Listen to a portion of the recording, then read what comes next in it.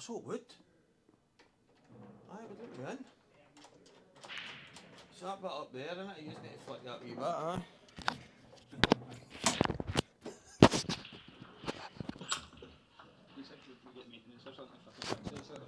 I know.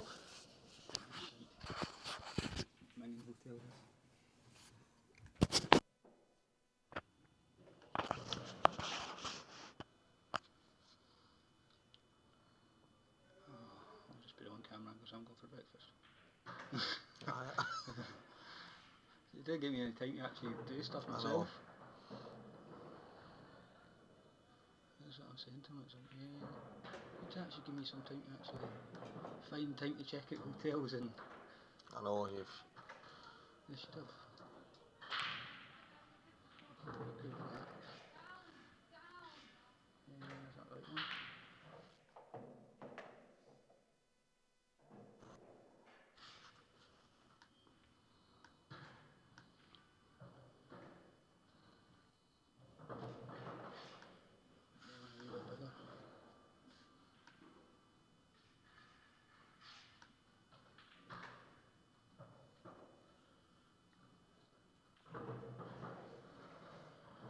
Perfect.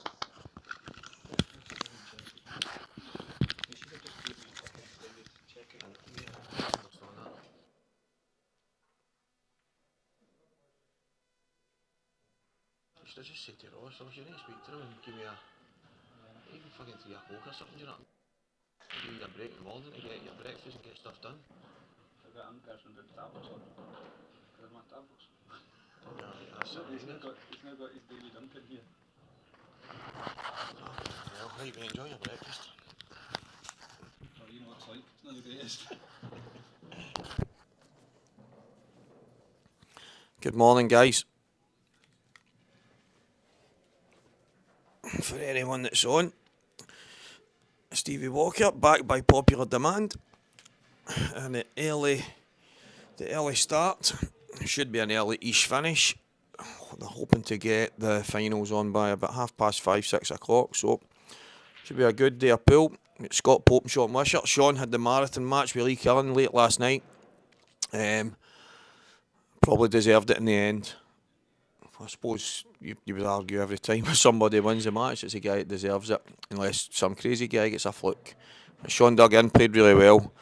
Lee had tapped the pack quite a few times. Obviously, that's the prerogative of trying to make sure you get frames, and Sean did well, got the frame at the end to win the match, and deservedly won. So 10-9. There's quite a few big games last night that gone all the way.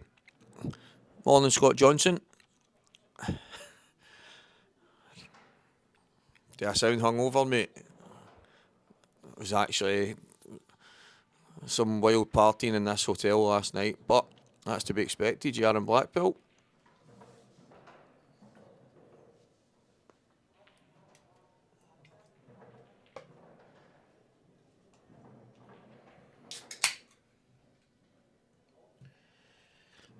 That was a can of Pepsi Max, guys, in case anybody thinks there's a tenant's lager in here. So, Sean's been given probably the first good opportunity here. Get a frame on the board.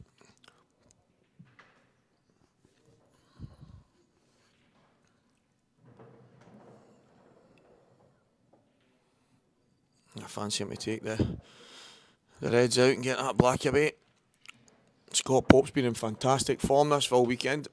Played really, really great. Every single put up, I've only seen a few frames here and there of him as I've walked around the arena, but he's not missed much, and a few people from last night have been he's been in a conversation with the guys that could go all the way. So big match here for Sean and Scott, obviously, both of them last 16 and heading towards some big money now. The guys have done well to get this far. A great field of players.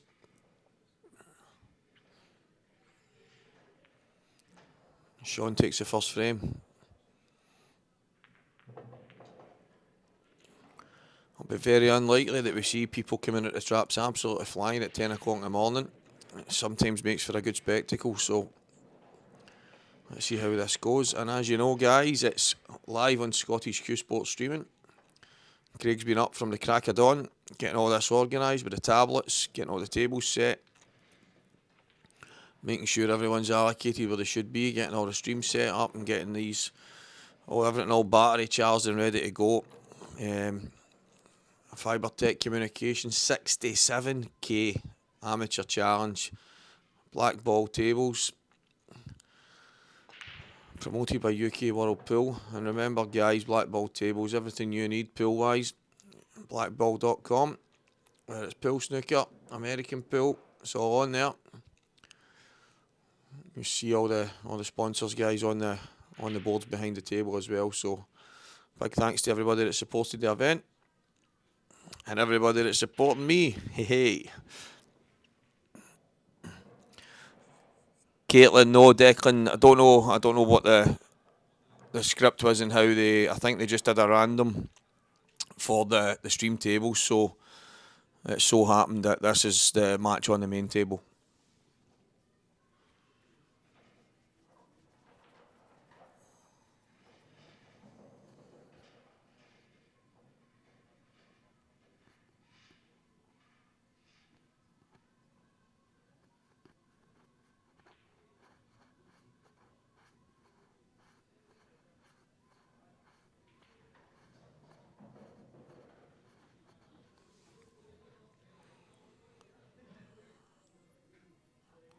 Not an easy starter here on either set of balls. I think the yellow at the bottom of the bottom of the table here will pass and go.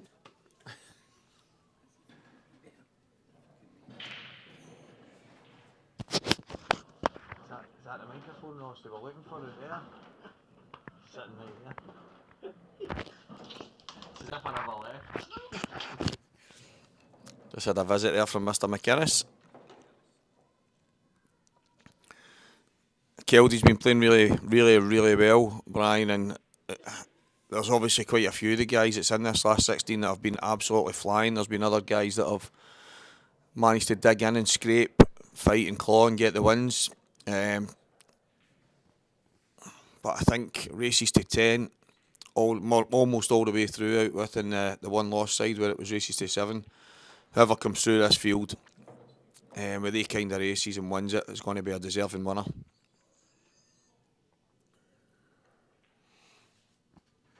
Some frames on the board early, guys. Johnny Roberts is 1-0 down to Tabit Jouad. Dylan Mitchell 1-0 up on Keith Keldy. Sean Wishart obviously here 1-0 up. Morgan McInnes 1-0 up on Declan Duff, and it's a run out. And Cian Monaghan and Darren McCarthy are sitting at 1-all. Scott hasn't got off to the best of starts here. That was awkward, it wasn't easy. He's really unfortunate from the break there not to land on anything considering the way the balls are sitting. So a chance for Sean here on these reds.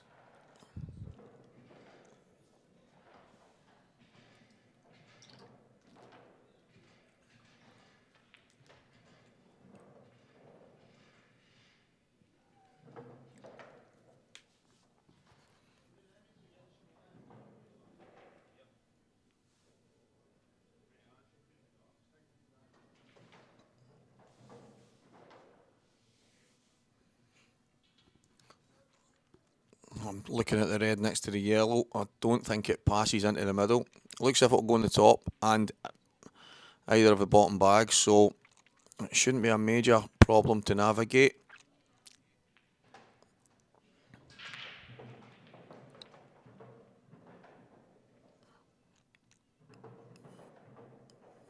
I don't know if Sean's looking at it as it does pass. If it does, then he can get on the ball on the bottom cushion right away, but it does look tight from the camera angle.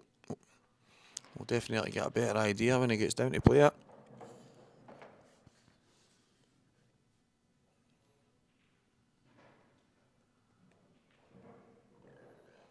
Dylan Mitchell is going 2-0 up on Keith Keldy. That's a very good shot from Sean. That white travelled just a touch too far. Jonathan Roberts has got one back against Habib Jouad.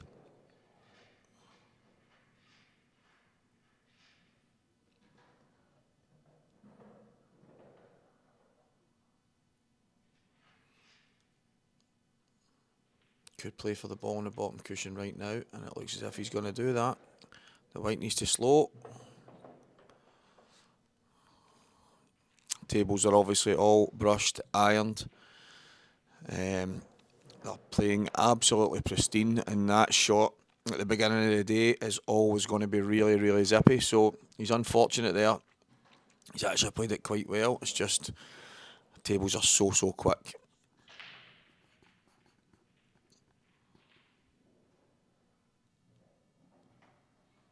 Still got an opportunity here. Tough shot to keep him in the finish. If he gets this, he's still got a big chance of taking these out. Just the pace. The pace was the killer there. I don't know if he had to play it so hard, as I just said 2 seconds ago about the pace. He could have just played that. He maybe could have even dropped it in. Maybe drop it in and play for the other ball to the left middle. And work his way back down that way and leave the ball on the bottom cushion to last. But he decided to come down early and try and work his way up. So he's allowed Scott to get back to the table here. Scott will want to get a frame in the board early here. He won't want to be struggling through the first couple of frames, playing catch up at this level, especially at this end of the tournament. It's not ideal, so he'll want to get this frame on the board.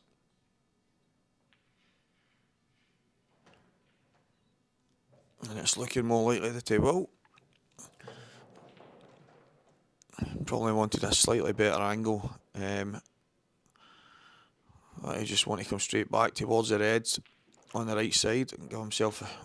Yep, that's it.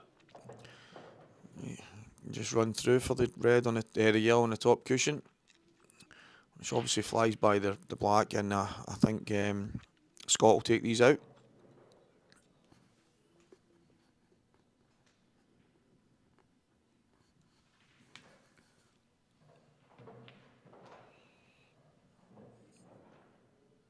Brian, just that comment on the chat about the Normandy. Do you know, I didn't start playing pool till my late 20s, and my first big event in Scotland was in the Normandy Hotel, the Scottish Open that Ross ran. And do you know what? You're actually spot on. It is very, very like that, if I can remember the way the setup was. One thing you can say about Ross is he's good at putting on an event. Very, very good. A lot of people used to speak about his old tour and stuff like that. I didn't manage to play in any of the tour, but I did play in the Scottish Open in the Normandy, and it was a class setup as well. So he's definitely not lost it when it comes to putting on a show.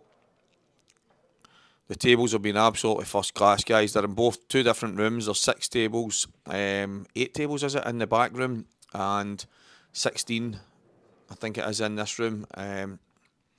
Not once has there been any kind of issues with the time schedule or anything. Even if games are running over, it's maybe only been 1 or 2, and it's never been any problem for the next sessions. Any sessions have always started on time. I think there was only 1 match with Scott Rorty that ran over ever slightly, and it didn't really make any difference to the scheduling. So it's been timed well by Ross. I mean, I'm looking at there's so many empty tables right now. Obviously, there's a tournament down here next weekend, quite a lot on. The EBA UK Open. There's Men's Open, the Ladies Open, the Seniors, Masters and Grandmasters. Lots of sections. Just looking at the tables though, I think I don't know if you could plan something to keep everyone. Even last night there was a lot of empty tables because you're in the last 32. Maybe have some kind of plate event for all the guys that are out of the tournament. Keep them here right through to the Sunday as well. Definitely something to think about. But obviously if these events are getting finished and the tables are all leaving, they're obviously usually in a hurry to take them down. So there's still some spaces, guys, in the event next week. in numerous sections. There's not many, it's very, very limited, but if anybody is interested in getting a game and coming to this venue, playing on these tables, get yourselves on to Ross McInnes's Facebook, even Morgan or whatever. Even if you contact myself, I can pass on information or whatever, but the information will all be there, and if you fancy playing on these tables in this venue next week, then there's an opportunity to do that.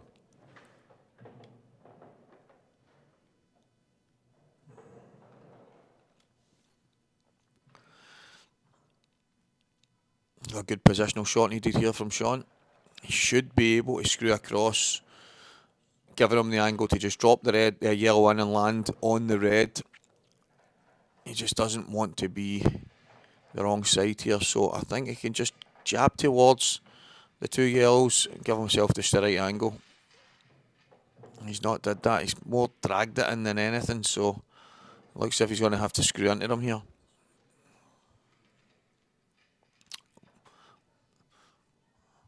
He can actually maybe just run it in and go two cushions round the back of the yellow at the top. That way he's, unless the yellow passes, he's having a look.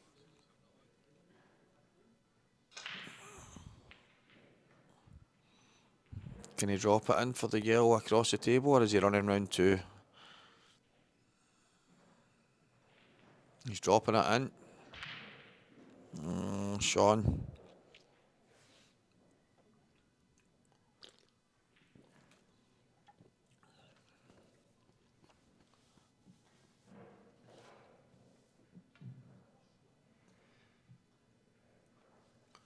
It looks like this first red will go in off the yellow. That'll make it a far easier opener here for Scott. Yep. And it should be 2-1, sorry, to Scott. So these reds, Sean was unlucky there. He had to dig into that yellow into the middle a bit more. Hasn't done it and landed just short, so he had a wee bit more work to do than he wanted. And we just screwed down towards the line of the black here. Yep.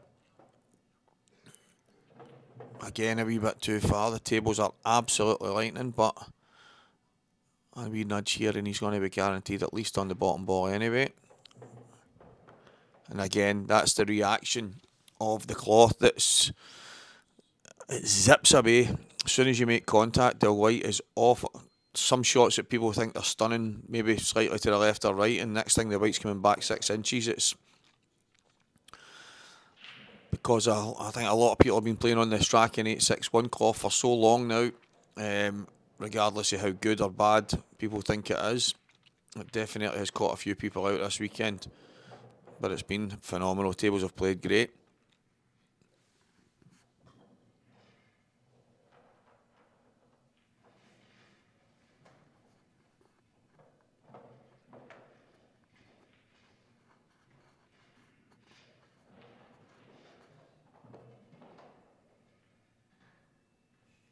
Massive shot here. Knocking the yellow onto the cushion is giving him a bit of a safety net.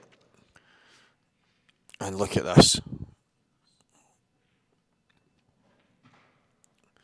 So you would have fancied Sean to knock that yellow in, and the white would have naturally come all the way down for the yellow on the bottom cushion, but there is a bit of work to do now. I don't think he'll be in any rush. He'll just be trying to make sure he can leave this as awkward as possible. Keith Keldy back to 2 each against Dylan Mitchell.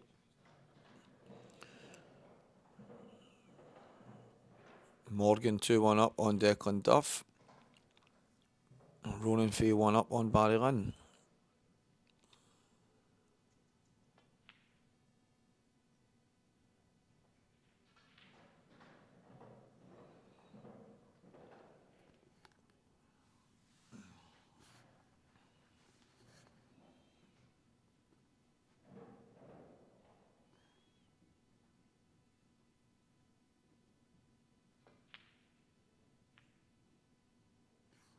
That's a good shot from Scott. He's put his red on the cushion, yes. But knocking the yellow back up the table stop Sean having any kind of chance to pot and kick into the balls on the bottom cushion. So Scott should be able to get this yellow out here without doing much damage.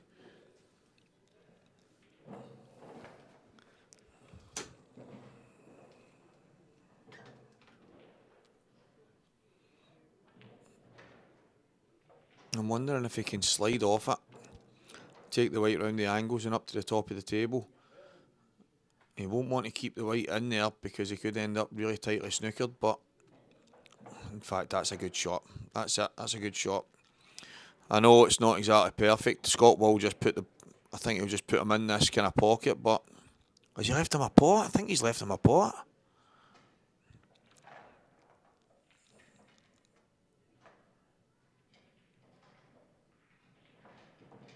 Oh, Sean, that's a big mistake.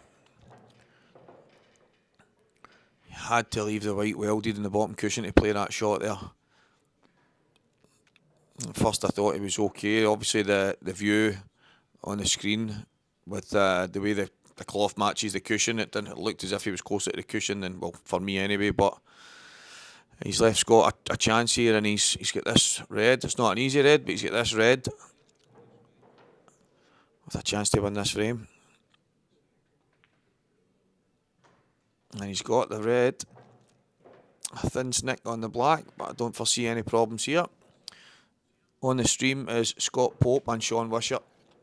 And on the other stream table, which obviously it doesn't come in any commentary, guys, is Ronan Fay and Barry Lynn. But the main table here, Scott Pope and Sean Wishart. Scott's just went into a 2-1 lead.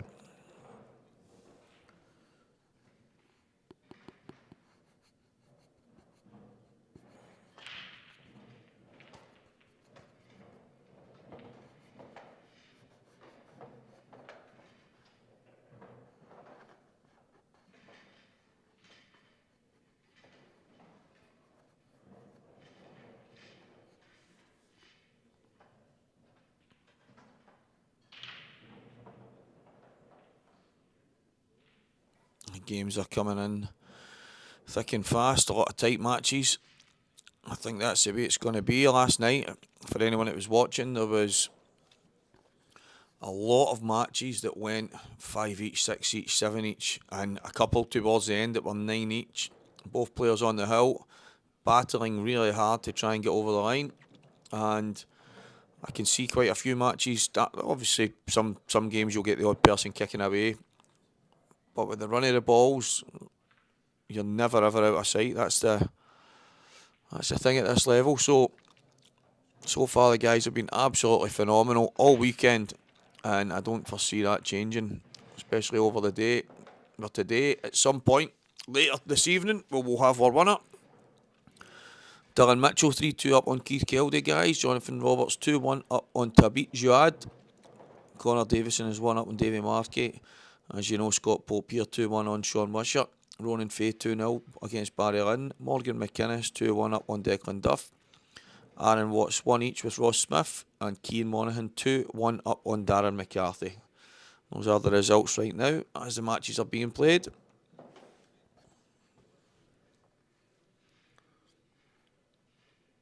A decent break from Scott. He's got a chance on these yellows. Taking out the open ones first. He wants a slight angle here. I think he'll look to play the plant.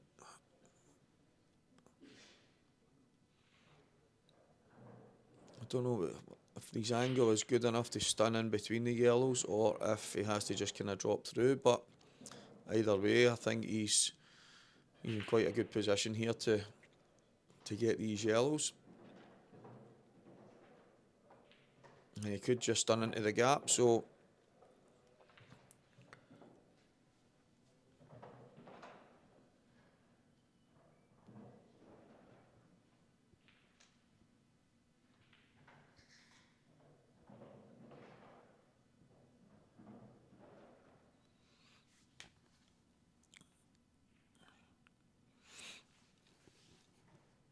Jawad, so is that how you pronounce Tabit's name then? Jawad Tabit?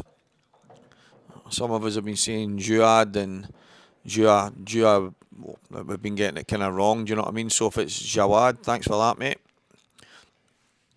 Yep, Greg, I've managed to do a few commentary for Deathmatch, and I can't remember there's a few other things that Craig's done.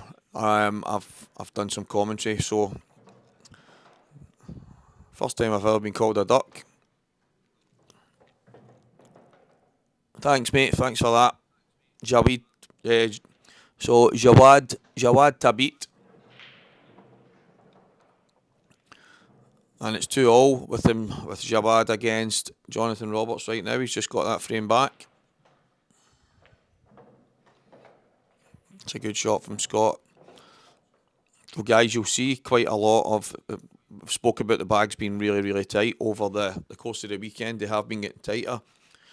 But one of the things that I probably most like about a blackball table is if you nail them down the cushions, they take them. There's not any bad bounce outs or anything like that. They just seem to take them, and they take them really well. So that was a good finish from Scott there. Obviously they were there to be taken, but 3 yellows on the right cushion at the start of that finish, and he's managed to navigate it, get it done, and go 3-1 up on Sean.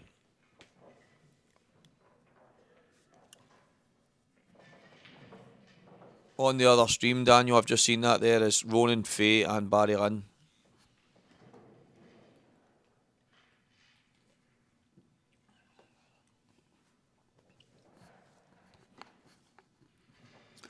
The Fibretec Communications 67k Amateur Challenge, brought to you by Blackball Tables. Anything you need, guys, is at www.blackballtables.com. Promoted by UK World Pool. We're here in the Grand Hotel in Blackpool. Perfect venue for a tournament like this. Tables are first class, plenty of space all around the arena. As I say, there's 2 different rooms with the tables in them, and it's been absolutely perfect. Honestly, there's so many tournaments where things will run to all hours in the morning and things run over and times aren't great. This has ran so smooth. So a big shout out to the organisers and all the people that's involved. Jawad Tabit has just gone 3-2 up on Jonathan Roberts.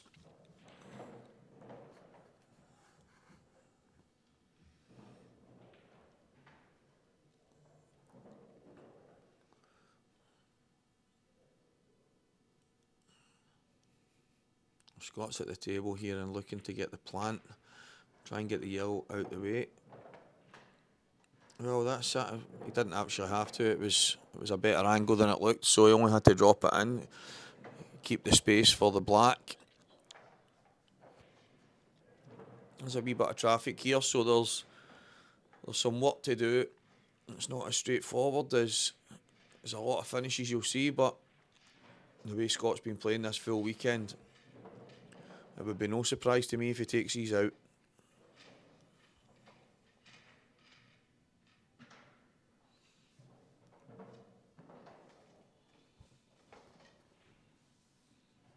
Sid. Good morning, mate. Deciding to come low on this. Like I says at the very beginning, guys, the tables are lightning fast. They've just been a brand new cloth. First they've been used was on Friday. I think a couple of people had a wee practice on Thursday, but not on all the tables. So brand new cloth, and then each morning they've been totally brushed, cleaned, and then ironed. So they are playing absolutely phenomenal, and they are lightning fast.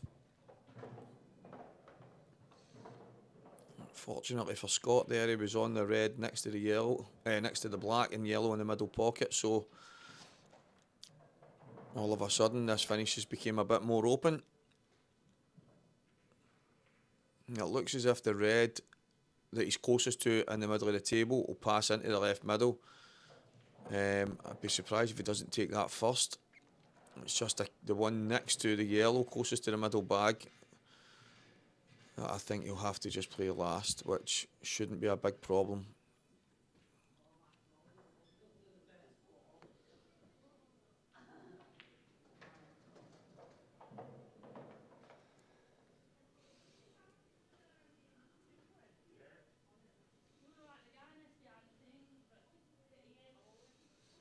That's his only worry. The only thing in his mind is getting on that ball for the black. I think even if he's low, he can go off the top cushion and back down. He should be fine. Oh, he's deciding to go another way, which is totally fine. I think he's going to maybe play this through, play the red into the middle, up off the top cushion. No, he's oh, right. So he's just going to jab back here, take the red in the top left, and then just push through a couple of inches, take the red into the middle and find the gap for the black, which is probably a better way. He went a wee bit further than he would have liked. That was the only issue, I think, from playing it that way. It's not to say it's the wrong way, I just think he could have just rolled the balls and gave himself a shot on the black. He still will get a shot on the black. He's still going to be in a similar position than he would have been, but just left it a little bit more awkward than it had to be for himself.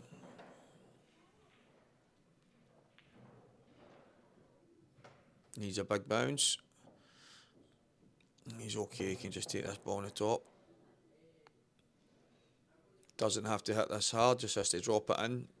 Pace of the tables, the bags will definitely take it. So if he gets this close, it will go.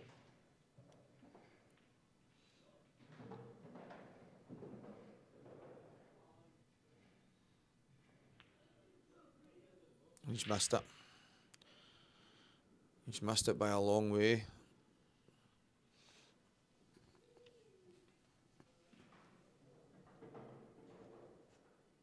I think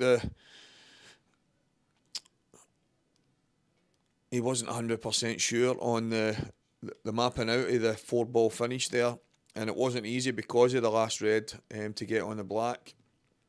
He had a couple of different options, and the way he's went was absolutely fine in the end. He just missed the last red. It wasn't easy, but I fancied Scott to get that. Now this is a massive frame now for Sean at this stage. 3-1 down. Really needs to get this, needs to take this out and get himself right back on the board.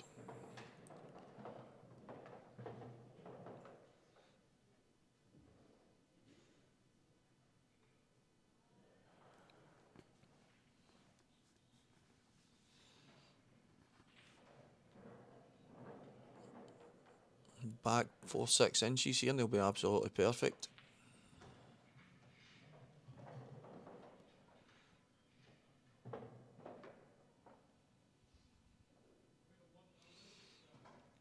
The yellow that's on the black spot, just above the black spot, we can just drop on that. It'll clear everything out his path for the last 3 yellows. He may even drop onto it here. That's even better. Good shot, Sean. So these yellows have opened up good now. Let's take the one above the black spot.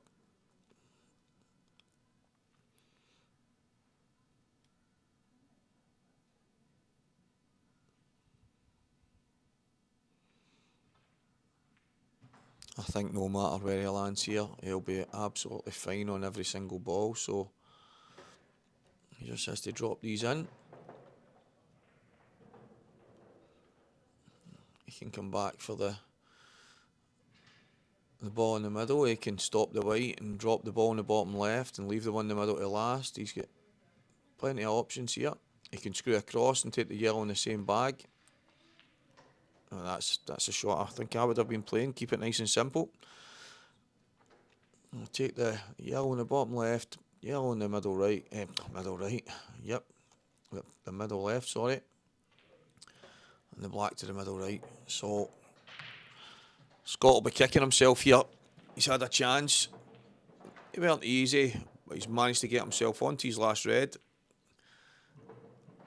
And that, as I've heard quite a few people say the last while, that red really was his black. The black was hanging over the middle bag, so make sure of that last red.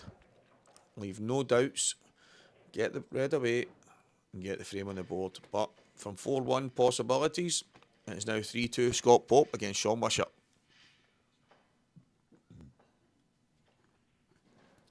Jawad Tabit has gone 4-3 up on Jonathan. Great match, guys. Dylan Mitchell 4-2 up on Keith Keldy. Davy Markey is 1-1 with Connor Davison. Ronan Fay 3-0 up in Barrylin. Morgan McInnes 3-1 up on Declan Duff. Aaron Watts 3-1 up on Ross Smith, and Cian Monaghan 3-2 up on Darren McCarthy. And here, as you know, guys, it's 3-2 to Scott Pope against Sean Wishart.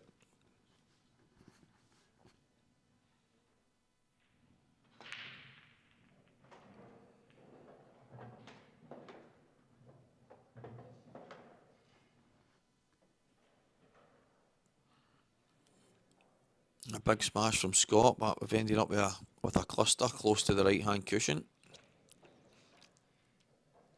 It doesn't look like there's anything simple from where it looks. I think the yellow closest to the right will pass into the bottom left, and if it does, you may have an angle on the yellow to kick in, but with the yellow on the bottom cushion as well, there's definitely a bit of work to do here. A lot of traffic. And I think Scott's decided to go with the reds here. And he's not played that well at all. But he's okay, he can just take the bag. Containing shot, get control of the frame.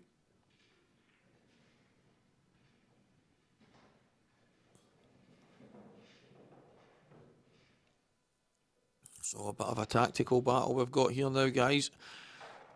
A lot of this weekend there's been breaking and dishing. I think some of you would have seen last night if you were watching on the stream when we were off the main table and zoned in on some of the other tables on the floor.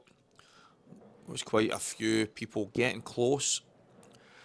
7 eaches, 8 each, 9 each, and the pack was being tapped. The fudge frames had really kicked in then, so to win one of these tournaments, you really do have to have it all. So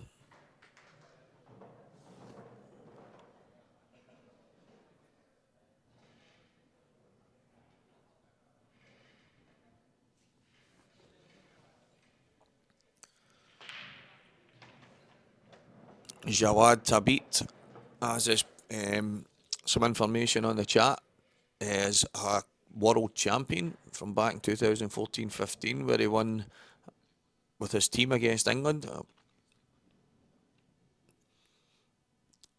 Some good titles to his name. He's playing really well. He's played phenomenal this full weekend. A lot of the guys, the Moroccan guys, and even the boys from Canada and stuff that have travelled far and wide to play in this event, a lot of them have really played great.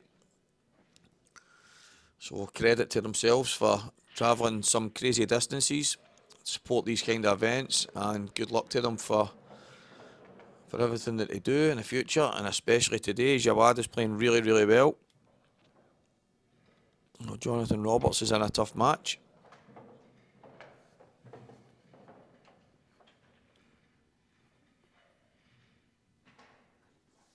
Right here, we've got quite a tight one. Sean is probably went slight favourite. Once he nicked the yellow inside the red, it's made life a bit more difficult for Scott. The possibility that red will double, but there's two awkward reds down in this area. He's going to play one of the three out, but he's got two at the right hand side that aren't easy. He's doubled that back into roughly where it was in the first place, but still a lot of pool to be played in this frame, guys. Morgan McInnes has gone 4-1 up on Declan Duff. Declan has been absolutely phenomenal all weekend, as has Morgan. I expect that to end up a bit more tight than it is right now, but Morgan's obviously hit the ground running. Dylan Mitchell 5-2 up now on Keith Keldy. Aaron Watts 4-1 up on Ross Smith. So a couple of matches, some players have kicked away.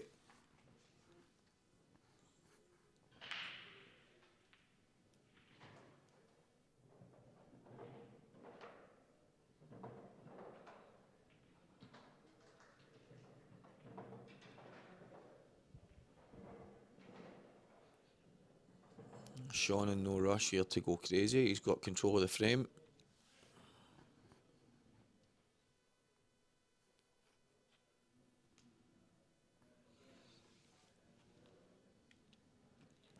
What do I think about the tournament and the level? I have to be honest. I think a lot of these guys in this event are playing in, whether it be IPA, Ultimate, or even just events that other people will put on, and they're playing against some of the best guys week in, week out, regardless of whether they're pro or amateur. And I think a lot of these guys in this event they're maybe just below that level. Some of them probably on a par. On their day can cope against some of the best in the world. So honestly, from what I've watched this weekend, what I've witnessed, what I've been involved in, some of the standard has been absolutely frightening. And for an amateur event, it does show the strength and depth that pool, obviously around the world, but the strength and depth and the standard of pool is incredible, even at this amateur level. So there's a lot of guys probably just below the pros. A lot of guys, I think there's a few guys in here that have maybe been close to turning pro in the past, and it just hasn't happened for whatever reason. But this event is for solely amateurs. No pros, past or present, are allowed in it. So, but the level is honestly phenomenal. Some of the pool on show this weekend has been absolutely unreal.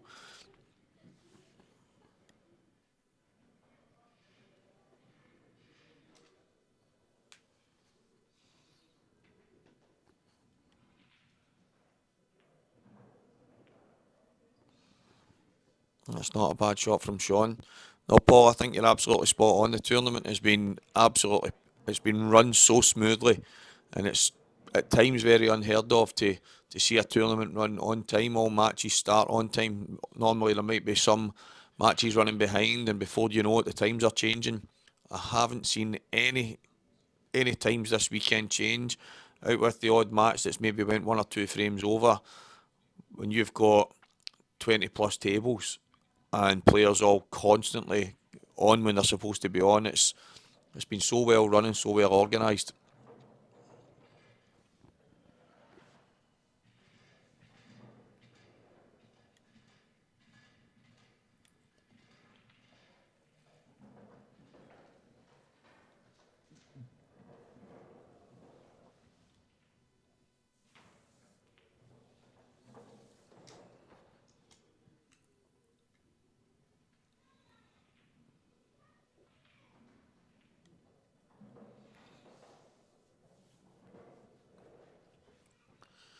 Liam Dunster and Christoph Lambert. I'm not actually sure. They've probably played against each other in international events. I'm not 100% sure if they've played in an individual event against each other. They probably have. Two phenomenal players, and no doubt they will play against each other at some point in the near future.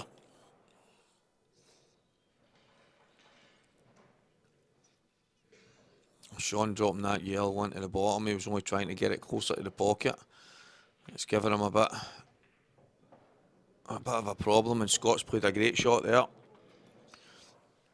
And that red will cut into the bottom bag now. He's got enough space between the yellows, so Scott's got a chance here to get himself 4-2 up. I think he'll take these out.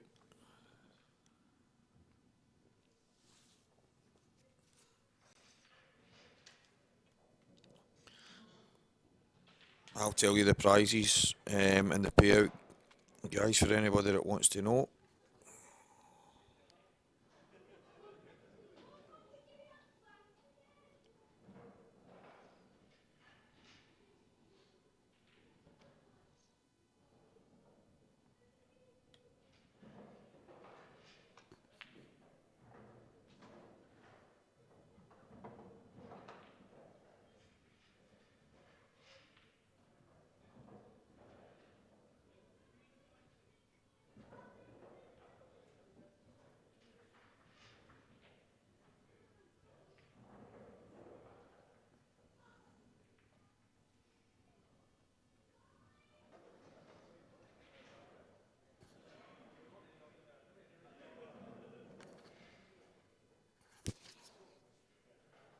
I'm just having to get a wee double check there, guys. So the prize money, when you enter this event, you're automatically on £200. So it's £500 entry, and the last 128, which is the beginning of the event, everyone is on £200 straight away. Last 64 takes you to 250, and then if you kick on to the one loss side in the third round and the fourth round, it's £300 and £400. Last night's last 32 was £500 per head. Today's last 16 here right now, guys, every single player right now is on £1,000. The quarter finalists will be on £1,500. The semi-finalists will each be on £2,500. The runner-up will get £5,000, and the winner will get £10,000. A total prize fund of £67,600. So, hope that breaks it down for you guys. So, from the very start, each player is on £200. So, although you're £500 in, you're already on a £200 rebate from the beginning, and it just goes from there. So, some fantastic money. £2,500 for semi-finalists. Some tournaments don't even pay close to that for winning them. So it's a great payout for such a good amateur event.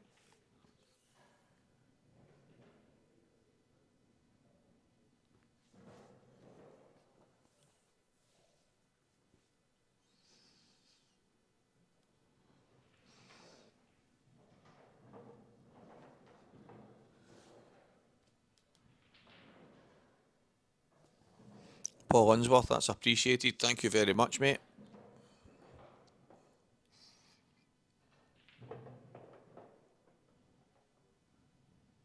So I'm assuming that red still passes the yellow into the bottom bag, or Scott wouldn't be playing on it. So he just needs a good enough angle to get a thin cut.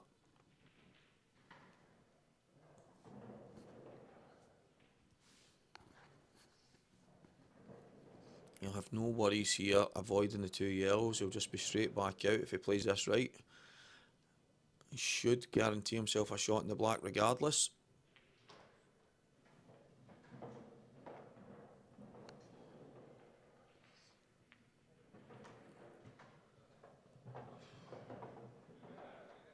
Making sure of the pot.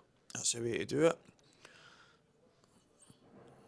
I fancy him to take this black and go 4-2 up on Sean. Bit of a tight frame at the start, guys. It wasn't easy. It was a lot of tight shots in the beginning. But Scott gets over the line. 3-2 it was. It's now 4-2 to Scott Pope versus Sean Wishart.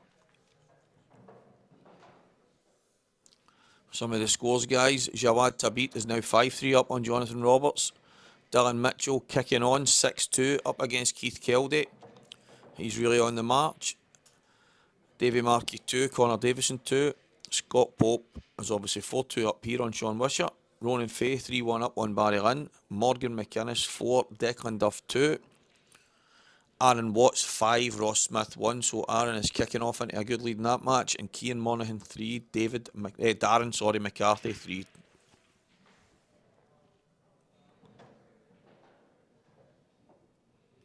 Oh, Sean to break here, 4-2 down.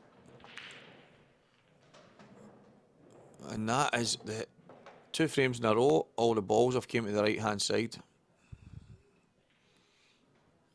Well, both guys with a very similar break, very similar break, and both sets of balls have come and landed all on the right hand side. So they might change up their break ever so slightly in the next few frames. We'll see.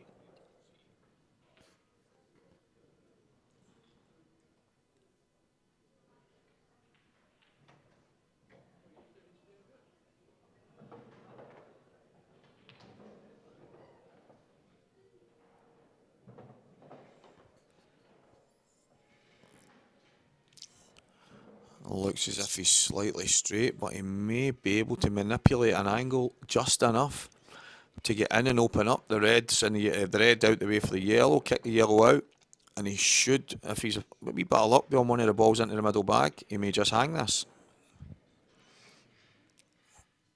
Such a tough shot to play. The tables are so quick, so quick. For that ball to stay in the pocket, he would have had to play it off the bottom knuckle just enough so that it catches on the opposite side. So a risky shot playing it that way, Sean. You've seen Sean's reaction there. I'm not 100% sure if he's suggesting it's maybe the white's maybe moved a little and it's cut it straight on. But it was risky to play it at that pace.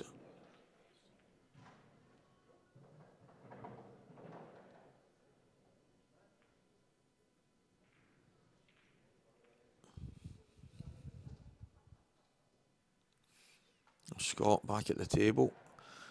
As I said at the beginning, this is a really tight frame to begin with. Every time the ball's clustered at one side, you know there's always going to be plenty of shots from each player. Who can gain the advantage? Who can get themselves favourite in the frame? That's the most important part. And right now Scott's at the table. I've just seen Dylan Mitchell's gone 7-2 up on Keith Keldy. So had someone on earlier mentioning that they thought Keith was maybe going to kick on and win this event. And it's not out of reach just yet, but he's got a lot of work to do if he wants to get back in this tournament.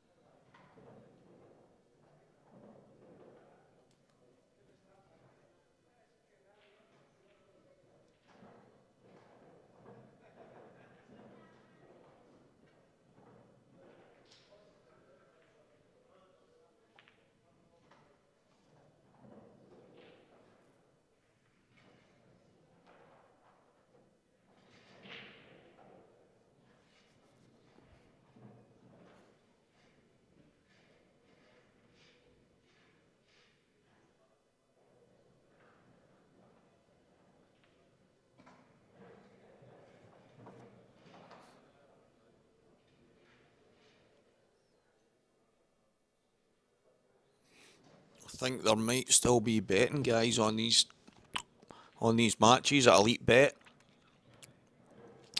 The team from Elite Bet have been here all weekend. They've been absolutely fantastic. Working with all the players, getting the odds as good as they can, making sure people's accumulators and individual bets have been well and truly sorted. So a big shout to them.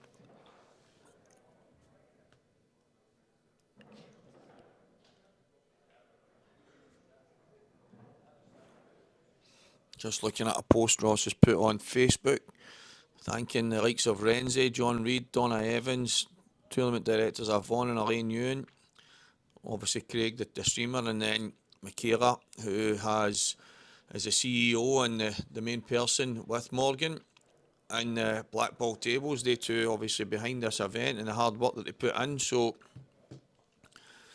without Ross's knowledge of this kind of event, so this is it's been first class in every single one of them. Without all these people, it would not run as smooth as it has. So a big up to all those guys.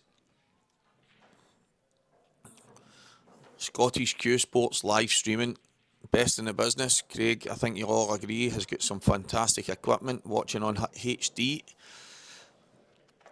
it's as good a stream as I think you'll see on most events. So a big shout to Craig. He puts in a hell of a lot of work and make this as good as it can be. Len Ratcliffe, the main man at Fibretec. Big shout out to the main sponsor. Always there to support. So thanks very much, Len. Top man. And remember, guys, all your needs for pool, snooker, American pool, blackballtables.com. Live on commentary, Stevie Walker, as usual.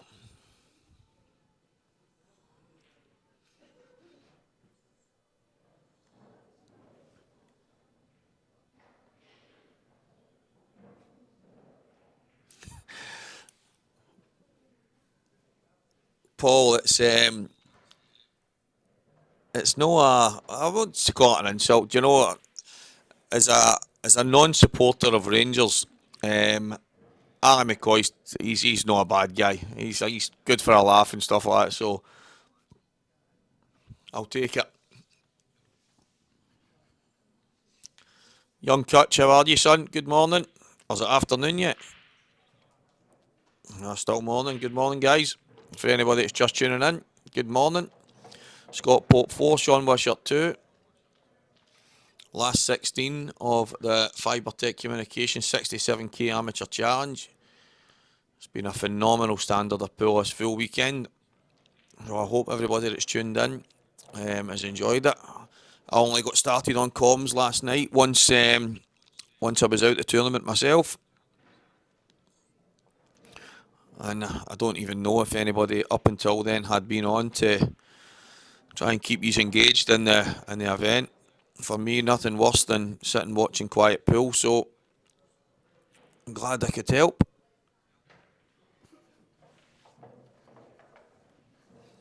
Dylan Mitchell 8-2 up on Keith Keldy. As I mentioned before, someone fancied Keith Keldy to go all the way. He's in a whole world of trouble right now. Davy Markey, Glasgow's finest, is 4-2 up on Connor Davison. Jawad Tabit is 5-4 up on Jonathan Roberts. That's a tight game. Morgan McInnes 5-2 up on Declan Duff. These two guys have been absolutely flying, guys, all weekend. Morgan last night in his match against, I think it was Joe Prince, had 5 run-outs. I think it was breaking dishes, reverse dishes, whatever it was, in his first 5 frames that he won. And the match was sitting at 5 each. I think there was 7 dishes between the both players. It was some standard of pool.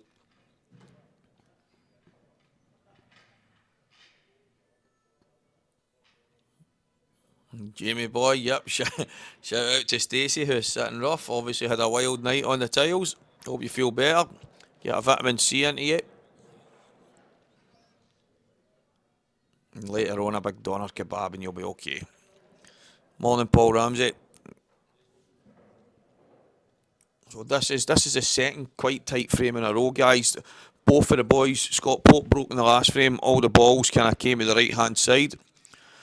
It was a bit of a fudge fest, and then a minor mistake from Sean. Well, it ended up a major mistake. He's tried to cover the bag. It's not worked out. The ball's dropped, and it's ended up costing him a frame. And then Sean has stepped up to break here. He breaks the balls, and the exact same thing happened. All the balls have come to the right. And it's became one of these kind of tightish frames again, but it's just trying to see where the opportunity is. If he can find a gap here, because the yellow obviously passes, both yellows pass into the bottom, and the other one looks as if it might sneak into the middle. So this looks as if he's trying to get through that side. And he might, if that does go, it's hard for me to see on the screen, the same screen as usual see, but he's looking at it as if it might not. And if it doesn't, he's in a bit of trouble here.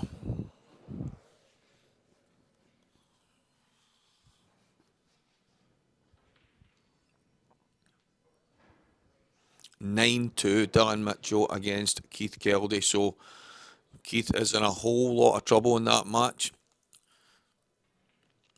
It's crazy what a difference it can be. Last night, some of the guys, I mean, some of the pool that was on show, as we were walking around the hall, and some of it was absolutely frightening. And I just think sometimes the early mornings can catch some people out. I've never been a morning bird myself. I think it's just one of the things, isn't it? Some of us get ourselves going a bit quicker than others, and there's obviously a few guys flying this morning, and there's a few guys that are up against it.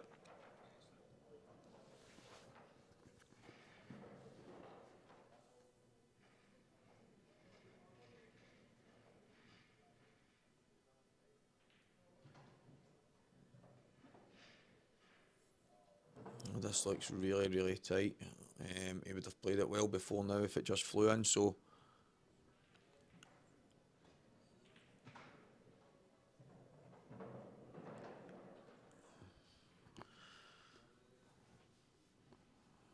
This is a shot.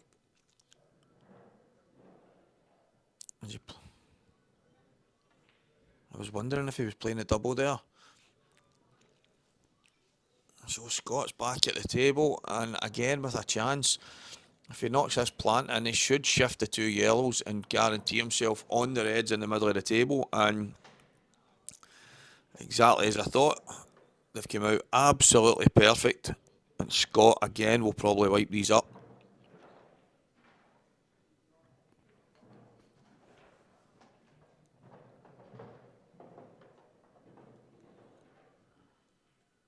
It was unfortunate for Sean there. The pace of the table, I think both of them have played 3 or 4 shots where the white is overrun, so I think Sean's took a wee bit off that to try and make sure, but when you have a look at the kind of angles, he probably could have ran up towards the baulk line and still been okay. He's a bit unfortunate just the way it kind of landed, and now Scott's 3 reds and a black to go 5-2 up in this match. And it seems to be a recurring theme that Scott is getting the spoils of war every time Sean is maybe forced into some kind of mistake or maybe a bit unfortunate with something. Scott's there to clean up the pieces.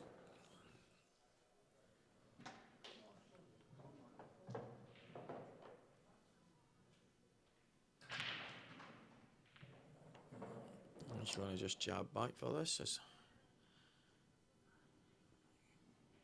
I think he can maybe just push through, but he may be stunning back here, the wee skewing. Yep.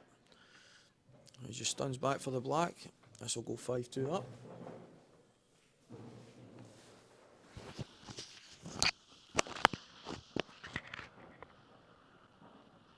What's happening, Chief?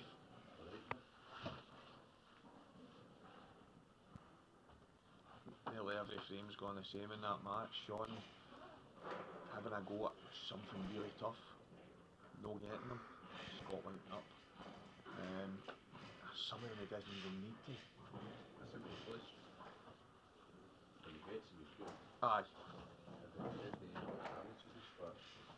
His top game's brilliant. Aye. It's unfortunate. It's just not go as good as the other people. No, I know, that's it, innit? Yeah, the scores on the doors for you there, guys. So, some games, really, really tight. A lot of 4-2s if you have a wee look down the board. 5-4, Cian Monaghan and Darren McCarthy. Yep, that's a tight one. Aaron Watts 7-2 up against Ross Smith.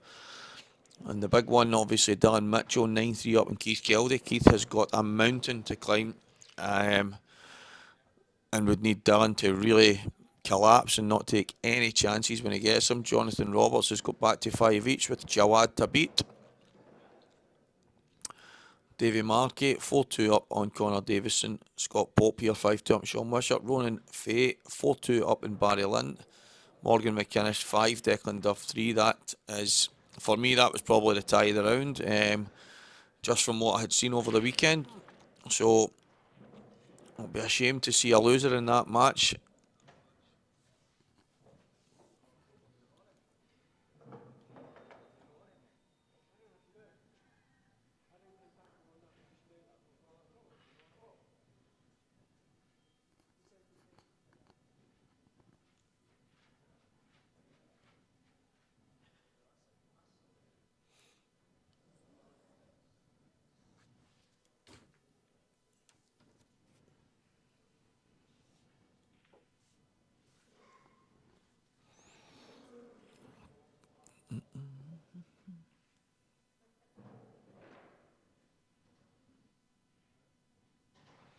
Favourite for the tournament? That's a good question. I haven't actually seen the betting this morning, but Ryan Davey yesterday and Stuart McCulloch were both the top of the tree for favourites, and both of them were put out. So I would have to have a wee look. Maybe somebody watching will be able to go into Elite Betting and have a look and see what the odds are. Patrick McAllister, if you're sitting, you can maybe get them.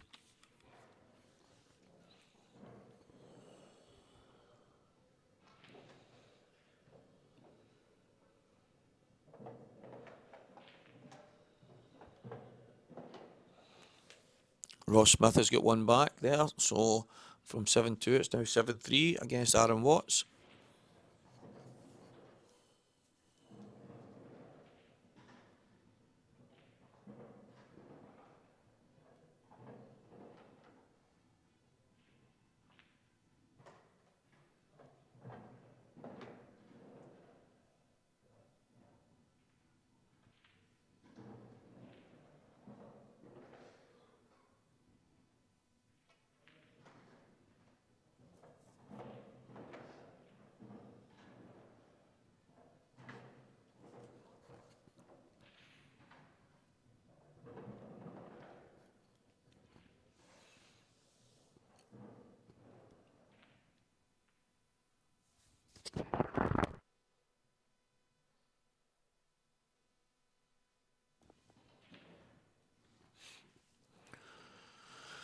So Scott has it on the reds here. He's looking if he's going to... Is he going to drop onto the yellow at the side of the... Yep, it's exactly what he's played, but it looks... Has he got away with that? I don't think so. Surely not. I don't think he had to play it that hard, but it looks as if he has. It looks as if he's got away with it, definitely. No, he's given it a second look, so I think he's maybe just landing a bit short on it, so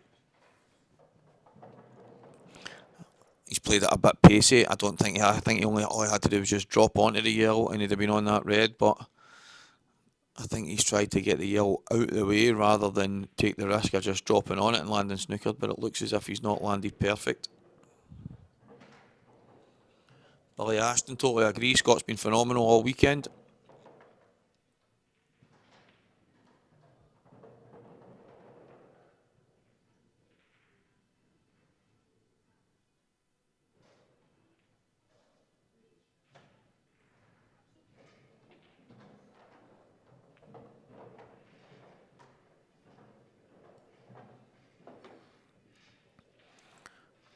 See if I've got a wee bit of a glitch on the screen right now.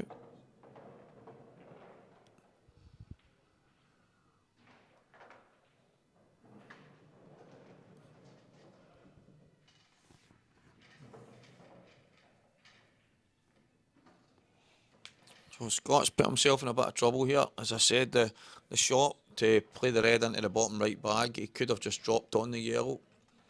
He's played it with a wee bit too much pace and landed pretty tight to the yellows, and he's had to drop the red in with a bit of a trace aside, which has kept the white on the inside and snookered. So Sean back at the table, and he'll be looking to make an impact here in this frame.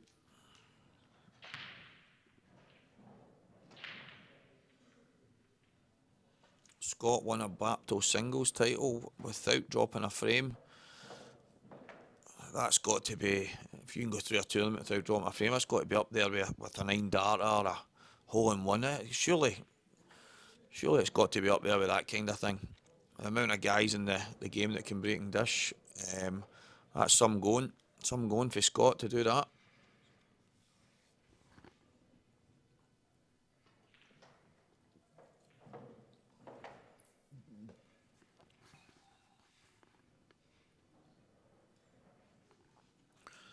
Sean playing through the gap here in the yellow at the bottom left pocket.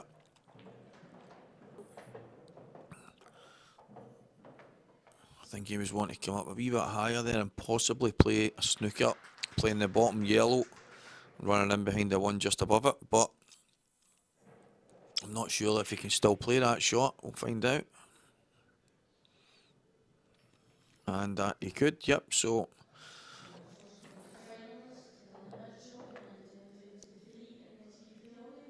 Dylan Mitchell, guys, is through. He's the first quarter finalist. He has beaten Keith Keldy 10-3.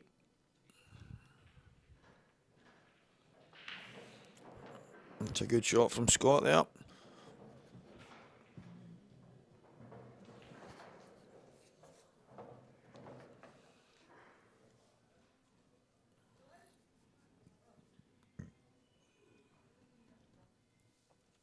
Confirmation of that result is on Q Score now. 10-3, Darren Mitchell. He is now through to the quarter-finals. Congratulations. And unlucky Keith Keldy. It's been a great run.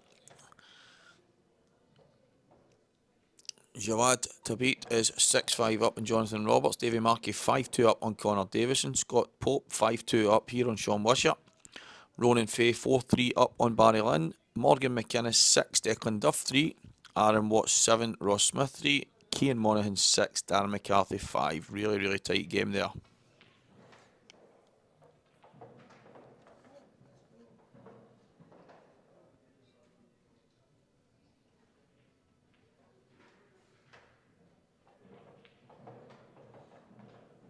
Sean has decided to be aggressive here.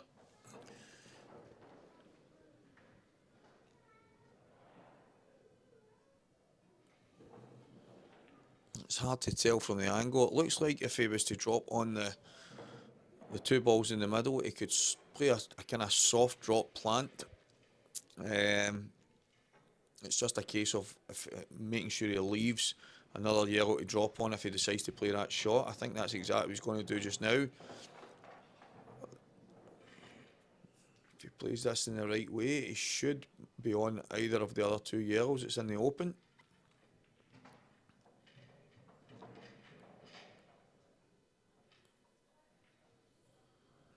Yep, he's looking at the one in the middle.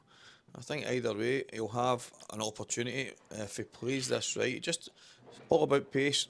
It's just, if you have a look at the tables, guys, the cut of the middle pockets, like the corner bags, they are that bit tighter. So if you don't get it right, it will just come straight back off that face. It will not drop if you get it wrong. So he just has to play this right. The pace is everything here. Good shot. Well, Sean needs to get this frame on the board, keep himself in this match against Scott.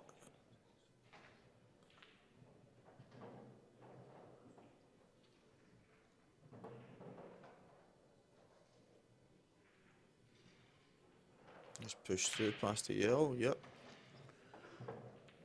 Just probably went a wee bit further than he would have liked there. I'm not sure if the angle he's got, if he can screw back across and take the yellow in the bottom right bag. He might have to take the bottom ball here because he's came just a wee bit too far. But even at that, that's a hard shot as well to get on the ball back in the middle. So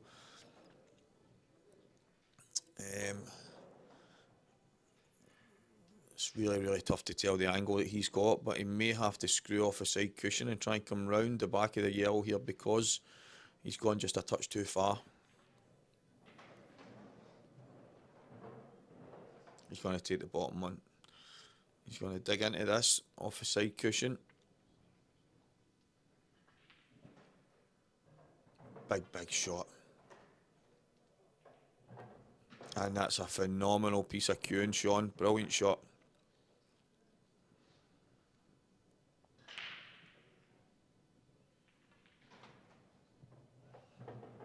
And this match is going to go to 5-3. Good finish. Good finish, Sean Wishart. Scott Pope 5, Sean Wishart 3 on our live match here. Fibretec Communications 67k Amateur Challenge brought to you by Blackball Tables, live on Scottish Q Sports Streaming. Morgan McInnes has just gone 7-3 up. There's the results on the screen, guys, for anyone that wants to have a look.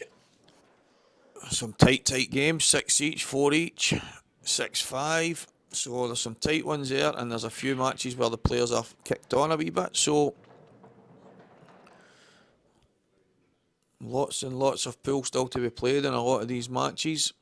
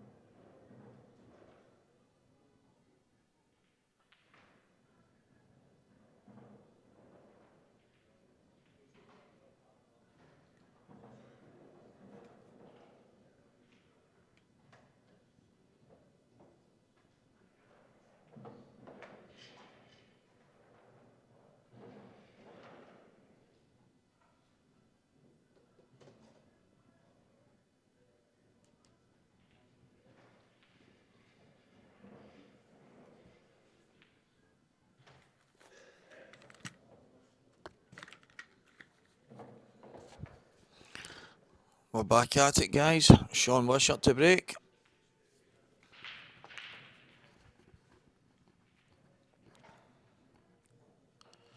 A bit more open this time. Still, some of the balls come towards the right side, but Scott will have a visit here and a chance.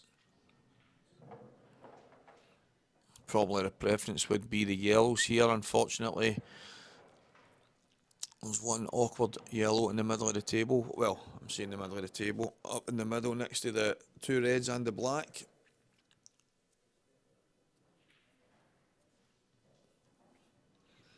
I wonder, can he play a kind of soft plant down inside the reds, flicking the yellow in, going between the black and the red. No, I don't think he's interested in that, so forget what I'm saying, guys. He's got himself on the yellows. He's going to have to go up the table now.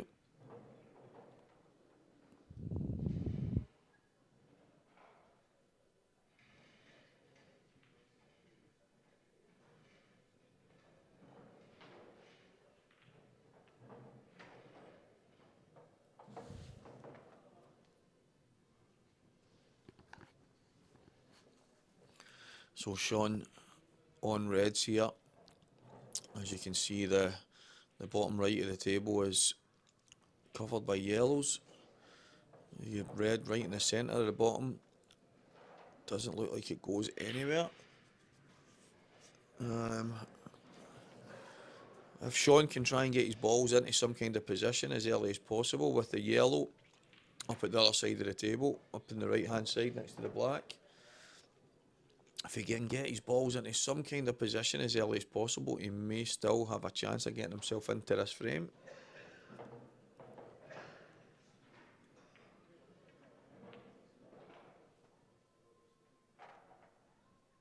That's as good an effort as you could have asked for in that situation. Scott will likely play the plant here and try and make sure he's got the bag. Needs to be careful it doesn't drop. Doesn't want to catch it too thin.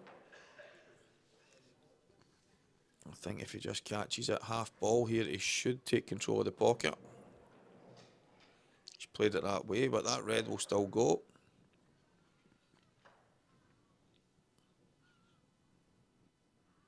Sean might look to be aggressive here and take it on as a pot and clear the pocket, clear the area.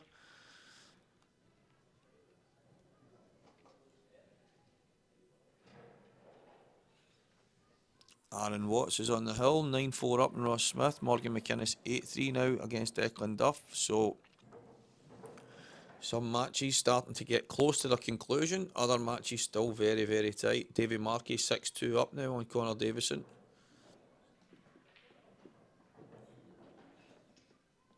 And the tightest match of all so far, guys, is Jonathan Roberts, Mr. Rapid 6 and Jawad Tabit 6.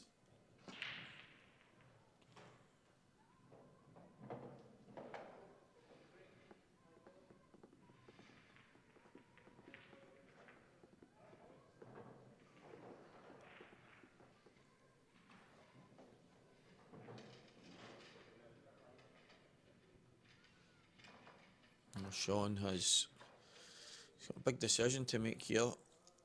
Doesn't want to go too crazy. The yellows aren't sitting absolutely perfect, so if Sean can just get his balls into some kind of position. Wow.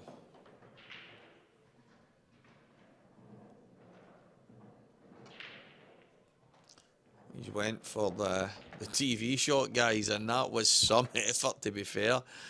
Screws back, knocks it inside it. The white goes fizzing between all the balls, doesn't touch anything until it reaches the middle bag. It's a phenomenal effort. Really, really unfortunate that Sean hasn't managed to get his balls into a better position now, and he's probably really, really big second favourite now. In saying that, can the red pass the yellow into the bottom left as we look at it? I don't know if he's on the top one as well. It's the saving grace was the fact that the yellow didn't go into the middle bag on the right side of the table, but flicking the red up now has made that possible. However, he can really cement the black. He can maybe put the red right on top of it, and it will give Scott at least a few issues in trying to get that back into play.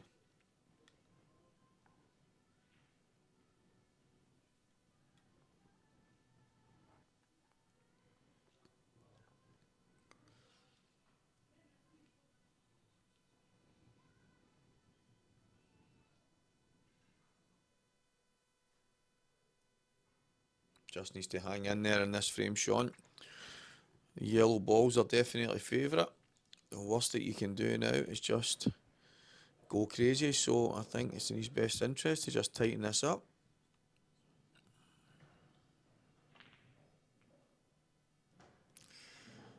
That wasn't what I was thinking. It's 2 shots to Scott. The white will be lifted. I'm pretty sure he'll just play the red out of there. He can either put the white inside it or he can back kick it out. He's going to put it inside it. It would probably been easier just to take the white to the right of that and just play it off the cushion and flick it out.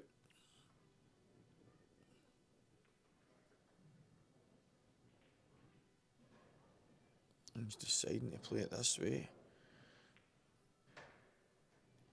I don't think he has to do this. I think all he has to do is put the white down a bit lower and just go cushion first, bringing the red out. It will go towards the other red, opening everything up. This should open things up as well, don't get me wrong, but good shot.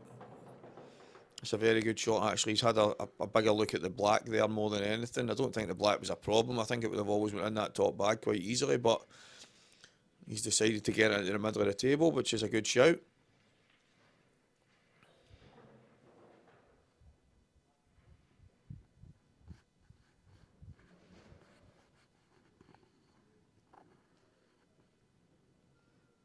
Well, Scott Pope in a great position here to go and extend his lead to 6-3 if he can take these yellows out. It's just a case of connecting the dots. He's going to drop this in, leave himself just off straight.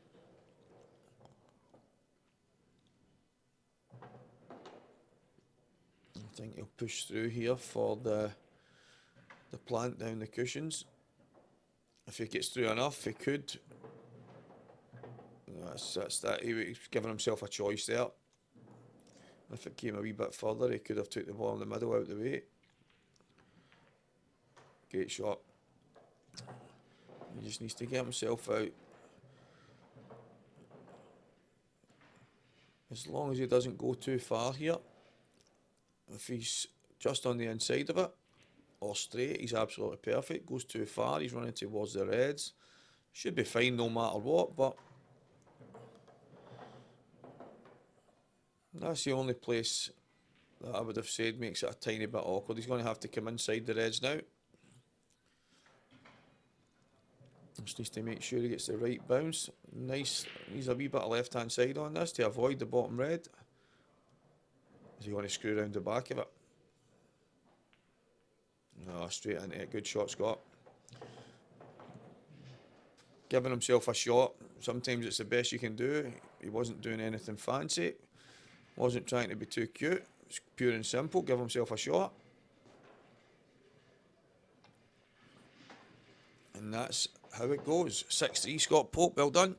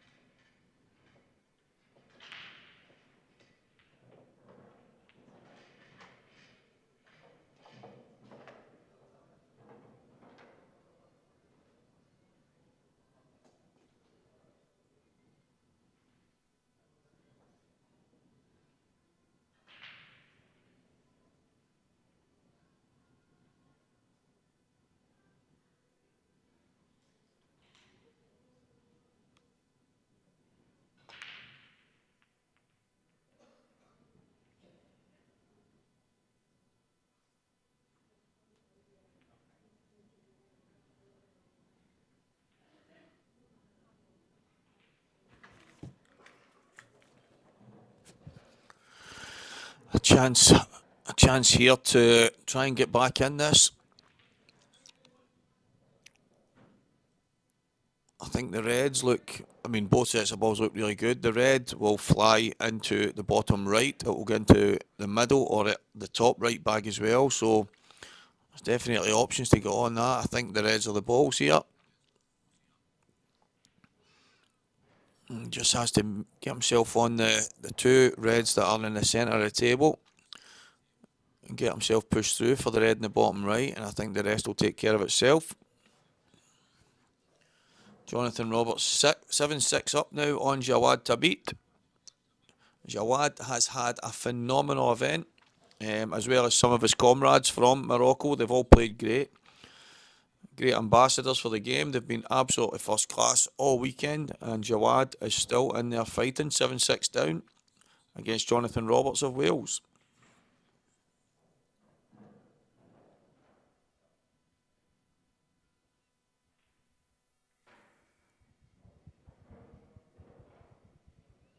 So Cian Monaghan is on 9-6 now. Aaron Watts 9-5, so a couple of matches on the hill. Darren McCarthy and Ross Smith have it all to do. Declan Duff needs to up his game against Morgan McInnes as well. He's 8-4 down.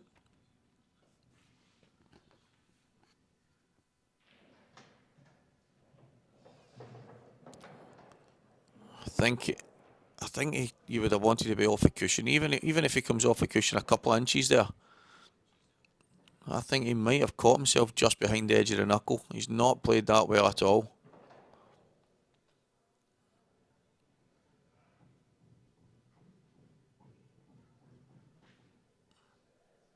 Now it looks to me as if the red will pass the black. I don't think there's any reason why he can't take that, then just come over dead weight and drop the ball in the middle again. Take the red up the cushion, coming down. As long as he lands on either of the two reds in the middle of the table, he should be able to get himself across for the red into the bottom right.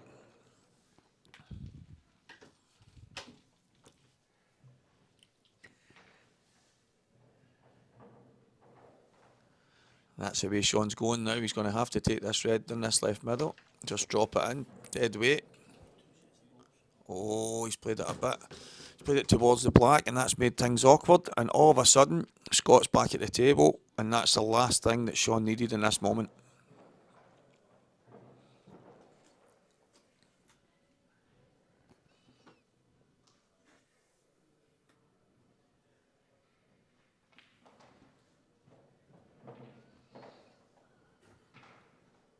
And that match is now over with Cian Monaghan winning at 10-6 against Darren McCarthy. Unlucky Darren, well done Cian. On to the quarterfinals.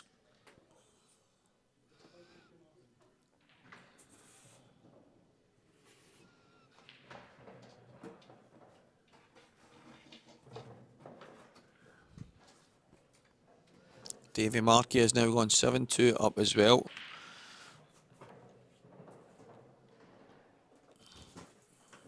Scott going for the double 2-1 here, and what a shot that is, guys. What a shot that is from Scott Pope. Absolutely phenomenal.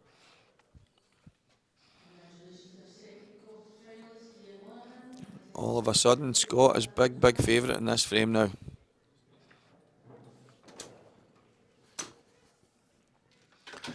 Remember, guys, we're live here. Fibretec Communications 67k Amateur Challenge by Blackball Tables.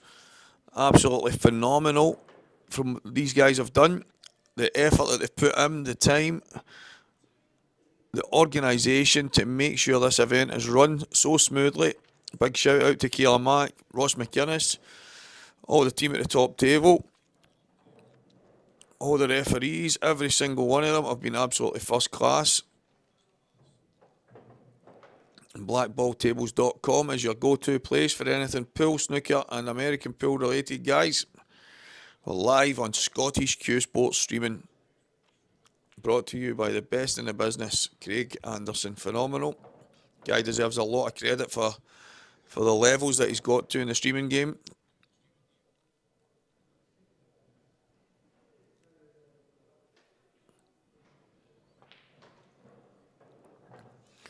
Scott Pope this yellow, get himself towards the blue spot, and in fact he's just going to drift up towards the side cushion, which is totally fine. And he'll go 7-3.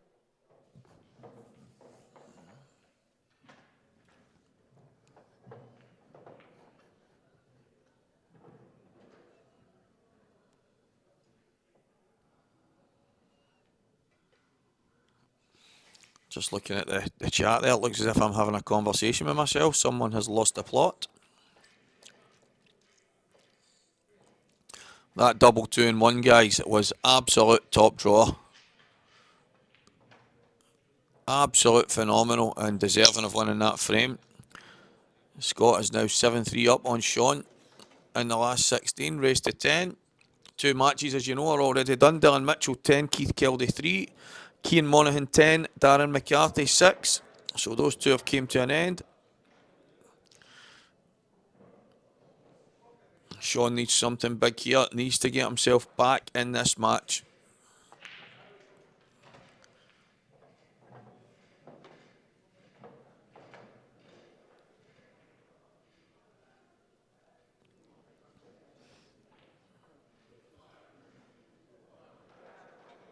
Just seems to have... The balls are... If you look at the left-hand side of the table, it's quite bare. All the balls coming slightly right. Both of the guys have broke very, very similar, and I'm wondering if they could have maybe changed it up ever so slightly, but Scott's looking, he'll probably be looking at it and thinking, why should I change? I'm 7-3 up. It's not the worst break in the world, but there always seems to be a couple of balls coming close together. Sean's unlucky with that. And he's missed that yellow. So Scott, I think, will play the plant here. I think he can play the red onto the yellow and flick the other red. And the yellow should go in the middle right bag, and it should make Scott a big, big favourite in this frame. Can he play it aggressive? Is that what he's looking at? Can he play it aggressive and get the other yellow out? I think he's going to look at it. Let's have a look.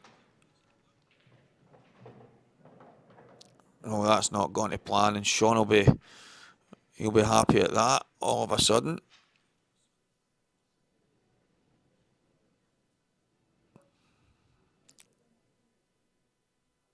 Is he taking on a 2-in-1 here?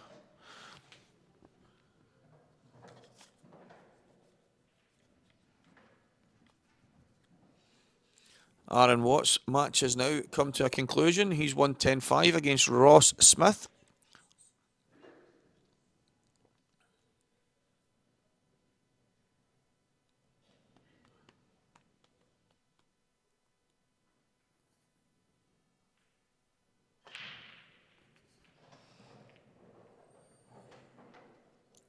So a change of shot for Scott. He was looking at a 2-in-1. I think the red is just too close to the right knuckle. So the right knuckle as he was facing, guys. Is he going to go into the middle? Yep, he's going to screw into these down at the bottom. He's going to be very, very aggressive. Oh, I tell you what, how close was that? It just seemed to catch an extra bit of spin at the last second. There's the man himself, Ross McInnes. Right, Sean needs to take these out. I don't think there's any doubt, and he'll know that himself. He'll know it himself that he has, if you want to have any chance of going forward in these kind of tournaments, when chances like this are presented, you have to take them. Sean Wishart at the table on reds, guys. And the position of the black makes it almost any ball on the table could be your last ball. Probably your last choice would be the reds down the bottom, but so many options here.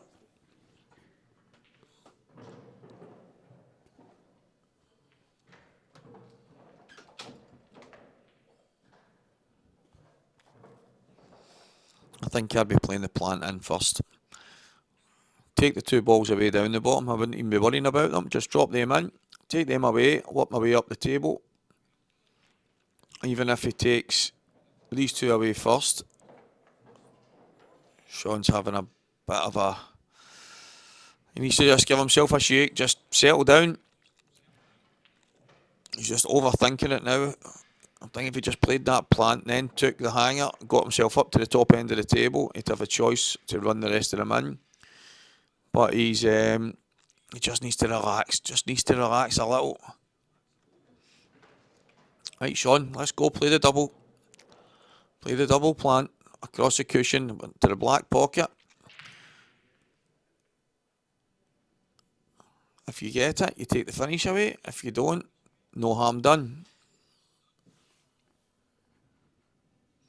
Yep, Stuart Scott's a phenomenal player, and he's playing great here. Any mistakes from Sean, Scott is in there to wipe up. And some of the shots he's played, I don't know if you saw the double 2-in-1, it was absolutely phenomenal.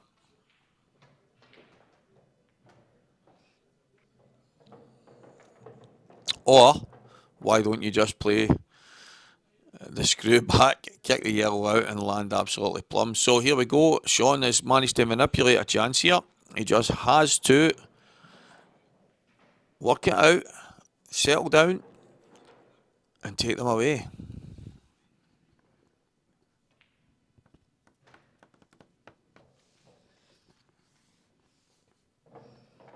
Stevie McCoy still. Barry McCoy doesn't get his voice, what do you call that, copyrighted or anything like that, since I've apparently stole it.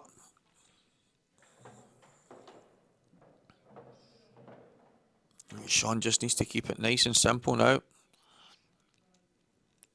Be careful. If he plays this, that's it. Don't be too aggressive. Chance of playing the 2-in-1.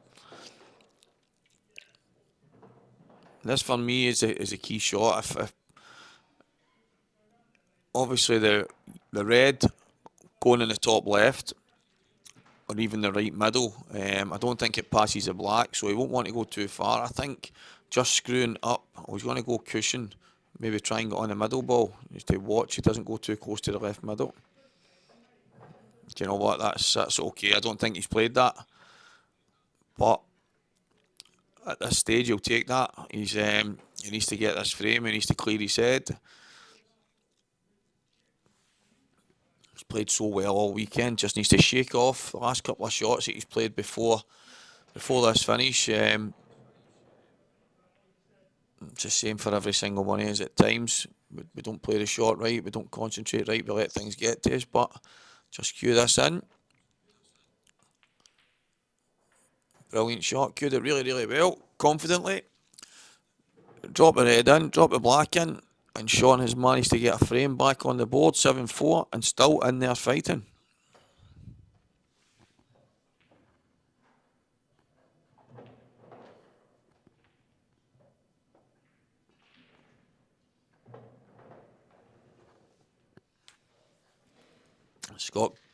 Scott Pope has played some phenomenal highlight reel shots, especially the double 2-in-1. Watch out for that if you're watching back in the streaming.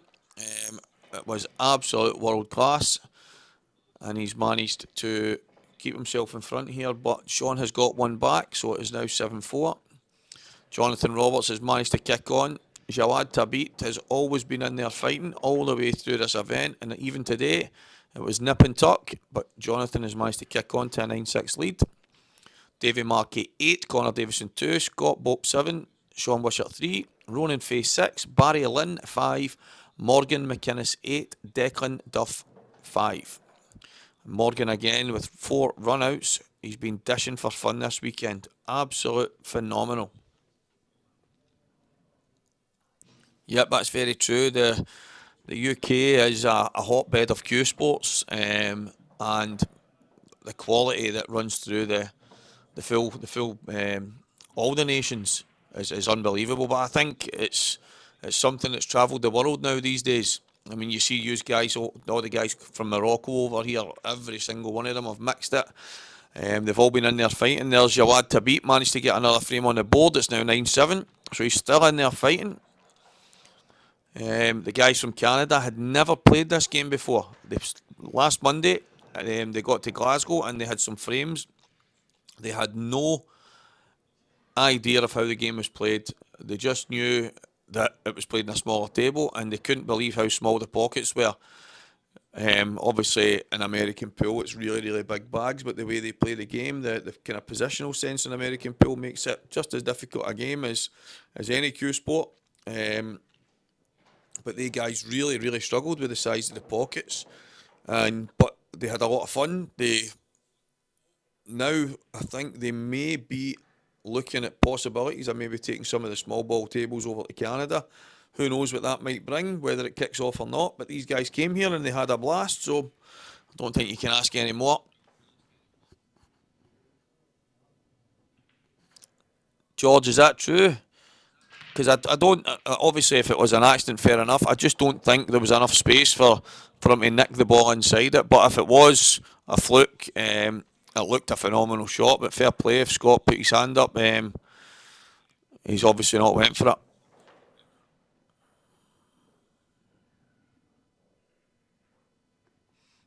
Yep, Paul Ramsey. I was in the club that night, the Monday night. I don't know if they were back over any other night, but on the Monday night I was in playing snooker and the guys were all in Zambuca after Zambuca. I don't think they sell it in Canada. They drank that much, you'd think it was the first time. But good on they guys. Listen, see all these guys that's travelled so far. Obviously, all the guys in the UK will all go up and down the country week after week for different tournaments. But these guys jumping on flights, travelling the world to come and play in this, I just think they deserve a lot of credit. Some of them came over here and got absolutely whipped. The Canadian boys, some of them barely won a frame, and not one complaint, not one moan. They just got on with it, head down, tried to pot some balls, and so much respect for them. And the Moroccan guys have really, they've came to play. They've been in there fighting. And none more so than Jawad Tabit, who is still in there just now, 9-7 down against Jonathan Roberts. Morgan 9-5 up on Declan. And on the hill, Davy Markey 9-2 up on Connor on the hill. So we've got 3 matches close to a conclusion if the guys on 9 can get over the line. Didn't even mean that there, but a wee bit of rhyming for these guys. I'm turning into a poet.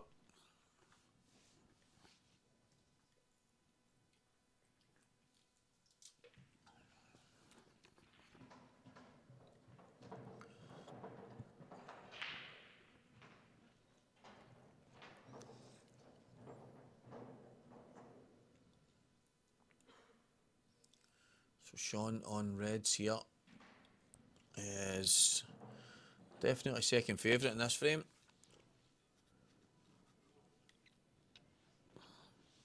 Can he drop this in? Maybe play the 2-1. Maybe what he's looking at. He's played to pinch the bag, and that's a good effort. He's unlucky. He's not wanting to pot that there. You can see his reaction. He's just trying to get the red up inside the yellow and live to fight another day. I know the yellow in the bottom right bag is slightly to the left, but no, it would have to be the outside red. I think the 2-1 is definitely on. It's definitely playable, the pace of these tables. It's just a bit awkward for the red he's landed on, so there's a wee bit of work to do here for Sean just to keep himself in this frame.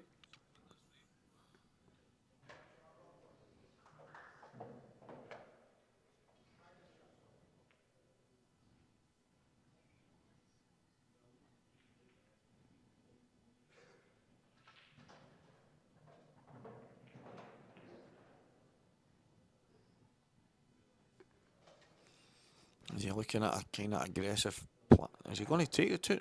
I wonder if he can sneak it inside. It looks very tight to me. You know what? It's not the worst shot in the world. It just depends how aggressive Scott wants to be here. If he just brings his ball out, or I think he'll cut this up the cushion. Yep. He's played it really, really well. Oh, there's a white ball going, and I tell you what, it's not a terrible 2 shots to give away. Sean will be looking at ways to get these 2 bags cleared in 1 shot here. The joy of having that 1 free visit. Sean has now He's got that. He's got 2 shots. He's got a chance.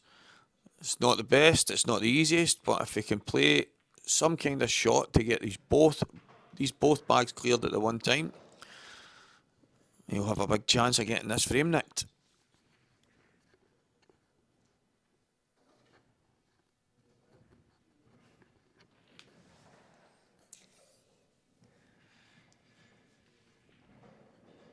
Stuart, you have great pool knowledge. Sean is he's a Scottish boy, obviously. I mean, he plays a lot of competitions. Somebody's just answered for me there. He plays in the Fife area, but he plays. I mean, Sean's a top player, really good player. There you go, absolute quality. Sticks in Kirkcaldy, that's his home venue. There's a bit of information for you there, guys.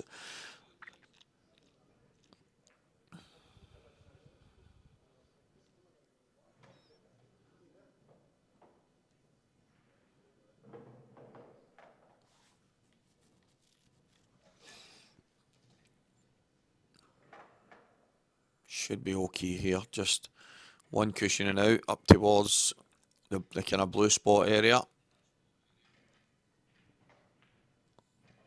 I know we've not got a blue spot on a pool table, but just so people can kind of see where you're looking for the white to be. He's been a bit more aggressive than that. He's played all the way up the top, and yeah, I think he would have had almost the same shot as he's going to have right now, but he's a bit closer to the red. He can maybe get a bit better position. I think anywhere on the line of, I think you see a kind of chalk mark at the top end of the screen. I think that's where Sean played the screw shot earlier, but I think that's roughly where he's going to want to be in that line.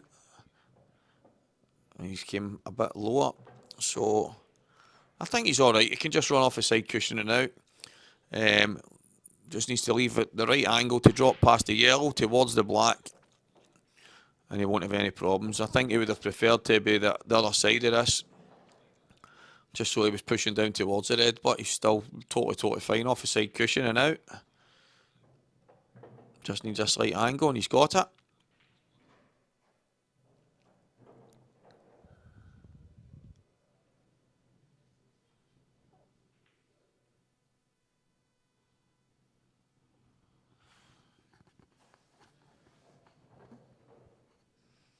He's going to screw across rather than running off the cushions. Just totally fine. Same result, and Sean's got a black to get himself right back in this match.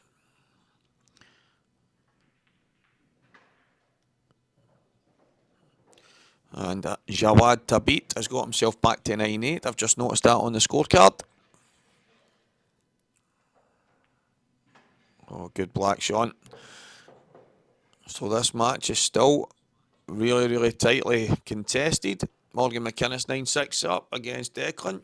Ronan Fay 7-5 against Barry Lynn. Scott Pope is 7-5 here against Sean Wishart. Davy Markey 9-2 on Connor Davidson. And Jonathan Roberts 9. Jawad Tabit 8.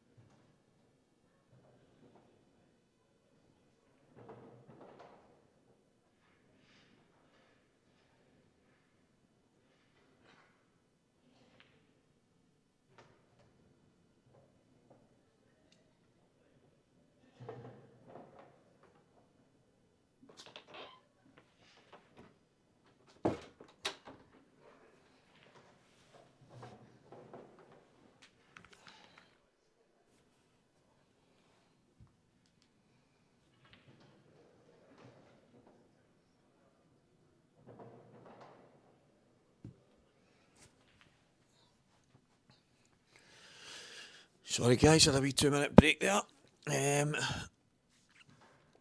I caught up with Declan Duff. He was just heading to the toilet at the same time, and he was saying he's just been struggling with his break. That match is at 9-7 just now.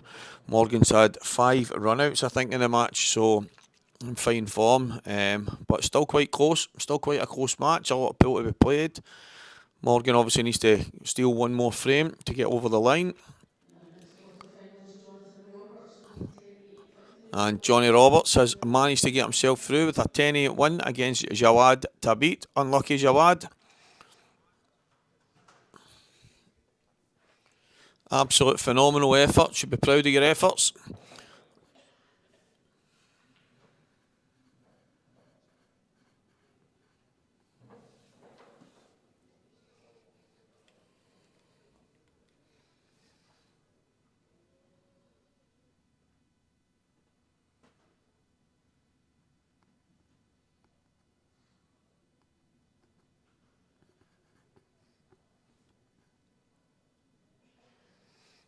No chance here for Sean. This frame could be absolutely massive if he can try and get these. I think he's on yellows. I think I'm positive he's on yellows. Scott played a double on a red, I'm sure. Davy Markey, just noticed there his match is finished, 10-2.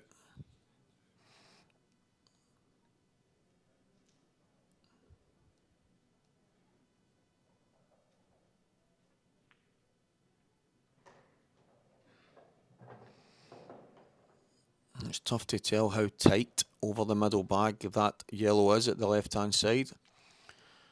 There's a few earlier on in the weekend. There was one in particular I played on myself. I just ended up playing high on it and playing it down the cushion.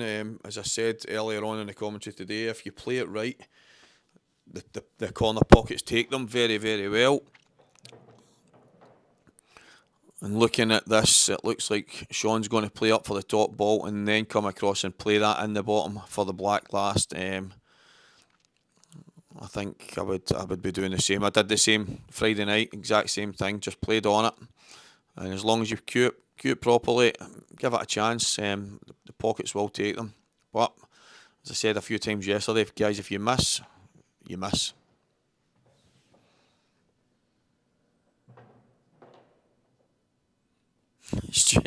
Stuart, maybe you're a jinx.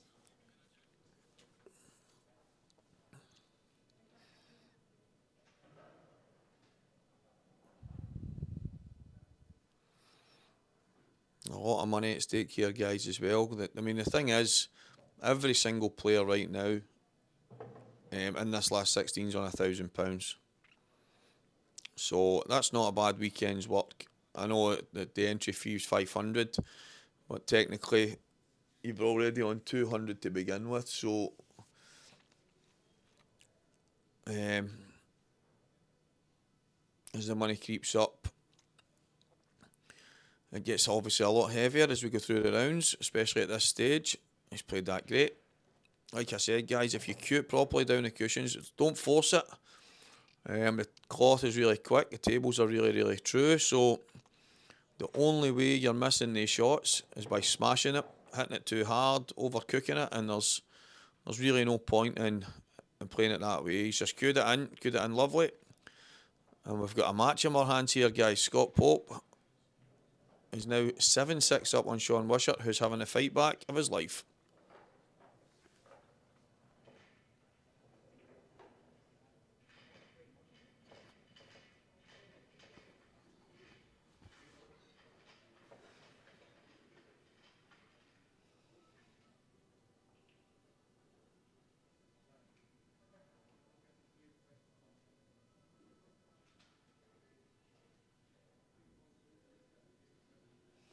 See, guys, I don't think a lot of the guys on here use the run out button, which would be quite handy for all the people watching to see the way the matches are actually going, whether there's loads of breaking dishes, reverse dishes and stuff like that. Morgan is obviously, he's in the habit of using it, Declan himself. Both of them have had 7 between them. in Morgan's match late last night against Joe Prince, the exact same.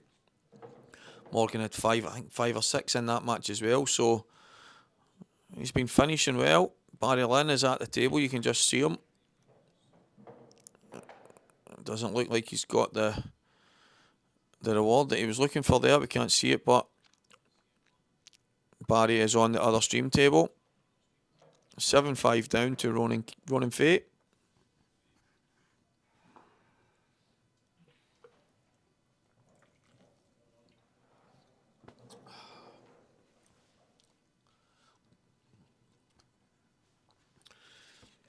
Let's see some of the ties, guys. For the quarter-finals, we've already got 2 ties confirmed. Jonathan Roberts will play Dan Mitchell, and Aaron Watts will play Cian Monaghan. So those 2 ties are confirmed. David Markey is awaiting the match finishing between Scott Pope and Sean Wishart. And the other 2 matches, Ronan Fay and Barry Lynn, Morgan McInnes and Declan Duff, the winners of each of those matches will play each other.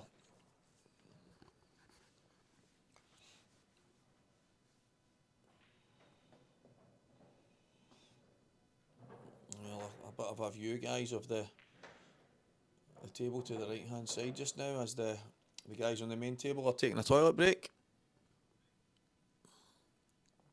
And here we are back.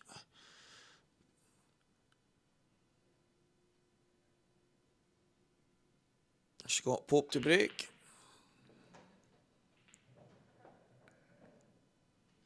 I think this is frame number 14, guys. 760 Scott.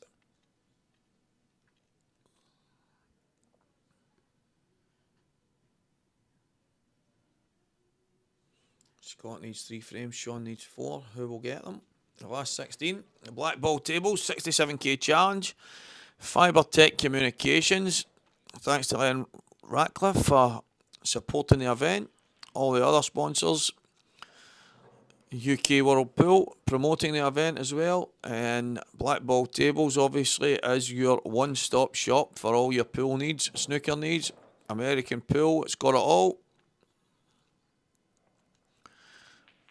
You'll probably notice, guys, a lot of these people wearing gloves.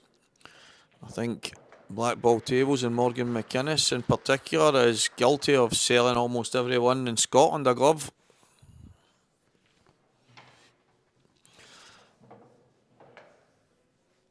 Yep, this is a massive frame. Stuart, he's played a good shot to open these up. I think Scott needs to take these out. Morgan McInnes is through to the quarter-finals. He has won his match against Declan Duff, 10-7.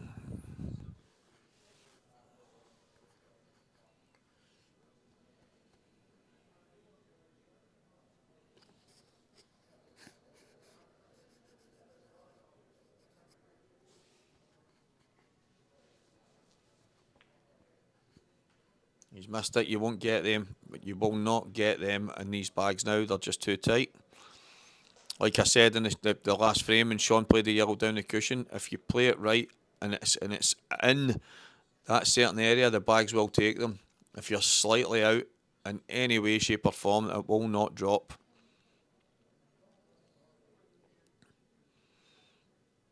These aren't easy for Sean, but I tell you, you would rather be at the table than sitting watching Scott take them away.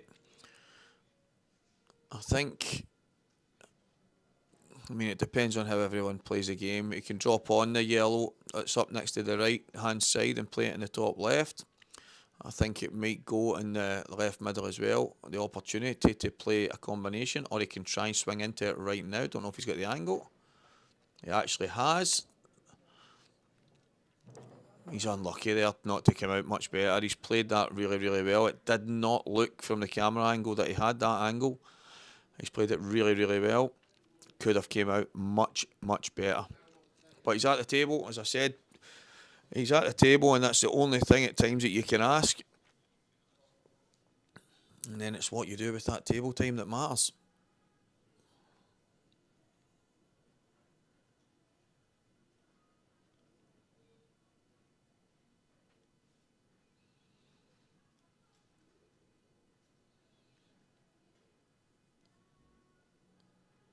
Big shot. If he drops this in, needs to be careful the white doesn't come inside the yellow on the left hand side and maybe flick into the middle bag. You play it with a bit of drag side. It's exactly what I was talking about. It was always going to be close, but it's worked out.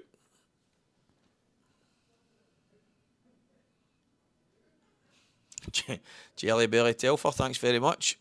Very appreciated. Craig does a great job with his streaming services. Absolutely fantastic.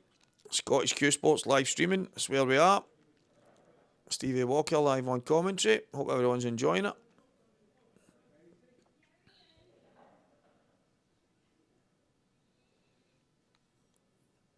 Very, very similar shot to the last time. Doesn't have to do anything. Just make sure of the pot.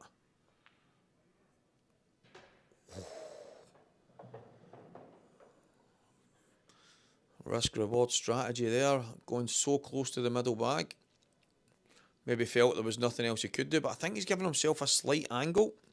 He can maybe run down to the line of the red, and it should give him a choice of both yellows. I don't think he's cued that properly. It looks as if he miscued it.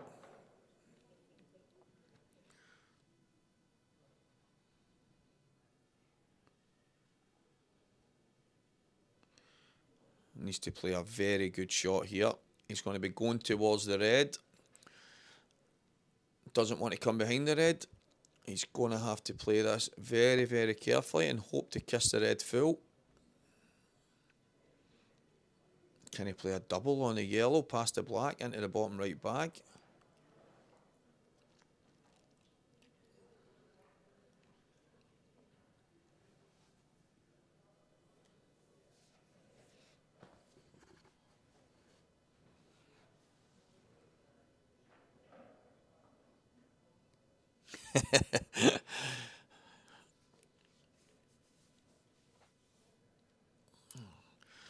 If anybody's watching, I don't want a team of yous charging down here, chasing after young Keane. Massive shot in the context of this match. Do you know what? That was not an easy shot to play. He had to get the pace right. Like I said, if he came behind it, and I think if he plays that any harder, he flicks the red and the white goes all the way up the table. He had to judge it really, really well. Now, this is a shot I think he's going to have to play with a bit of aggression. It depends on his angle. His angle could be better than it looks here, and he could be playing the black full in the face where it will double across to the bottom right bag. If he's catching it thick, then he's going to have to be a bit careful of the pace.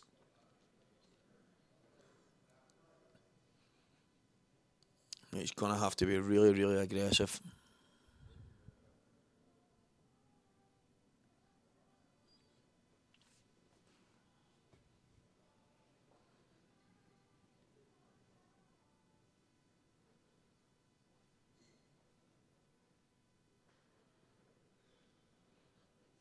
Massive shot. Such a tight game from the start. There was some frames that could have gone either way, and Scott managed to get himself into a handy lead. However, Sean has fought back really, really hard. He's got some of the rewards in the last couple of frames, but this is a massive shot. It's really, really hard to see the angle. It looks to me as if he can get it and get the black full in the face and knock it towards the bottom right bag. But he has to just forget about the black, play the yellow, and let that take care of itself. And there we go. It's not as far across as I was expecting, but I think he's played it really well. He's kind of stunned the yellow and went on to the black. Flicked the face of it down and up, and this has all came from another miss from Scott, and he's allowed Sean right back into this match.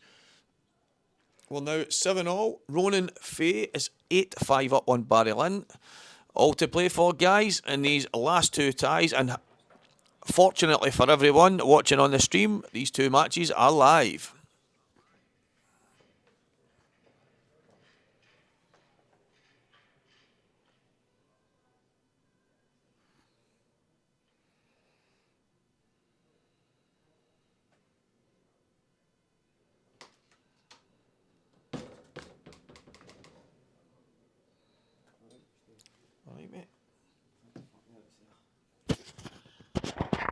is it?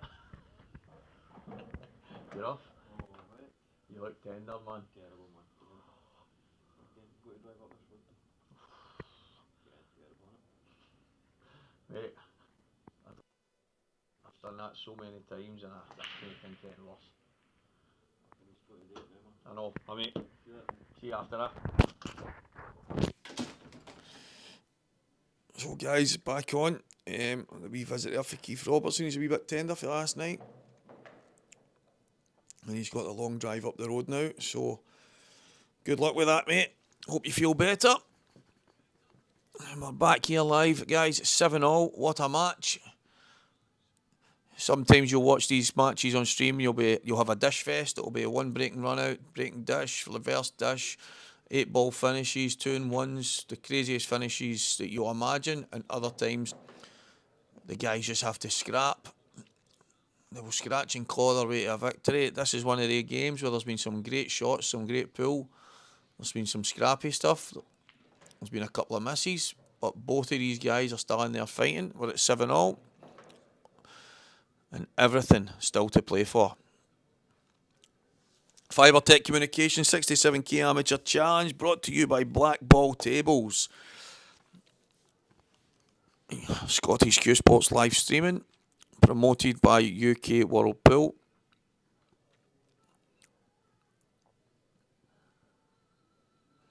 Scott Pope at the table on yellows. He screwed the yellow in the top right bag. He came across.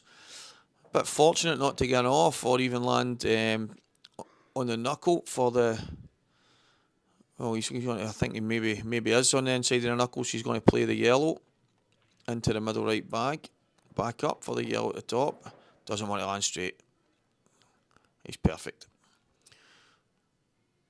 So there's still a bit of work at the bottom right of the table.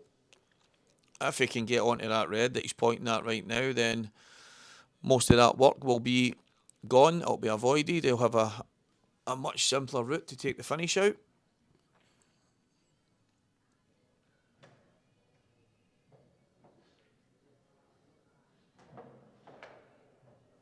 Now he's not hit it as he was planning, but he's managed to get himself on the yellow ball to the middle. It's just a case of how he can navigate getting through the gap here. I don't think there's any way he avoids the red. Closest to the yellow down at the bottom right here. That's exactly what he's looking at there. So it's just a case of how this comes out. He's going to need a little bit of luck, as with every shot like this, every time you're going to have to run into something, every time you're going to flick or kick, you're going to have a wee rub, as we call it in this crazy pool game. But he's unlucky. He's played it well, probably a wee bit harder than he maybe had to, but he's just trying to make sure he gets his white ball out. So there's no dramas in that. It's just a case of make sure my white comes out. Hopefully one yellow goes across and one goes down towards the bottom right, and it's a wee bit unfortunate. But he's got a shot. He's at the table. He's got a tough yellow. He cut back. He's got a few reds to kick into and maybe get himself a shot. Maybe come through the gap, one of the gaps, and find himself on the black.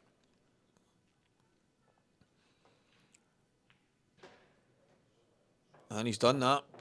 He's played it at just enough pace to get the reds out the way. And Scott Pope has got this black to go 8-7 up in a hotly contested match.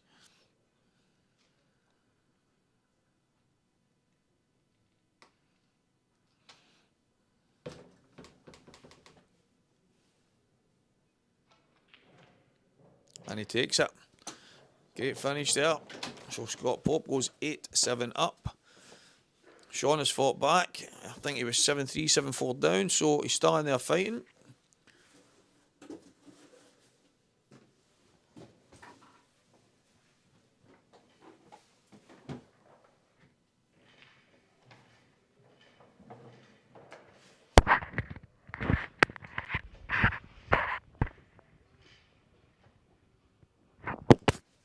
And the other game on the other stream, Ronan Fay 8, Barry Lynn 5 there. We can now as the other game's getting set up. So Barry's on reds here. This is the kind of opportunity that you want. Maybe could have pushed through a tiny bit more there, but I expect Barry to take these out.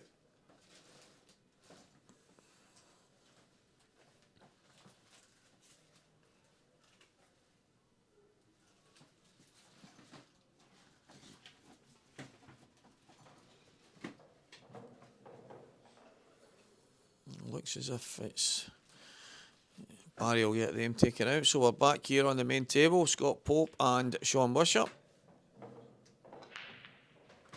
And the white has gone flying like a rocket into the bottom left bag. Sean Wishart, 2 shots and a chance to get himself back on level terms here.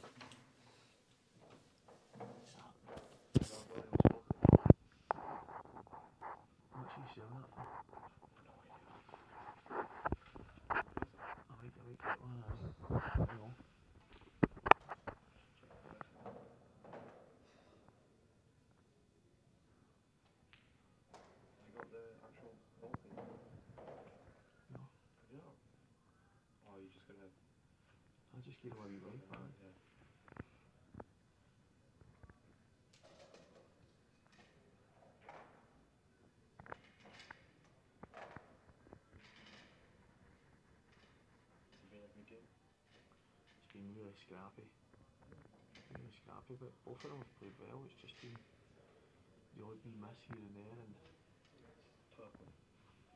12. Here's a shout shot, mate. I'll get one.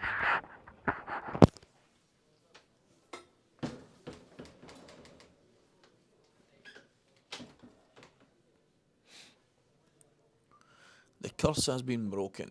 It was a good finish from Scott there. He had 2 pot kicks. Especially the one he got on the black, had to get them out of the way, and he's managed to get himself back in front where he's been most of the match. Sean just needs to keep himself calm, dig in there. Scott will just be hoping to get back to the table after getting in off.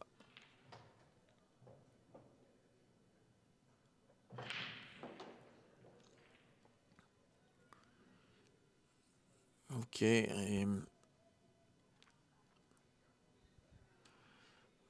I'll wait and see what Sean's plan is here. The black's still not in great shape.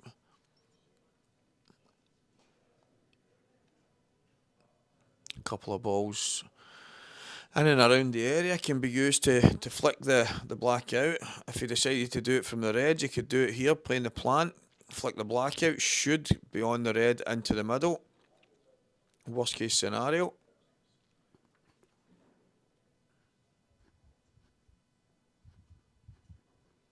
And Barry Lynn took that finish out, guys, in that last frame. He's 8-6 now.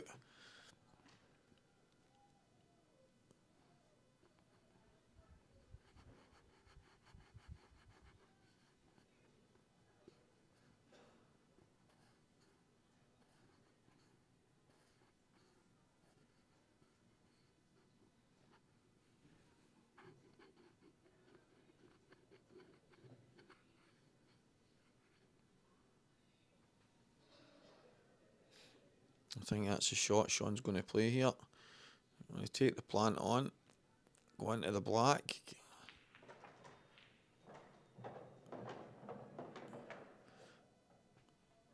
Well, I think that passes into the bottom bag. It does look a bit tighter than it probably is. I think it flies in. Sean will look to drop that in, get the ball into the middle, the ball on the top, I would imagine, then ball on the bottom left last for the black. But there is options here. It'll just depend on where he lands with his white on this shot. I think he'll just be dropping through just below the black.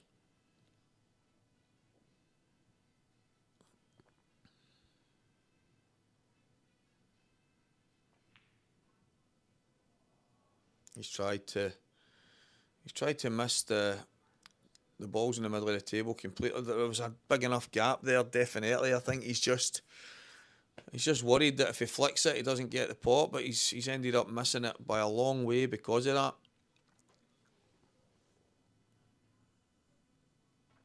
Alright, Sokol, I'm walking. I would walk 500 miles, and I'll need to walk 500 more.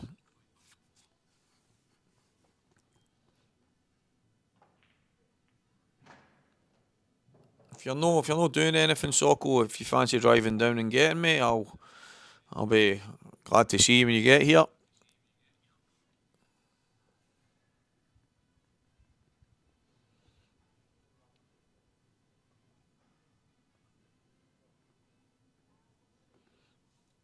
But on a serious note, Craig, the main man from Scottish Q Sports Streaming, he's going to take his commentator up the road.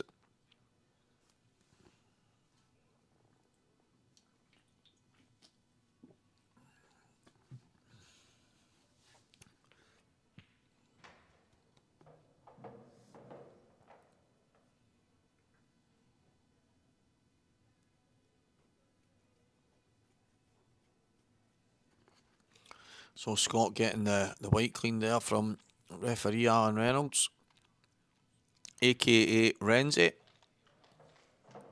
And is he going to play Barry Lynn on the black here? Good switch of camera there, great stuff by Craig. So Barry gets himself back.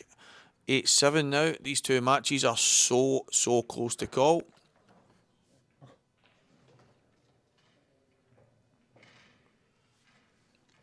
Scott is massive favourite here in this frame. And he's got these yellows to take out for a 9-7 lead. That was risky. He's only literally a couple of mil away from snookering himself there. He's actually had to play it with side. He's had to play it with a bit of side. He wasn't perfect where he landed. He's really lucky that he could play that shot. He could have been in a world of trouble. If that landed touching that red, he would have been in all kinds of trouble. Instead, he's at the table here with a chance to go 9-7 up.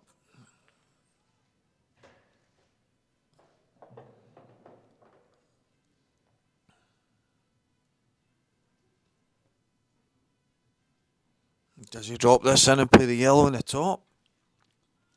Has he got an angle to get himself out?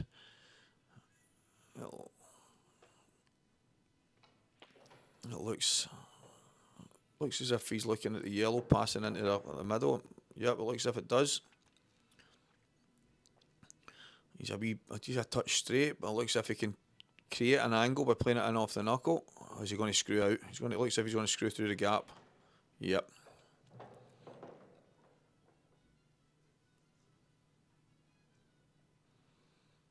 Scott Pope with a chance of going 9-7 up here on Sean Wishart. Sean's done really well from well behind to get himself right back in this match, but this will put Scott on the hill. A chance of a place in the quarterfinals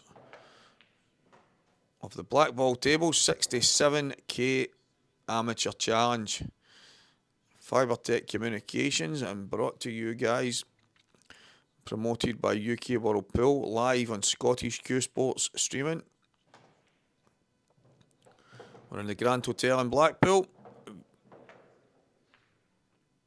And there's the scores on the doors for you now. It's Scott Pope 9, Sean Wishart 7, Ronan Fay 8, Barry Lynn 7.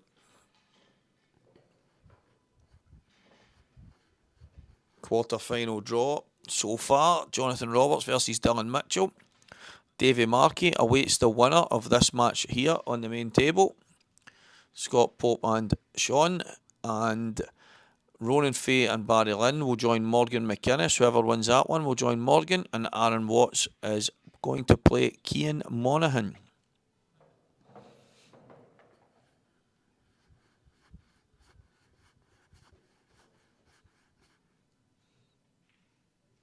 And here's Barry Lynn on a bit of a run. The cash and carry, the Baza. He's got a chance here, yellow and black, to get back on level terms.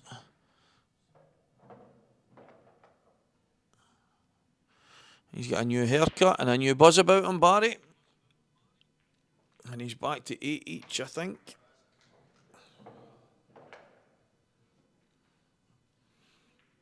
Sean is absolutely gutted with that break. Those balls have absolutely scattered.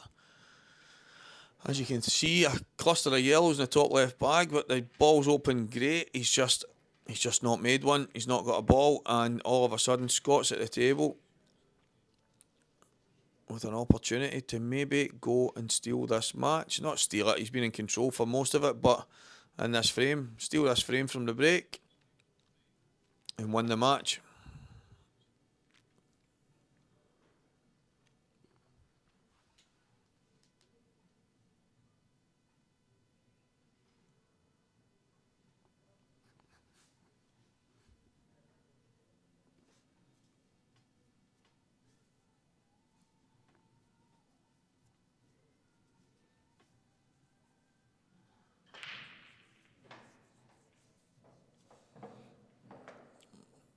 If the red passes, I think the red does pass the yellow in the top right, he would be running into the other two reds, and it should possibly bring them into play. I would imagine it would. Maybe. Well, he's going to go down the way first, taking on the long red. That's confidence for you guys. Oh, what has he done? He's played the up and down. He's tried to go off the bottom cushion, up behind the reds, and play the yellows in. I don't think he had. I think he could have took the reds there. I think he could have potted the red in the top right bag. Just slid into the two reds that are sitting close together up there, and he would have been guaranteed on the middle ball, middle left, and then it's just a case of kind of working his way through the table. Yep, there's a couple of reds awkward close to the cushions in the bottom and on the right hand side, but I'm very, very surprised at that. Scott looks as if he's given Sean a chance to get back in this match again.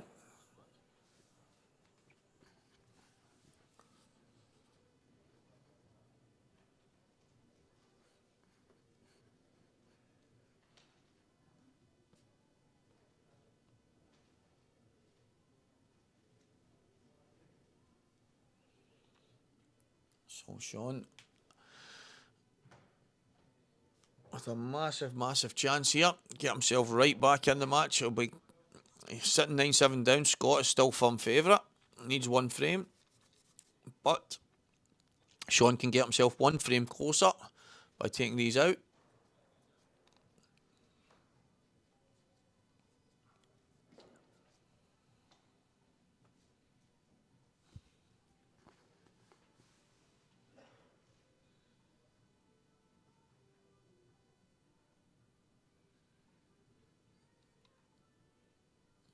That's the way. He had a wee look at the plant. He was thinking of playing the plant into the left-hand bag, but making sure he's decided to go the opposite side first.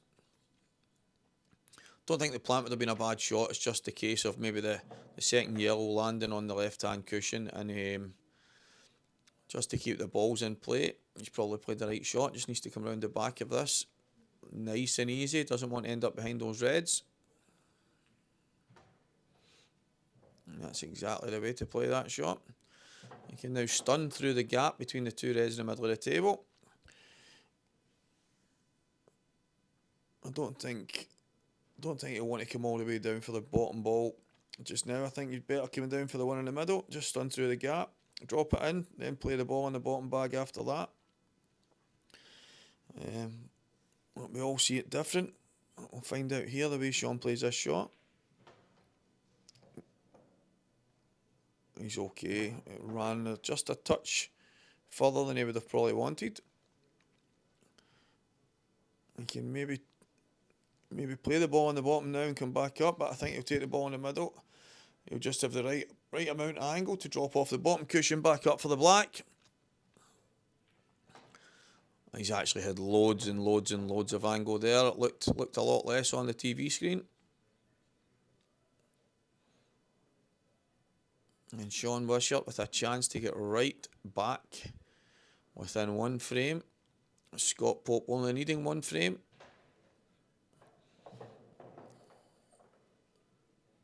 The other match still sitting 8 each with Ronan Fay and Barry Lynn.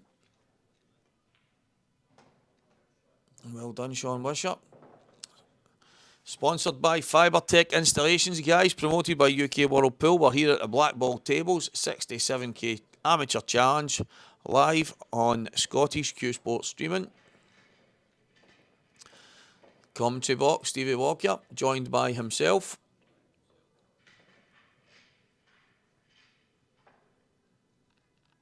Hopefully it's enough to keep you guys engaged rather than staring at a quiet screen.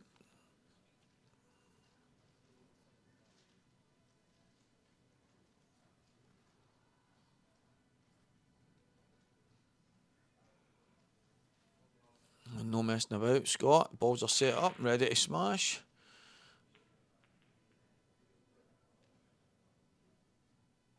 And it's dry. This is the chance that Sean has needed. He needs to take these out. There really is no other alternative here. If you want to stay in this match, you're going to have to take out these balls. It's probably, for argument's sake, both of them aren't too bad. I don't think the yellow passes to the left side up the top, so he would have to get on that for the right hand bag. If he takes the reds, he's got the kind of tough reds on each side, left and right cushions in the bottom, and the one in the centre up the top. But I think if he's on them, if he gets on them, they're not, as I said earlier, if you play them right, they're not as hard a shot as it would seem. I can play up for the top one right now. Oh, he's maybe going to leave the black in the middle then to last. It looks very, very tight from here.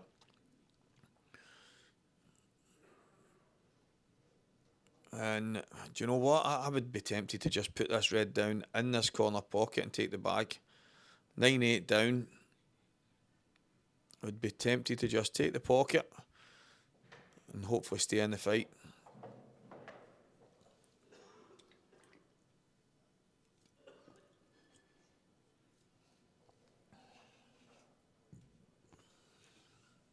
Let's see what Sean decides to do here. Yep, he's done exactly that. I think that's a good shot. That's a good shot.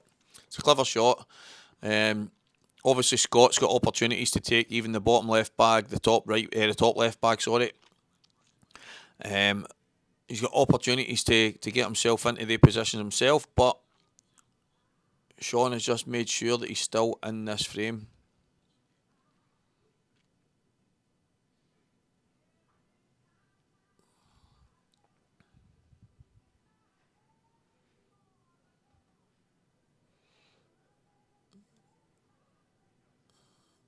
That's a good shot from Scott.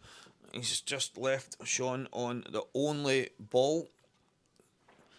In fairness, Sean could take out a finish here if he's not on the red and the close to the centre of the table next to the black spot. He could take the hanger, get himself into a position and take out a finish. The ball's in a slightly better position than they were.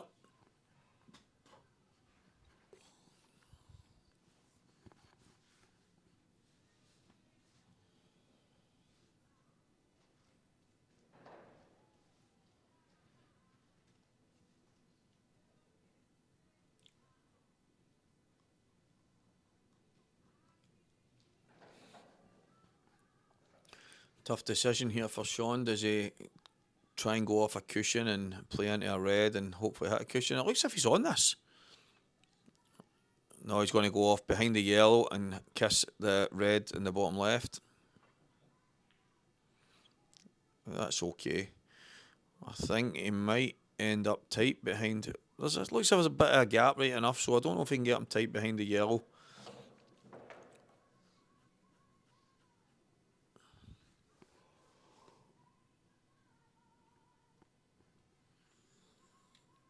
Scott will play the cross double here.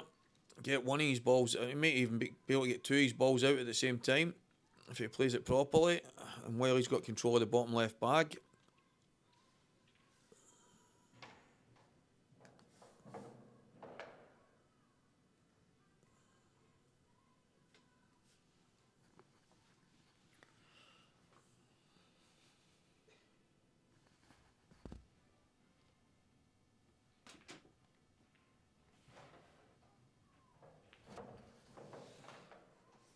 He's actually played the pot in the middle. That's a great shot.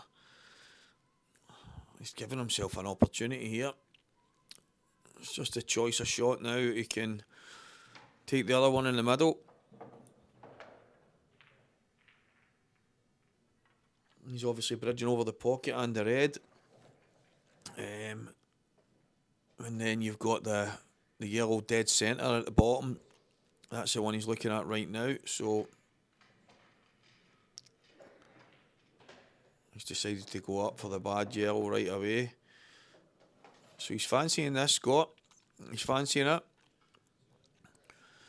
Has he given himself a thin enough angle that he can run down into this corner and maybe either take the red away from the bottom pocket or at least maybe clear a path?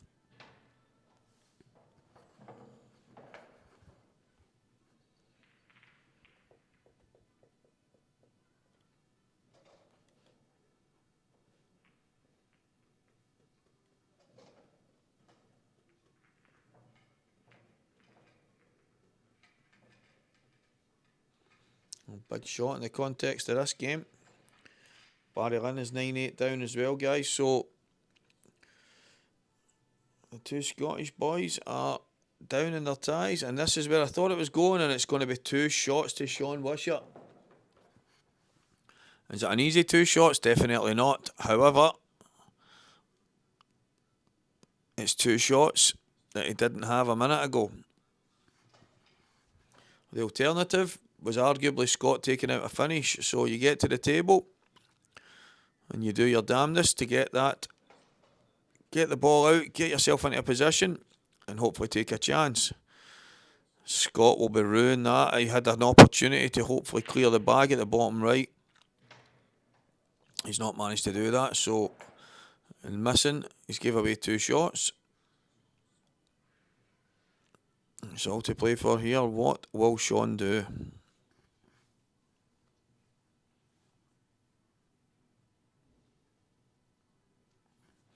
I've always been an advocate for trying to get, if you get 2 balls dead, 3 balls dead, trying to get them out in one go. Obviously in this position here, it's not as straightforward as that.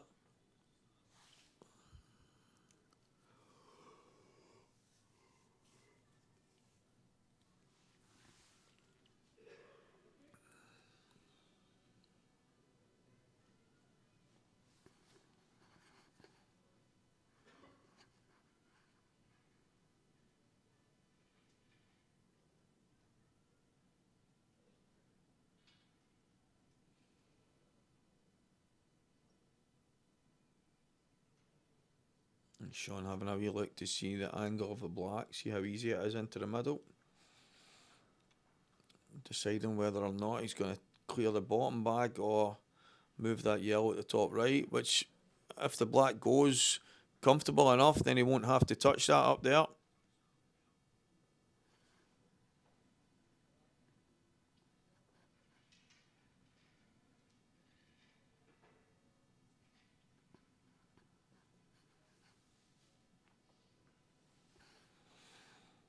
Tough decision for Sean here. Although he's got 2 shots, it's definitely not easy to get these reds into a favourable position to take the frame.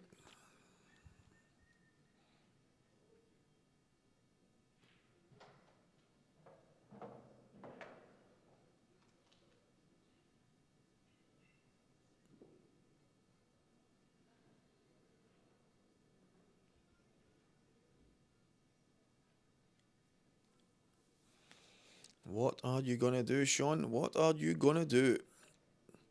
As you can see, guys, there is no shot clock. It's not that type of event. I'm not trying to hurry people into mistakes as much as some people might enjoy it on certain programmes when it gets a bit crazy. That's not what this is about. This is about hopefully seeing guys get themselves to the right shot, play the right shots, play some good pool. Hopefully it's enjoyable for everyone watching.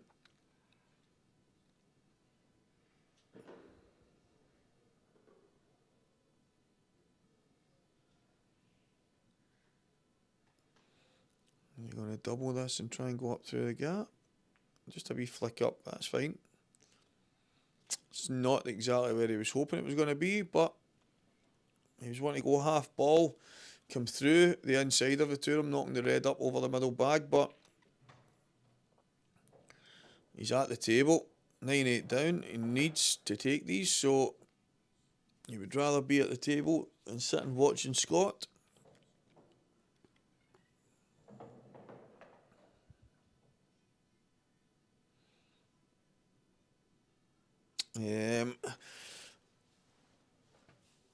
All of the guys coming from the winner's side of the draw, well, Davy Markey was from the loser's side, Morgan McInnes, I know those two were. I'd have to have a look to see which others, but those two in particular who have made it to the quarterfinals came through one of the loser sections. Cued that really, really beautifully there. And Barry Lynn with a chance to get to 10-9. Cash and Carry has made a decider. Bunch of the Scottish guys in the background there, a couple of Canadians. Exciting stuff, 9-all. Barry Lynn has gone 9-all. Ross has just entered the room. Scott Pope, 9-8 up here. Sean at the table with a great chance to get himself to 9 each. That's what this is all about. Remember, guys, a Blackball Tables 67k challenge. Fibretec Communications. Thanks, Len Ratcliffe, for the main sponsorship. Live in Scottish Q Sports streaming. And remember, anything you guys need, pool, snooker, American pool related, go on to blackballtables.com.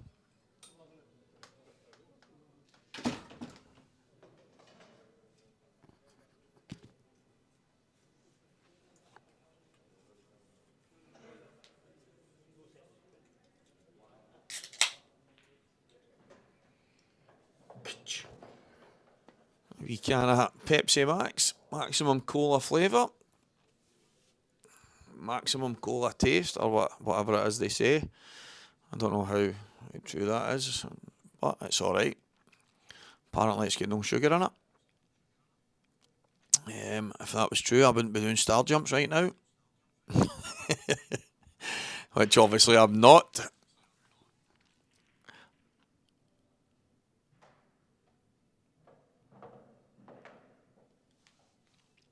These are the good times.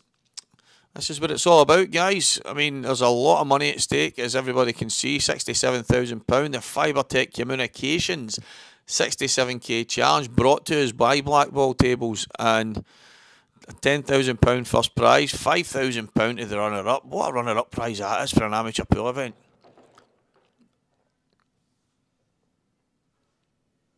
It's on the tinnies this early. It's a Pepsi Max. Sam, I promise you it's a Pepsi Max.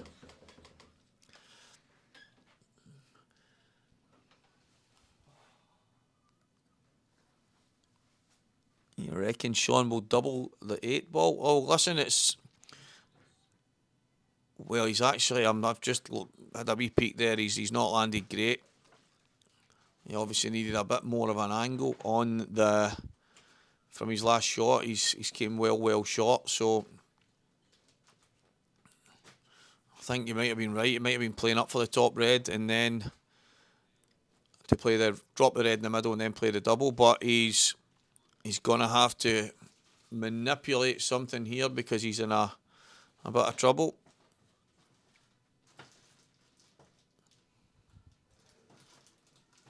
Other drinks also available. Well, that is very true, Scott. I actually seen a guy with flavoured water. Apparently that's what was in the bottle.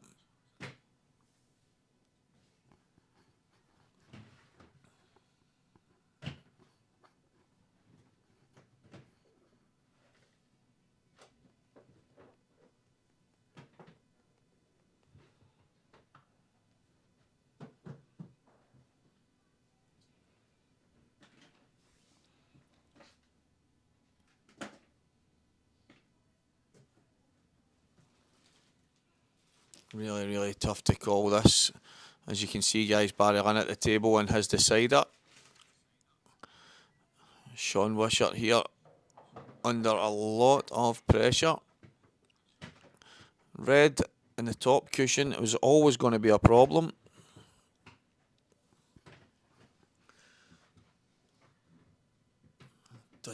try a cut just now? Can he force an angle and screw back off the side cushion? Maybe with a wee bit of side, try and make the angle a touch bigger. But he's really, really, really up against it here. He's played so well to come back into this match.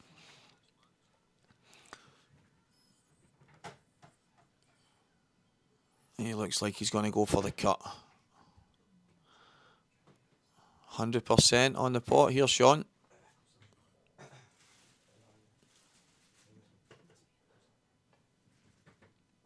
And he's overcut it and off goes the white. I think that could be the end for Sean. So Scott comes to the table. The yellows are looking pretty good. The only awkward ball, really, the black. And he's really, really unlucky. He's fought so hard. I think he was 7-3 down, got himself back. You can see on the other table, guys, Barry Lynn still on the finish at 9-all in that match.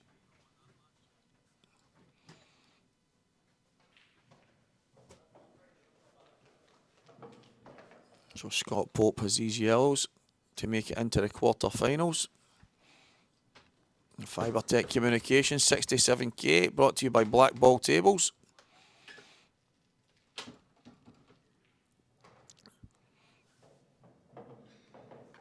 Yep, Stuart, that was a tough one. He's landed just wrong side of the red in the middle to be able to go up, and obviously not came high enough for the red in the top. So he's hard done by Sean in that aspect. It's just, it can be a tough school at times when you're trying to get certain positions at certain times. It can be frame deciding, match deciding. As you see the camera going to Barry Lynn's match here, Barry Lynn he's missed the red in the bottom, but he's covered that bag, so that's still got a bit of pool left in it.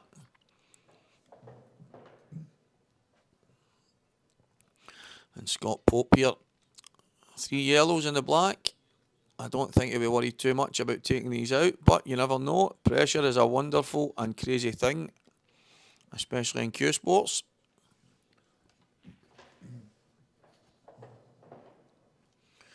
He's giving himself just enough angle so that he can take the ball in the middle first.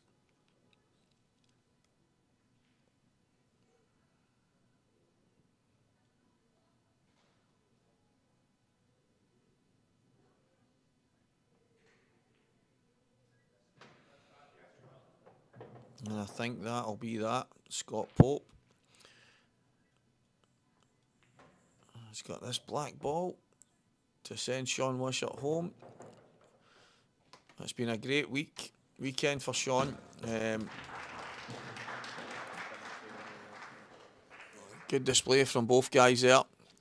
Fought really, really hard till the end, but Scott Pope was the man getting over the line.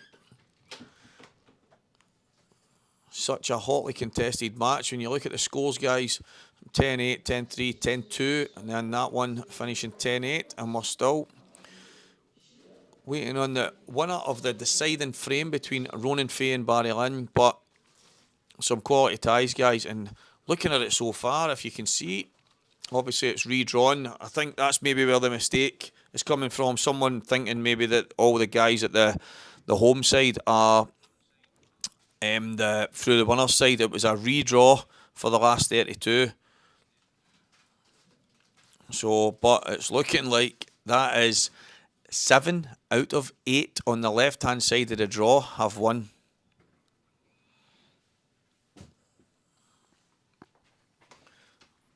Only Barry Lynn can make a difference in that aspect. So can Barry Lynn stop the rot on the right-hand side? That would have been crazy, eh?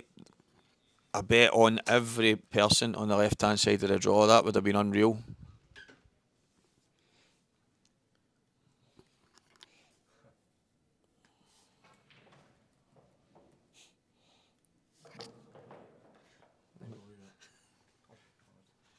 Only one match on the right-hand side. Only one match so far. If Ronan Fay was to win, every single player on the left-hand side. That would have been, somebody was asking, wonder what the price would have been to put that bet on. Everybody, unreal. What do you do here, Barry? Do you be aggressive? And that's generally Barry's style of play. Or do you just put this red in and take a re-rack? And that's what he was doing, and he's given himself a bit of trouble now.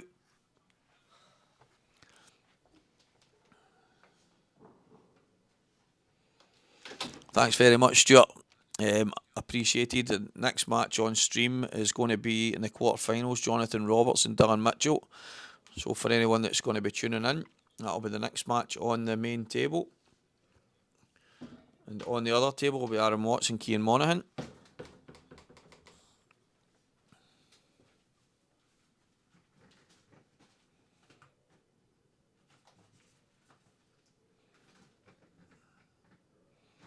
Oh, that was dangerous. Very, very dangerous. Ronan went so close to potting Barry's ball.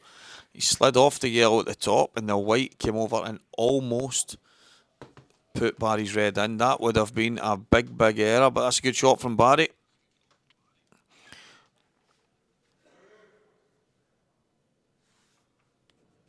I think the first chance Barry gets, he's going to pop the red in and take the re-rack, unless he's got the perfect angle to go kicking, but I don't really see it. Maybe Ronan can drop the bottom of the ball left, the bottom in the left pocket here, bottom left, and maybe play a snooker behind the one towards the left middle. But out with that, Barry should have no problems getting a hit. I'm going to play the double here. Up behind the yellow at the top. Oh, Can he cut to the middle? That's an opportunity. He might have arisen. He might be able to put it in thin into the middle bag, but it doesn't look like it. I think he's just going to pot it in the bottom. Do you know what? He can actually be aggressive on this. He can play it in such a way and trying to run into the balls in the corner. If he gets it, he's on the black. If he doesn't, he's got the re-rack. I don't see why he wouldn't go for it. And if he goes for it, it's a 15-ball re-rack. But if he doesn't, it's a 9-ball. Well, there you go. Preston was just enlightening us there. If he goes for it, doesn't get it, it would be a 15-ball re-rack. If he doesn't go for it and just rolls the red in, it'll be a 9-ball re-rack. So there is different ramifications of which way he plays this shot. I think he's tempted to play it in the aggressive manner, but the worst case scenario, he pots the red and gets a re-rack. Can he slide off it and just pot it? That's what I think he's doing. Here we go. That is so gutsy. So gutsy. I think I may have played it a wee bit harder just to try and make sure I've got my white a bit further out, but he's just giving himself a shot, and sometimes that's all you can do.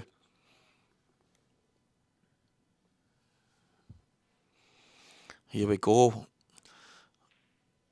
Oh, he's absolutely nailed it, Barry Lynn. Phenomenal. That's unreal. Absolutely unreal. Congratulations, Barry Lynn.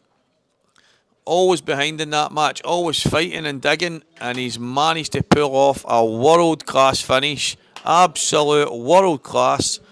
Congratulations, Barry. And he has stopped the rot for the guys on the right-hand side of the draw.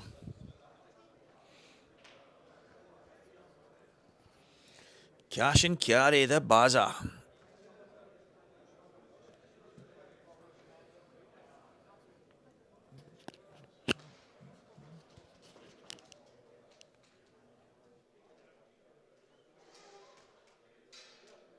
We'll be starting the quarterfinals in 10 minutes, so about 1:05. If all the players get themselves ready for then, that's 1:05. We'll be starting the quarterfinals.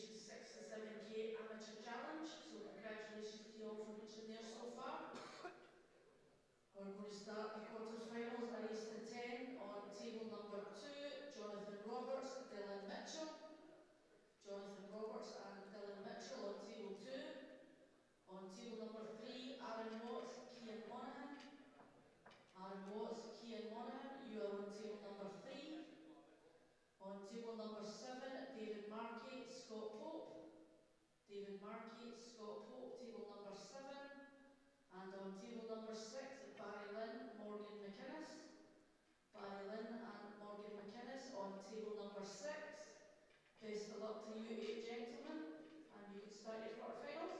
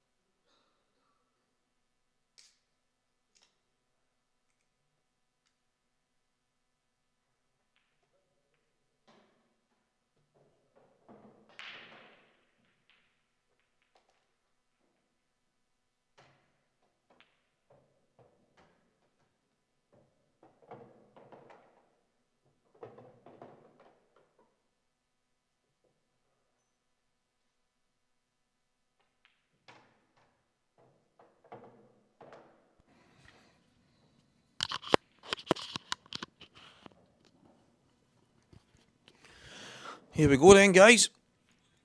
Quarterfinals.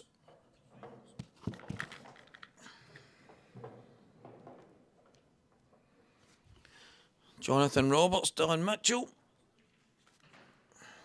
Davy Markey, Scott Pope, Barry Lynn, Morgan McInnes, and Aaron Watts and Cian Monaghan.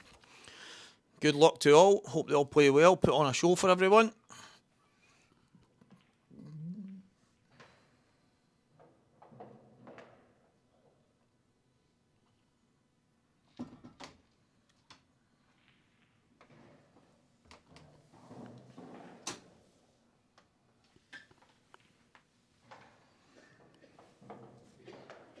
Thanks everyone. Thanks for the kind words. Appreciated.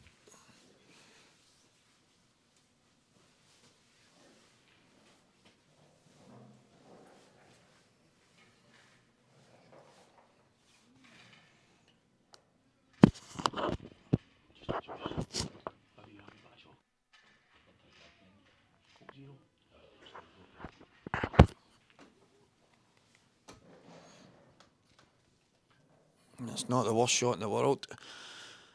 He's obviously left a chance, but there's still a bit of work to be done. I can maybe just try and sneak this red inside the yellow, making sure he gets the pocket.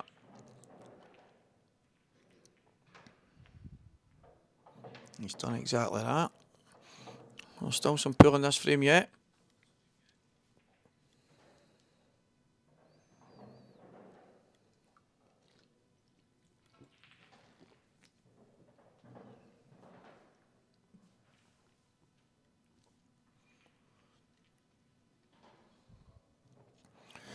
He would have hoped to have kept the yellow, the white just inside the yellows there.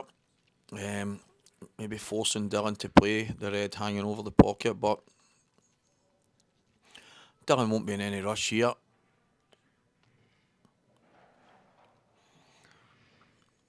That's a clever shot. So early stages of the quarterfinals, races to 10. Fibretec Communications 67k Amateur Pool Challenge, brought to you by Blackball Tables. Remember guys, blackballtables.com for all your snooker pool, American pool needs. Everything you want is on that website. And I'm pretty sure if there's anything you don't see on the site, these guys will source it for you. Promoted by UK World Pool. Live on Scottish Q Sports streaming. Stevie Walker in the commentary box. And thanks to every single one of you that have tuned in, and obviously for the kind words. It's very much appreciated.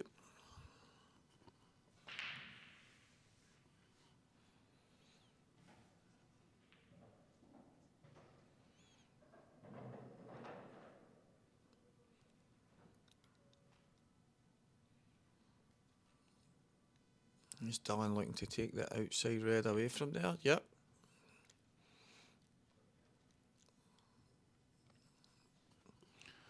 As he left a slight angle.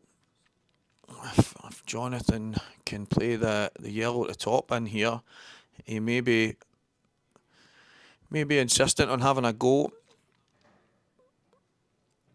from the yellow at the bottom, but with the black tied up, I think Dylan's played that very, very clever. Getting the red down there early just stops any major aggressive play from Jonathan Roberts in this. That's a very, very good shot.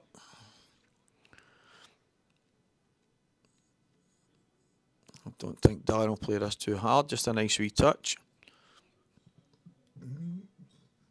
Anything over hit, and that red will definitely drop. The tables are so quick. Hainsworth match blue cloth on the Blackball Elite tables.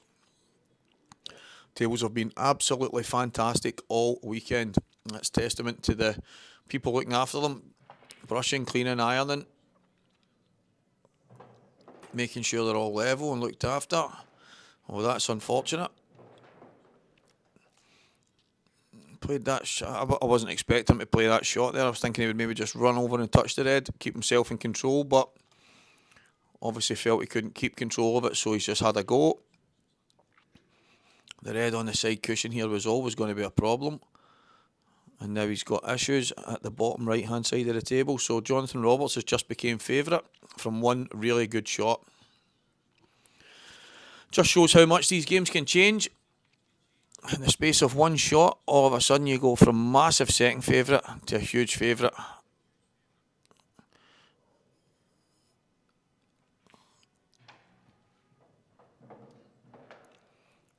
So only the black.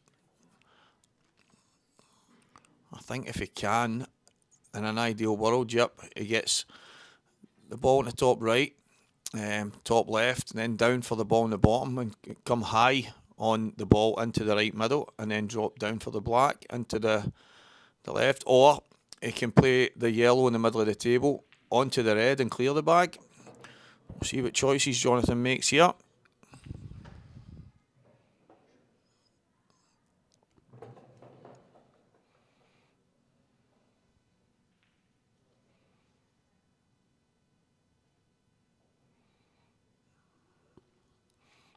It looks as if he may play the initial finish that I mentioned. Yep, that's the way. He doesn't want to go too far. Like I said, guys, the tables are absolutely lightning. Is he on the gap? Now, obviously on screen, you will have the same view as me, and he is on the gap, so he can force something here. And he's got high. So, one really, really good positional shot here. And John Rapid Roberts will go 1-0 up on Dan Mitchell. This is a key shot. These tables are so quick, he literally can drop this in. It's just not many players play the shot that way. I don't think that goes. I don't think he had to come into it that way. That's the issue here. I think he maybe could have dropped between the two reds, or even dropped on the red closest to the pocket. Risky, possible getting off, but I think the only way it goes wrong is to can in the black, and that seems to have been the case.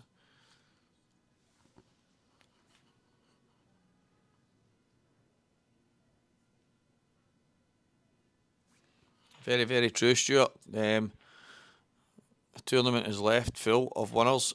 That much is for sure. Some of the guys, I mean, Barry Lynn is, I can only really speak for the Scottish guys, but Barry Lynn has went toe to toe with a lot of players won some big money matches. Davy Markey has, in recent months, got to the semi-finals of a few big tournaments in Scotland, and these guys, I think every single one of them have been absolutely solid all weekend, whether they've won straight through or had to go through the one-loss side. Each and every one of them has been phenomenal. This is dangerous. Oh, that's a shocker. Again, I mean, the choice to play it that fast. You know, he's trying to avoid the black, but I think he's just had a wee rush of blood there. First frame, that's what happens.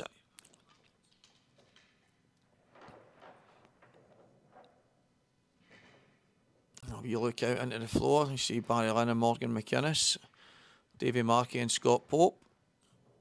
Scott Pope is 1-0 up on Davy Markey with a run out. Cian Monaghan 1-0 up on Aaron Watts. And right here, Jonathan Rapid Roberts has gone 1-0 up on Dylan Mitchell.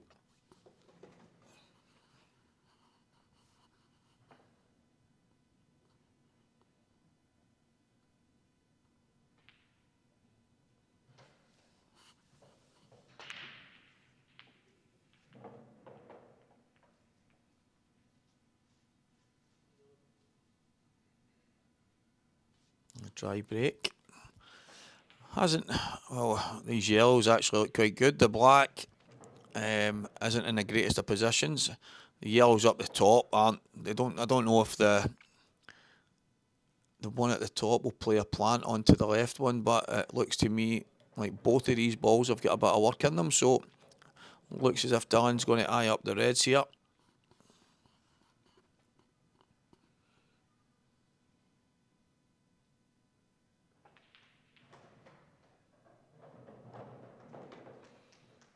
Looks just about okay.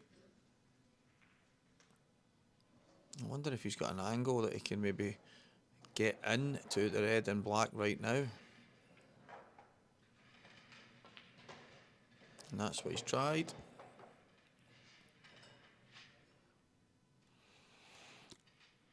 I mean, it's okay. He's not too much harm done, but he's left himself a tough plant. Or maybe drop the red in the bottom left bag.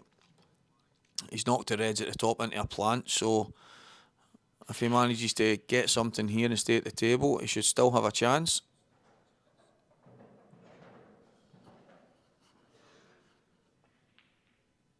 He's attempted the plant. It's not went the way he would have hoped, but I don't think there's obviously opportunities here to try and manipulate something. The black will double. The yellow's at the top of the table. At first glance, it looks like the plant can be made, but it's hard to tell. We'll find out the way John plays this. Well, there must be an opportunity for it to go if he's attacked the black so early. He's unfortunate to land when it landed. Double kissed. White landing on the bottom cushion. Starting to see some frames go on the board. That's a quality shot. Quality shot. And again, he's landed very, very unfortunate. Morgan McInnes 1-0 up in Barrylin. Cian Monaghan, Aaron Watts are now 1-1. And it's the same as it was before. 1-0 Scott Pope and 1-0 Jonathan Roberts in this one. Oh, he's got the spider out.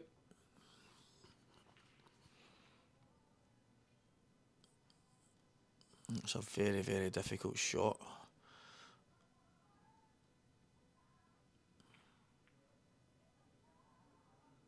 He's definitely hard done by. Landing where he landed. It was a really good shot he's played. He fancies the yellow into the right middle. I think no matter what, if he plays it the way it looks like he's going to play, he's going to go into the yellow on the left-hand side. Should leave himself a shot. Great shot. So he was always guaranteeing that he was going to either be on the yellow to the bottom right or If he catches the yellow properly, which he did, he's got it into the right middle.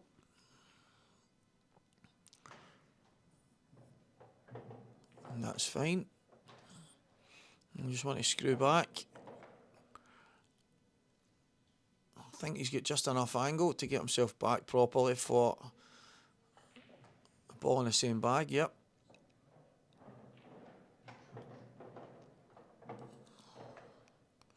The angle he leaves on the yellow into the middle, he's going to have the black in the bottom right no matter what. He's going to take this first. That's always a problem when you're coming into another object ball. The pace was totally taken off the shot, and he's been left with a really difficult last yellow. I still think he should have taken the yellow on the top and then took the yellow in the middle, just got himself across the table. Even where he is just now, he would have had a shot on the black. But what a shot that is. It's a shame if this doesn't go into the middle. I don't know if it does. It's hard for me to see in the angle, but if it does, which it looks like it does, it's a quality shot again. Oh, he's doubled it. On the white's gone in. Oh my word. These are the risks when you go and play the worldie, the big shot, the aggressive one, and it's a shame the way it works out at times. It's a quality double he's ended up slamming in, but the white has gone flying straight into the top bag off the red, and unfortunately for Johnny, it is now 1-1. John Roberts 1, Dylan Mitchell 1. Cian Monaghan is 2-1 up on Aaron Watts now. The all-Scottish affair is still 1-0 to Morgan McInnes, and Davy Markey still 1-0 down to Scott Pope. Fibretec Communications 67k Amateur Pool Challenge, brought to you by Blackball Tables. Remember guys, anything you need, blackballtables.com. Live in Scottish Q Sports Streaming. I am Stevie Walker, live in the commentary booth. Hope everybody's enjoying the coverage.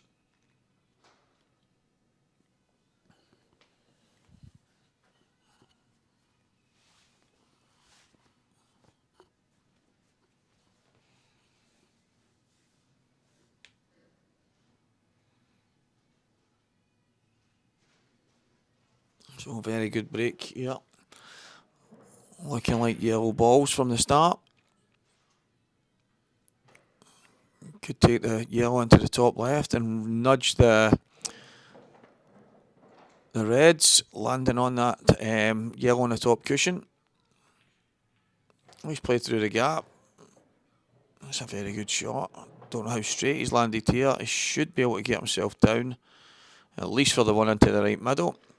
He may even be able to push towards the yellow on the side cushion, towards the left-hand side. He's just stunned straight down. Good shot.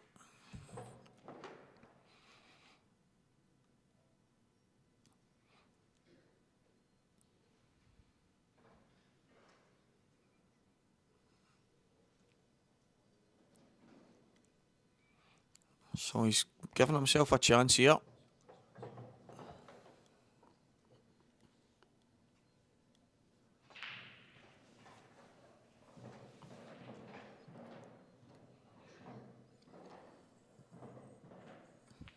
Just needs to get right side. Oh, he's missed the pot.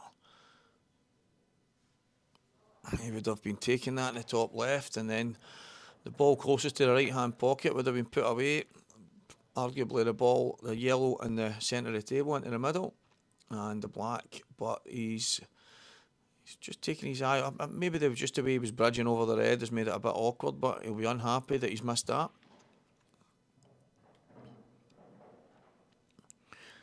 Stevie Walker on Sky Sports. That would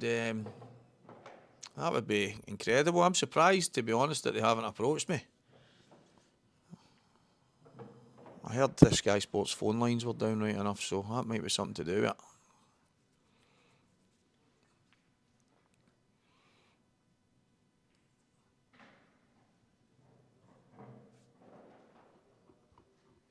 A couple of misses here. It's probably not the worst miss in the world, but at the end of the day, that yellow goes in a lot of pockets. It doubles. So if Dylan can get anywhere near it to get on it, he'll have a good chance.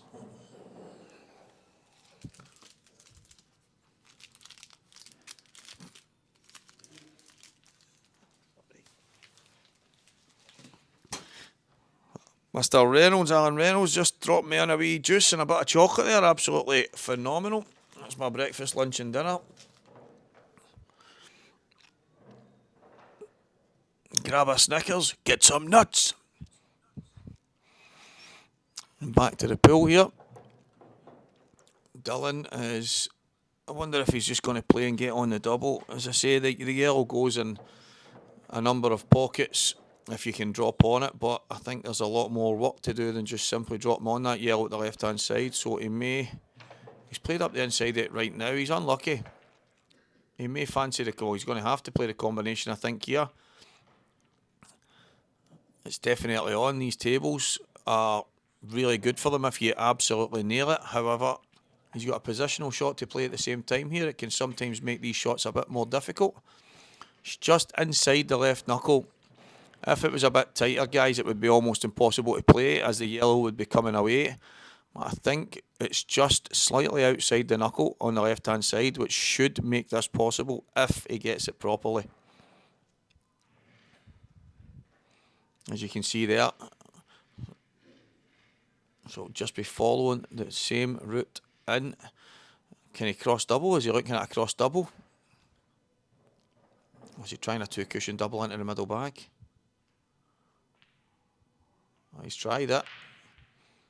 He's tried it as a kind of shot to nothing. But from where we're looking now, there's a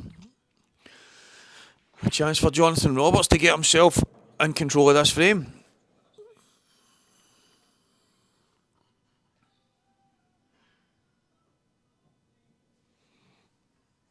Well now, I don't think the white passes. So that's a very, very good shot. There wasn't really a whole lot more that he could do there, to be honest, but he's just given the opportunity to Dylan. On you go. If you can make it, then on you go and do it. And if you can't, then I'll be at the table with a chance to get a frame and go in front.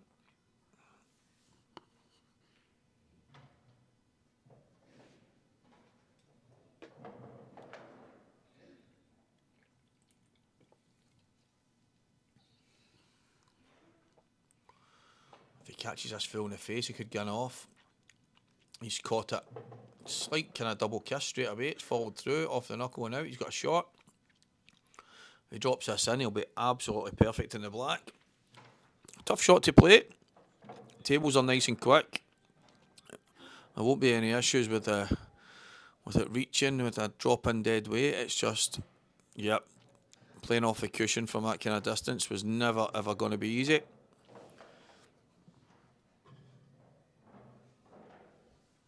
I think he's got to play the cut plant here. Play the cut plant. Back off 2 cushions, or he can just drop it in. I think 2 cushions. Oh, he's came towards the black. And he's okay. He's okay. It looks like the black goes. I think it goes. It must be tight from where he's seeing, but I think it'll just slide in off a knuckle.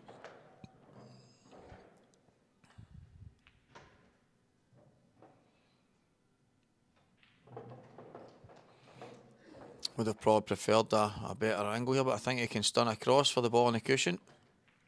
Yep. He's perfect. Run onto the top cushion. Give himself an angle just to go 1 cushion and across.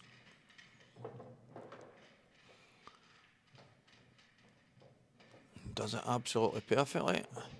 I think he just drops this in. Even if it is touching the yellow, I think it just goes straight in. Yep.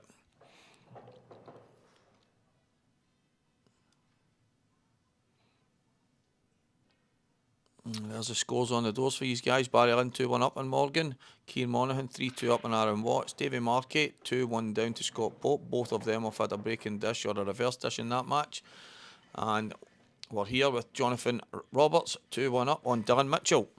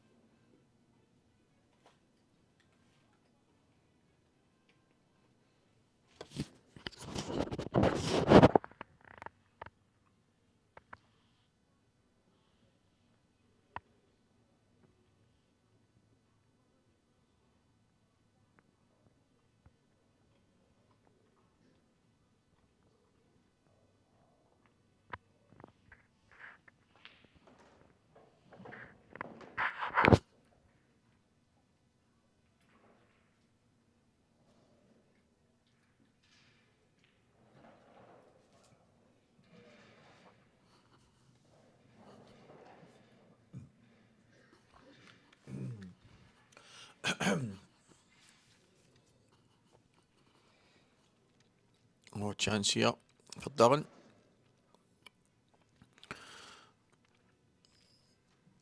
It's hard to see if the red just above the one he's playing just now goes in the opposite left bag or even across into the middle, but he's missed it anyway.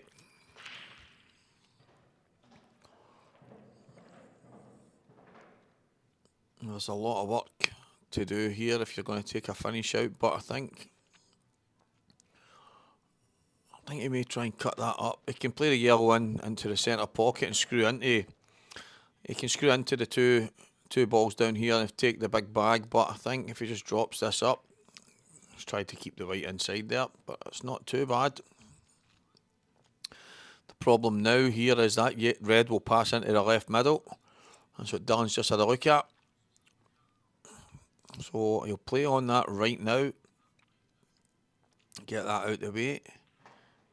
That's exactly what he's done, and now he'll work his way down the table. A good chance he'll take these out.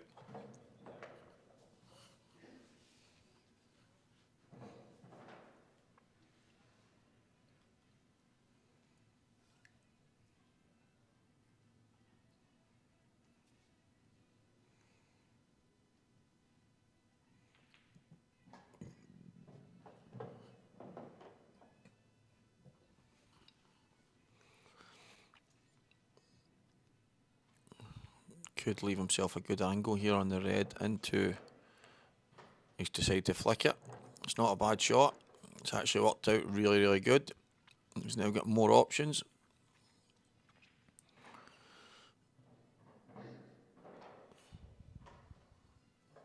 Just a drop in.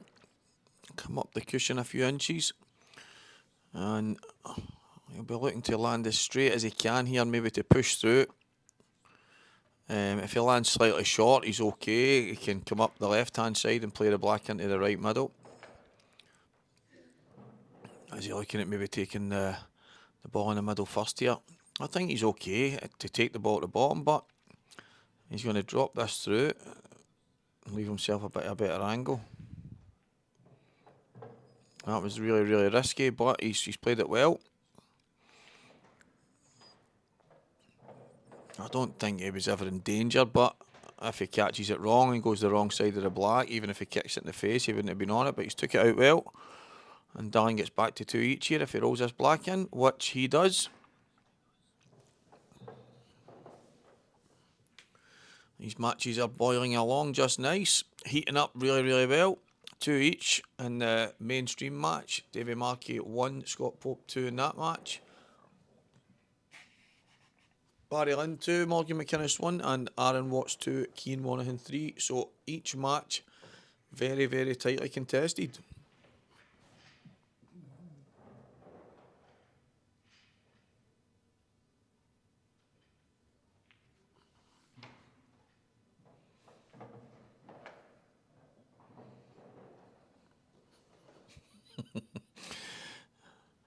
some lunatics on these chats. But no, you're right. Cash and carry. Barry Lint he's as good as anybody on his day. I would argue that's the same for most guys that can just about hold a cue. And if you can't, maybe you're in the wrong game. Maybe take up tiddlywinks or something.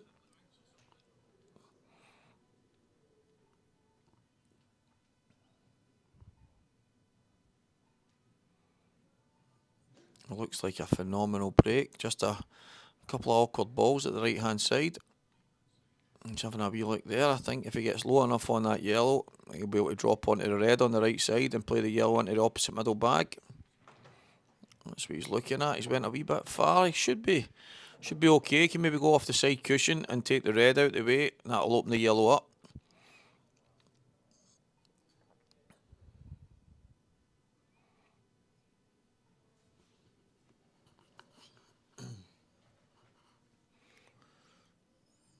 All about the pace, this shot.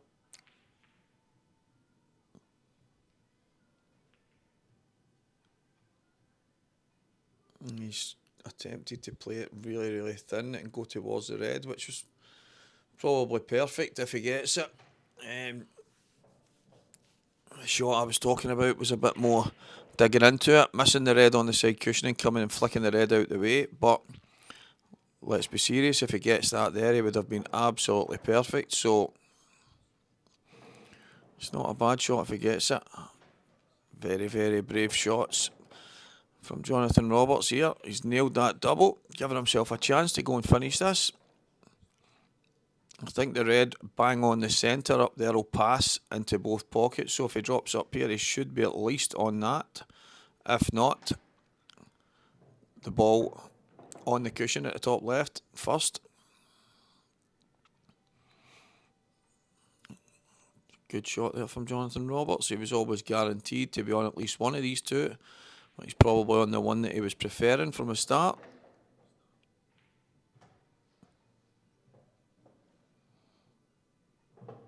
And the red in the centre of the table at the top end, that'll go, I think, in every single pocket. So the likelihood is it'll go in the left middle. He may actually play past it now. I don't know what the angle, how sharp the angle is. If he's coming down towards the middle of the table, yep, he's going to screw down and play it in the same bag, I think. Yep. It looks to me as if the black will pass into the right middle as well. So this could be done. A couple of good shots on the red. He's pushing through. Looked as if he was queuing the top of the ball there and then hits a wee bit lower in the bottom, but totally fine. He knew what he was doing. A bit more angle than he would have wanted. He's played it with a wee bit aside. He's perfect for it in the top right hand corner. A chance to go 3-2 up, which he's taken very well. So Jonathan Roberts goes 3-2 up on Dylan Mitchell, and Davy Markey is 2-2 with Scott Pope. Barry Lynn 2-1 up on Morgan McInnes. And Cian Monaghan has opened up a lead of 4-2 against Aaron Watts, which is on the other stream table. Fibretec Communications 67k Amateur Challenge, as you can see on the boards, brought to you by blackballtables.com. All your snooker pool and 9-ball, American pool, whatever it is, needs are on there. Anything you need, everything from cue oils to ball cleaner and gloves, you name it. Pool tables, covers, it's all there. So anything you need, guys, get yourself on blackballtables.com and get whatever you need. We're here live on Scottish Q Sports Streaming.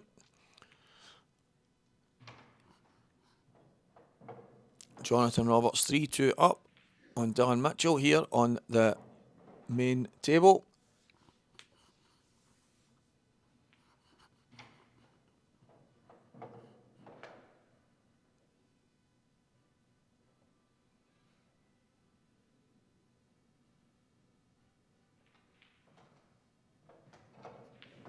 Well, Jonathan Roberts has decided to go reds here. I don't think he had a shot on any yellow, to be fair, so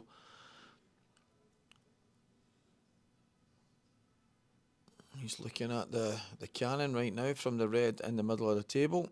He's going to cut that into the right middle bag. Is he looking to come off the bottom cushion? Maybe with a wee touch aside. A little touch aside. If he misses the yellow, he should open things up well. If he hits the yellow, he should still have a shot. That's probably the best. Maybe the best of what he could have hoped for playing that shot. I think he was hoping to miss a yellow. He just has to. If that red, it looks like it still goes.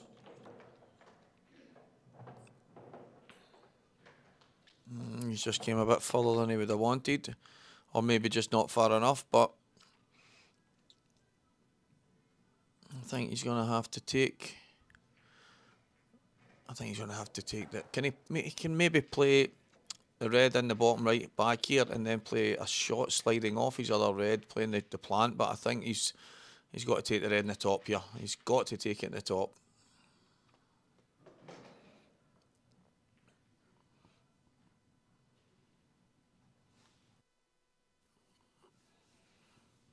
Probably loads of people watching saying, Stevie, what the hell are you talking about? But it's just what I'm seeing, guys. He doesn't like it no matter what. I think he's going away too far if he takes the red into the bottom right. He would basically be going far too high. So he's going to try and go across and off the cushion and back over. Well, he's decided to go low. He's cued that really well.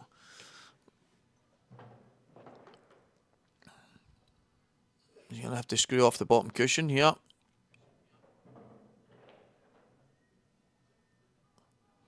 It looks as if he's cueing really high on the white and then hitting down on the bottom when he's playing the screw shot.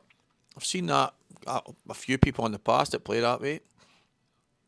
It can be very, very deceiving. Dylan's got a chance here. Get himself back on level terms. He's nailed the long yellow. A couple more good shots to go.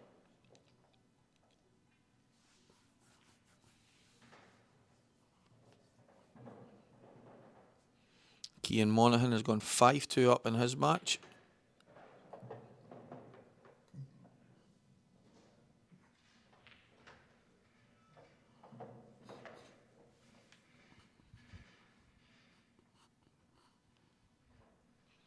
Just flick the red out the way. That's okay. He'd probably hope to come a wee bit further back and leave himself a better angle on either yellow, but he's absolutely fine here. Barring a big mistake, he should take these yellows away.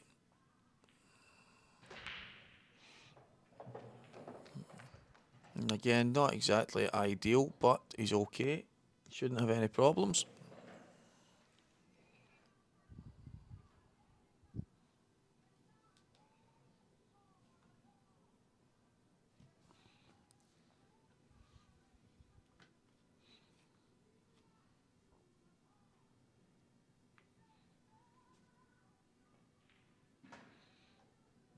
Oh, I think he's snookered.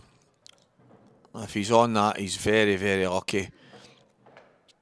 And again, that's just down to pace. The only place he could go wrong would be at that red. One red in the middle of the table, a couple of inches. He really had the whole table to play in. He could have played that as hard as he wanted. And that's a big mistake if he's not on it. It's hard to see. I think he's going to jack up. Yep.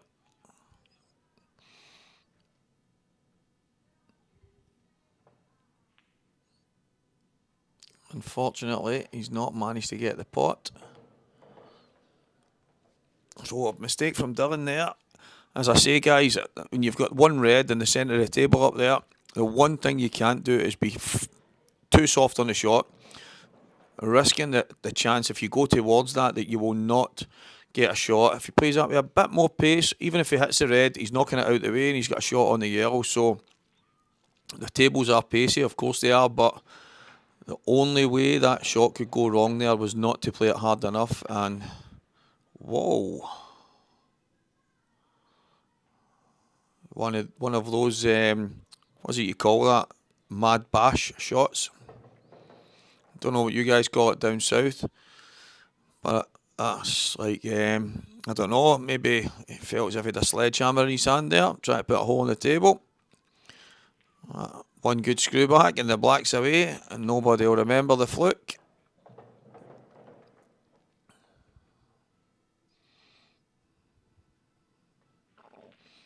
Jonathan Roberts, the pinball wizard.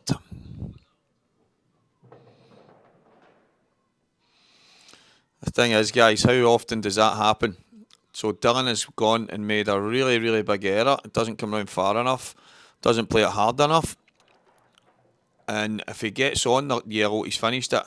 Now, Jonathan Roberts has managed to end up getting a really, really sick fluke, a big bit of luck after a crazy swing at the ball. But how often does it happen? Over and over and over, you get really badly punished for any kind of minor error. And we all sit there and go, look at the luck he's got, look at the fluke. But when you think back, the shot before is the one that's cost you, the pinball wizard.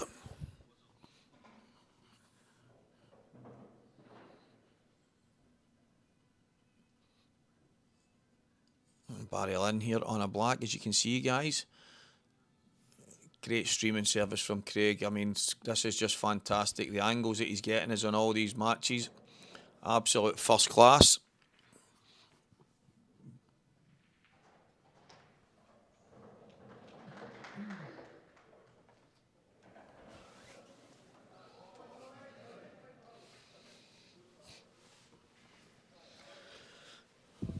Barry Lynn is now 3-1 up on Morgan with that black that you guys just seen on the TV.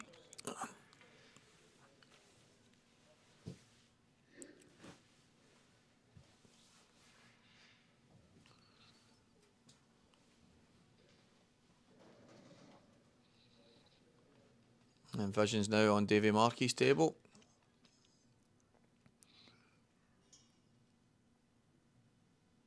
Truly is first class from Craig at Scottish Q Sports Streaming. He's really raised the bar.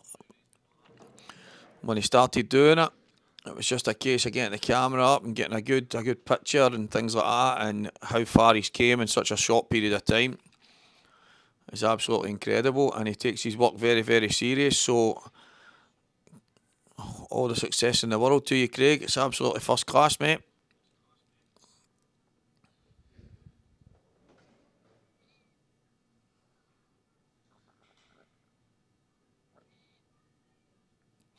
Fibretec Communications 67k amateur challenge, guys. We're back on the main table. Dylan to break.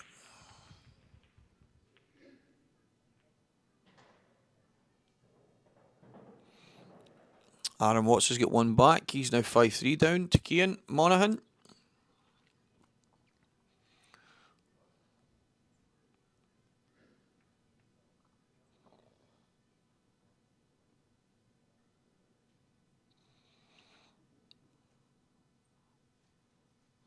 I think everyone was on the sauce last night. The chat on the YouTube channel was absolutely buzzing.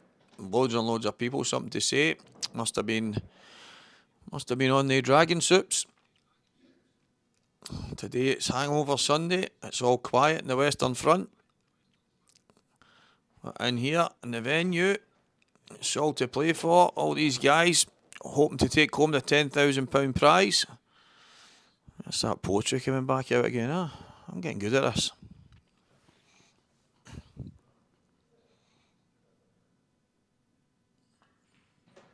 He's tried to kick early doors and he's kicked that out lovely.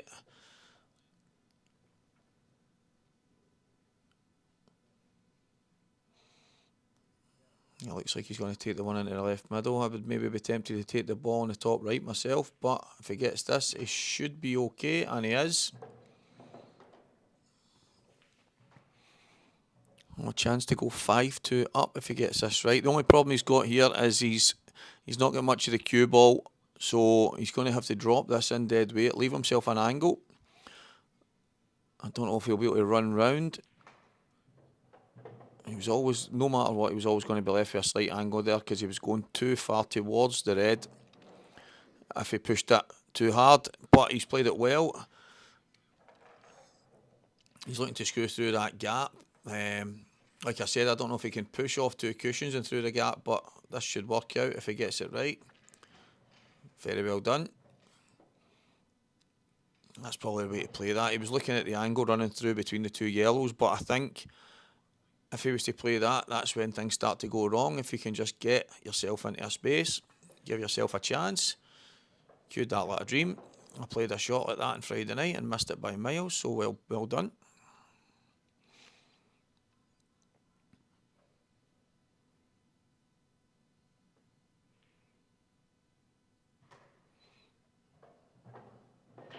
Quality finish there from Jonathan Roberts.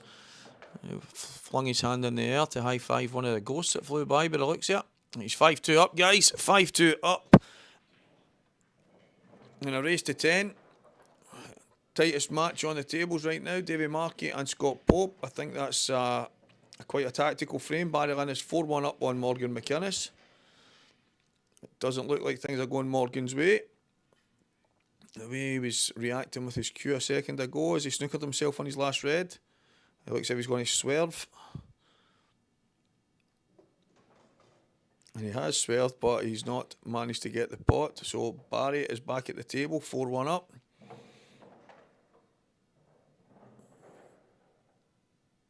Jonathan Roberts to break. Back in the main table, guys. Red away.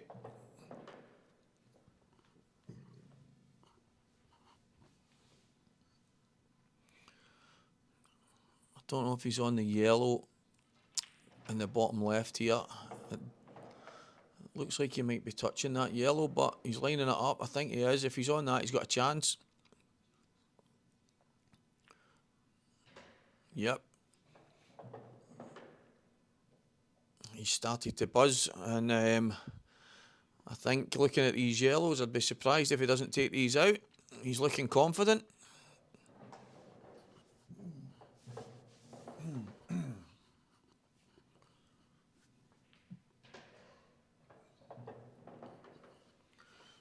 Very good shot. Get that one out the way. Just a drop in. He's going to take the one on the left top corner first. Well, why not? Well, you're on it.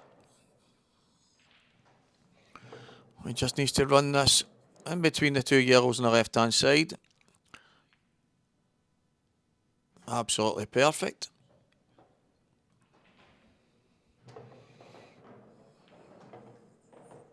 That's okay. Probably not out as far as he would have wanted, but he's fine.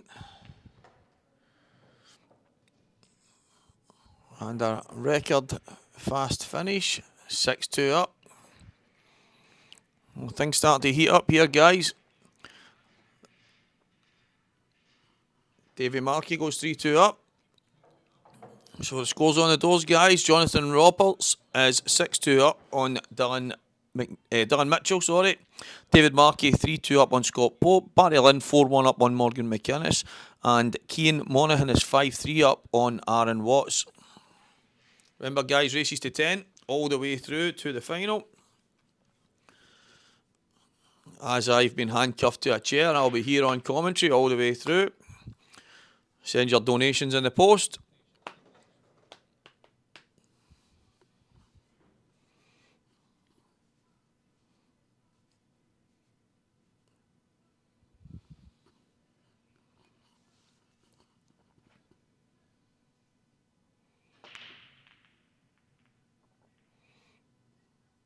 They just aren't falling for Dylan here.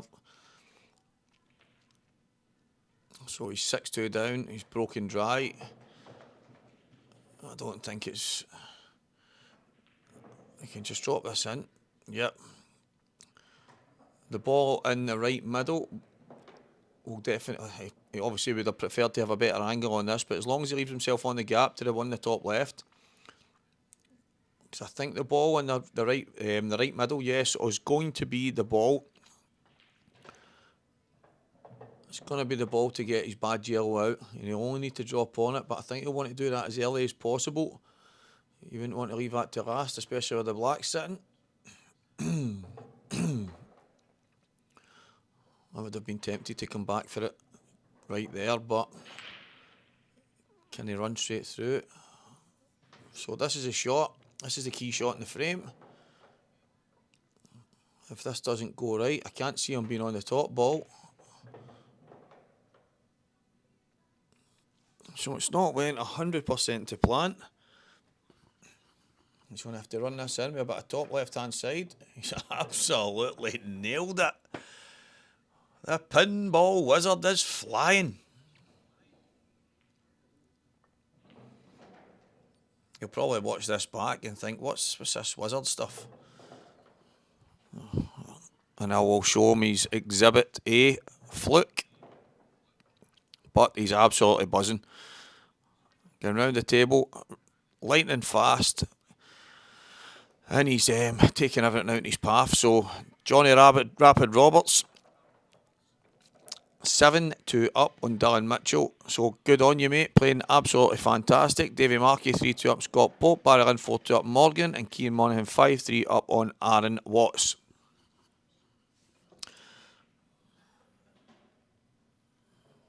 Kyle, it was a phenomenal double. He had to slam it in with loads of left-hand side so that he could come out for the top ball. It was absolute class. He's lost the white here, though, so the opportunity that Dylan's been waiting for, and he needs to take any kind of opportunity that he gets. He has to take it.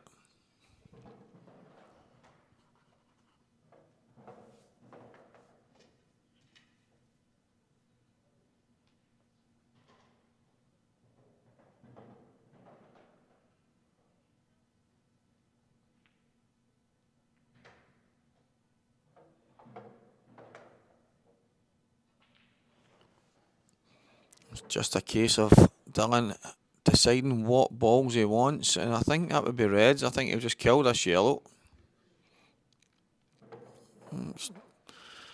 He didn't have. Well, it's not going to make any difference. He's not going to have any worries about where the yellows are. He's just going to take the reds out. But I think the red at the lower side at the top end must plant, and if not, the top one definitely does. So you want to get himself on that gap if the bottom one doesn't, as quick as possible.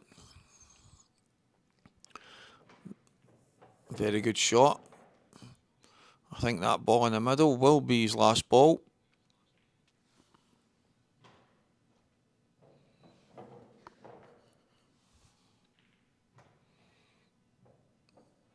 He's okay, that's just fine.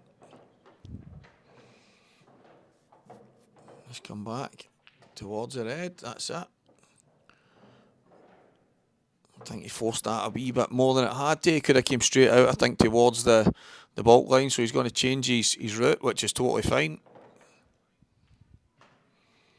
The key here is just to get on that black, which is straightforward enough. It's towards the left middle bag, so I don't think there'll be any worries no matter where he lands. He can screw straight back, he can run off the cushion, and I think he'll just screw down towards the blue spot. That's exactly what he's done. Overrun it ever slightly, but never in a million years was it going to be a problem.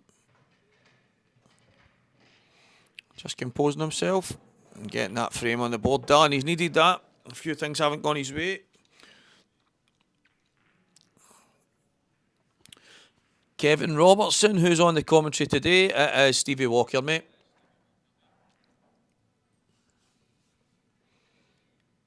Go 7-3 in the main table match.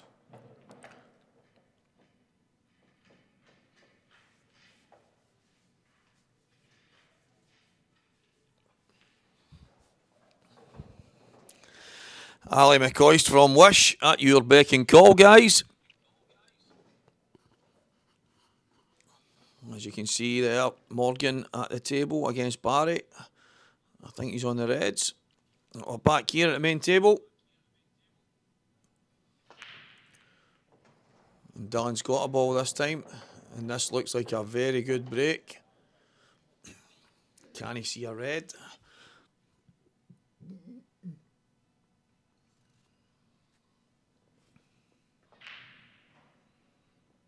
Kev, exactly, mate. Brian Garrick is not here to play some mental tunes. I think he had Taylor Swift on for about 4 hours at the Scottish Seniors event.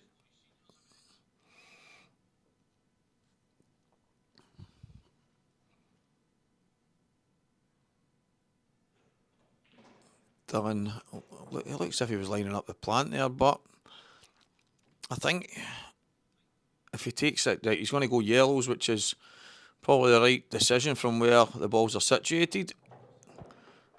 And I mentioned earlier, I think it was in the last match, it was on the stream. I don't think he has to worry about that yellow on the side. He can play that straight down the cushion, just nice and easy dead weight, and they do take them. They don't move. They don't run off. They play quite true. So I would be surprised. Well, obviously he's just gone and missed the yellow now. So Johnny Roberts has now got a chance on these reds.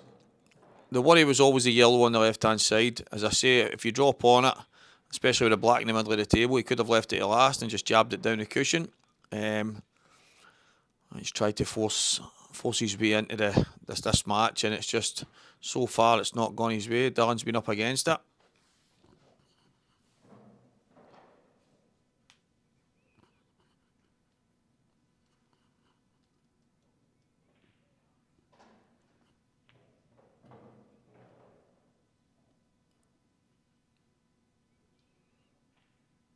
No, I totally agree. I think talking about Big Davy Market, he's obviously 4-2 up right now on Scott Pope, and Davy is one of the guys that he's probably one of the most consistent players in the last number of years. He's always thereabouts. He's always quarterfinals, semi-finals. He's always mixing with guys at the top end of tournaments, and he's always maybe just been a tiny bit shy of maybe having the run of the balls. And I think over the course of this weekend, he took one big defeat to Declan Duff.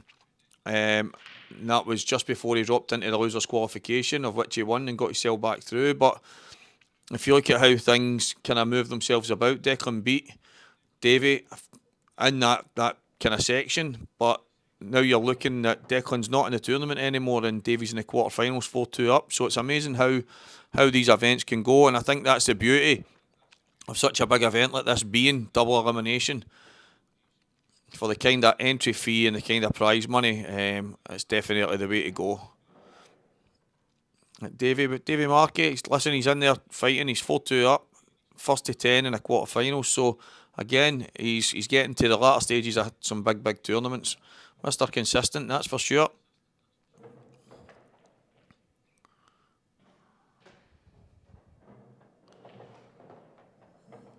Oh, big chance spurned again. Dylan, that wasn't easy. Dylan didn't. I think he played that far too hard. He only had to drop it down, come across. Was never ever easy, and no doubt am I saying that it was. In no way am I saying it was. Sorry, but he's given another chance to Johnny Rapid. Mr. Roberts is absolutely flying, so I expect him to get these. It's maybe a bit thinner, this, but he can possibly just drop down. If he comes too far, he can knock it in off the far knuckle, so it's absolutely perfect. Dragged it in with a wee bit of side, straight in off the left knuckle, killed the pace.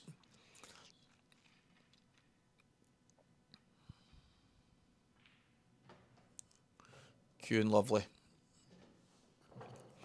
So he'll run up off the top cushion, I think, yeah. Oh, he's just dropped it in. The angle wasn't too bad. He played it just enough. Oh, that is. I mean, obviously, I've suggested there that he go up off the top cushion. I think he's seen the angle just to drop it in. If it's bag weight, and then that made the black a little bit harder. He should never be missing that black, but it made it a bit more awkward. But he got it in. It wiped his feet, and it's now 8-3 to Jonathan Roberts against Dylan Mitchell.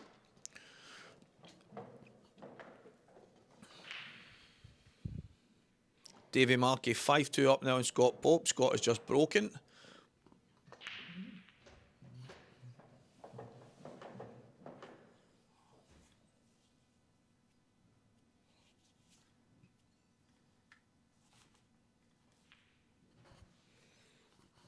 We're back on the main table, 8-3 the scoreline. Jonathan Roberts, Dan Mitchell.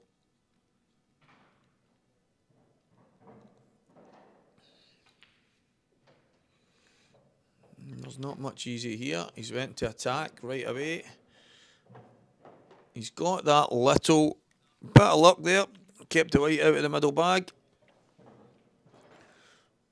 I think the top red here passes into the bottom right corner, so he's maybe got a chance of clearing the bottom left bag at the same time here, which would really be a stroke of absolute luck.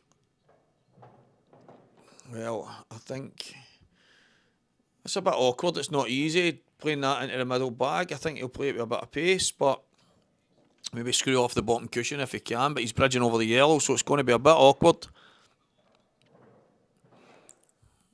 But he's at the table, exactly where you would rather be and standing watching.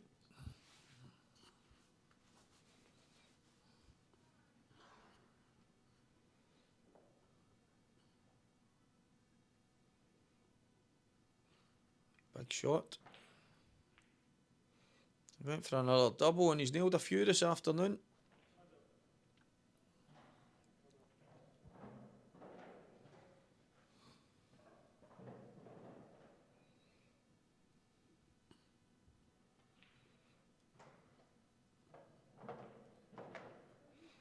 The tightest match so far, Barryland 4, Morgan 3. Tough battle of the Scots.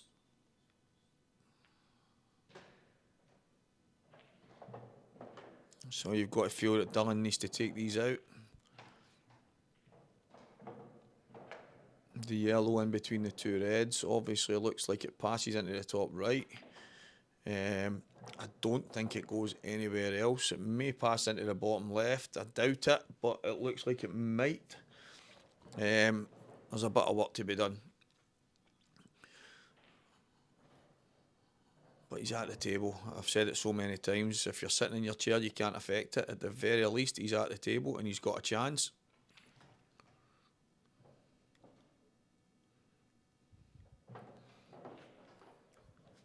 Big shot. And get himself just the right side of this yellow. He's going to have a chance to take these out.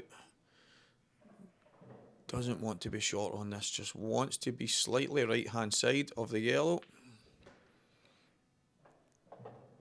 Probably a bit further than he would have wanted, but I think he can play a nice delicate screw shot here just to kind of miss the red. He may even come towards below the middle bag. Yep, he's done that, but he's not firing. Dillon is not firing here, and it's a shame because he's been absolutely fantastic the full weekend. And sometimes you get into a match and it's just not for you. Johnny's just had a slight kick there.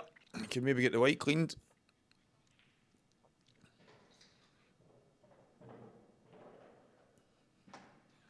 Would have maybe took the bottom one there first, but he's absolutely perfect. He can just drop this in. He's just off straight, so he should be able to. Oh, he's dead straight, but he's fine.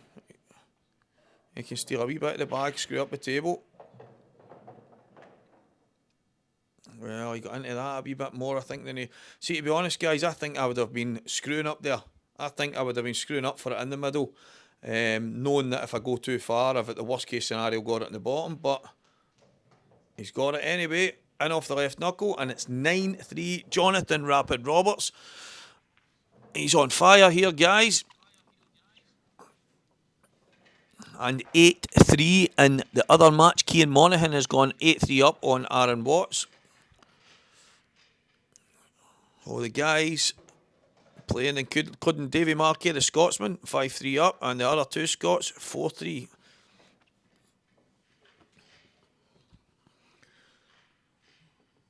Will there be two Scots in the semi-finals? Will there be one? Welshman, English. Scott Pope has a French flag. I'm suggesting that his name's not very French. However, he might well be a descendant of Napoleon, or even some French Pope. So if you are indeed French, Scott, au revoir. I don't know what that means right now. Is that goodbye? Was that hello? I don't know, guys. I don't know. Started to ramble a wee bit there. Forgot about my French in school, so we'll get back to the pool instead. Dylan, 9-3 down at the table. He'll be feeling really hard done by, but he has had a couple of opportunities that he hasn't taken. A couple of shots that he'll be disappointed in, but he's hanging in there. He's at the table. He's still there. 9-3 down. Long, long way back, but I've seen it happen before.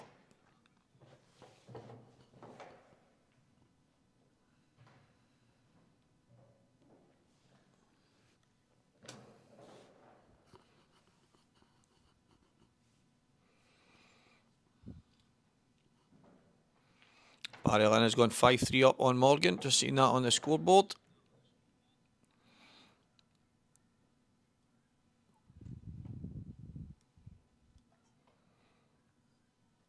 I don't think Dylan's gone far enough for the ball closest to the yellow at the top right bag, so he's having to come down the way.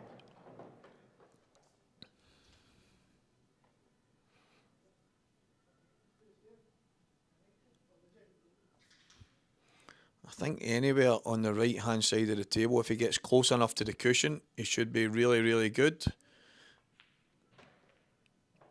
And he is, so he should be okay from there. He needs to take these. Obviously, he's going to have to sit and watch Jonathan Roberts, Mr. Rapid, have a break or two.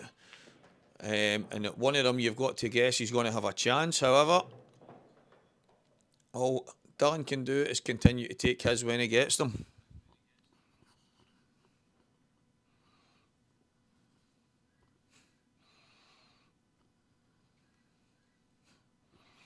That's actually quite clever. Do you know what? I know in the middle of it, I was playing a guy not long ago, and you've got a Brazilian flag, and I think it was one of the boys in Scotland, Joe Herring, I think he was on last night. I think he's got a Brazilian flag. And one of my mates actually said, listen, I was watching the pool and you were playing a Brazilian guy. How did you get on? Obviously, he didn't look at the name to see if it was a Brazilian name, if his name was De Souza or something like that. But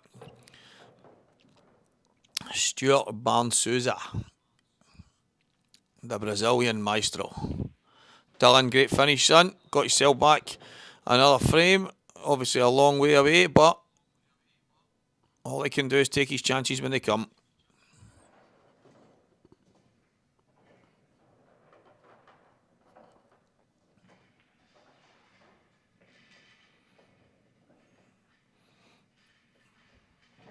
That was a great finish there from Dylan. Absolutely brilliant. He landed slightly short on the ball in the top right pocket. So took another one away. Worked his way back round. Got the finish, and it's the best that he can do in the situation. Couple of mistakes. Couple of things haven't went his way.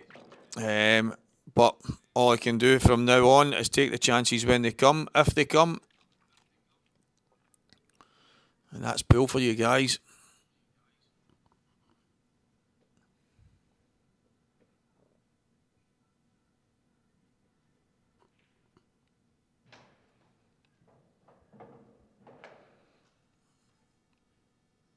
It's a tough starter here.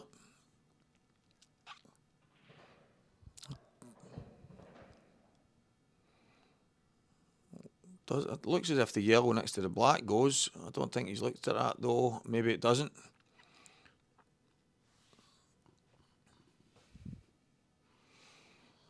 I actually leaned to the right on my screen there as if it would make me see it better, which obviously it didn't. So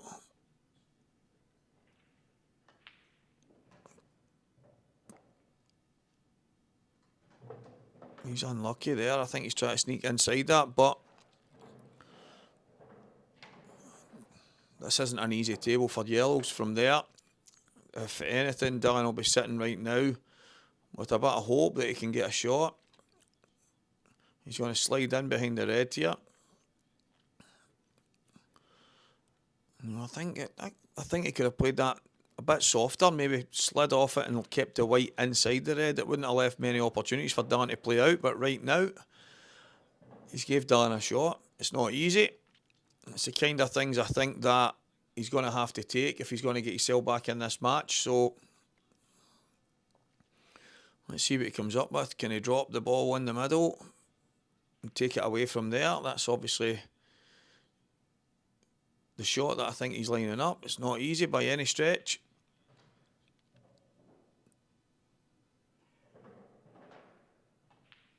He's played it in with serious pace. That's a fantastic pot.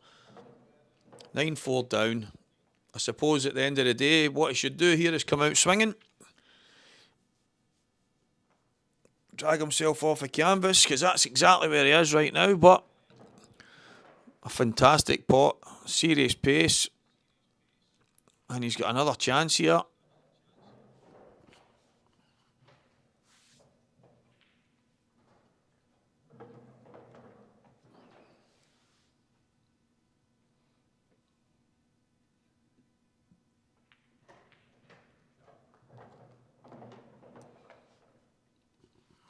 He may decide to go into the red here next to the yellow. He might leave it and play it in the bottom for the black. I think he was playing that in such a way there. If he did, he was only playing off the side of it and still coming up the table for these two reds. And as I say, either way, I think he's still fine. Leave that to last in the bottom right. Should get you nicely on the black.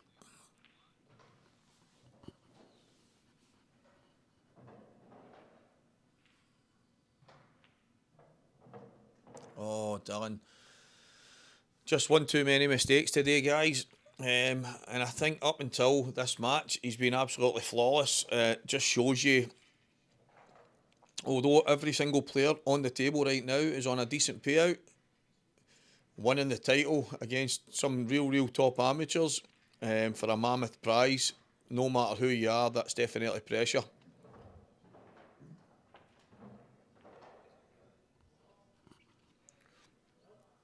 Well, this is another chance he probably didn't expect to get, so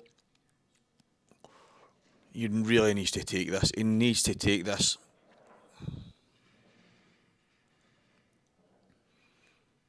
Dylan Mitchell, 4 frames. Jonathan Roberts, 9, and a race to 10 frames. He really needs to get this finish.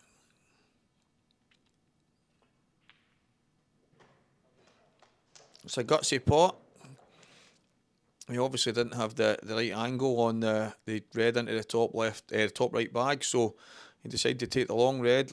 The position of the yellows down the bottom may not look great.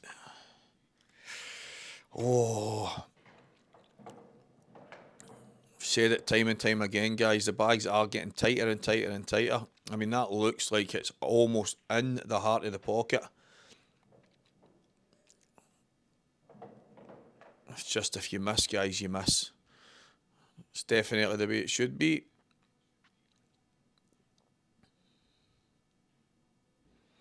Barry Lynn 5-4. Morgan's got back to 5-4 now from 5-3.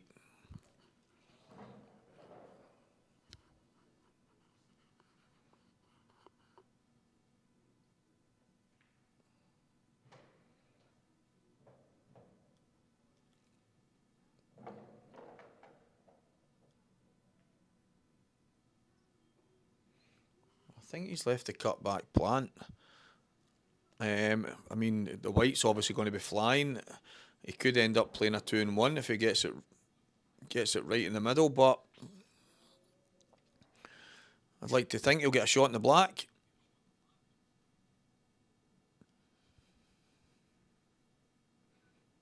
He's going to play a double.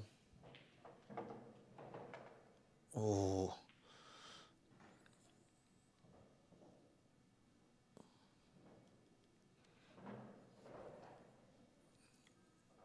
This choice of shot here, if he gets it right. I've just seen a hand floating through there, guys. You see that? Someone lost a ball. So I don't know if he's left an edge here. But regardless, it's not easy from there. 6-3 now to Davy Markey. And 9-3 to Kyle Monaghan.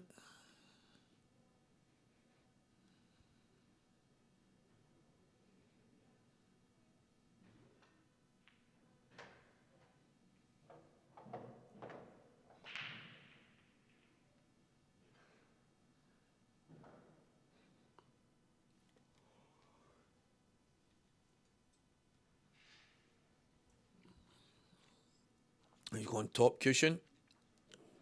A hit at this stage right now is good enough.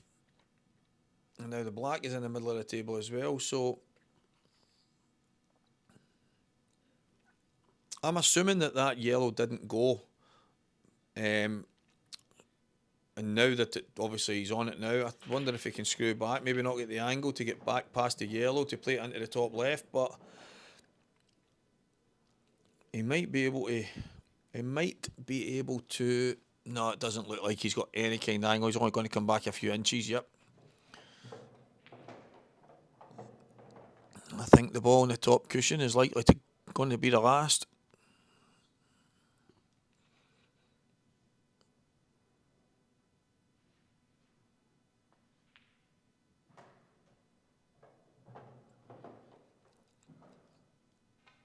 Just needs a nice angle on the yellow into the bottom left pocket so that he can get on the one in the bottom cushion. Oh, he's coming up high right away. That's a good shot. Doesn't want to land straight. Oh, and he's bridging as well. It's awkward.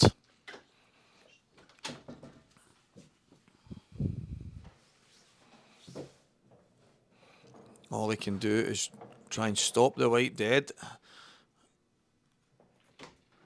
He's done that. So, two massive shots in the context of this match because this is to win it.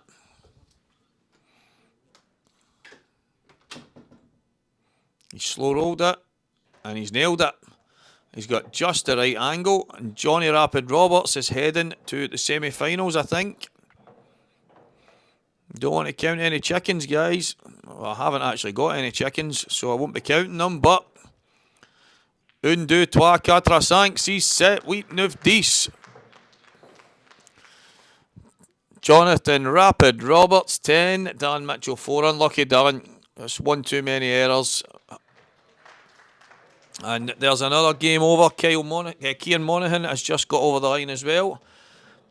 That is 10-3 in that match. So, a couple of tight ones in the... Young Preston has just joined us again. Crazy boy.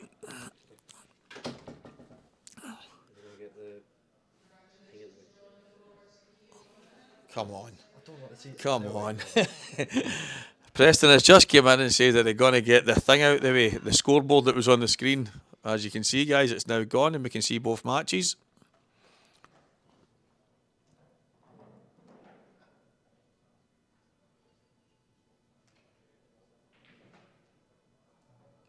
Morgan's absolutely hammered that in there. I think he was hoping to get the white ball out a bit further. He's not managed it.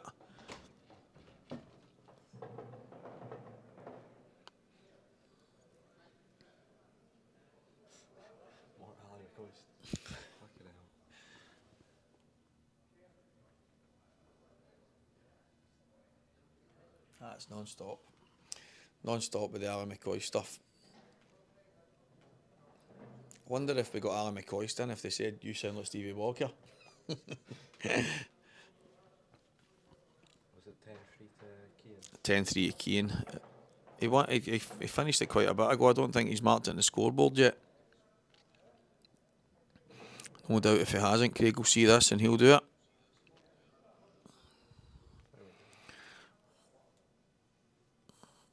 Craig zooming in a bit for you guys.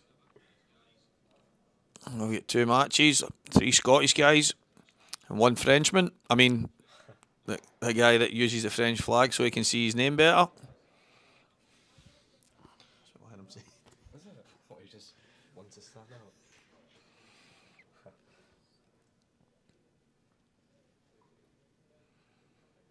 thought Davy Markey was losing.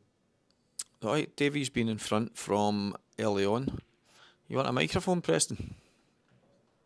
What is it? I don't know.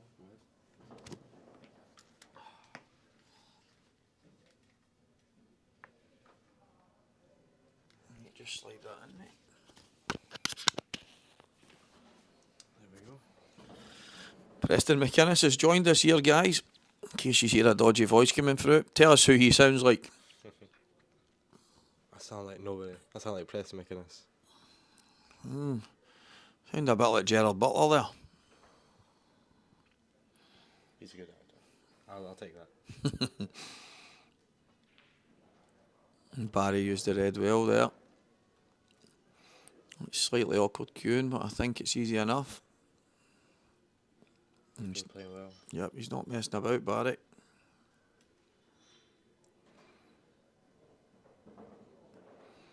His break as well. So Barry goes 6-4 up against Morgan. Davy Markey currently 6-3 up against Scott Pope. Is Scott on reds or yellows? I think that was a red. It might have been a yellow, but I thought that was a red that Scott just took. But as he played the shot, he kind of walked across the front. So it looks like a red. I think he's going to take the red in the middle here.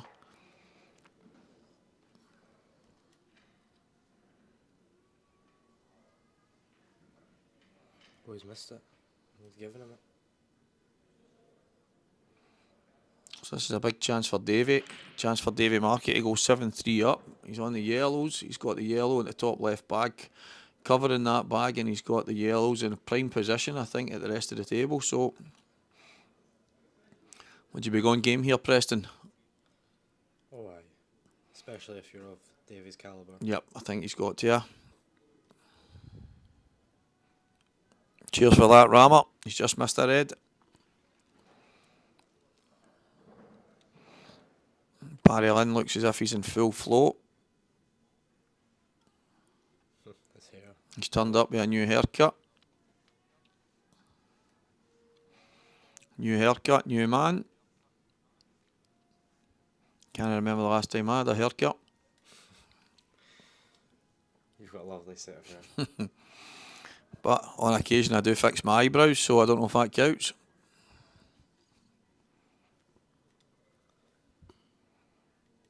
He's taking his time, Davy is.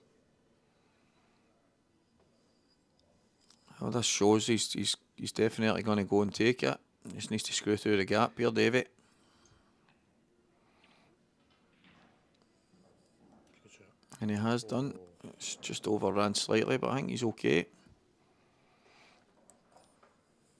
I think he can come, if he plays it, he can come down past the black and he can maybe have the yellow into the middle, or he can come further down for the yellow into the bottom left bag. Do you think the yellow in the middle goes past the red to the bottom right? That might be a shout, it might do. We'll find out how he plays this year, if he comes round nice and soft off two cushions. And he has done that, but he's played to come down and put it. That's a good shot. Aye. It's actually a very good shot. It's perfect. Take that one in the middle, one in the top, and then the black's easy for you. Yep. And Davy Markey's looking really, really strong.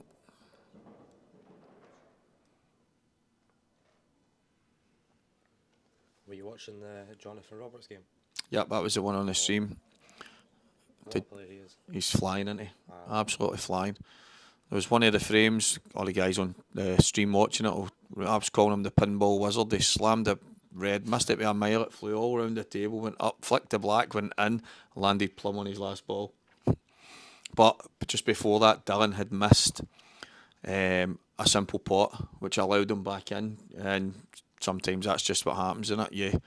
You get punished for any mistake. Oh, Davy, I think Davy should have just dropped that in there. Aye. He tried to stun up when there was no need. Just drop it in. I know he would have had a bit more distance, but drop it in, drop the yellow in the middle, and he'd have been absolutely plumb. But now he's going to have to come off a bottom cushion. And it's hard for us to see the angle. He might not be able to come straight down off the bottom cushion. He might need to go two cushions. That's poor.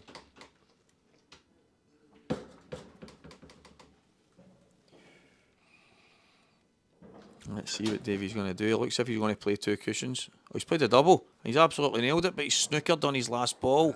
It's too far. Oh. All he had to do was drop the ball in the bottom left bag, drop the ball in the middle, drop the ball in the top. When he decided to stun up, all of a sudden he's 6 inches out of position. Is that a rush of blood?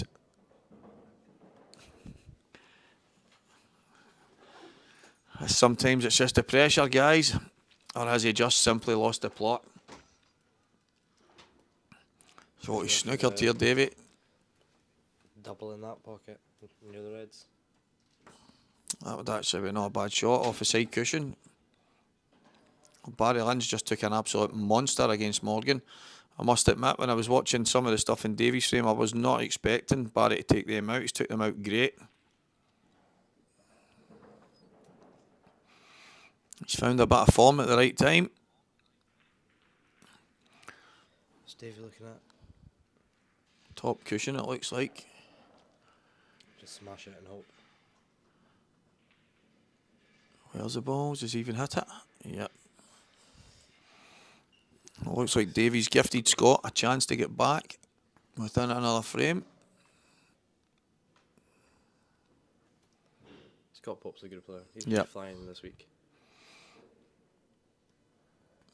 He won these, was it his last 16 tie very comfortably. He was on the stream table, played really well. And Morgan's dry. Yep, he didn't catch them properly, the balls just didn't open. Let's see if Barry goes for it.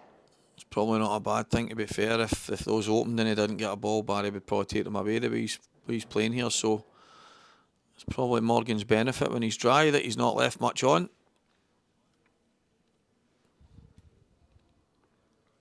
Baza. Love that name. Nah, just a wee tabby frame.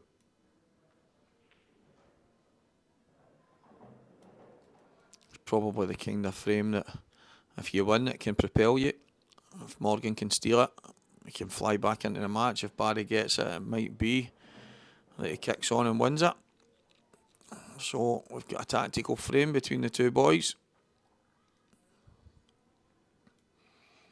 Davy Markey will be kicking himself. The big man had a great chance. He's just overhit his third last yellow, and he won't let it get to him too much. He's not that kind of player, Davy. He'll just shake it off. A bit unlike me, I'd be in the toilet right now having a square go with a mirror.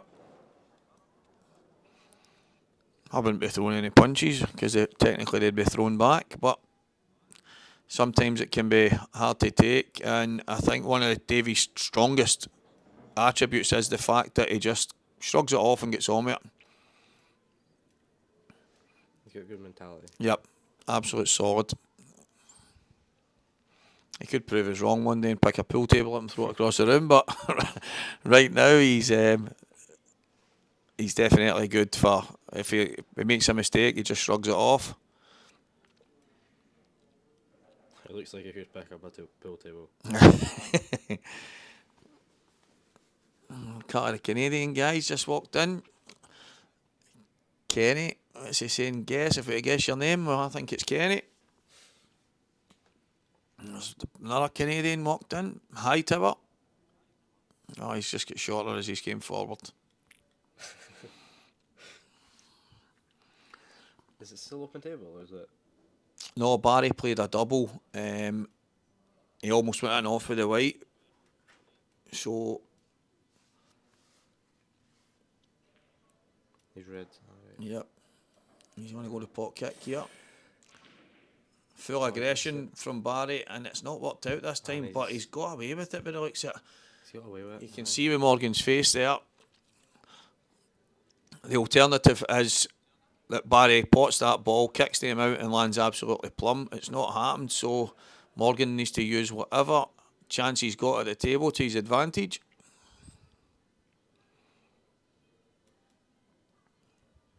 He's been playing well.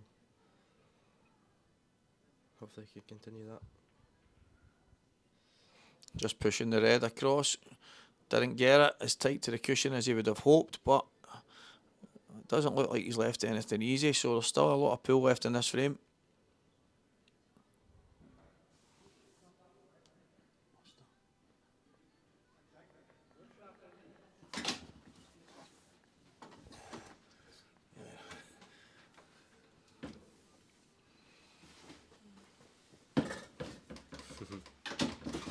That happened last night, didn't it? I know.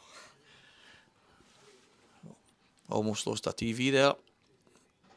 He's gone for the double. He's got it. Oh, Barry's played the double. I think he might be on the red in the top.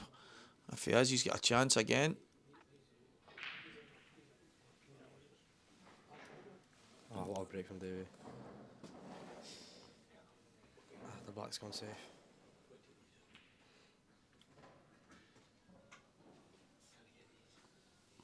It's just that red, isn't it? Aye. Davy Markey with a really good break there. It's just a couple of balls have landed slightly awkward. Oh, what's he done? What's Barry done there? He's miscued. Well, it looks like Barry's had a miscue and Morgan McInnes is back in. Just at one stage here, it didn't look like Barry was going to miss. Looks like a slight miscue. At least that's what he was signalling towards when he was feeling his tip.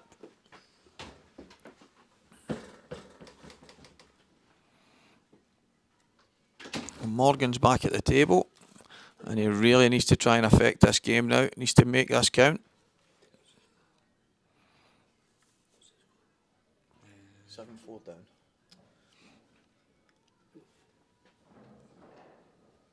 He's going for the safety, Davy. Davy Markey looks like he's just pull it.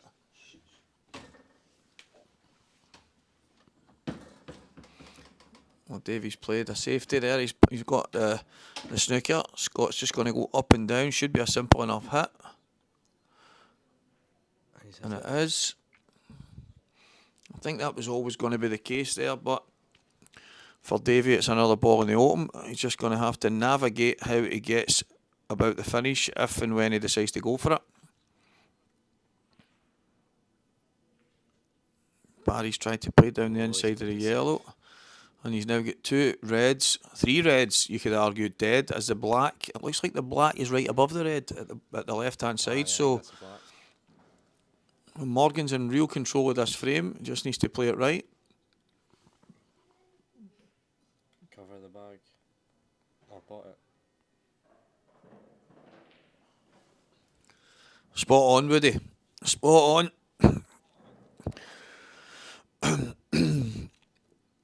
The sons of legends going toe-to-toe. Very, very true, mate. Oh, Barry's old boy will be having a look down. And Ross is always charging about here somewhere.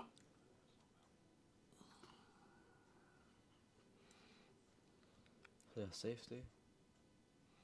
Just play it into the knuckle. That's it. Good shot. It's a good shot from Morgan. Looking at Davy's table, I think he'll just slide off this red, put the white up towards the top. It's very much like a Davy Markey shot. Yep. Oh, he's giving 2 shots away. That's close.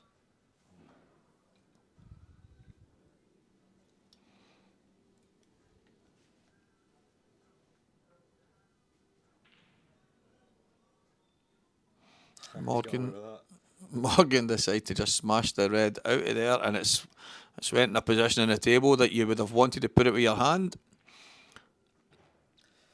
So a chance that Morgan needed, a chance that he has to take. 7-4 down, race to 10. Every visit to the table now is very important. They are from the start, but when it gets to this stage, Davy Markey, this is a chance to make up for the frame before. Chance to go 7-3 up in the frame before. Slight error. He's back at the table now.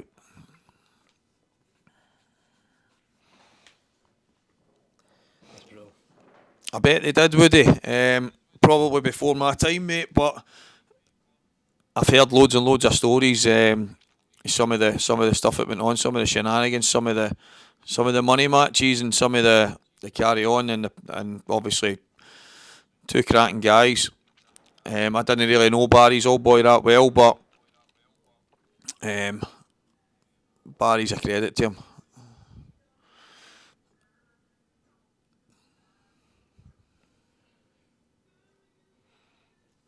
can answer that. Does Morgan still practice with Liam? That's aye, they do. Here or there, yeah.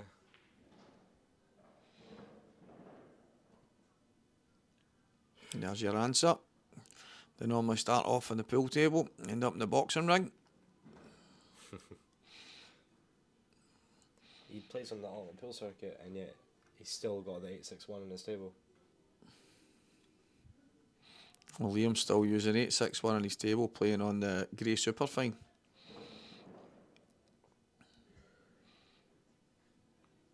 Oh, big frame here for Morgan to get. Gets back to 7-5. There we go. That frame was massive. 8-4, 7-5 is two very massively different scores. The way Barry's been playing, he's not been missing. Very composed, very quick. The way Barry plays, very aggressive. But that frame there just didn't go his way. Morgan played a couple of really good shots, made it awkward. And when the chance came, took them. 7-5 Barry Lynn against Morgan McInnes.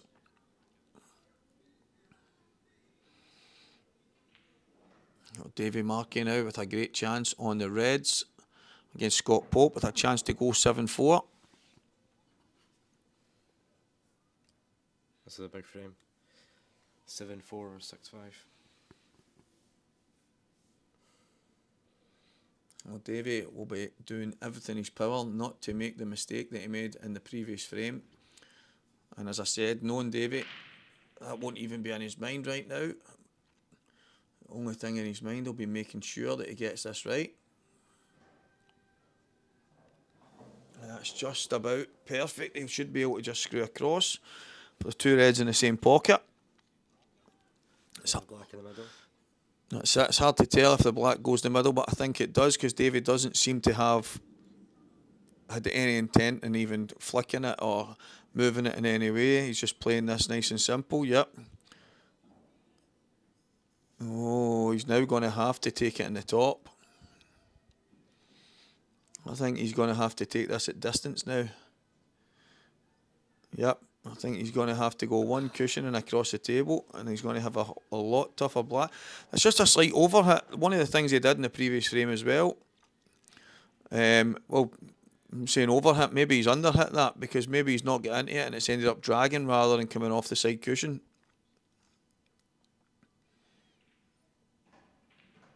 Oh, this is a tough shot. So he's got a shot. It's a massive shot in the context of this match. Preston just said there, 6-5 is a massive jump from a possible 7-4.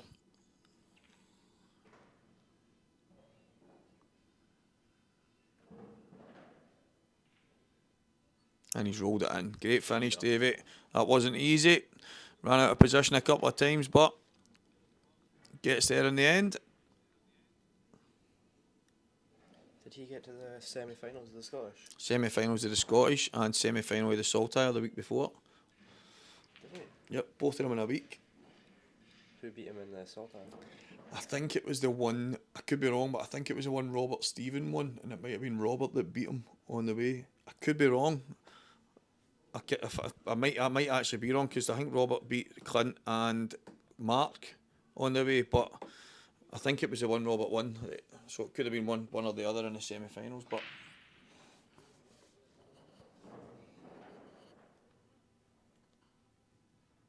me and Davey had a battle in the Glasgow Singles League in between that where we drew 6 each. Couldn't shake me off. Big Davey couldn't shake me off.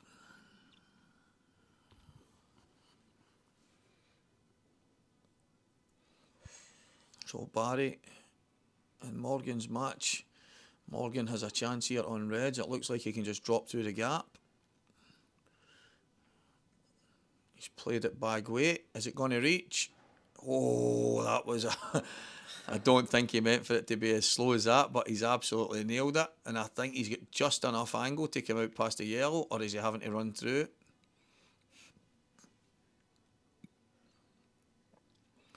It looks as if he maybe have to run past. Yeah, he's got loads of room. Oh. He's okay. He's okay. So Morgan will get within one of Barry Lynn. Quality match, guys. It was the one that Jamie Burnett won. What was it? It was the last one, yeah. Oh, so it was. Gio Roberts beat was the him one in the before second. it. So it was. Yep, that's right. Imagine that, 18 years old and you're in the final of a Saltire. Right. And then the Final of the Scottish as well. Yep, some top young players. Young Charlie that was here yesterday. Yourself, Preston. Young Is it Kieran really? Kay. It's up and down the country. Some top class young players.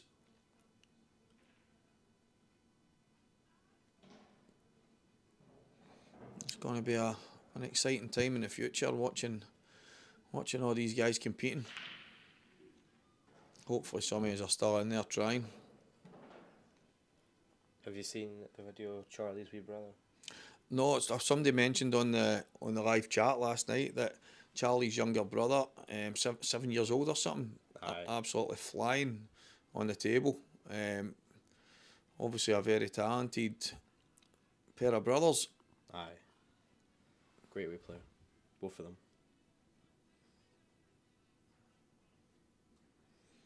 Well, Morgan's managed to get to the table again here, I think. Did Morgan break? So I think Morgan reversed dished in the last one. He can hardly reach the table, and yet he's breaking and dishing. A huge break for a 7-year-old.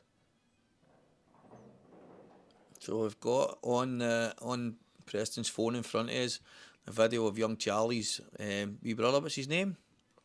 Lucas. Lucas. And he's broke the balls great. He's on his tiptoes. He's on his tiptoes playing a shot, jacking up. Incredible 7 years old. The talent that kid has at that age, unreal. That's a bad shot from Scott Pope. Oh, He's just Scott going to have it. has put himself in trouble against Davy. And that's just what Davy's looking for. A bit of frustration from Scott. Davy will have a chance to step in and take these yellows away.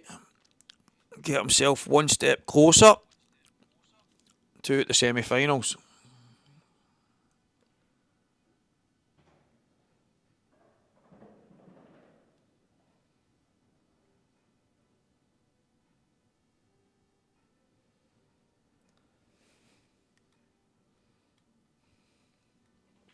Have you been to the White Rose? No. Oh. I've seen photos of it and my dad's been, and it sounds incredible.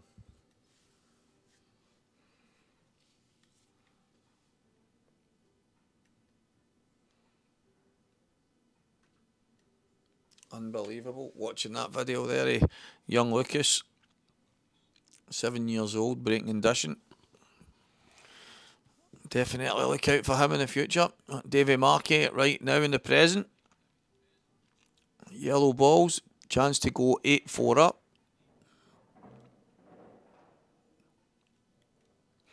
Morgan has fought his way back from 7-4 to 7-6 just now, and he's at the table. Is he snookered himself? I think he's left himself awkward on the yellows. Up and down.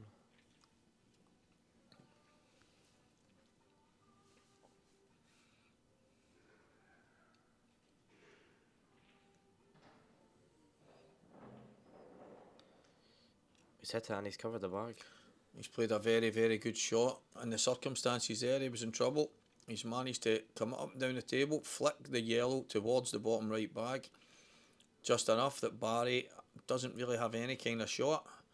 I don't know if he can maybe sneak the red inside it, the one that's highest, but at the end of the day, he's not on that right now. Does he have a pot? I don't think he does. Based on the, I mean, if Davy wins this match, he's obviously in good position right now. Against John Roberts, you know he's going to go for absolutely everything. Whether he's slamming in doubles, kicking into balls, it's just the way he plays. Very, very aggressive. Davy is the type to just sit, pick his positions and when to go and any mistakes that get made, he usually punishes them. So it'll be a good contrast. If John Roberts gets the finishes, then obviously it won't matter what kind of style and tactics Davy deploys. So it's just going to be a case of when Davy gets them, he takes them as well. But I think you're right. It will be a fair matchup if Davy gets there. I think it's just whoever gas himself out. But Davy's playing slow. He's playing smart, so I think Davy can get away with it. He's playing very, very intelligently. He's not doing anything crazy. He's not looking flustered. He's just playing simple pool. I mean, he's landed quite awkward on the odd thing, but again, this is very similar, guys, to a shot Davy played last night that he missed. He kind of hammered it down the cushion at too much pace when he could have just dropped it. But in this instance, he does want to come a wee bit higher, so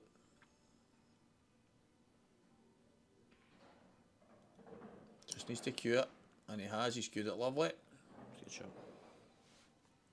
There you go, guys, right in the centre of your picture. The man behind the live feed, the man behind the streaming. Craig looks like he's stealing a pillow. I think he's put up his jumper there, guys. Come on, Craig, you're still in the hotel. Preston's shaking his head here. I'm expecting to see feathers falling out from underneath Craig's t-shirt. Yeah, but he is absolutely fantastic at what he does. Best at what he does. 100%. Yep. Unreal. He's very meticulous. He's a perfectionist, and he deserves all the plaudits and all the praise he's getting, because what he's got on show for everyone is absolutely phenomenal.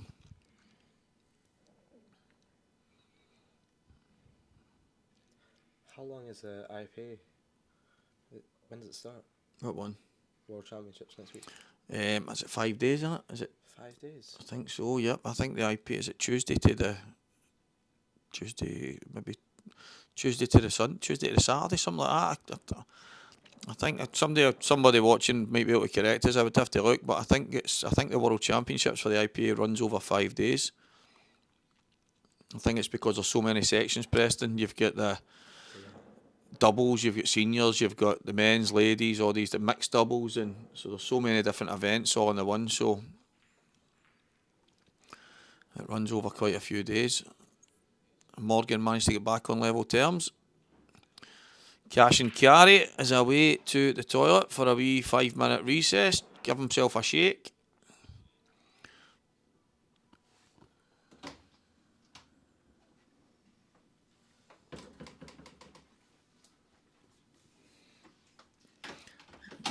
That's great feedback, Woody. Started playing when you were 5 and downhill when you were 8.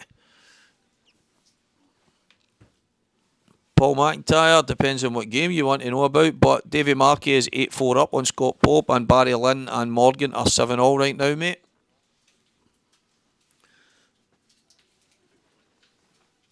Right, young Preston McInnes at my side here.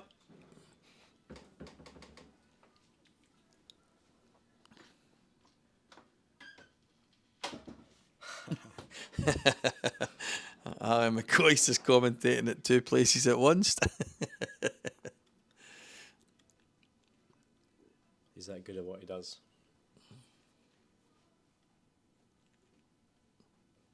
I think Davy's gone for it. The yellow was closest to the reds. Didn't look like it went. Obviously it did. No, did he take the red, Dave? No, he took the yellow. He did take that yellow, so it didn't look as if it went at first, but obviously it passed. And he's got a chance here now on these yellows. Definitely not easy. He could have came a bit lower then and played a snooker behind the yellow down the bottom. I think it's an easy enough hit, but it would have kept him from kind of forcing a kind of finish right now. But the black is obviously the one problem ball that he's going to have. Look at the way the yellows are lined up. Is that a training practice, isn't it? They're all lined up. The pool coach will be first to use that. I know what happened to the pool coach. He was on all night last night. He's obviously all coached out. He's not even using the racking cloth. Tuesday to Sunday. Yep, Tuesday till Sunday. Cheers for that.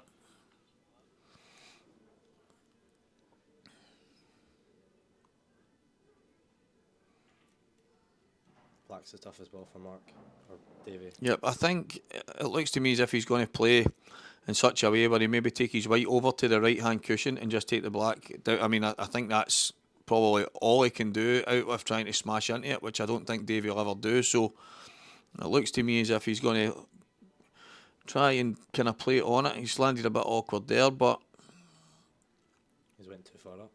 I He's think gonna have to- he's overhit a couple of shots, isn't he? He's just kind of an inch or two just too far, and it's made it a wee bit awkward. But I still think that he's okay here. He just needs to concentrate on the pot here. If he needs to push through a couple of inches just to give himself a shot, then that'll be enough. Barry's went off. Oh, he's not far enough.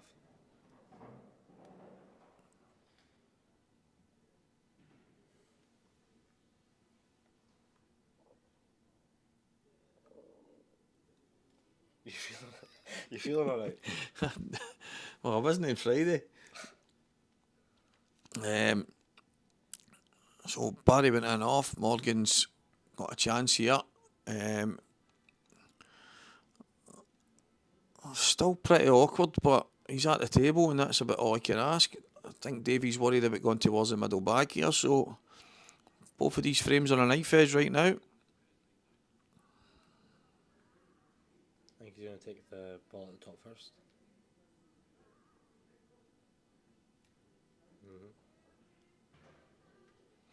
Just needs to give himself the right angle to get a shot in the black.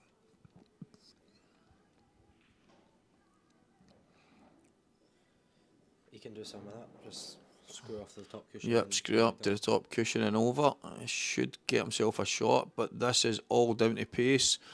In the last couple of frames, one thing that's caught Davey out has been the pace. These are the kind of shots that he's renowned for, the big shots at the right time.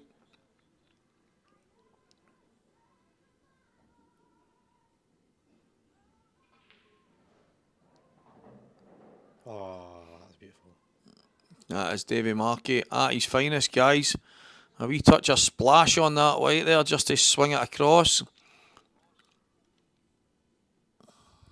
Look at the guys there. Look at Craig. Craig's watching on, saying, "I know that guy." Guys with the jackets on must be absolutely cooking. It's warm in there. Now, Davey, you deserve to take. Oh, he's missed it. He's 6 inch. No. We spoke about it last night. 6-8 inches up the cushion on some of the tables that you're watching on TV. The excuse is, oh, it's for TV and for the breaking dishes and stuff like that. You just do not get them on these Blackball tables. Davey will be disappointed, very disappointed, but He's not left himself much, or he's not left Scott much.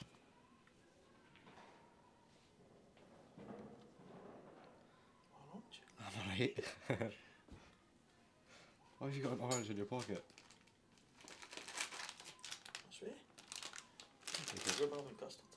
I'll take one of them. Just dishing out sweets here, guys. Some treats in the pocket.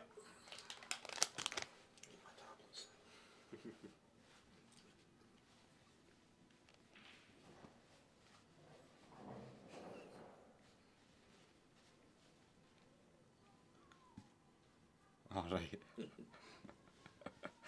You think I had more sweets? I thought you did. More sweets wrapped in a piece of kitchen roll there, guys. No.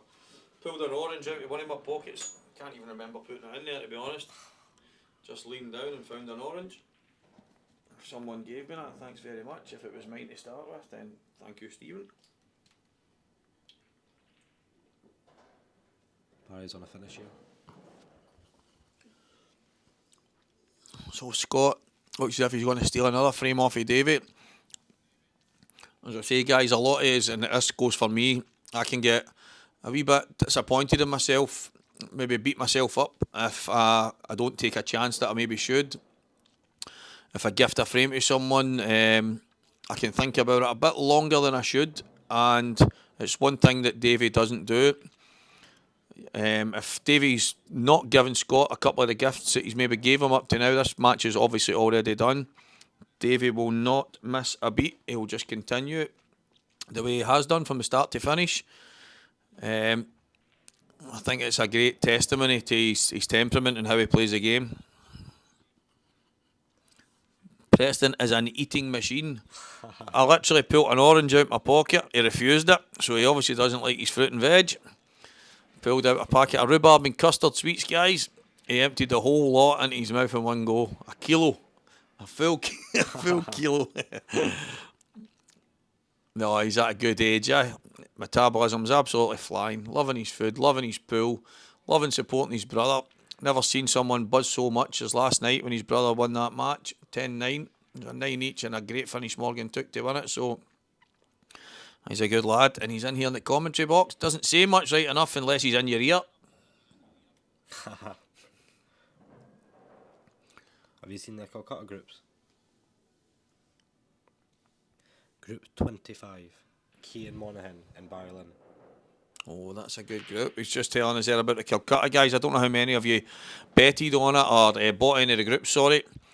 So Cian Monaghan and Barry Lynn both in one of the groups. It's obviously been bought, so the group I was in didn't end too well. Young Kyle Cope, he's played some good stuff. He's played a money match and won last week in that. He was obviously in my group. I came here in not bad form myself, semi-final of the Scottish Seniors Championship a couple of weeks ago, and just didn't go my way. Sometimes that's the way it goes, the run of the balls. Sometimes you just need to admit you miss far too many pots and your opponent will punish you, and that's just the nature of this game. There's a black going, it's going to be, and that red sneaking in there is just giving Scott Pope a great chance here to get another frame on the board. I think these reds are all there. That's a great break.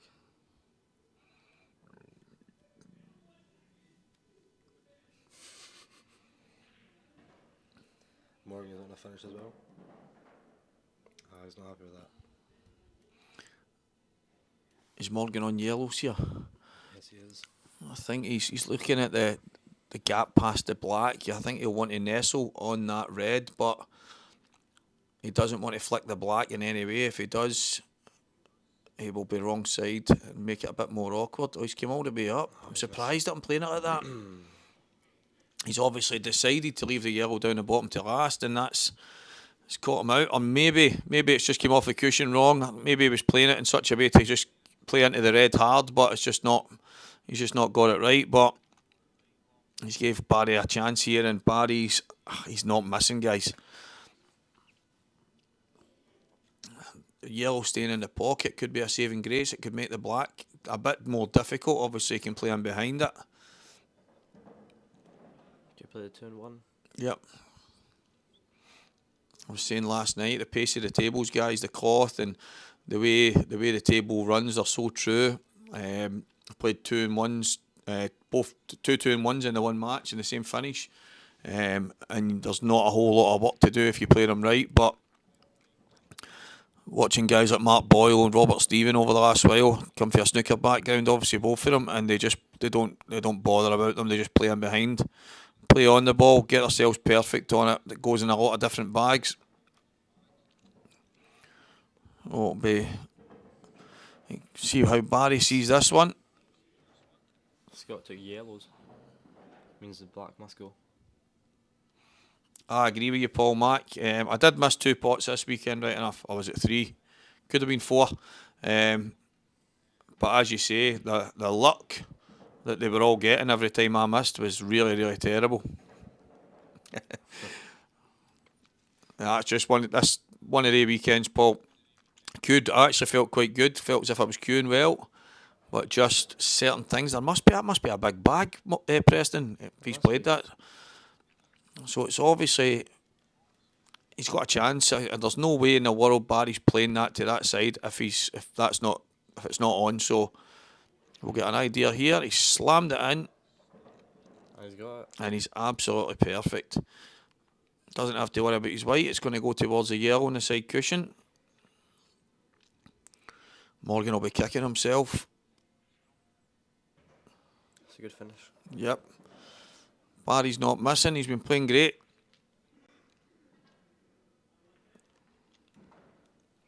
Winner of that plays Keane one in.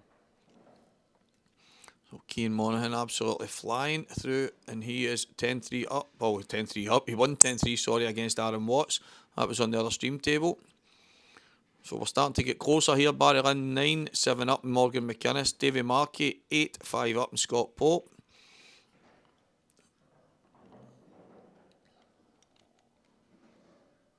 Scott Pope's on a finish as well. Could be a tight game. Scott decided to take the yellow, so the black must pass. Oh, The black must pass the yellow and the red in the top bag, but he's missed. Chance for Davy to put himself on the hill against the Frenchman.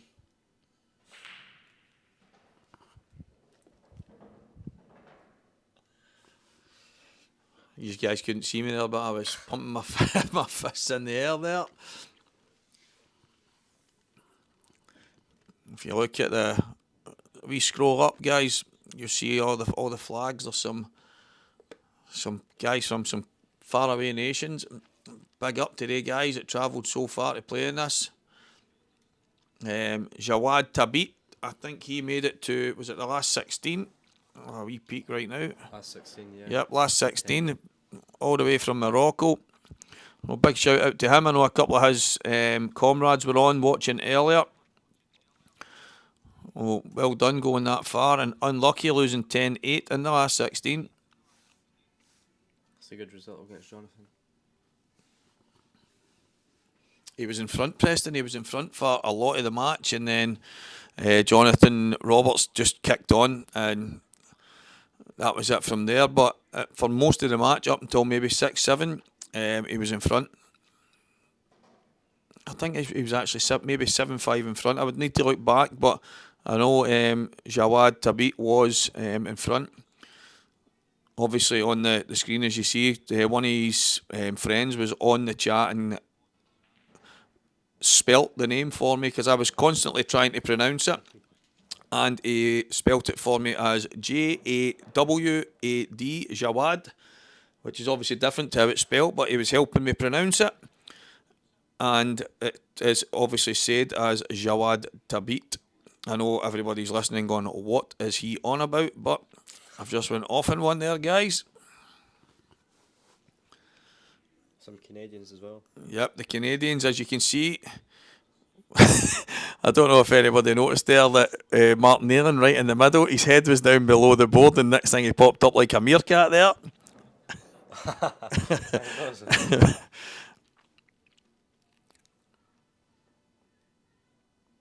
Paul McIntyre, it'll be your nose that's bleeding. Listen, guys, it's been again. We any time I've ever done this, there's been loads and loads of people on the live chat on the YouTube forum, and obviously we don't have to be on there and kind of interacting with people, but I think it kind of breaks up some of the commentary and maybe makes it a bit more fun for people. I don't know. It's the way I've done it from I started on the deathmatch stuff and some of the other things. So I hope everybody's good with it and enjoys it. It's a wee bit different, I suppose, to most of the other commentary stuff you'll see on Pool, where it's just constant on the whatever's happening on the table. But this just seems to be my way. Continue to talk about whatever's happening, and a lot of guys will ask questions. So I hope it's good with all yous. 9-5 up. So Davy Markey goes 9-5 up. That's a big mistake, Preston, for Scott again, eh? I think he should have took the reds from the start. I think he went the wrong way.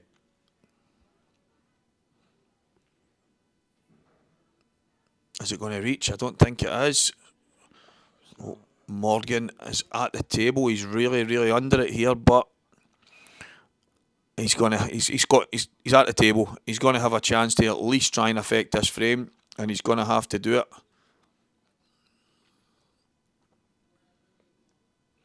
It's a good layout for Barry. Yep. That could have been worse. I mean, obviously, a couple of guys are speaking to they speak about the alternative. Sometimes you come to the table and you're a bit unhappy with maybe where your opponent's left you, but it's not their job to leave you perfect. It's you should just be happy at getting back to the table. Now that's very easy for me to say because most of the time I come to the table I'm complaining that my opponent has got a crazy rub and left me absolutely nothing, but I have taken that on board that you should just be happy to be at the table. The alternative could have been there that Barry finished it and Morgan would be shaking his hand. So he's at the table here and I'm pretty sure he'll be delighted to be at the table. So let's see what Morgan can do here to keep himself in this match. He's not got much. No, he really hasn't. I think he might have to either take the red that's closest to the middle bag on the left up the top and work his way across, even if it's to come across and play a snooker at the top right corner, or the ball, the yellow at the bottom, that only goes in the bottom right. So if you see, the thing is, I don't think the two yellows in the middle of the table, the one at the top might pass the red into the middle. Do you know, it looks as if Morgan's going to be aggressive here. Can he play this red into the middle and leave himself just round about where the red is, and has he got an angle to go into? Yep, that's what I'm looking at. Go into that and kick into the two reds. That may... Pushing that one, stick to that one.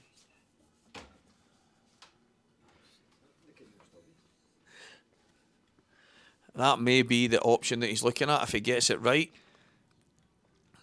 This young man from Falkirk. He's overcooked it slightly, but I think it's thin. Very, very thin. I think Morgan really needed to kind of try and stop the white as much as possible there. Here we go, guys. This is probably the shot of the match. It's no guts, no glory. And how does it come out? Well, do you know what, guys? If he's on this and he's got a chance, then he deserves it, because there'd have been a lot of people, a lot of players, 9-7 down, would have been looking at any way of playing a snooker. Morgan's obviously thinking, I can play a snooker, but if he gets out it, I'm back in the same position and maybe worse off. He's been gutsy here, 9-7 down, and if he gets it, he deserves it. I certainly would not have gone for that.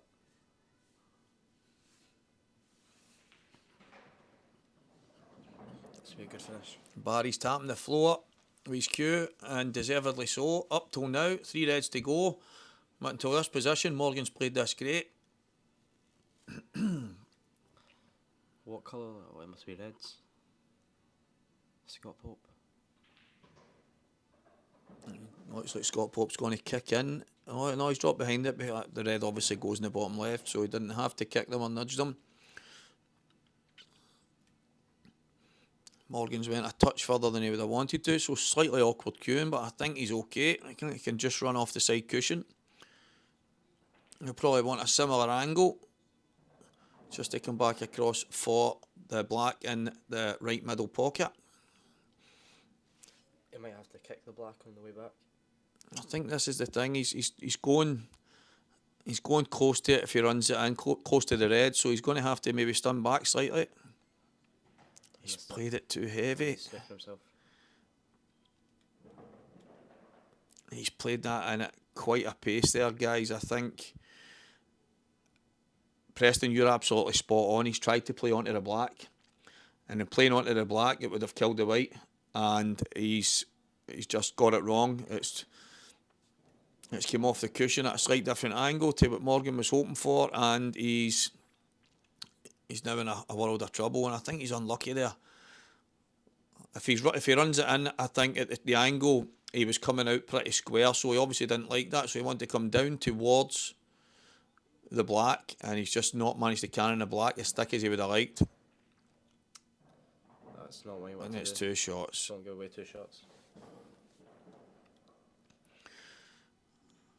I know, obviously, we couldn't see the table absolutely perfectly there for the view that we've got, but I actually think he's very unlucky. He's been very aggressive there in taking the finish in the position that he was in, 9-7 down, but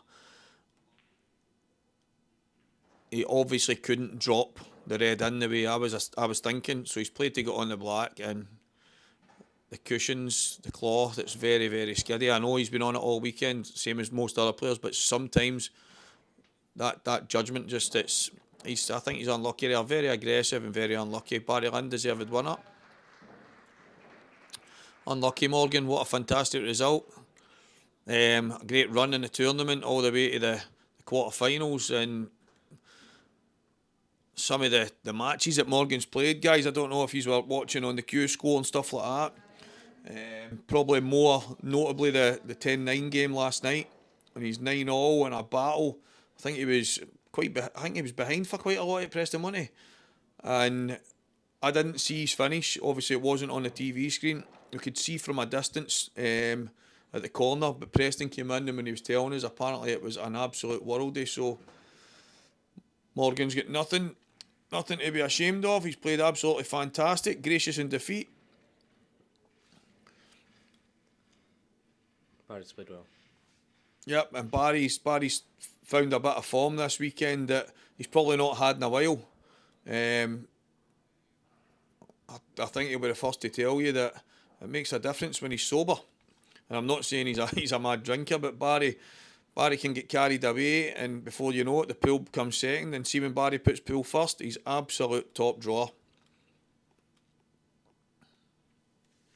Is it 9-6 or is it? I think it's 9-6 to Davy. Yep, the score's just not went on yet.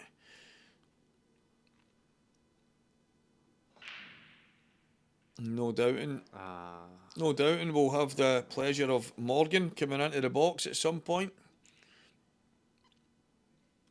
The only time he doesn't like to talk is when he's playing pool.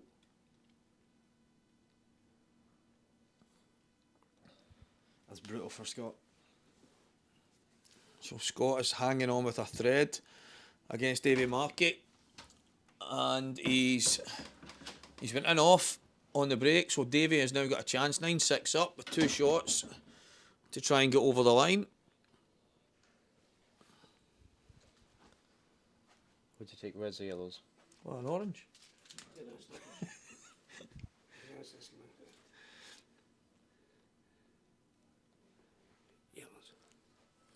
That was the undertone of Mr. McInnes there.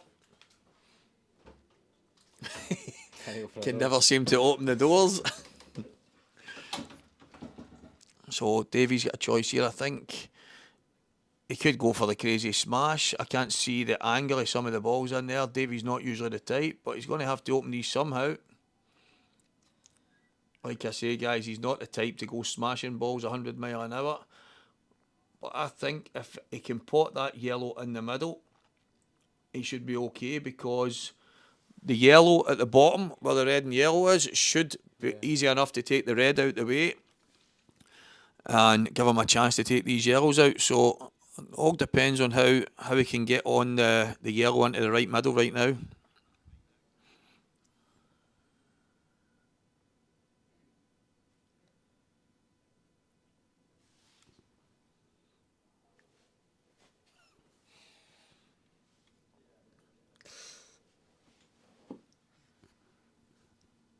Confused.com.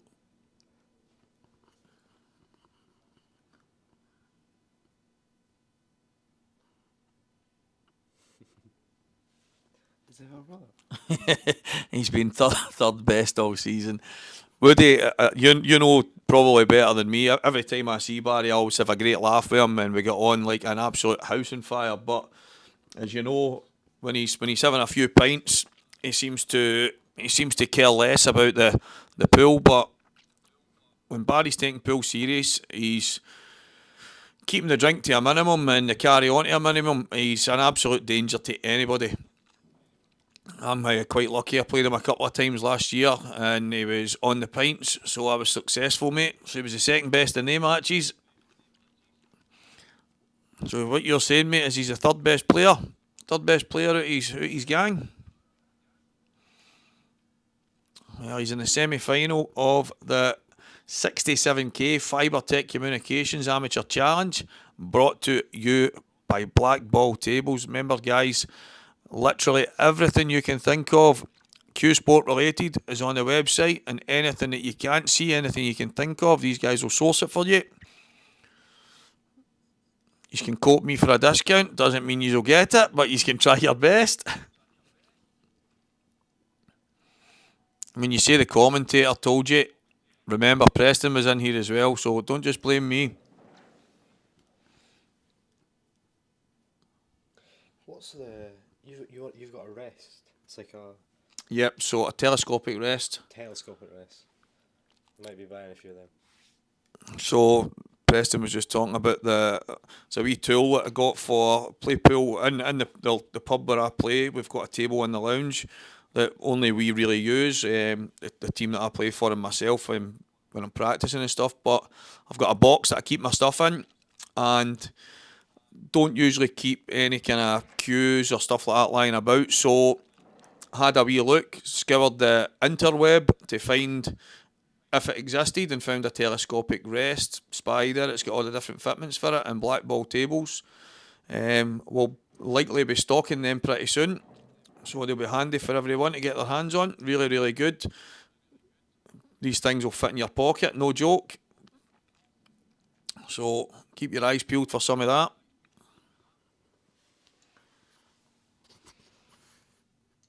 Somebody set their profile up. Steve Walker is a bum and wicket pool. That's class. Don't know what that is. That's class.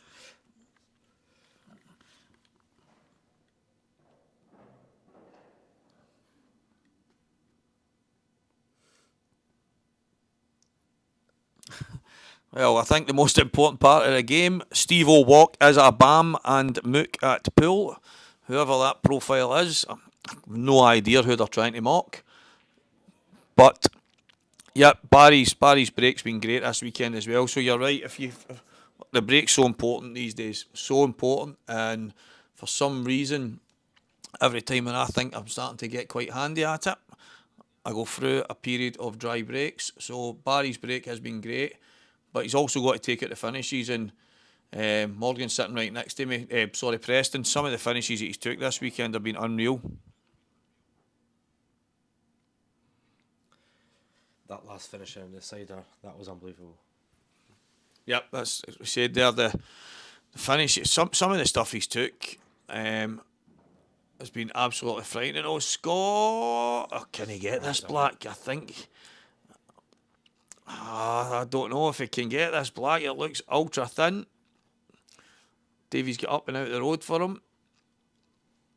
Well, I tell you what, guys, I don't think he'll be dropping this in because it really is that thin. I think this white will be travelling, and it's a case of how's your luck. Well, he's queuing up here by a tiny bit of drag right, so he may actually be able to just play it in. And he did, yep. Where's that white going? Oh.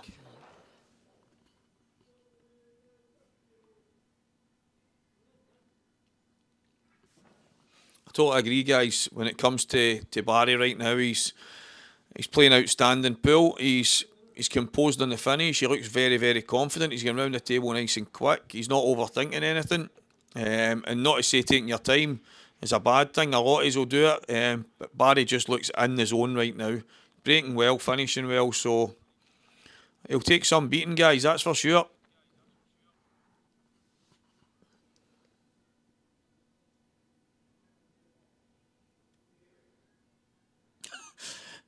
What? Who is he? I don't know. It's as if I'm writing stuff and it's not me.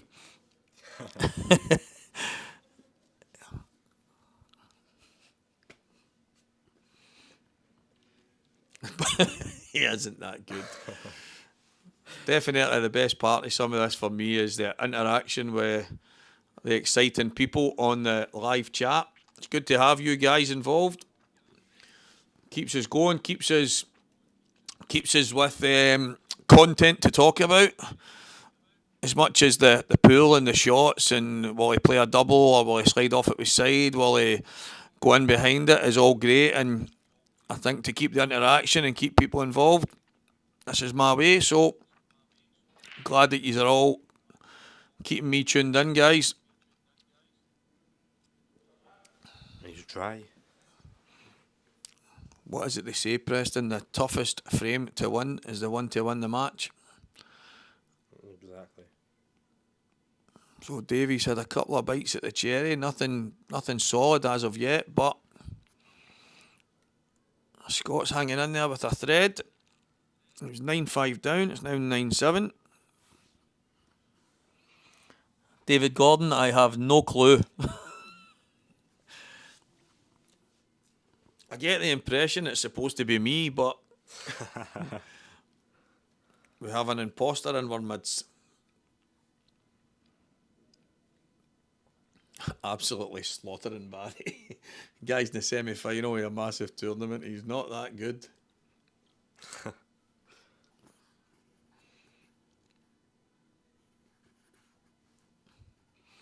few guys were asking earlier as well about the standard, Preston, asking if it's a really high standard, how far away is it from the pros and stuff like that.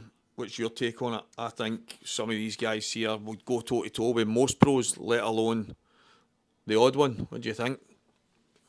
I think everybody in that last 16 could 100% be a pro.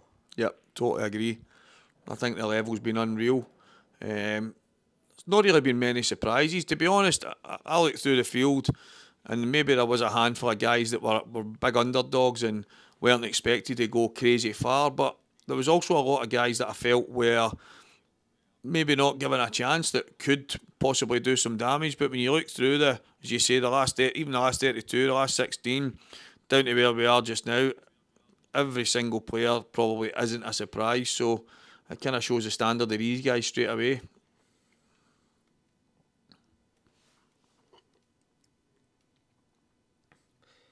It's miles and miles away from the big pros. I know it's an amateur event. There's a big massive sign right in front there saying amateur challenge. However, it's definitely not miles and miles away from the pros. But I know what you're saying. I'm not saying that the 16 guys here will go and play the best 16 pros and win. I'm just saying I believe these guys, a lot of them pretty young. We can maybe talk about it in a few years that they might be in there holding their own with the big pros. So I wouldn't be digging anyone or bringing anybody down that's playing in this. Some real talent, some quality young talent. We'll see in a few years. Let's look back in the next couple of years, the guys that were in the last 16 of this, where they are and how they're playing and the guys they're playing against.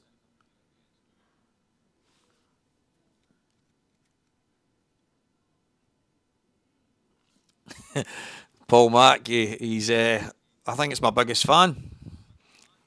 Definitely not Barry's. I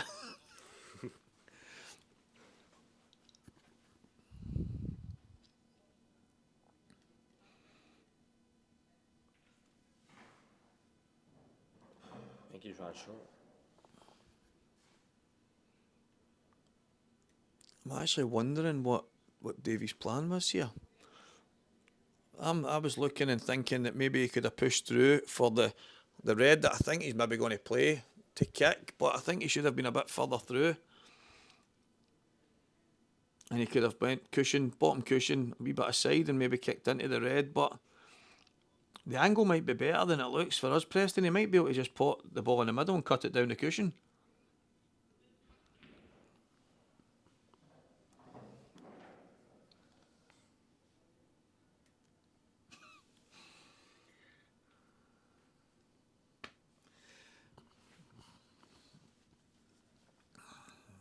Okay, mate. Okay, you're right.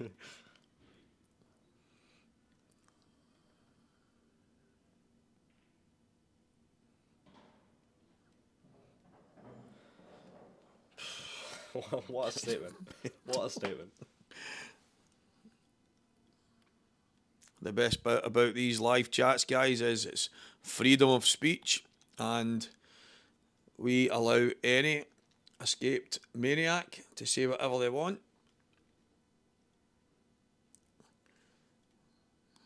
So let me get this straight. If all these guys were to play them and any of them got above one frame, how much is on that?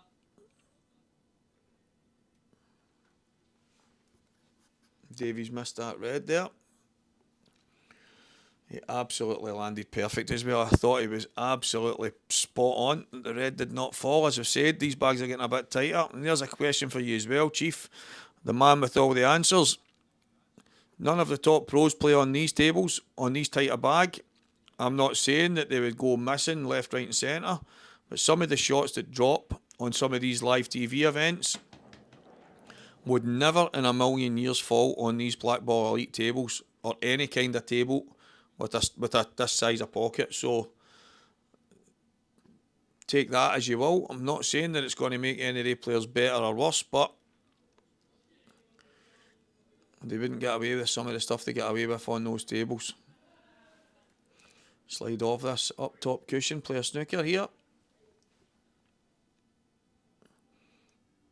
Good shot. Well, Davies having to really dig in and fight for this. Put Gareth Potts on this table and he would crumble.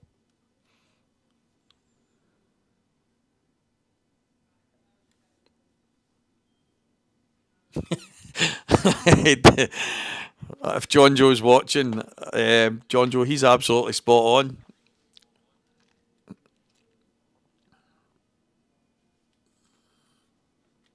He's got a one cushion escape here. Wee bit of side. Play it in the middle.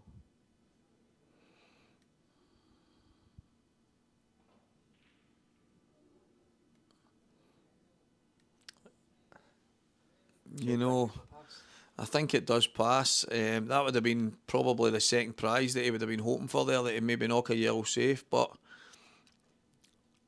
9-7 down. What are you thinking here, Preston? Are you thinking I've no pressure? I'm beat regardless here, so I might as well just have a swing at this. And well, there's some guys would think, well, if I miss here, I'm beat. But that's obviously been the case now for the last couple of frames since Davey's been on 9. So yeah, you think Scott's just going to go swinging here and try and take these out? I think you've got to go for it.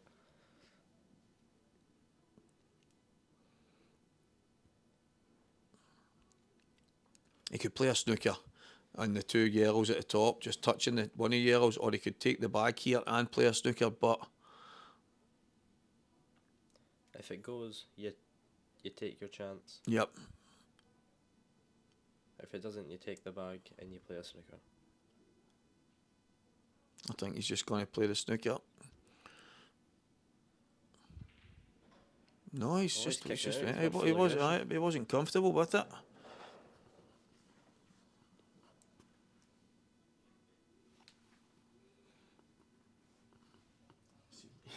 See when that went on last night, I was like, I think there's somebody. No, I'm absolutely baffled as to. I'm sure Craig could find it. I get Craig to check some IP addresses. No, listen, everybody's got their opinion. Steve-O Walker is a BAM guy. Everybody's got their opinions, whether right or wrong. You believe yours is right. Me personally, don't. Now that's neither here nor there.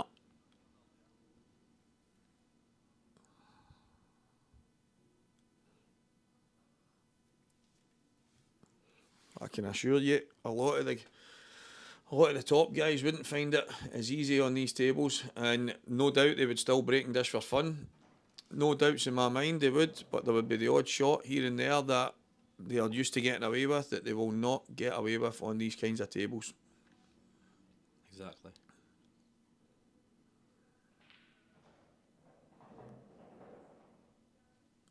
Oh, another one that's got away from Davey.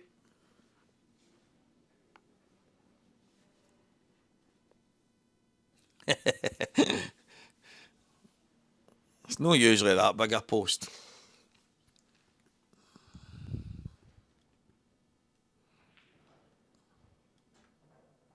He's alright. 9-8.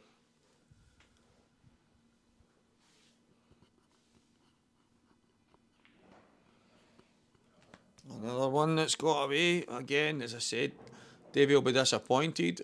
He'll be licking his wounds, but he'll dust himself down and go again. From 9-5, it's now 9-8. Still in pole position. Just needs to take that chance.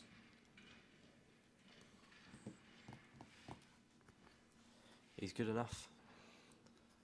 Guess it's just pressure. That's it. And sometimes just the decision, like we questioned there, we weren't sure if the red cut down the cushion. That was never going to be easy. I think the fact that he was always going to play that, maybe could have played it a bit earlier. Once you go down to 1 or 2 balls on the table, it becomes a bit tougher. Scott's obviously played the 2-1 straight away, and then all of a sudden Davey was right up against it. This break's massive.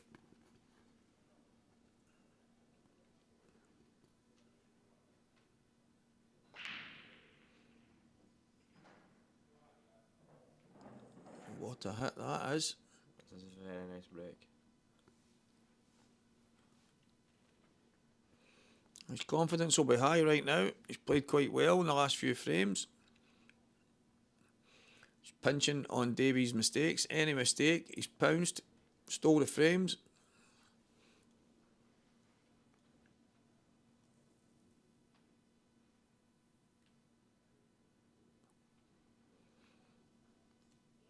Oh, massive frame here. Scott with a chance to get to 9-all. Davy desperate for that gift to get himself into the semi-finals. He's looking like he's going to take yellows.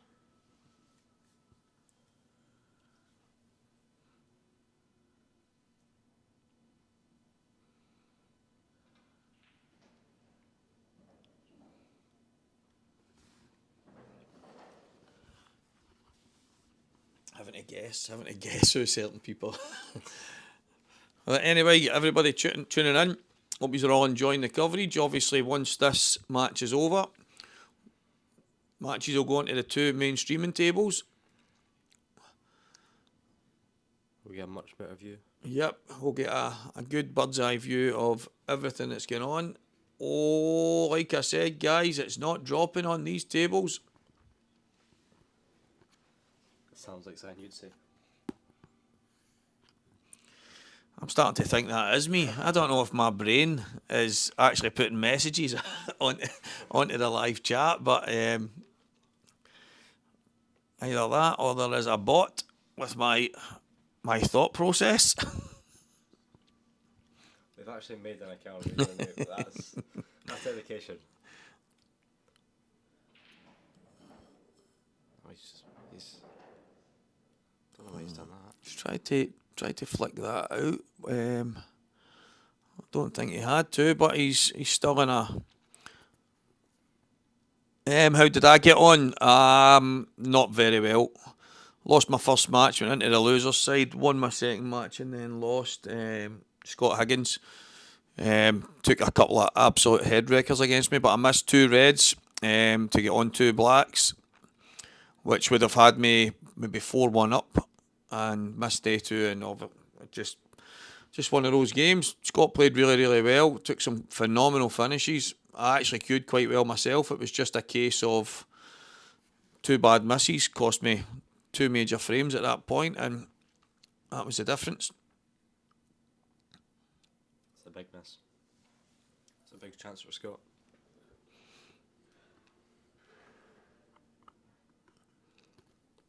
And the thing is, I think he can come round the back of the yellow that's in the awkward position right now.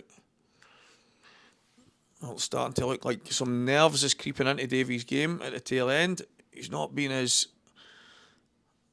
deadly, if you want. Anytime he was at the table earlier, he was making sure he took them out. It's been a bit awkward. That's a tough shot. He's maybe landed wrong side here, eh? If he runs it through, he's going to knock the red into the path of the black.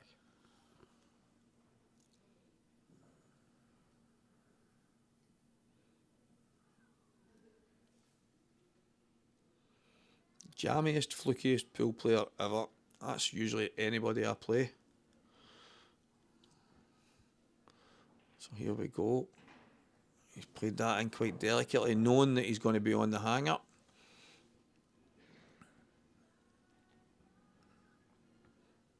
Davey has to just stay chilled, just wait on his chance. I'm starting to think we've got a UFC thread here.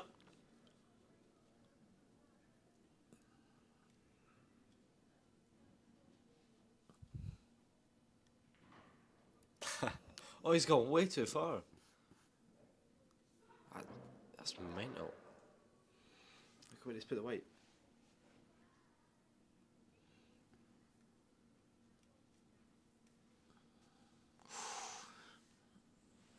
Very, very awkward. I still fancy him to roll this in, but he's going to be awkward on his last yellow as well. He's got it. Oh, He's got the angle. That's a great shot. if that touched the red in any way, it would have made that so different. And all of a sudden, guys, we're heading to a decider in this match.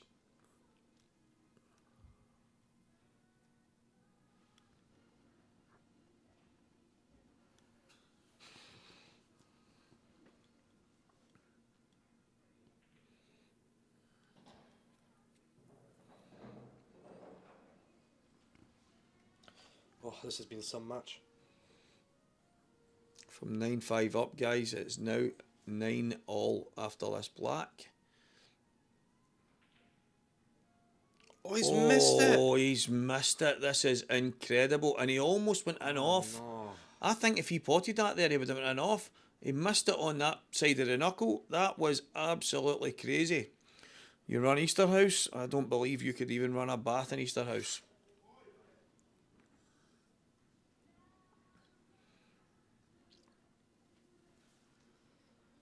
Oh, that's a chance he should not have got. The red is so deep. I mean, he would want to be getting this dropped in and then play a snooker at the top of the table.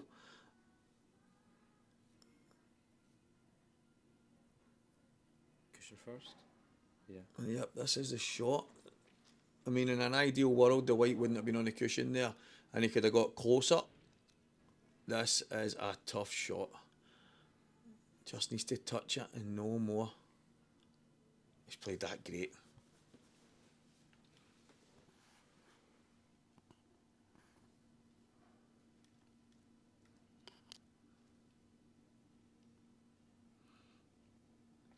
Don't even know what that means.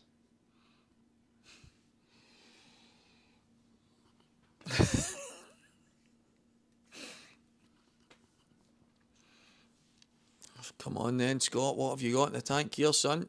Davey's played a fantastic snooker. This match is truly on a knife edge. Top cushion. Oh, well, loads Touch and and loads chip. aside. Oh, he's that's missed it. So close. What a shot and all. Oh. Now, here's the thing. Davies, you just can't miss. Drama, excitement, nerves. Everything rolled into one here, guys. This is mega. Scott will be punching himself.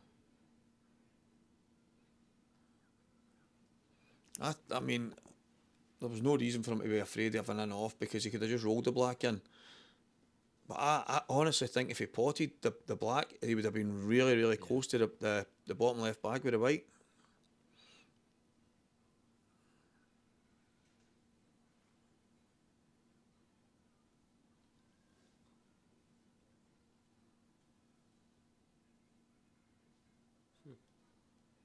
Wonder where he's gone.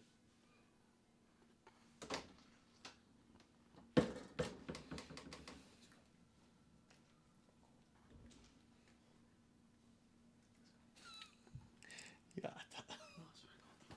that's not a... Oh, we actually.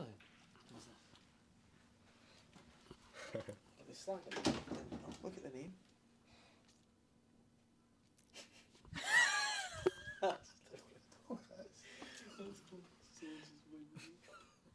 Constant the whole way down.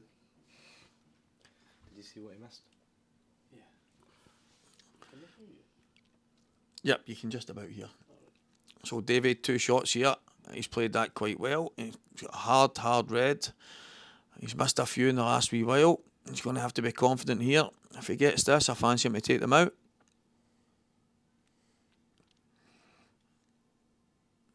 Needs to be confident. Just run it in. Good shot.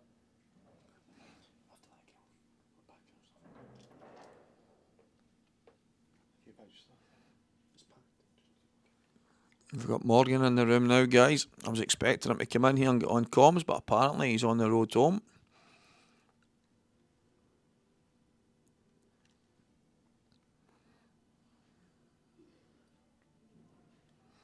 Actually surprised Davey didn't go up.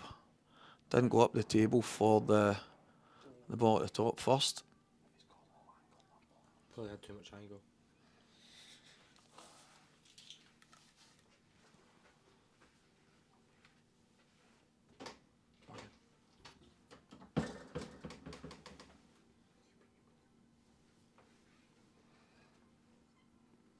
A tough decision here for Davey, how he goes about this.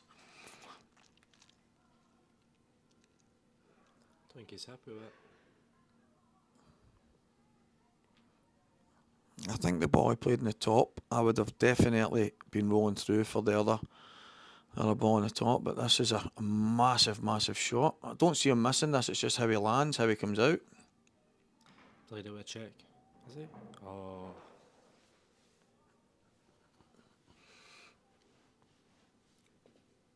Now, I think here he just simply concentrates on the pot. The white will do the job of going up and down.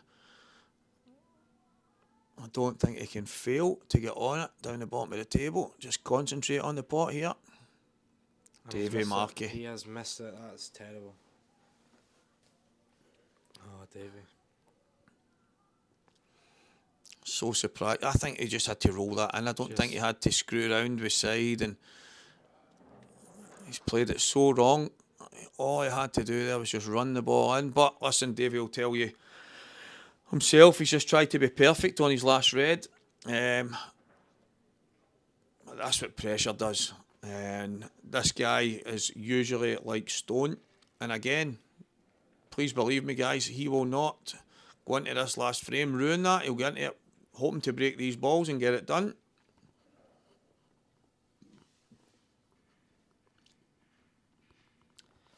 It's a big miss. Absolutely massive. Placed in the semi-finals. Scott Pope was 9-5 down, guys. He's now 9-all. Davey Markey and Tibet Jawad, both in the last 16, yeah.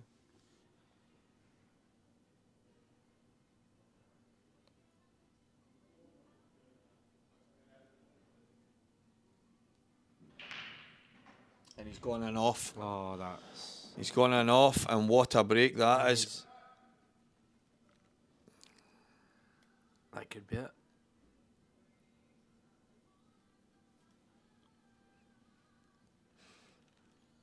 You're looking at reds or yellows? I mean, the red and the yellow on the bottom cushion are the only two balls that you probably need to move. Either one of them, and then the rest should be straightforward enough.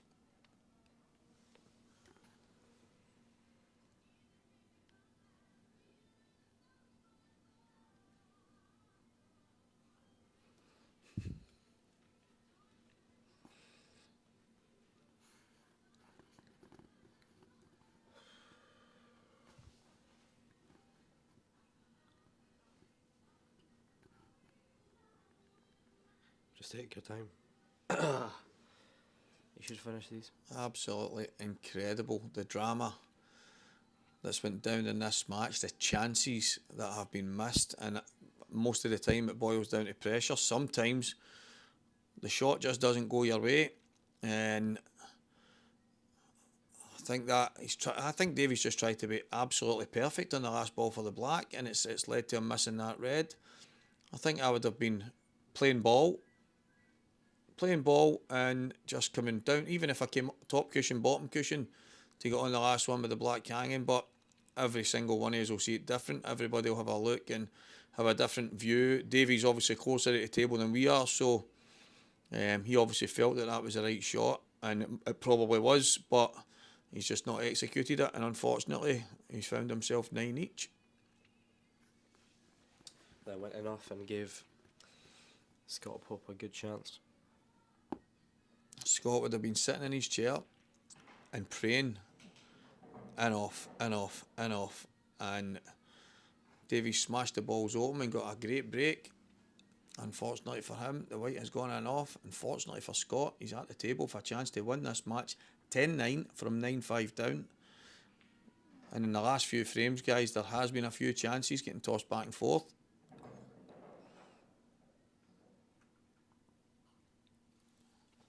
He's chosen not to develop his worst yellow. You think he's left that there as a, in case he misses? I'm going to leave it to last. In fact, he's going to have to take it now if he's on it. It's a good shot if he's on it. He can't really fail here, even if this doesn't go. Davey is in a whole world of problems. Davey will not be happy.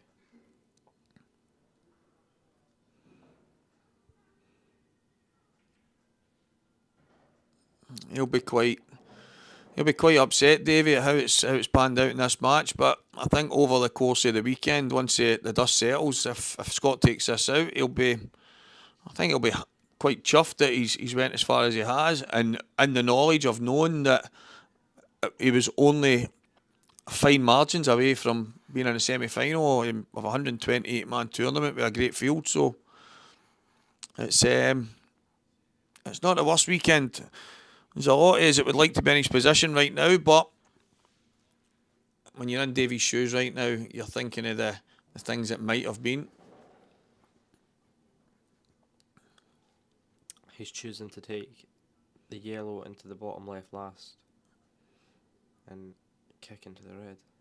If he gets that wrong, he could snooker Exactly. himself. He could 100% go behind it.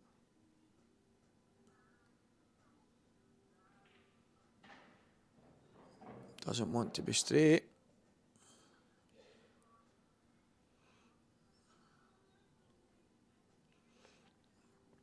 He's went down quick, so he must be absolutely perfect.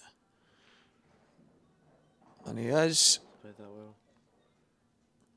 And he will not believe how this match has turned on its head. And it just shows you guys never giving up, just taking it one at a time.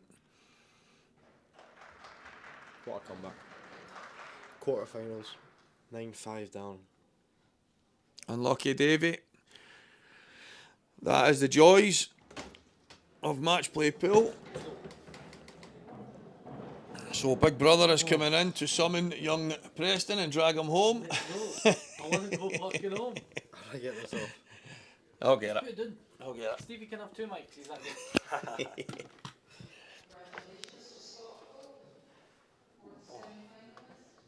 Good job, Stevie. You're quite good at that. Cheers, mate. Good having you in.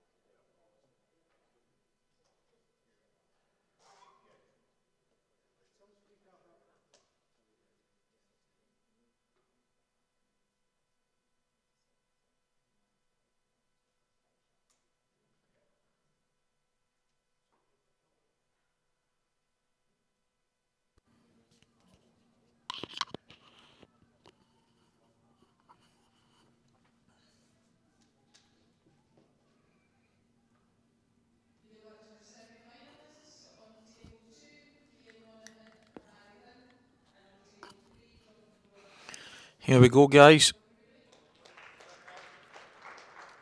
So, on the main table, as you can see, Barry Lynn and Cian Monaghan. Cian's absolutely blitzed his way through it. Playing some fantastic stuff. Barry found the form of his life, playing really, really well. And on the other table, Jonathan Rapid Roberts versus Scott Pope. Some of you might have seen Mr. Roberts' game in the earlier rounds there. In fact, it might have been the last game where he became one hell of a pinball wizard. But he's been absolutely fantastic. All these guys, Scott Pope probably finding himself quite lucky to be in the semi-final after his match with Davy Markey. But that just shows you, if you stay strong, believe in yourself, don't give up, the chances might come your way. And they did. He took them, and he's in the semi-finals. So, but we're concentrating here on Barry Lynn versus Cian Monaghan. Barry with an early chance.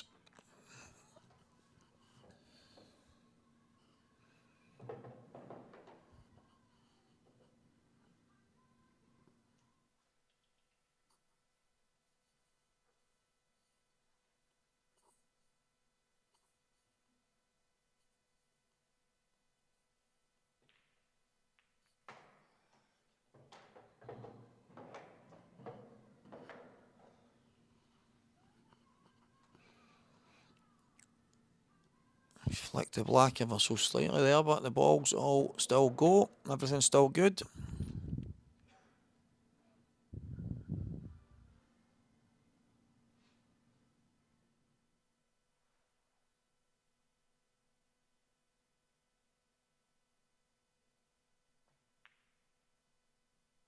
And that's not going to go the way these bags have tightened up over the weekend. So Cian has a visit to the table he probably wasn't expecting.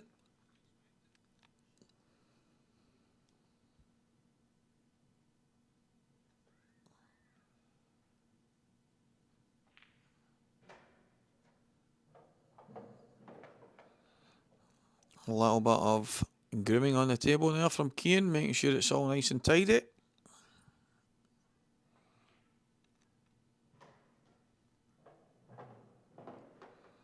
And true to form, Cian goes and slams in the first red. Has he got the angle here? Yes, he has. And he's got the angle again.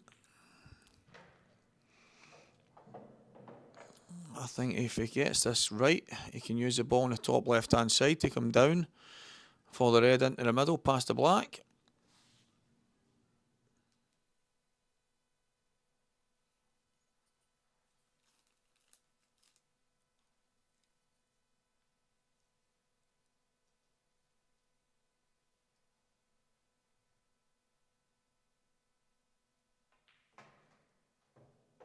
No, he's actually going to go really aggressive and go for the 2-1.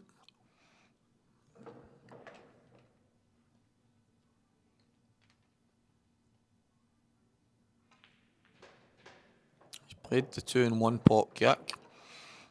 Very, very risky shot. Executed the combination very, very well. He'll just drop this in, play a double now.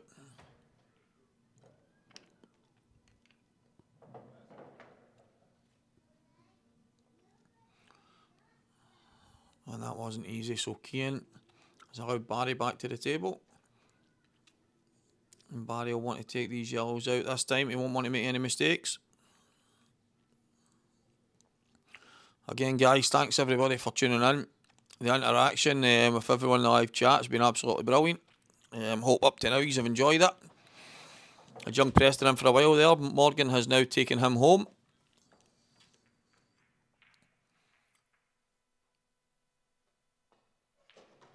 So I now have the pleasure of dealing with you guys on my own. Don't mind the sound of my own voice anyway. I suppose I should say Ali McCoy's voice, since everyone else has the impression that Super Ali is commentating on Blackball Pool.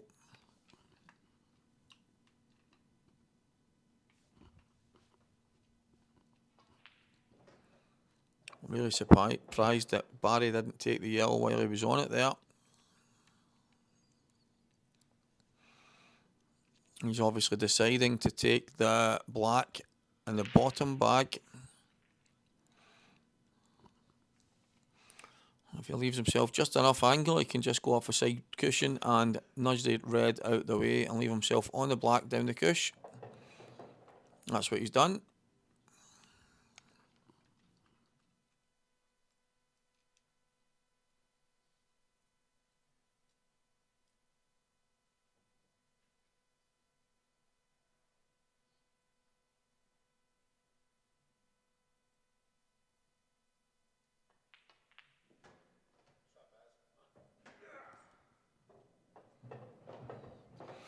And that's the risk there from Barry when he was already on it. I think he should have took it.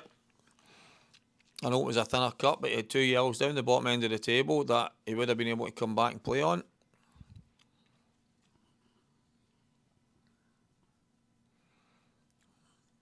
So Keane's just going to play this half ball onto the black, bringing the 2 of them out at the same time.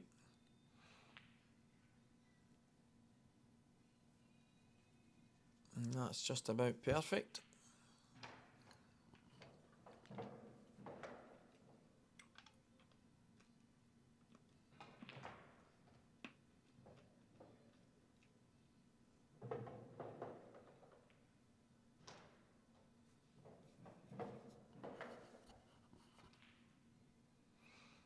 There's the white going. So cagey first frame from these two guys. Two guys that have been absolutely flying. Couple of chances not taken. Barry has a go at this black. Again, it's a chance not taken.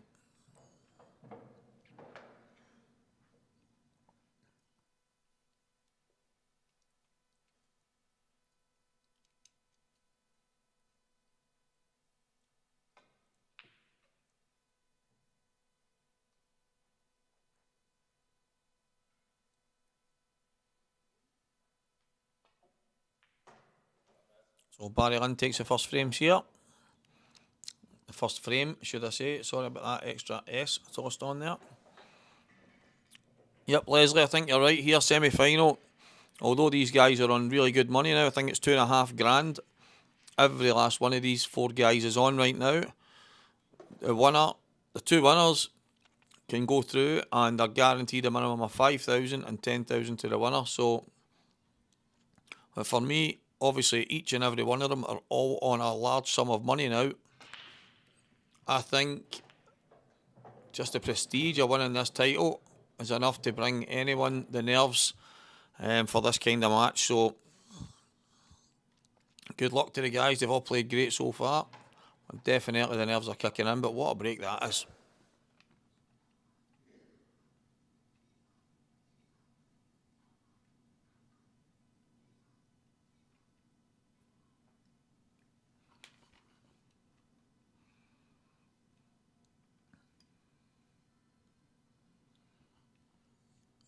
I expect when these two guys get going here, there won't be as many misses and small errors like we've seen in that first frame. Keane just trying to get the yellow out the way. Hasn't managed to get it as precise as he would have hoped. The likelihood is he's going to have to take that in the top or the bottom now.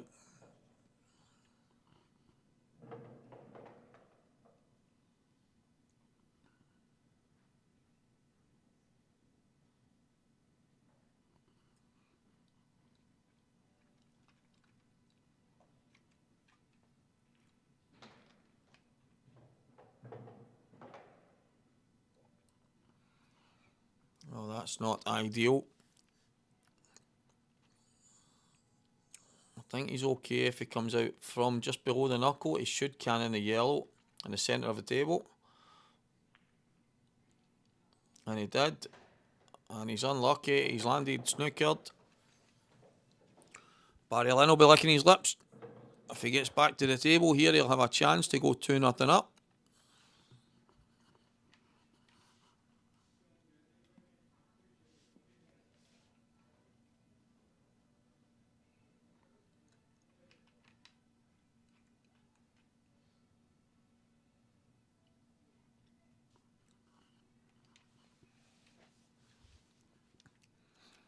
Looks as if he's just going to go for the hit here. Nothing fancy. He's going to go around the back of it. That's a very, very good hit from Kane. Keeps him favourite in this match. Oh, sorry, in this frame. He's just came off the side cushion.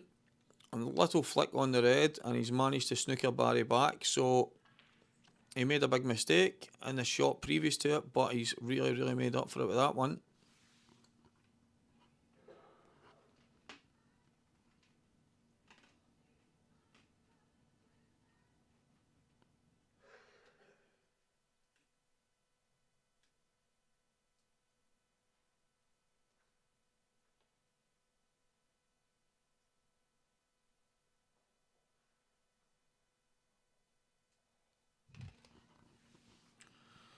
So 2 shots to Keane here. Barry not managing to get the hit. Really, really slide the cushions, made it hard. So Keane steps up to the table here. I think he'll just bounce a yellow just below the black.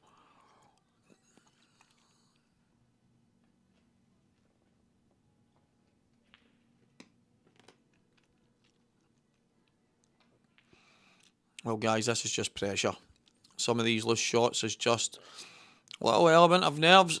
Semi-final of a big tournament like this. Big money.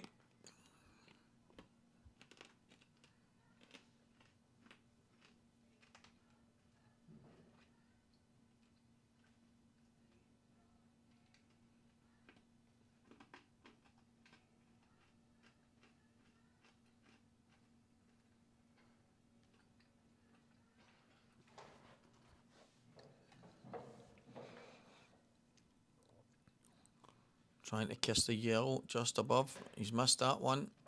And I think he's quite lucky there, because if he hit the yellow up towards the middle of the table as he was going there, I think the white ball would have came across and maybe snookered him. So big shot here. Took it well.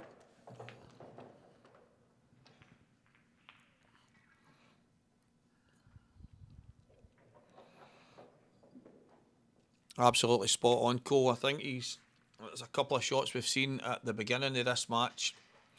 The first frame in particular, both of them kind of over hitting, under hitting some shots. And Keane just ran through, I mean, maybe 6-8 inches too far there. So maybe some nerves at the start of this match.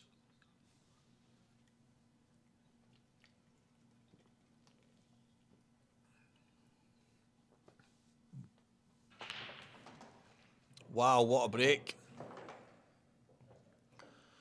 What a break, but off goes the white ball. Well, this is the kind of chance with 2 shots that if you're feeling a wee bit of nerves, this is the kind of chance you want. Settle yourself down, take these out.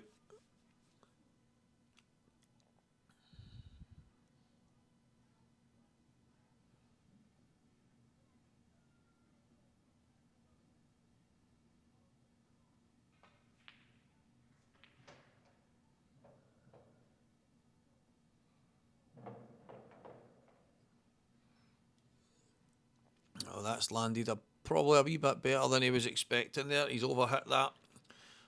He's trying to get it out of there. I think he was planning on taking the yellows. He may be considering taking reds now.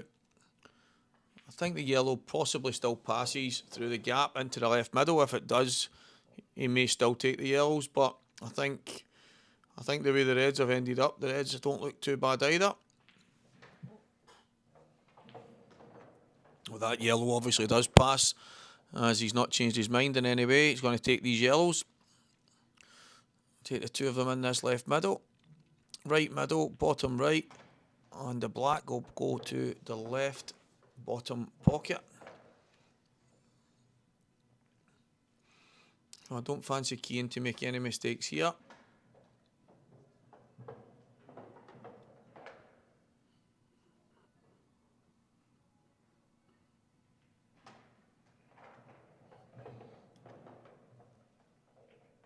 So just needs to bring the white back a couple of inches. Be absolutely perfect for the black in the left bottom corner. That's exactly what he's done.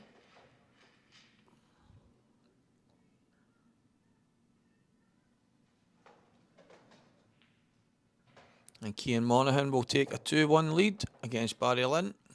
The semi-finals of the Fibretec Communications 67k Amateur Challenge. Some quality amateur players from up and down the country. Some from far and wide, Canada, Morocco. And it has been one hell of a weekend. Tables have been fantastic. Conditions absolutely superb. Organisers have done a fantastic job running the tournament. It's been so smooth. I think you can see by the time on the Sunday, the back of 4 on Sunday, we're already in the semi-finals. There was nobody here to crazy hours through the night, and I think, the white and off, I think that's testament to how great the organisers have done this. A big shout out goes to them. We're live on Scottish Q Sports streaming as well, guys. Hope you're enjoying the good picture quality that Craig does. Good camera angles, everything that he can do, he tries to do. And myself on live streaming, Stevie Walker, the commentary box. And yes, Stevie, the final is tonight. Yep, straight after this.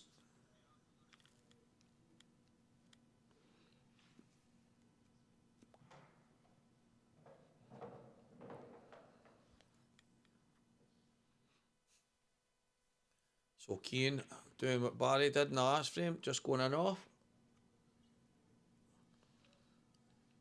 I think the yellow will still pass, so he's okay there.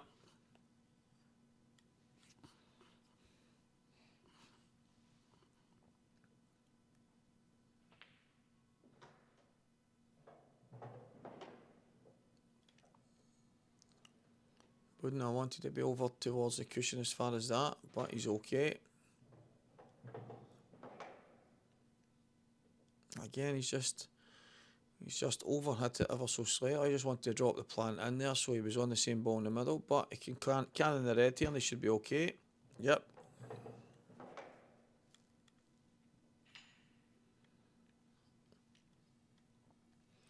So he can just work his way down the table now. He's going to take this ball on the bottom right first. Ball on the top left, that's okay.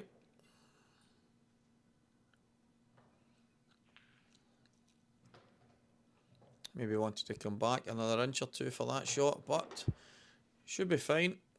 Maybe take the yellow and the black both in the same bag. No, he's going to go up the table. Absolutely nothing wrong with that. Sometimes it's just a slight angle left or right can dictate the decisions you make on these shots. Again, I think he could have come back another few inches more there, but Barry will fancy this black.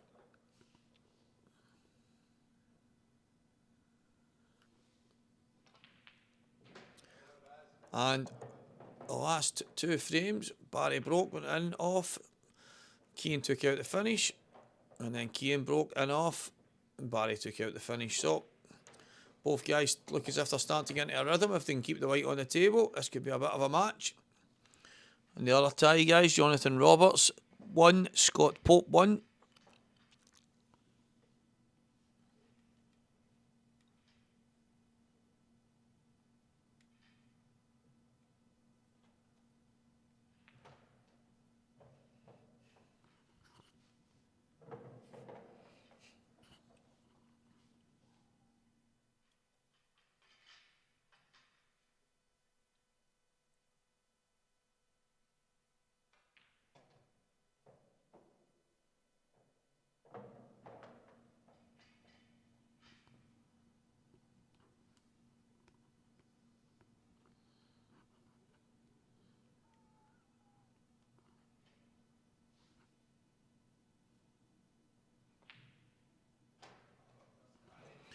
Barry seems to be struggling to get the balls tight.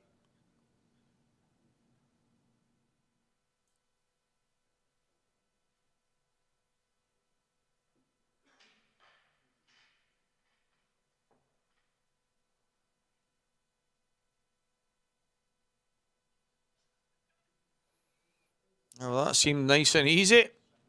Cash and carry didn't seem to have the knack of keeping the balls tight together. Can I keep the white on the table here? Nice wee flick. And well, I tell you what, Barry's break has been absolutely frightening this weekend. None more so than today, so chance on these yellows, early doors. Just needs to drop this in. White could just travel past. He's played it in with a bit of pace. Where's the white? Maybe didn't have to play it in as heavy as that, but it's actually not too bad. Should be able to screw off the red here.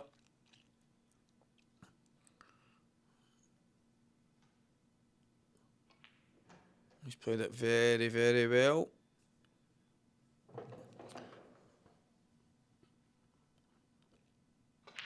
And he's going to take the ball in the bottom left first. And he had a really, really good angle there. He's made that look very easy. Just came down past the red and black. He can just drop this yellow in. He doesn't have to, but the pace of these tables, if he plays it bag weight, his white will be nowhere near there. His white will just pass the middle bag. He just needs to believe that he can cue it just nice enough for the yellow to reach the bag.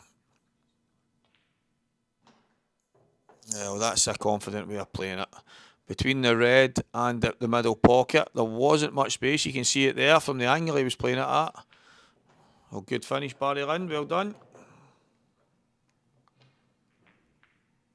It's now 3-2 to Barry. And 2-1 Scott Pope in the other semi-final.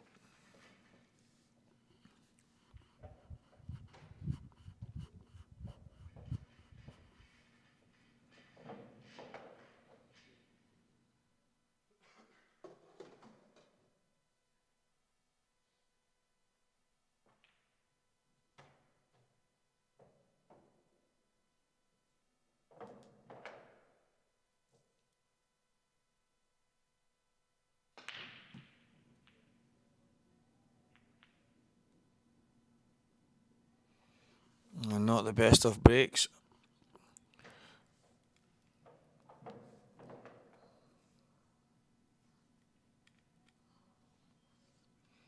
Barry plays a containing safety at the start of the frame. Still an open table, guys, so Keane just making sure he touches the cushion and no more.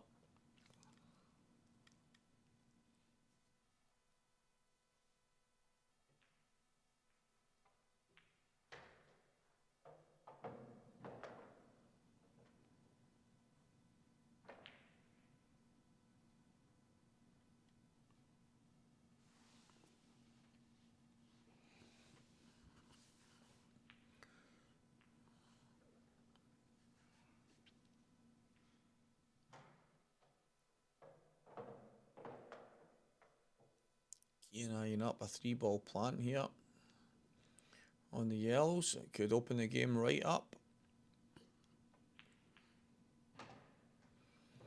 I thought he would have played that with a bit more pace. He should still be okay. The fact that it'll go in the bottom right pocket.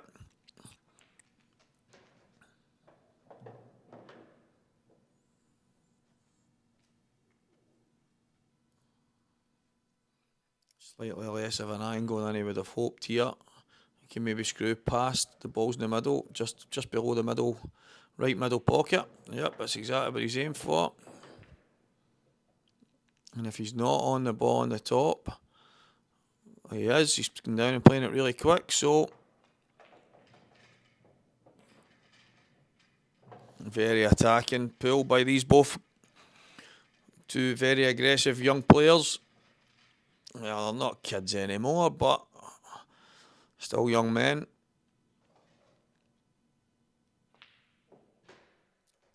Oh, that's a big error.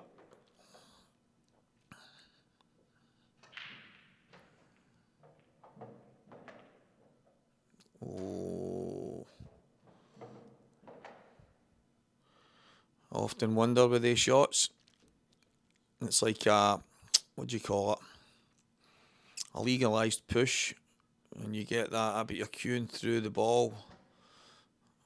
As a push, is a push only a double hit, or is a push when you push through the ball while your tip is still on it as the ball moves? It's a tough one, that, isn't it?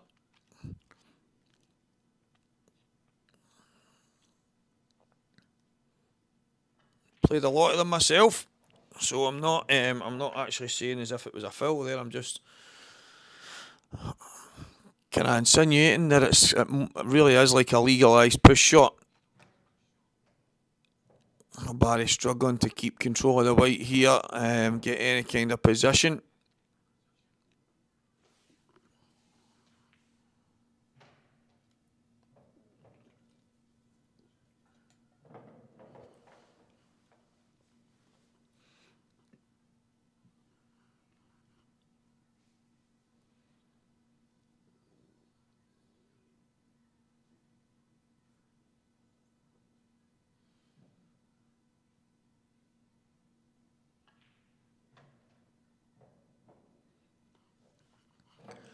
It's not a whole lot safe for Barry here.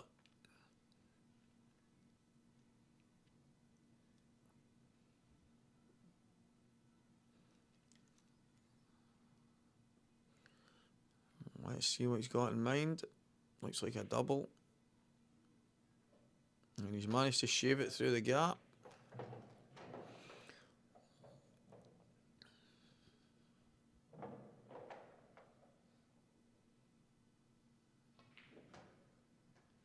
Cued that in very confidently, Barry. So if he's got the right angle here to come down past these, take the red into the left middle. And he has. And this is another frame winning opportunity for Barry.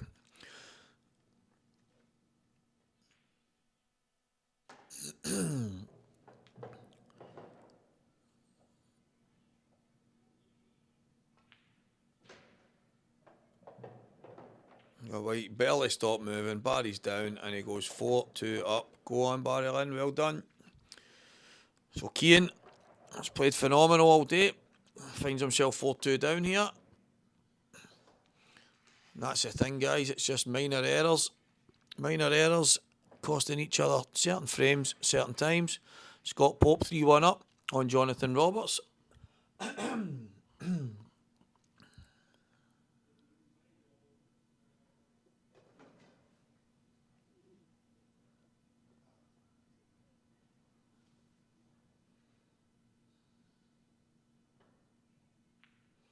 So Barry Lynn to break here. And he's managed to get a ball. If he's on that red. In fact, if he's on, I think he's on either of the reds up to the top anyway. I think he'll fancy taking these reds out.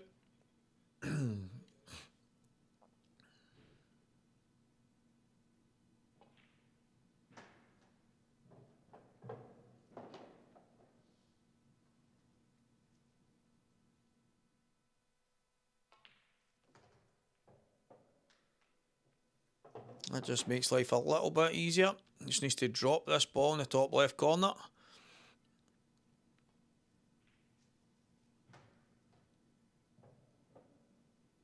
He's absolutely flying around the table, Barry. He is in fine form here. Nope, that's true. His break is absolutely unbelievable. And he's absolutely perfect here. Nice delicate screw across the table. Should be absolutely plumb with a chance to go 5-2 up. Exactly the shot. He's absolutely plumb. Cash and carry. 5-2.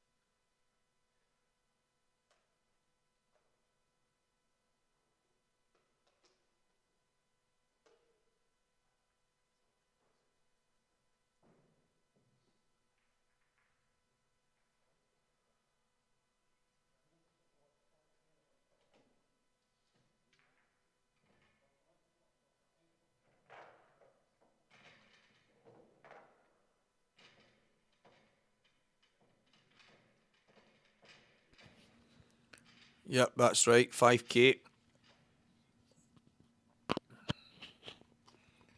It's each of these semi-finalists are on £2,500 each. The two guys that go through to the final, it'll be 10,000 to the winner and £5,000 to the runner-up. Not bad for a weekend playing pool.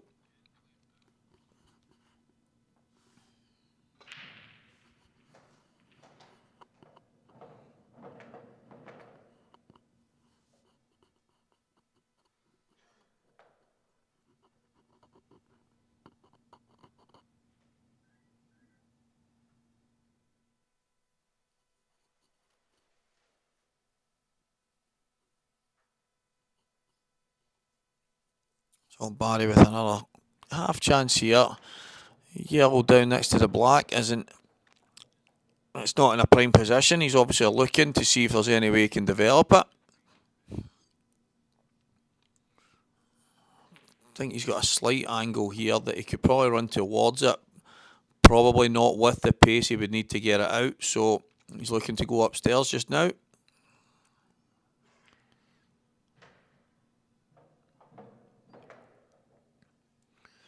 Fibretec Communications, 67k amateur challenge. All amateurs, no pros, past or present allowed in this event. Some really good amateur players, some guys that are pushing and working hard in the aim to get into the pro game. What Blackball Tables have done with this event, helping guys that are amateurs, guys that pile a lot of money into pool, propping up prize funds for all the pros. Well, this one's for them. Chance for an amateur to make some decent money in the game. And have to hand it to the guys running this. Michaela has been absolute first class. Blackball Tables, Ross McInnes. His boys, Morgan and Preston, have been absolutely brilliant as well. And all the organisers, Vaughan and Elaine, John Reid and the guys and Renzi and stuff, all the referees, Donna, they've all been absolute first class. Craig, the top table, Scottish Q Sports streaming. What this guy puts on is absolute top draw, so hope everyone's enjoying it.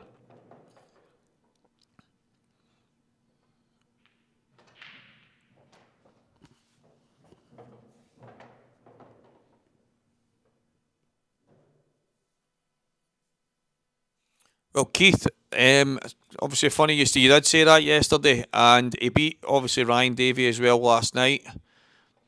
And he played quite well. I know Ryan's not been feeling his best this weekend. Quite a few people have been struck down with something, but as far as I heard from a few people, Barry absolutely buzzed. So he's found form. When you get that feeling, that buzz, as people call it, get in the zone in an event. It doesn't really. Sometimes it doesn't matter who's in it. You find that rhythm, and all of a sudden, away you go, winning frames of pool, winning matches, and eventually winning tournaments. And Barry is absolutely flying right now. Semi-final, 5-2 up on Cian Monaghan. And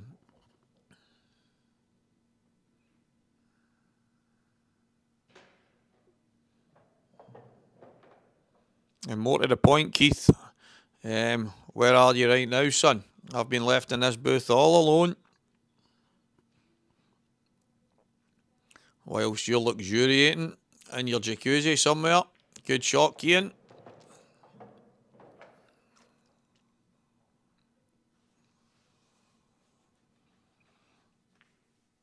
And that's just what Cian needed at the right time. Had to get himself that frame. Barry was finding a real head of steam. So, as I said, guys, the Fibretec Communications 67k Amateur Pool Challenge, brought to you by Blackball Tables. Everything you need at blackballtables.com. All your snooker, pool and American pool needs. Everything you can think of, these guys have got it. And it's live on Scottish Q Sports streaming. Craig Anderson truly is the best in the business. There's a guy out there chomping away on a rolling sausage.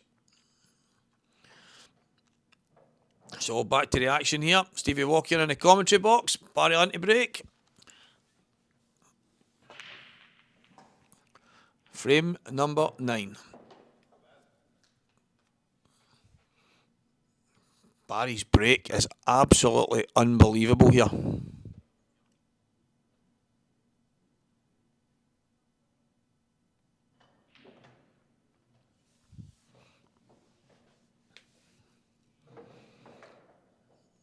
Yep, that's true.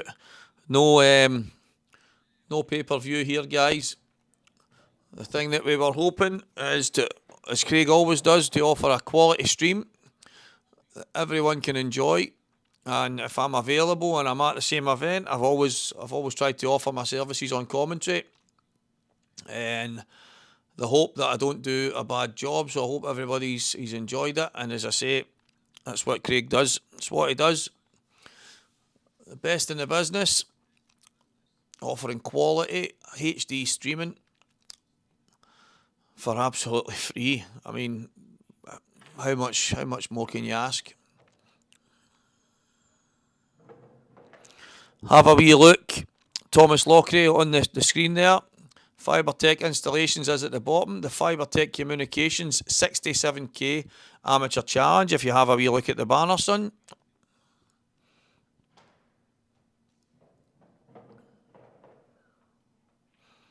I may have to use some installations for some fresh eyes for you, my friend.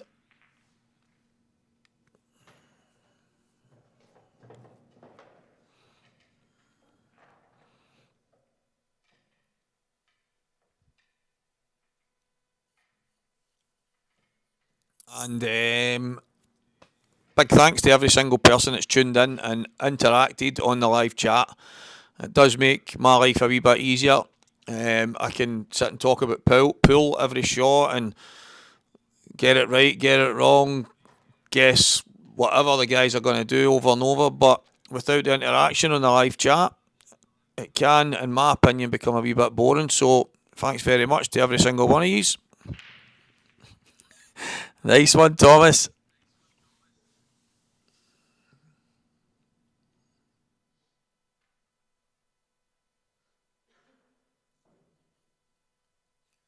So Barry looking like he'll take the hanging red in the top left, and then it looks as if he'll just be comfortable to take the red long.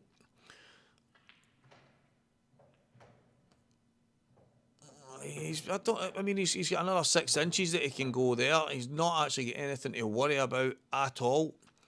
Overhitting it is obviously a problem if he goes too far, but I don't think he was ever going to be in that danger. Problem he's got now, and he's going to try and screw onto the yellow. Yeah, that was difficult. And even if he rolled that in, guys, I think he'd have been pushing himself to the side and possibly getting snookered. So slightly under hit the ball in the top left, and it could have cost him this frame. I'd be surprised if it doesn't.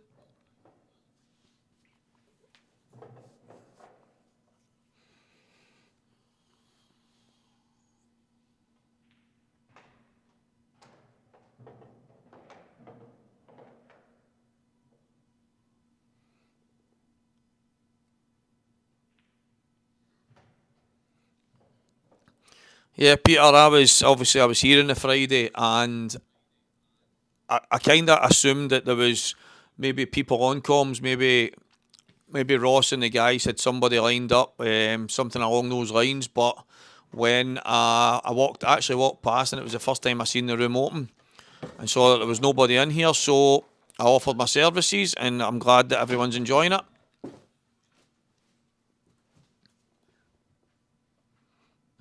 James Morrison, do you ever stop for a breath? I try my best to keep talking. Cian Monaghan on these yellows after Barry's mistake. He's tried so hard not to overhit the red into the top left corner, and in doing so he's just underhit it ever so slightly and made his last shot really, really difficult, and Cian has stepped in to mop these yellows up. He's landed perfect on the black with a chance to come back to 5-4 down.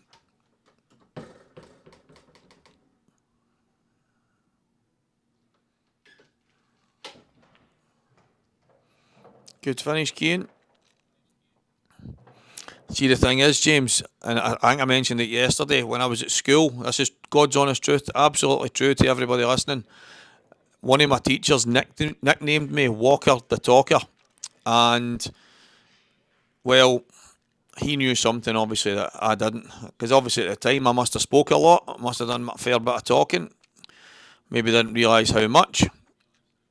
So, as one of my mates said, maybe I found my calling.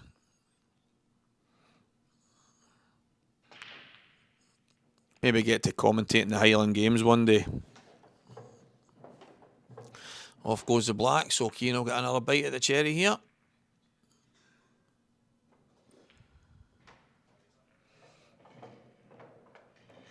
Young Keane fighting back hard. This was always going to be a great game. These two are absolute quality. Barry's been in top form. Keane has been blitzing almost everyone in his path. So, must admit, this is one that's been getting well looked forward to.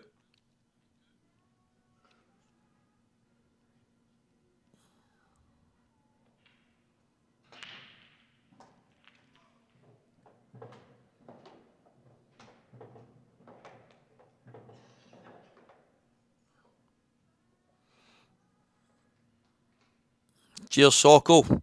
There's a Ferrier boy. How you doing, young man? Much appreciated, mate. By the way, you have disappeared again without your clothes.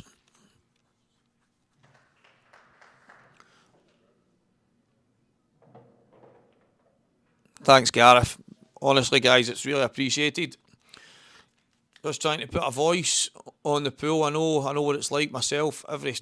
Almost every single week, sitting at home, sticking a live stream on, and it's just, you maybe hear some music in the background or maybe some voices, but nothing else. And I must admit, guys, I don't last very long before I've switched it off. So a wee bit of commentary goes a long way.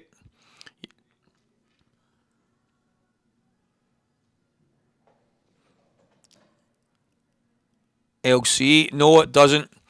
You don't get any golden breaks or golden ducks or anything in Blackball. So this is just, if the black goes in, it's a re-rack.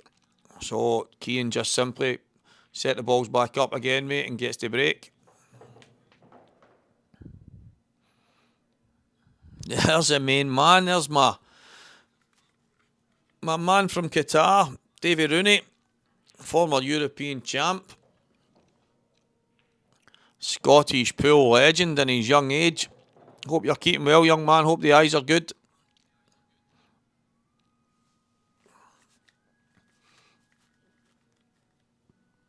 So as usual, guys, Keane has broke absolutely fantastically, but the black's gone in. And under Blackball rules, it's a simple re-rack. Keane sets them up again. And unfortunately, it's a dry one.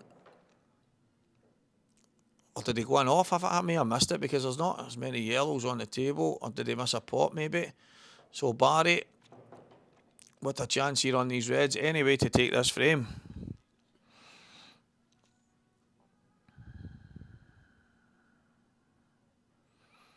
Two Dog is in the house. I think you meant Rune Dog.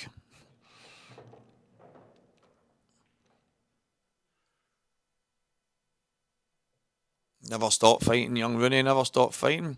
Maybe a wee jab onto the yellow here, guys. What do you think? Or just, is it just a drop in and just cut the black back?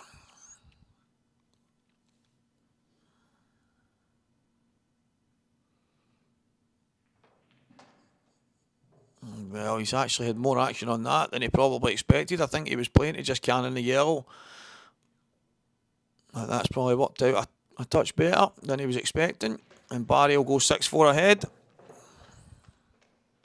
Oh, missed the pot. Thanks for that.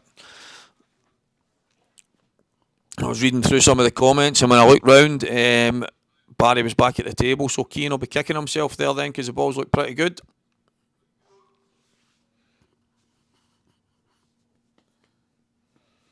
That's it, Socko. I'll keep you corrected, son.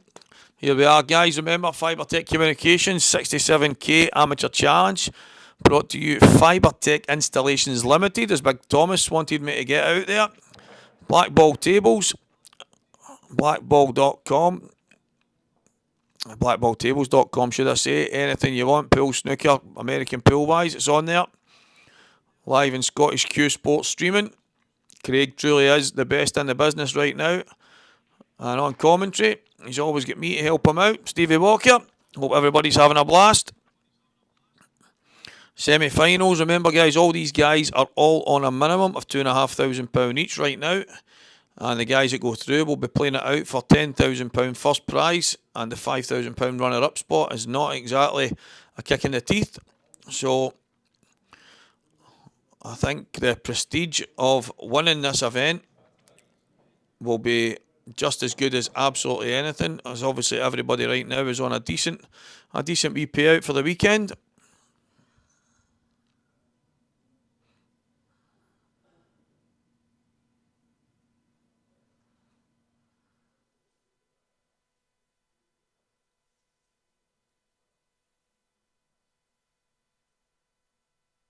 Oh, big shot here from Scott. And he's played that with severe confidence. Probably could have just dropped that. Well, he's not going to drop it at the length of the table, but maybe played that in a bit softer than that. He's committed straight across the table, 2 cushions. And he's got this red. Just a slight angle. I think he should be fine. He came out, we touch aside, we trace aside, and he should be absolutely fine for the black.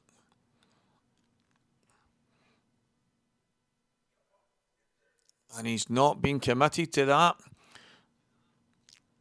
So Johnny Roberts is going to step up to the table here with a gift and a chance to go 6-3 up in the other semi-final.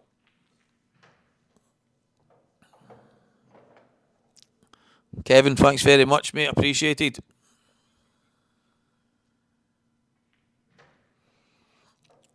Socko, you're right. John McGinn, you are normally in every single pool tournament going.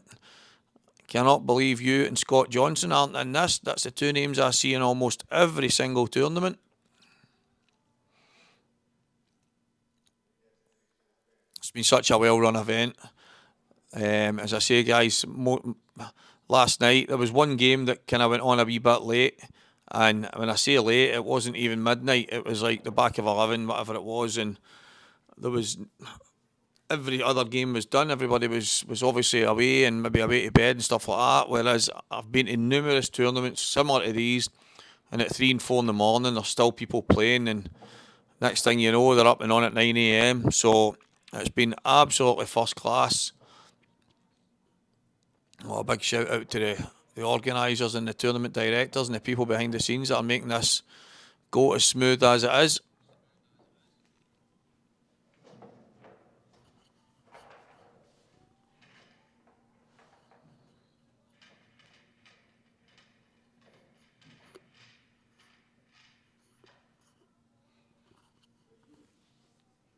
And 6-3, Jonathan Roberts against Scott Pope now. Oh, that's right, the county qualifier today, guys. How did that go for anybody up the road that has any information? Oh, here we are back on the main table with Barry Lynn and Cian Monaghan.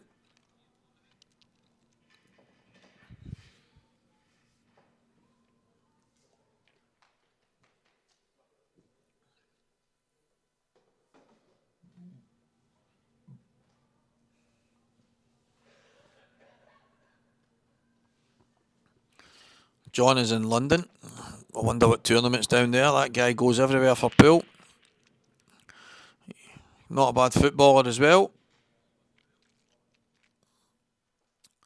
I think that's the first time in about 3 hours I've seen Barry break and not get a ball. But look at both sets of balls. Obviously the yellows have got a little cluster at the left hand side and a bit more awkward. But the reds are really, really good, and I don't believe Keane will take anything other than the reds, but what a break.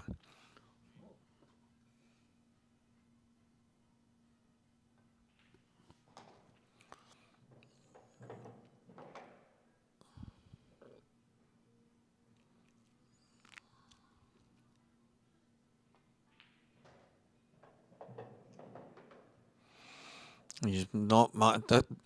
I don't know how many matches everyone's watched over the weekend, but that shot that Keane's just played there, I would assume that Keane plays on maybe tracking 861 cloth, and every now and again he's obviously playing the shot the way he would normally play it, but the way this cloth is, it's absolute first class, but there is shots when you come off the cushions, the side and the spin just won't take, it'll die and slide off. It's a bit like when 861 is brand new right enough,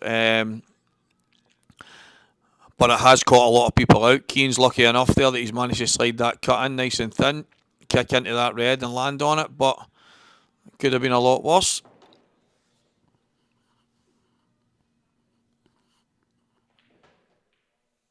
I think there was, Kevin, I think there was a few qualifiers in different areas. Was Falkirk and Glasgow in the same one?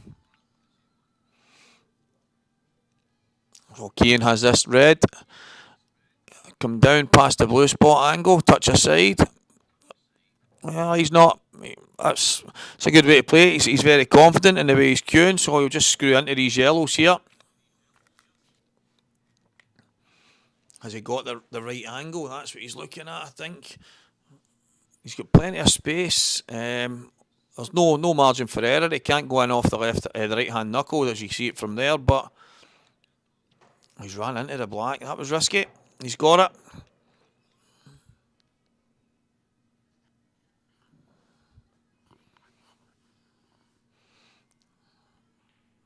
Amir now at 6-5. Both of these boys are playing very, very similar to each other. Not shy of kicking into things and nudging balls left and right. So, fair play to both of them. Very aggressive. Very, very good potters. And as it stands, Barry Lynn leads Cian Monaghan 6 frames to 5. And as I say in the other semi-final, Jonathan Roberts is 6-3 up on Scott Pope.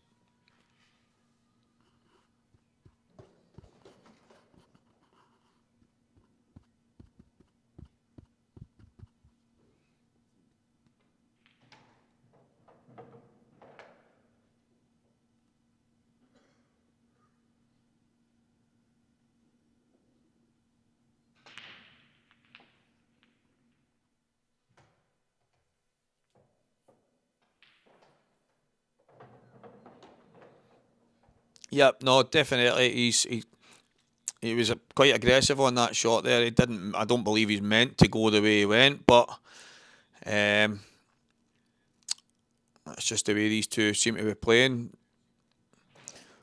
Sometimes that positivity can get them that slice of fortune, and that's the way it's going so far.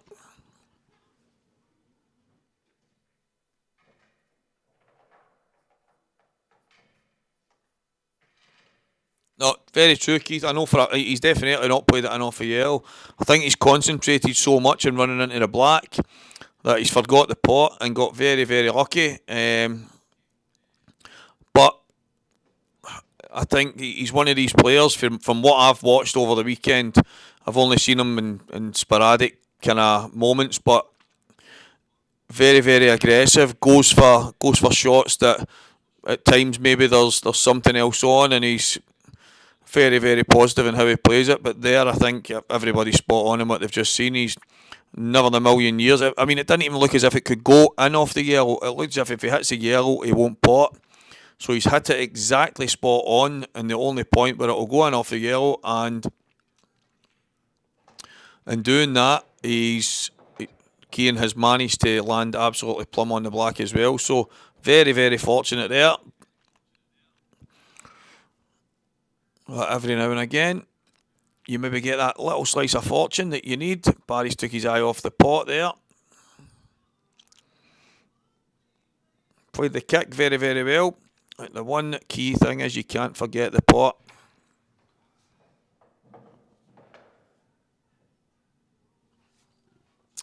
Well, Craig, wallpaper paste for the room. You could bring wallpaper paste, or you could maybe bring a jackhammer. You know what I mean? The venue is absolutely first class for pool. The rooms, well, I suppose sleeping in a building site's not too bad. I'm just assuming, Craig, that the rooms aren't finished yet. I think they started the rooms in 1941, and I'm hoping by the time I come back down here, they've finished the room I was in. Listen, it's clean. It's clean and tidy. Clean and tidy, but as I say, the rooms are a wee bit dated and falling apart. The venue's good. The venue's good, guys.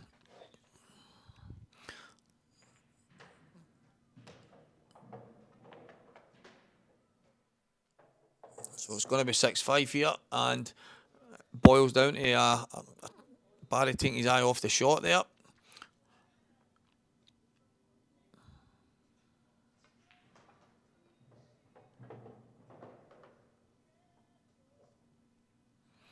Cheers for that information, Kevin. And Keane will go to level terms here. What a match this is turning out to be. Just shows you a massive slice of fortune from Keane while he's at 6-4 down. And then next thing you know, Barry takes his eye off a pot. A couple of shots later, and it's 6-all. Such fine margins, guys. There's John Joe on. How you doing, John?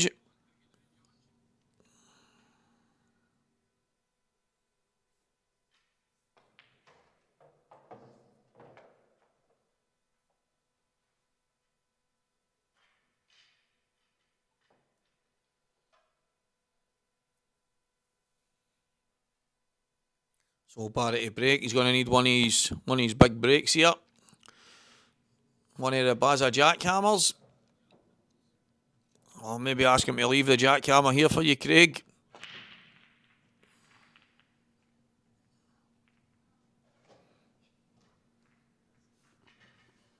Oh, Barry's shaking his head here.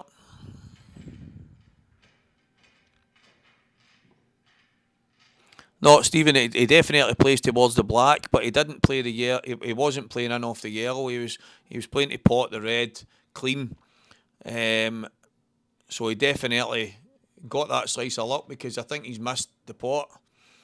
But he's always played onto the black. He's always played onto the black to try and he knew he couldn't screw through the gap. So, but the slice of fortune was definitely with the red sliding in off the yellow, which was to the right hand side of the pocket. Cheers, mate.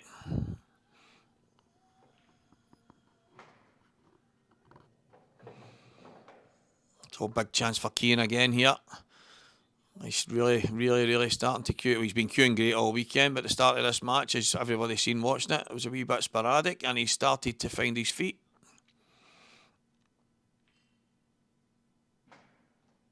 Great shot.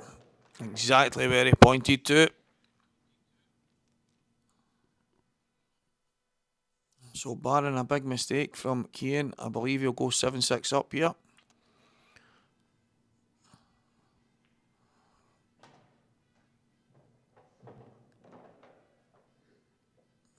Just wants to get himself back just close enough so that he's not having any work to do with the red in the middle. Likelihood is he'll take the one in the bottom first here. Keeps it simple.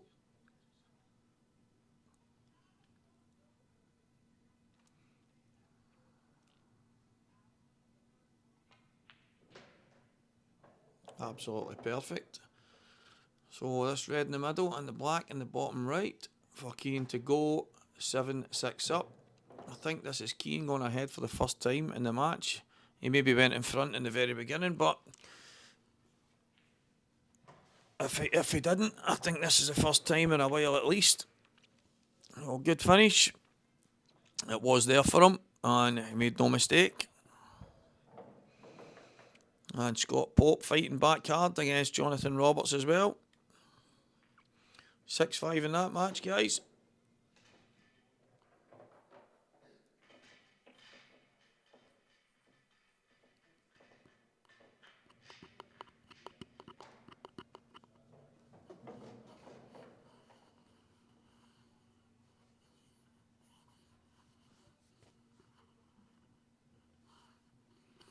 and Keane to break. 7-6 up. Getting to the business end of this match. And they didn't open very well. Don't think he's got that rack as tight as he would have wanted.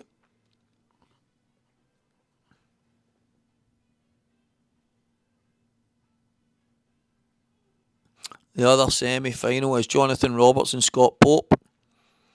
Currently 6-5 to Jonathan.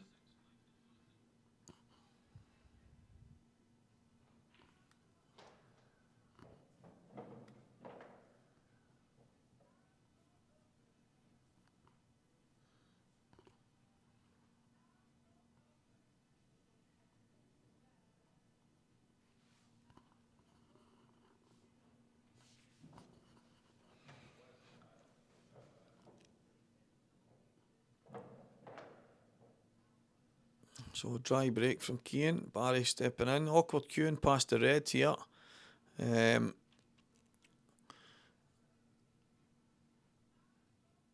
Not easy by any stretch.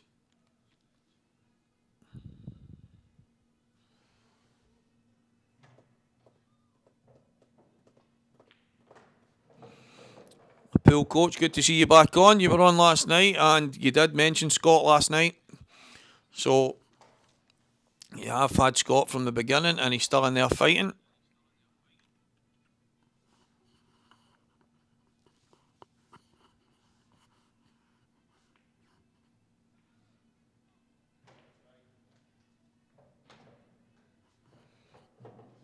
And true to form, Barry being super aggressive here.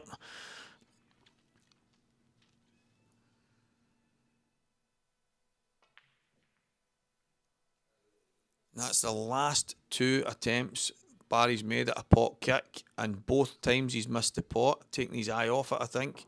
Maybe just a rush of blood.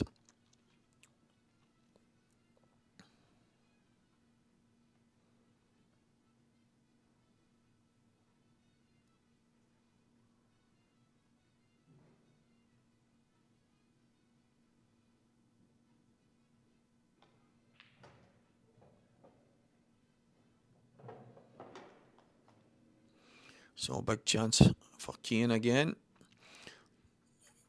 to try and get in here and mop up these reds.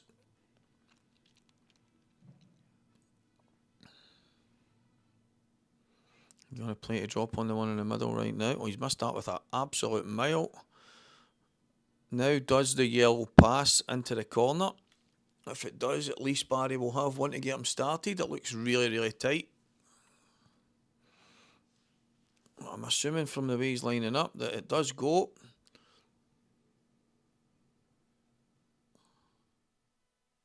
He's going to play that top one in off it. That's a very good shot, Barry.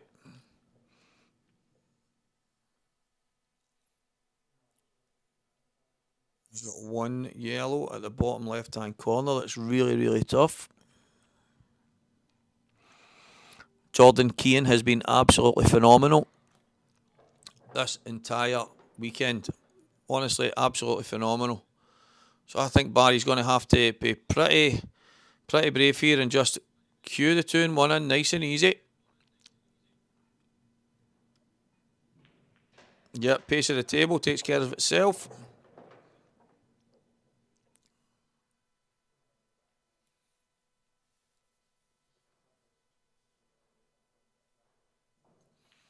Thanks very much, Pool Coach. Much appreciated. The minute I went out the tournament, it was either home or get myself on commentary. And as I seen, nobody was. I walked past the room. I think I was explaining earlier. I walked past the room and noticed that nobody was on. Just assumed maybe somebody was taking a break until I asked the question and was told that obviously nobody had been on comms. So offered my services and glad everybody's preferring to have some kind of voice over the pool, because I know it can be pretty boring trying to watch it when there's just guys potting balls, and as much as it's at times it can be good, I think a wee bit of commentary, regardless of who does it, always makes it better.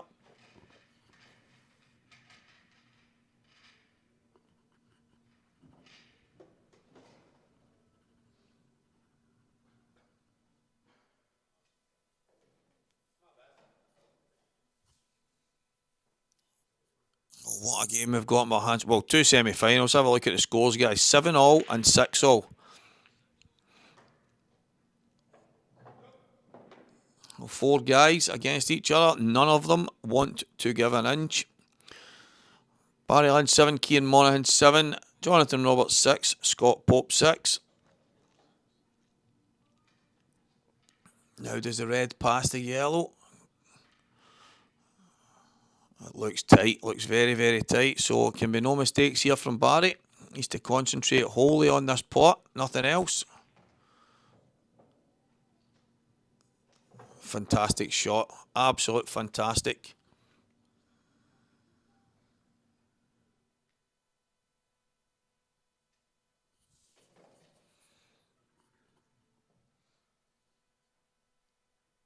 Listening to Taylor Swift is brutal. Yep, as long as we keep Brian Garrick off the jukebox, we should be absolutely fine on that.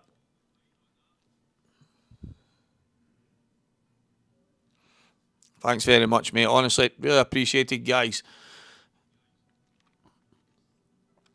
So Barry's forced the issue here. Really, really good first shot. He's had a couple of pot kicks, so that would have been in his head there, definitely. He's managed to concentrate in the pot, and in doing so, got the red out, giving himself a chance on these reds, and also a chance to get himself back in the lead. So Keane's not done a whole lot wrong in the last few frames. Every single time he's gone to the table, he's taken a chance. Barry would have maybe liked a slightly better angle there so that he could come across past the black. That's totally fine. He can just screw it back across towards the yellow.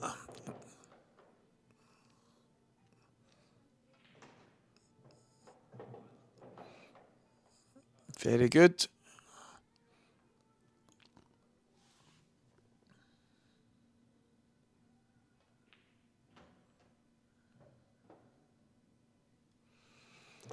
Slightly overran that, but it was kind of awkward cueing. A wee bit aside has just carried it. A chance for Barry to go 8-7 up, and he duly takes it. Very good finish.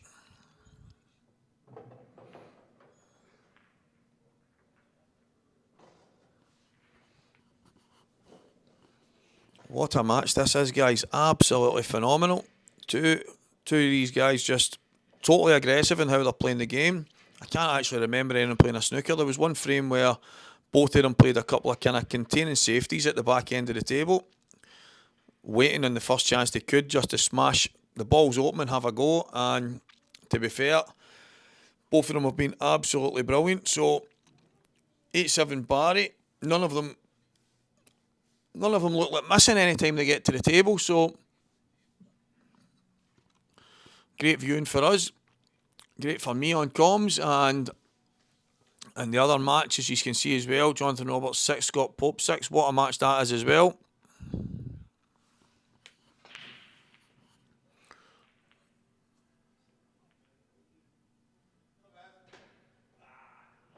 So Cian wasn't he wasn't managing to get the rack as tight as he wanted them. Got the referee to do it for him, and I think the way they opened, they probably weren't as tight as they could have been.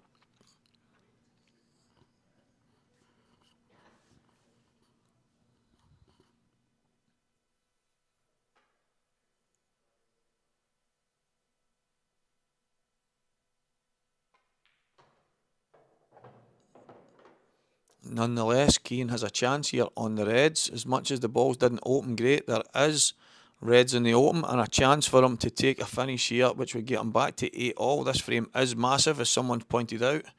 The difference between 8 each and 9-7 is absolutely huge. I don't know if he's on that. And he doesn't look too pleased.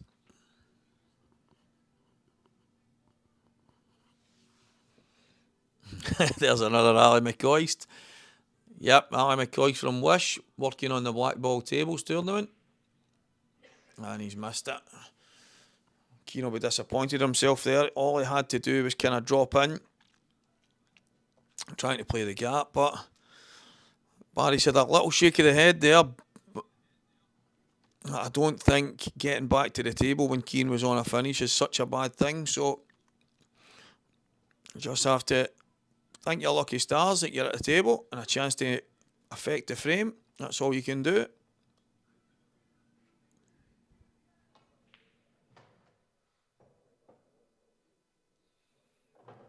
As everyone knows, Barry is constantly just looking at some way that he can take out a finish. He's already looking at potting this and then the yellow next to the black into the bottom bag on the left-hand side, of which I think he was wanting to be straighter than that, but he should be okay. He can pop this in, nudge the black, and he should be on the other yellow into the left-hand corner.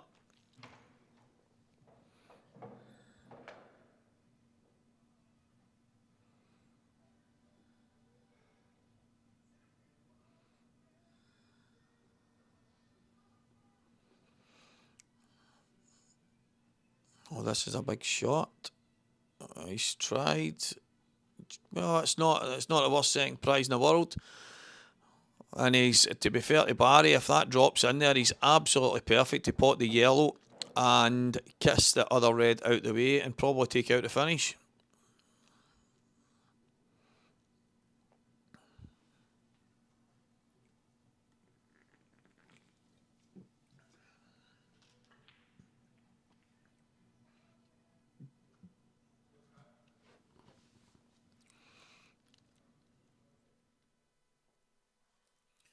This Ali McCoy's thing is growing arms and legs. Started off some months ago whilst commentating on Deathmatch Pool in Scotland. And Super Ali seems to have taken over my voice box when it comes to commentary.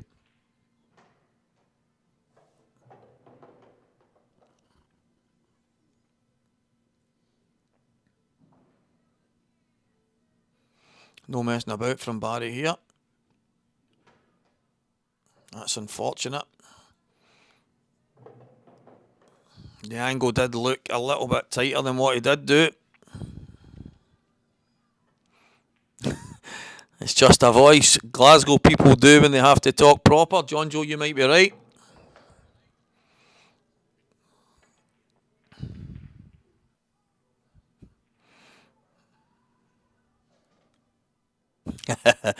Cheers, Bob.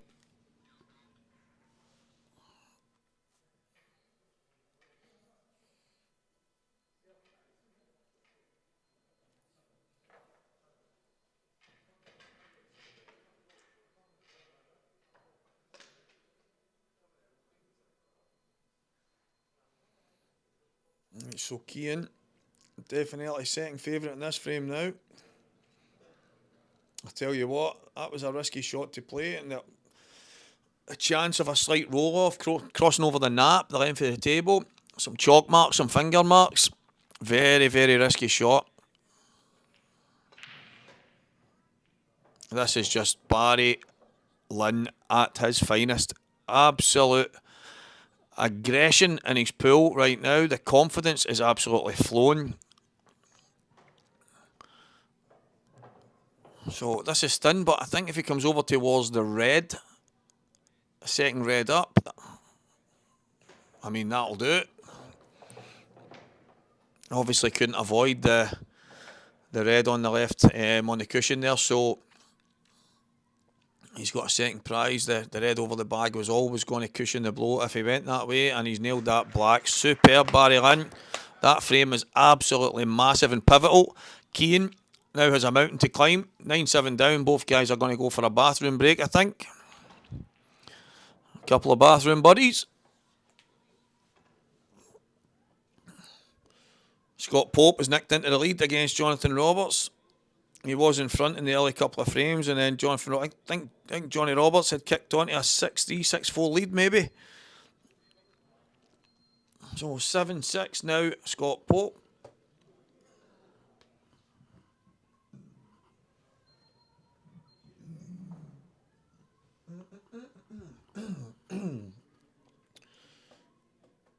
And there we flipped over to the other semi-final for now. I think he'll be hoping to be on the... Is he looking at having to pot into him? I think in an ideal world there, Jonathan Roberts would have preferred to be on The other side for the red. Oh, the bottom one must go. Bottom one of the three must go. Can't see any other way that he would be playing this if it didn't.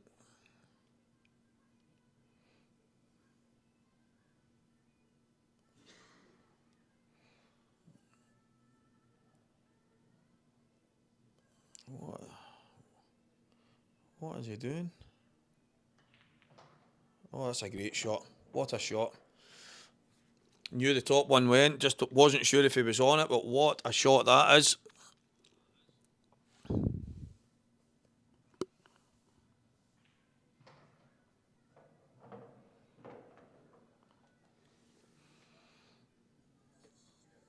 Now he doesn't have to do anything crazy here, just screw across the yellow that's the closest to the right hand side bottom cushion. Just screw towards that, even if you hit it, you're guaranteed a shot. Through the gap, you're even better. I tell you what, the only way it could go wrong is to play it the way he's played it. You don't have to go there, just come across the side of the table, a wee bit of side and he should be okay. But I tell you what, that was very, very risky. And that match is now 7-all as well. This is epic stuff from these guys. Nobody giving an inch. Everybody battling to the very end.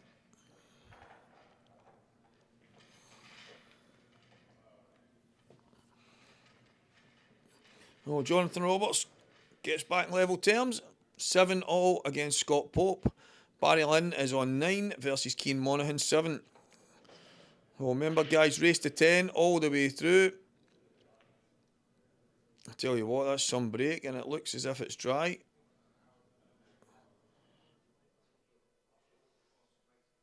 One nice and simple pot on the yellow up the cushion. And I think Keane will take these yellows away. Thanks very much, Stevie. Thanks to everybody that's commented on the commentary. I know anybody could come in and talk away. I don't know.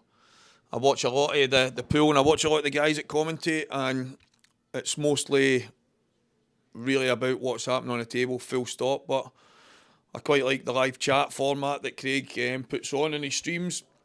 Keeps everybody interacting with each other and keeps everything fresh. It allows everybody to have an opinion, and it gives me plenty to talk about with every single person that's watching. So thanks every one of you that's tuned in.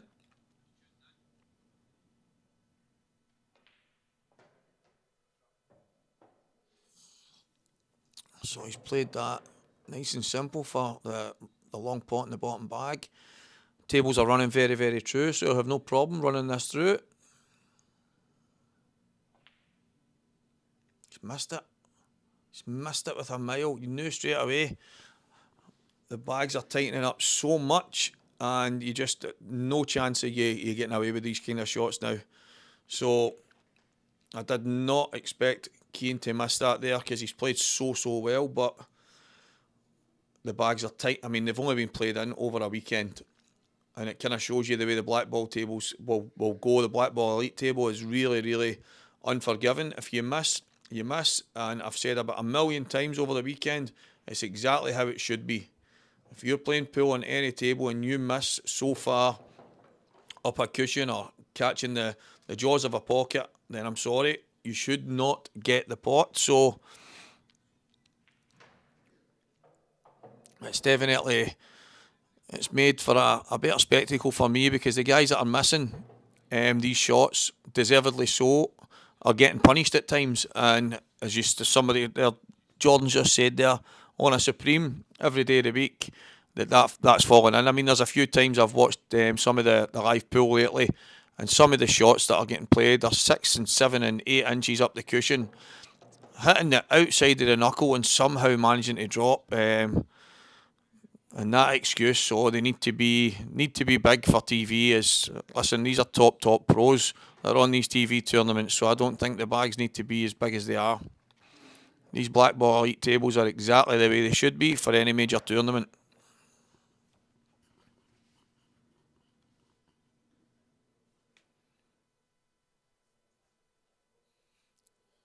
So Barry's going to have to pull off a worldie here, guys, and get himself on that red down at the bottom. Needs to leave the white, I think, on the top cushion here. He's not done it.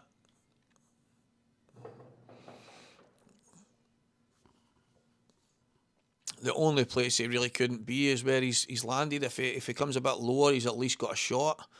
And I think his only option maybe now is to leave himself a double off 2 cushions, off the yellows into the middle.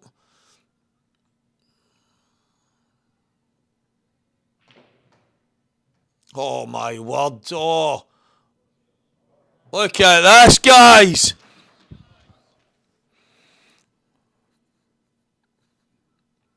Barry Lynn.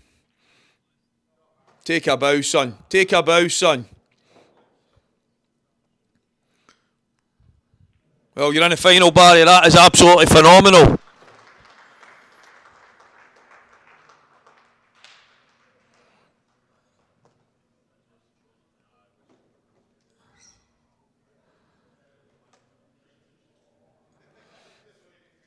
What a shot. What a shot. What a finish. Cash and carry. Woof.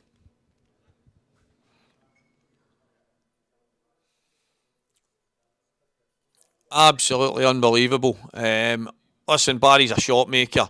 A lot of guys will speak about, well, you're only making these shots because you're in trouble. Well, do you know what? Every now and again, we're all in trouble. What a shot.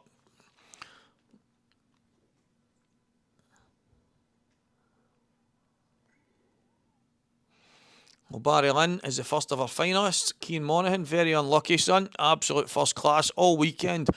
And you go home with a very nice, tasty £2,500 prize in your pocket. For a beaten semi-finalist, that's not too bad.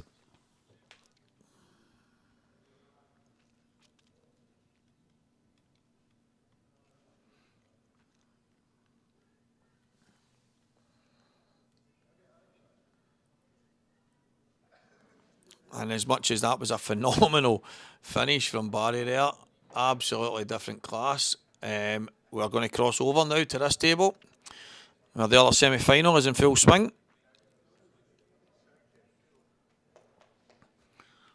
Jonathan Roberts has got a bit of work to do here. He's going to... I don't know if he can maybe screw through the gap between the yellows here. But you know what? Using the yellows was probably a good shout. He's unlucky. He took his eye off the pot ever so slightly and ended up landing where he's landed on the black. Would have been absolutely precise, but unfortunately he's missed the pot. So Scott Pope with a chance to go 8-7 up. Just need to drop this in, leave a yellow in the middle. He came a wee bit further than he wanted, but he's okay.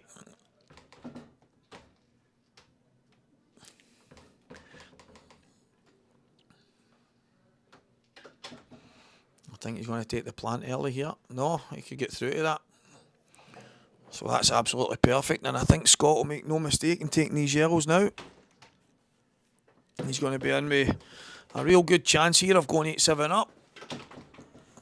Jonathan Roberts will be kicking himself. That was a big chance on that red, but he did land slightly awkward.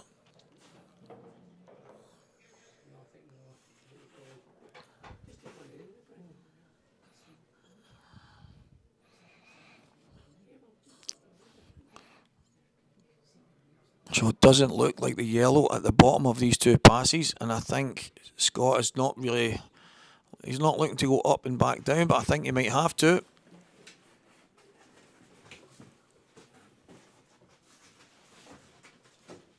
I think he's definitely eyeing up the top of the two yellows, so it doesn't look like the bottom one will go.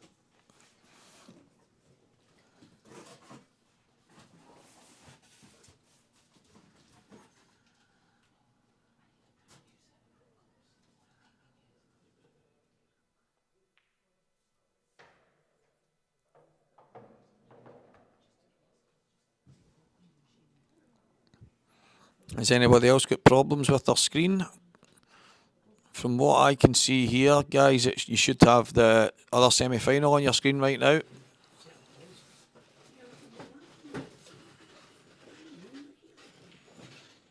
That's a fantastic shot from Scott Pope.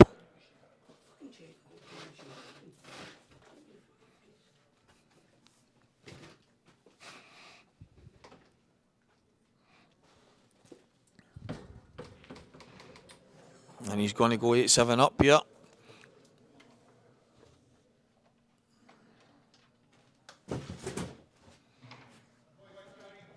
And it's Scott Pope to break. So, big favourite now. Cheers, Mike.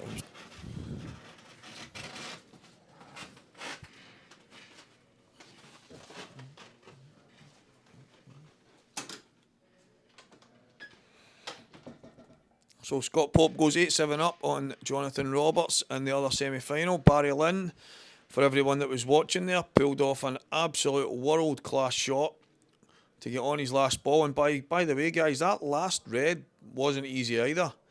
A lot of guys would have been forgiven for dropping it in and giving himself a shot in the black. Barry absolutely fizzed that red along the bottom cushion.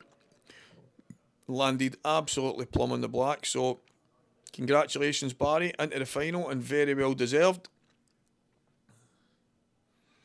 And Scott to break here. And it's dry. The balls have they've came together, quite a heavy cluster at the bottom right of the table here.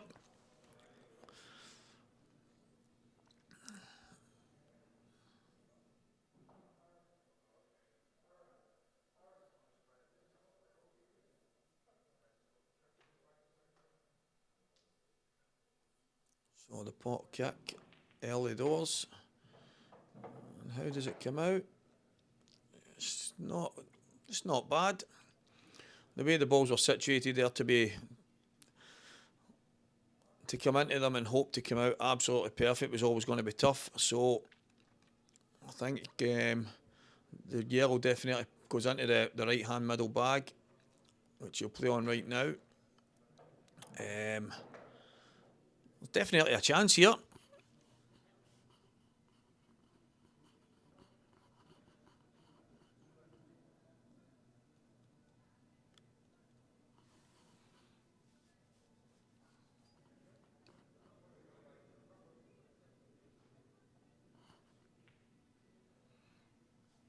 Lovely way to shot. Absolutely perfect.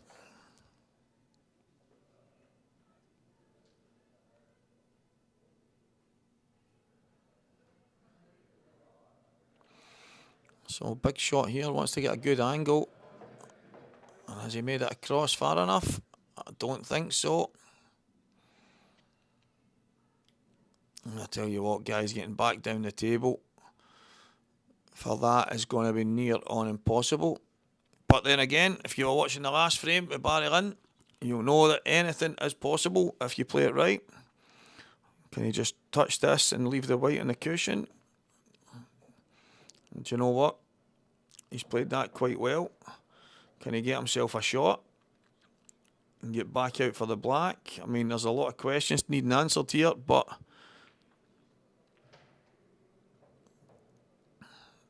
and there's your answer, guys. He's maybe about a quarter of an inch away from being perfect. 2 shots prior to it. The unfortunate nature of this game at times.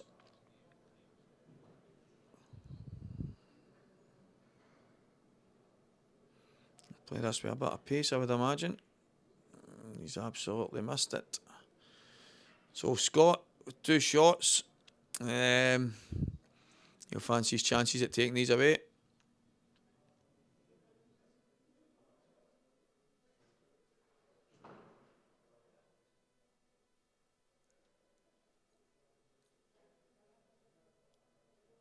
It doesn't look like there's much in the case of problems here, so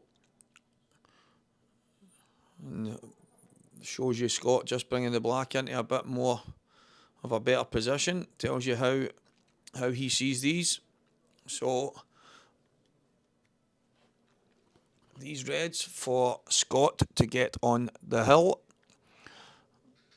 and 1 frame away from a place in the final. £67,000 Fibretec Communications Amateur Challenge, brought to you all by Blackball Tables. Remember, guys, anything at all that you want pool-wise, blackballtables.com has it all. live on Scottish Q Sports streaming, promoted by UK World Pool.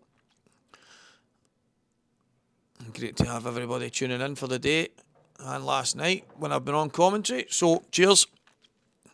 Cheers for some of the good comments, some of the mad ones. They all count.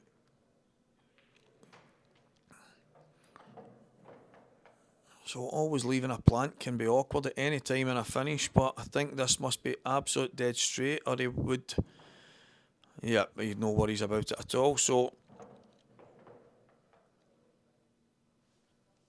I think he just needs to get the slightest of angles and he can go one cushioning up for the black into the middle, and if he wants to leave himself even straighter on it, he can just stand up and take the black in the top bag.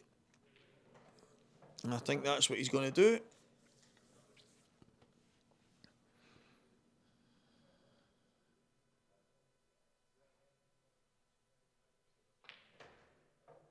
Oh, he's played it with a bit of side. And I tell you what, if he really hammered that there, guys, that was an off. It took the side on it, it took a small dive towards the cushion at the top, as you could see. That was risky. But he's 9-7 up. Well done, Scott Pope.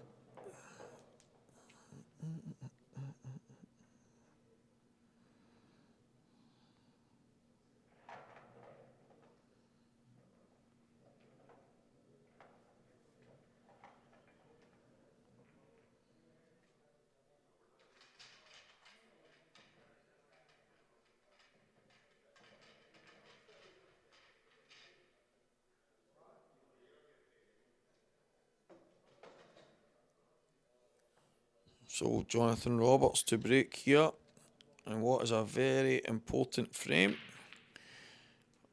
As obviously everyone knows, every frame is important, all as important as each other, but when you're 9-7 down, some of them take a wee bit more significance. And looking at this here, Scott Pope might fancy his chances here. Scott's going to step in and I would imagine take these yellows. The other instance here is he knows he can't miss. The reds are sitting pretty good as well. So a couple of shots to get him started on these. The yellows aren't great, to be fair. The only difference is that he's got an easier opener on the yellows, so it seems the obvious choice. The two yellows in the centre of the table don't really go anywhere easy. The one slightly higher in the middle will obviously pass into the right middle pocket, and the top left, top right if you can find a gap, but definitely some stuff to map out here. We'll see how Scott decides to take these on. It looks as if he's taking the yellow through the gap first. He's took the red. He's took the red into the side pocket. And as I said, I felt the reds were probably the best balls, just not an easy opener. And again, I don't know if he's on much easy here. Maybe the red on the outside of the two at the right-hand side of the table will be on and he can run through the angles. But again, there's still work to be done.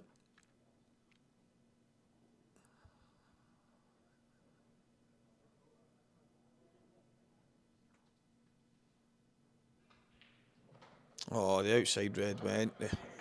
The inside red, sorry. So this semi-final looks as if it's going to come to an end. If Scott can just keep himself nice and calm. Seeing some of the comments of some of the guys that he's been playing and mixing with, I think that's the case for a lot of the guys that was in this tournament, to be honest. Scott's obviously found a bit of good form over the last while. Continued it into this event, so fair play to him. Who knows, before soon he might be a pro. A couple of the other guys in it might end up pros, and getting to play in this kind of event as an amateur won't come around again.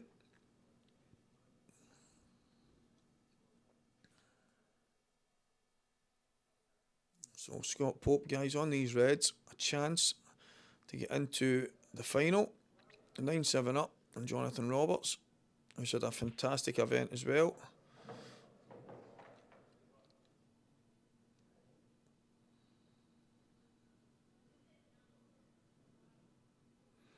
such fine margins when you get to these kind of stages in tournaments.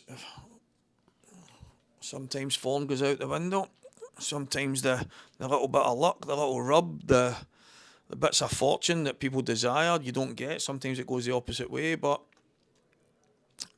on most occasions, the guy that steps up, the guy that gives it that little bit extra, is the guy that steps up with the victory in the end, normally with the title and the trophy. Lovely shot from Scott there, nice and delicate in between the yellows, just a cannon. Give himself the angle that he needs on this second last red.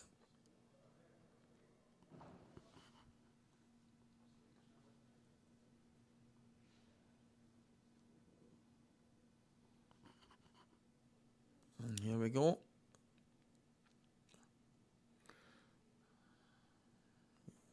Very, very composed. Not doing anything with that special at all. Be a lot of players forgiven for going off the side cushion and back out to try and get closer to the red. Scott's potting absolutely brilliantly, so he's decided just to give himself a shot on the red. He'll just push us through it. And he won't have any problems with the black once he nails this. This is essentially Scott's black. Pots this, he wins the frame. And my word, that's pressure, guys. That is pressure. I cannot believe what I've just seen. This boy has not been missing. He's not been missing. And 9-7 up, a chance to go to the final. Whatever way you try and wrap it up, pressure gets to every single player. I don't care who you are. All the top snooker guys will tell you. Pressure gets to us all.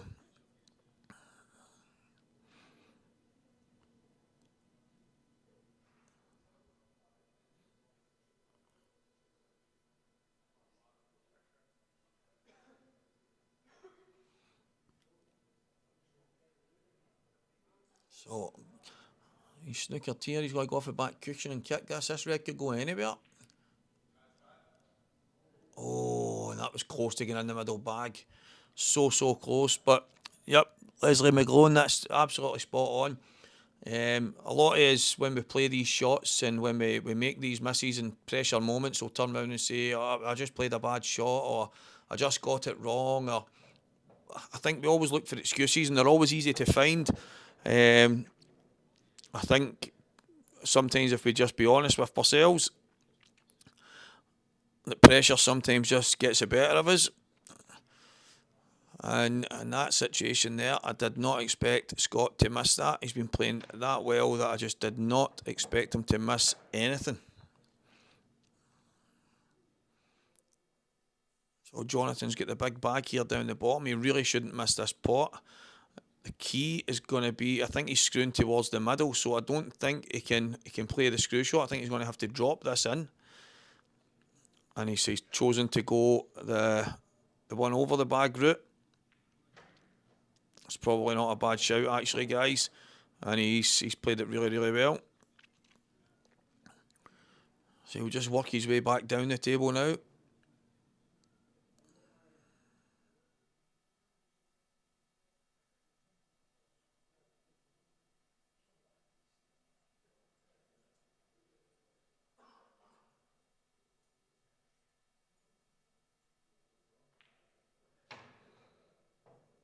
Oh, I don't know why he played it that way. I think he could have just played a kind of delicate screw shot. Even if he goes towards the kind of black, he wouldn't have been away up there. He'd have been further to the right, and then he could have just dropped it in the middle. Dropped it in the middle for the ball closest to the left middle, and he's got it. And even these shots, guys, like the one that Jonathan's just played there, I think that wee bit of pressure, he's saying to himself, just make sure.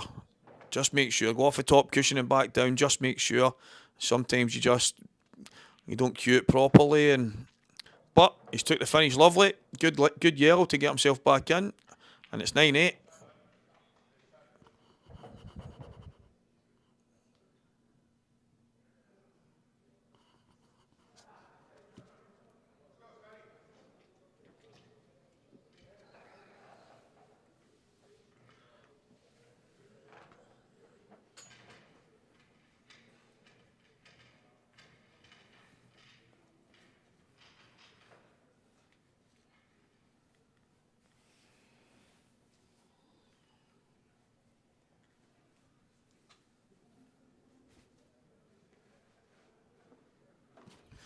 Both guys taking a bit of a bathroom break now, so once they get back, we'll get the conclusion of this match finished and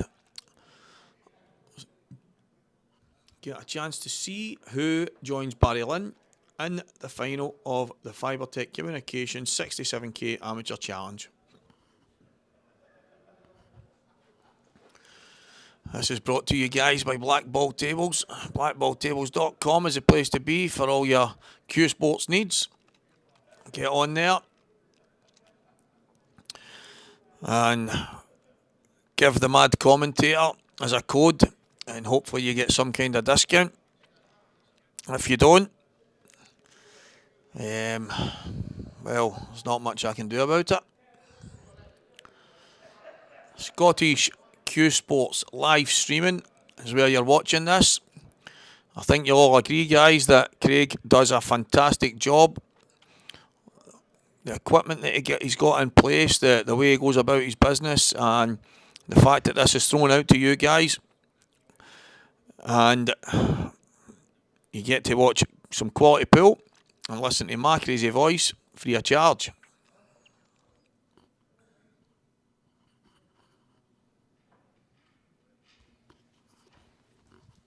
Oh, here we go.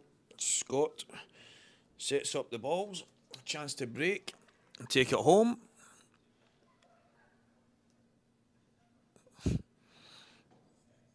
Shane there, urging Scott to take this home now. No more messing about.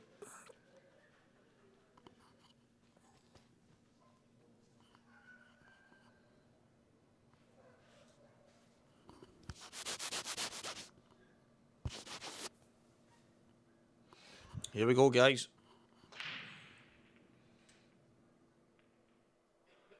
That was a fair smash and it looks dry.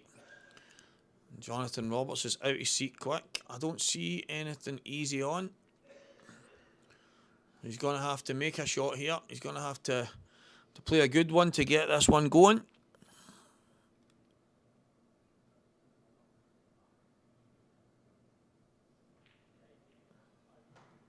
He's played a very good shot to get this started.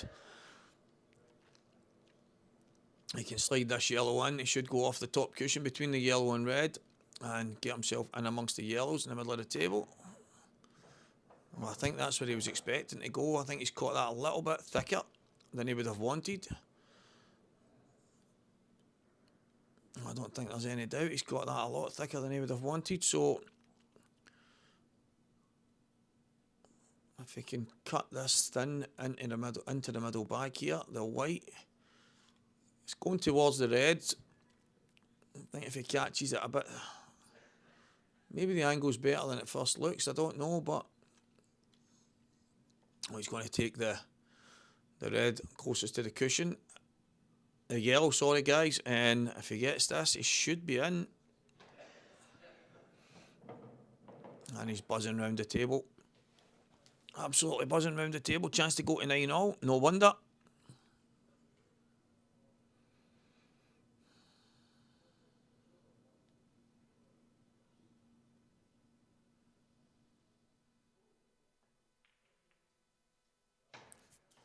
Absolutely brilliant shot. The black was always slightly low and beyond the two reds. That's one way. Nice delicate shot. Free the black up. Top, middle, top, bottom. And this is going to a decider, guys.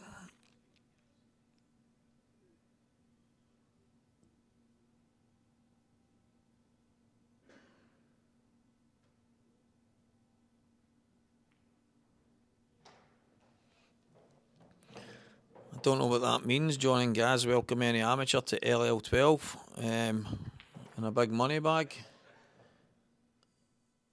Oh, why has he played it that way? It must fly in that corner, but he's made this hard for himself. All he had to do was run off the cushion and out. He's missed it.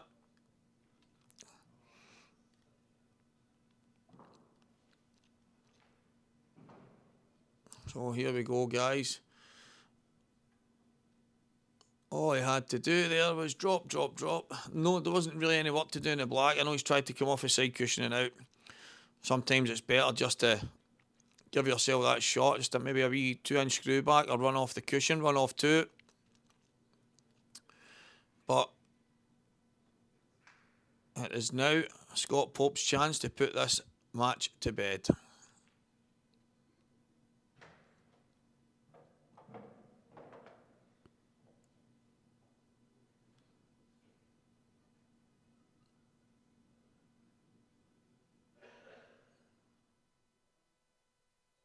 Is he on the ball to the bottom right, closest to the pocket? Looking to see if he's on that right now and can maybe bring the red on the cushion off.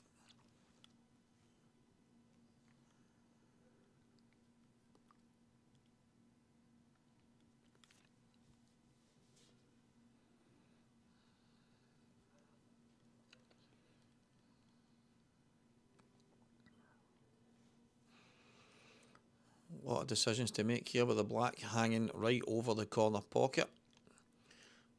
So Scott trying to make sure here. I think he's considering going up the top for the red in the top cushion right now.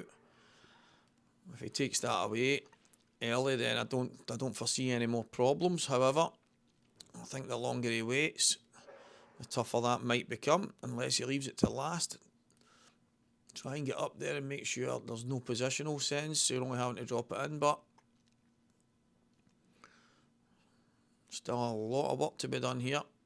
A couple of good shots and things should get a bit easier.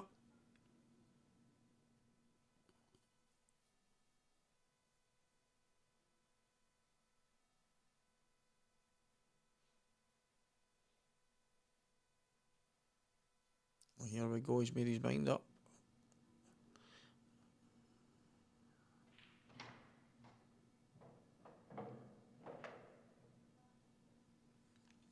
Well, this shot right here, there's obviously a few other shots to go in the match and in this frame that could be decisive, but this shot right here, let's be serious guys, has to go. 100% the pot, he should be guaranteed to have a shot.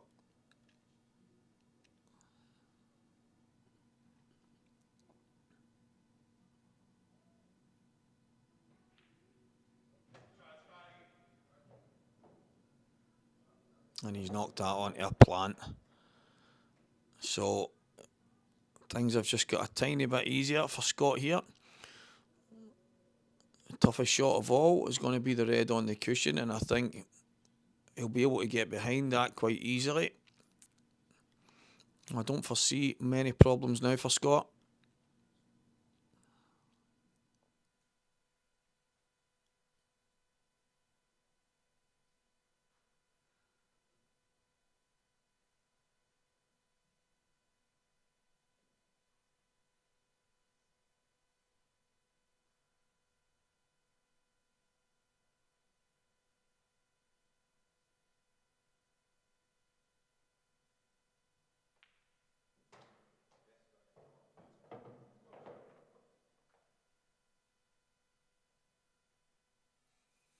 So the plant that when he came down the table and flicked the reds is now on.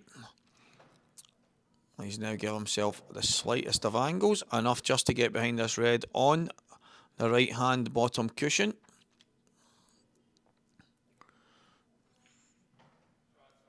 And he's right on it. I don't see him missing this, guys, I really don't. Stranger things have happened, but Scott's played so well. He's got nothing to do here. The pace, even if he slightly misses it, I think if he plays at the right pace, it flies in. And if you just pump it in like that, then you do not miss.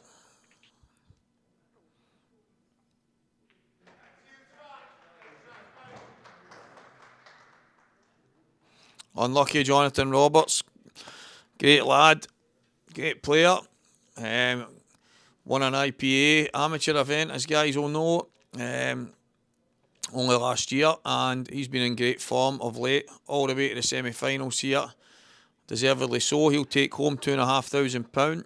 As I say, quality guy as well. So all the best, mate, and let's go. The final is coming up, and it is now Scott Pope and Barry Lynn. 5 minutes from now, guys.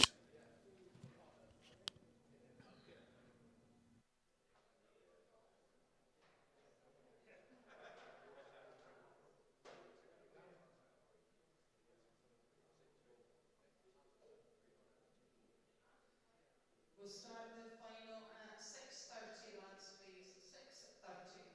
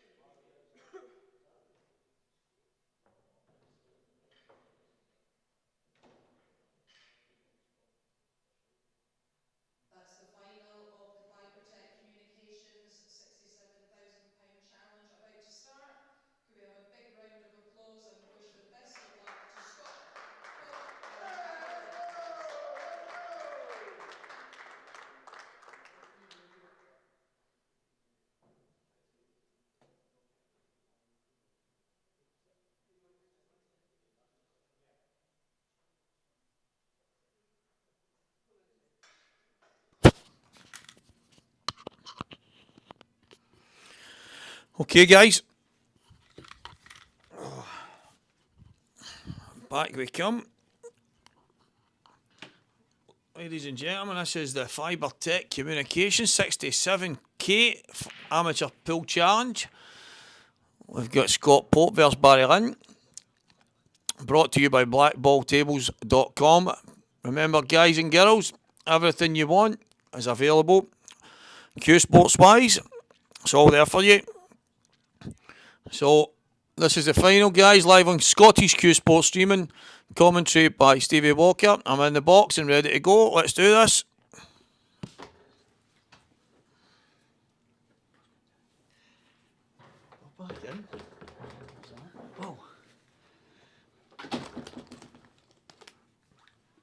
Scott's had a good break.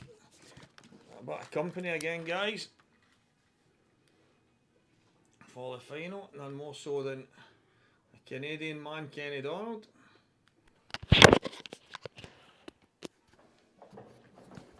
Glad to be back, Stevie. Good to have you, mate. These two guys must be feeling it. It's a long day playing a lot of pool like this, eh? Absolutely flying, the two of them. Scott probably thanking his lucky stars that Davy Markey didn't manage to go over the line from 9-5 up. And he's not looked back since. Played well in the semi-final there. And oh, he's missed that. I know what you're saying, Stevie, but I've been watching Barry closely and lucky enough to get a wee small bet on him. But know how I don't carry much luck. I've got a wee bet on Pope as well, so I'm looking pretty good.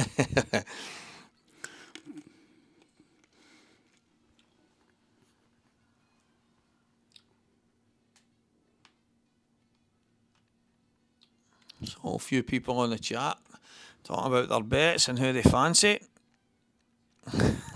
If ever Okay, JJ. John Joe's favourite ever Scotland manager this year. Of course it is. Why wouldn't it be? Surprised JJ's not actually here playing. This is his kind of tournament. Yep. Just speaking to Ross there, John Joe.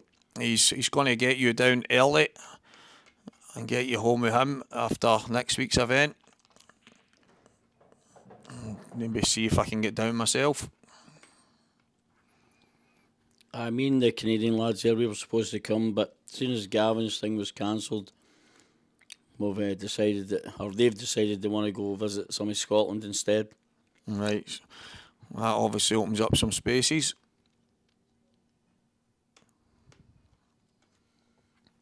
Thanks, JJ.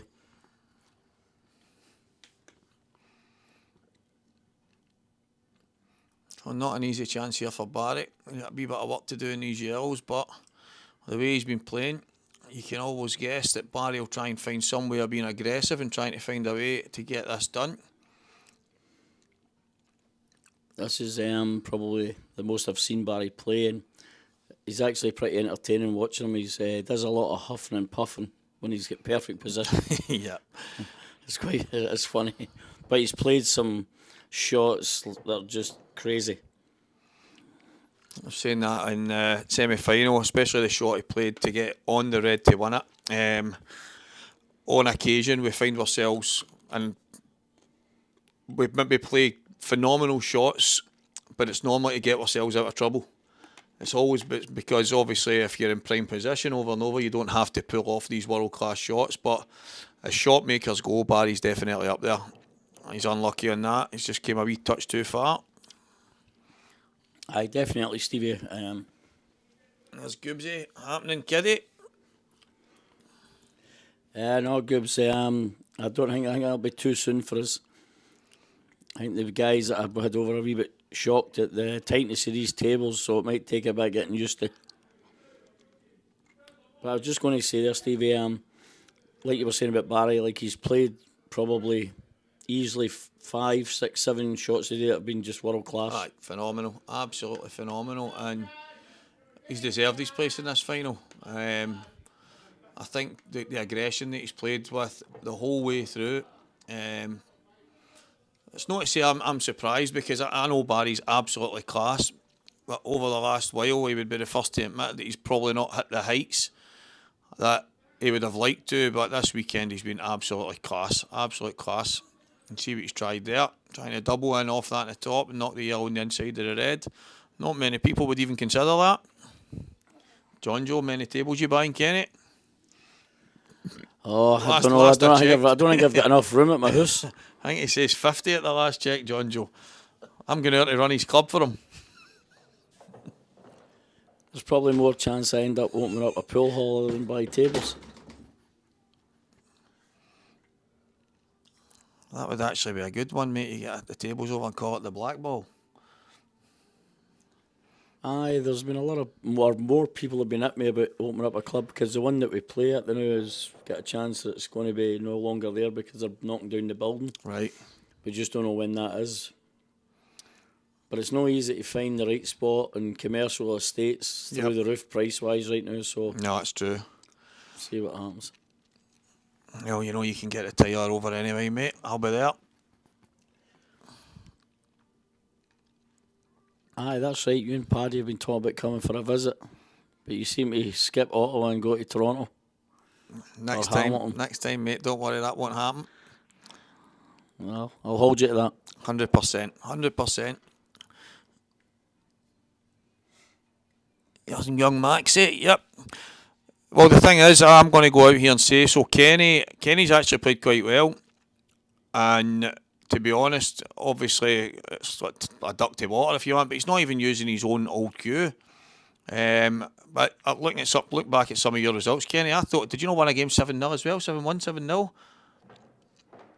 I thought you played quite well in one of your matches. No, I get pumped 7-0. No, you didn't. Half Baza. No, what other was there? Not? No, I beat Ryan Stewart 7-3. Yeah, that must have been the game. I beat Young Preston 7-4. Yep. And I was pretty unlucky against Ray Stewart. I mean, he played well and tied me up a little bit. But not having played really this for 10 years, I've enjoyed it. Danny on comms is Stevie Walker, and next to me for the final is Kenny Donald. Christopher Slack, congratulations on your winning your money match, mate. Well done. Well done, Slacky.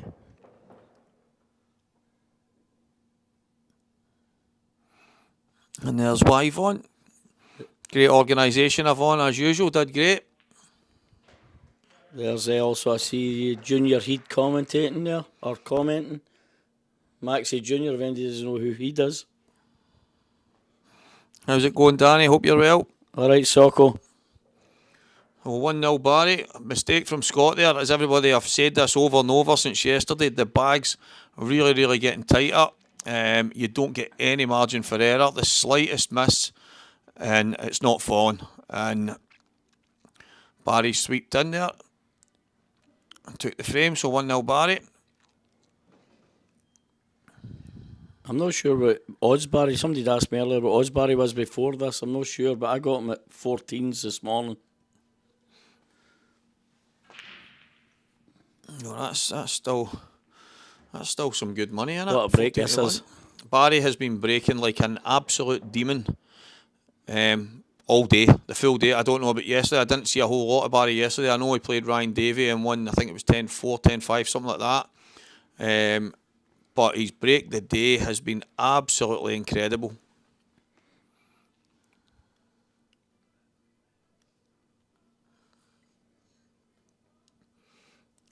It looks as if he'll have a go at these yellows here. What I've liked about Barry, Stevie, is just watching him, how the confidence of the way he takes the shots down the rails. I don't know. I look at it and I'm like, how the hell does he do that? Because I'm scared to hit the mat. He's playing with a swagger right now, and you know, as I said only a couple of minutes ago there, he's probably been missing. Maybe you can call it confidence or whatever it is, but I think he's just found that bit of form. And we all talk about getting in the zone. Barry, and that throughout this day, has absolutely been in the zone. So good luck to him. I think he's well deserving to be in this final. He's been one of the best players across the full weekend, and I wouldn't be surprised if he just keeps doing exactly what he's doing and wins this. Oh, and I'll let you into a wee secret as well. Like, he woke up the day, didn't know where his cue was, so he's doing pretty good.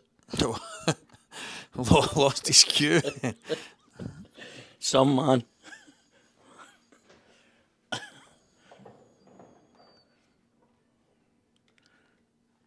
A better one than that. What about Martin McIntosh? Did you hear about him? He never showed up to his 2 matches. Do you know what? I thought I seen Martin in the draw, and I actually see last night. I was leaving the commentary. I was in this box last night, and I was heading up to the room. And when I was getting up, I thought I seen him sitting talking to Ross, and then I saw a photo of the two of them at about midnight last night, and he was absolutely scalped. That was him, and he says, he asked us a question, how do you forget your 2 matches? Wow. Aye, nuts. The final is still first to 10, yes. So Barry, he's gonna. I think he can run towards the red tier. I think he's got to double this. I think he's. Do you notice how the balls, if you don't hit, you gotta actually hit them hard, they just slide as soon as you play that. The brand new cloth just makes it very, very hard to judge these doubles.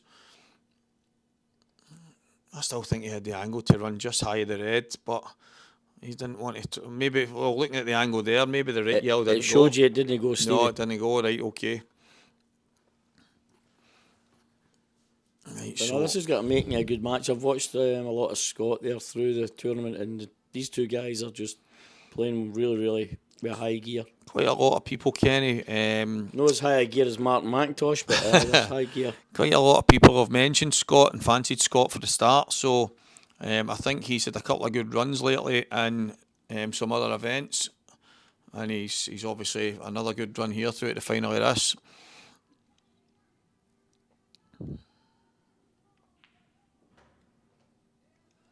What about me as well? I thought I had young Morgan in the Calcutta, and I didn't. But then I found out I had Dylan Mitchell. I didn't even know I had him. So, same bet. Yep, spot on. As Santa says, guys, 10 grand to the winner, 5 grand to the runner-up. Beating semi-finalists, all get 2.5 grand each.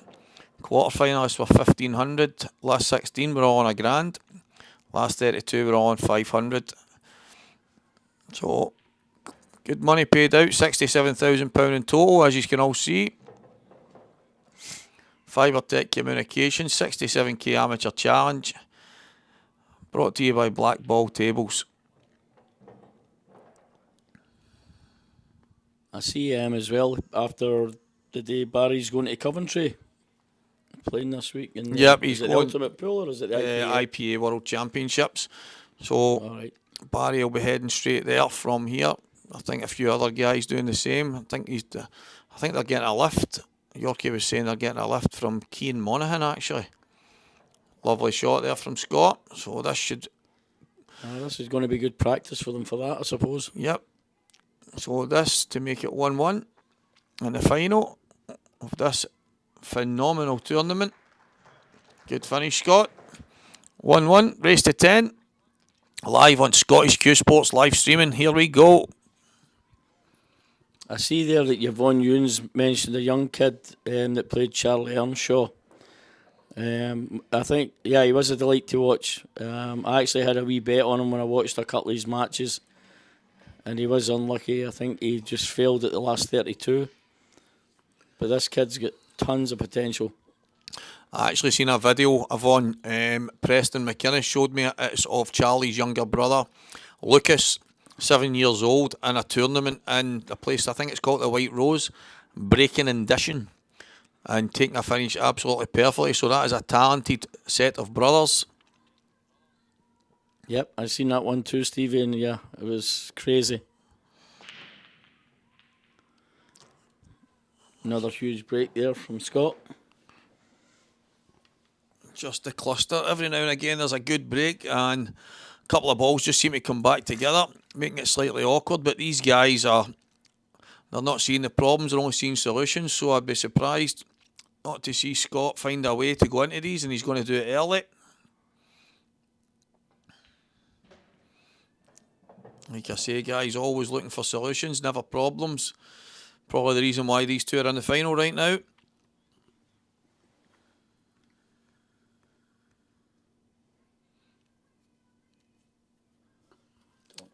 Yep, Mark Boyle for the IPA World Championships. He's, ever since the big money match and the flawless kind of pool, he's gone on obviously to win the Scottish Seniors, and he's obviously in fine form, so Mark will take some beating, in my opinion anyway. Yeah, I haven't seen a lot of Mark's games of that, but I've heard he's just flying at the moment. He's kicked on Kenny, and he's just moved to levels above. Obviously, there's loads and loads of quality out there right now, but he's just flawless at times, absolutely flawless at times. Yeah, I forgot about he actually had that money match where I think it was Farnsworth. Yep, that's right. But I've seen everybody was like just blowing his horn, like just it was outstanding. I think it was one of a few people who'd said it was probably as close to the perfect game that they've ever seen. So for that kind of comment, it must have been pretty special. I never watched it. It was on some kind of streaming thing. I never got to see it. Maybe have a look at it at some point, but from what I heard, it was absolutely unbelievable. Yes, I'd heard similar to that. And what was the actual score, do you remember? Santa's on here, he'll maybe tell us. How did it finish in Boyle and Farnsworth game, Santa? Because I don't think it was close.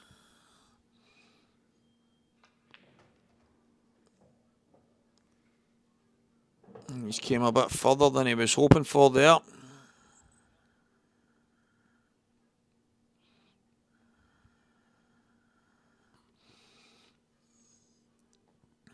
$31-12. Yep. Really? Frightening. Wow.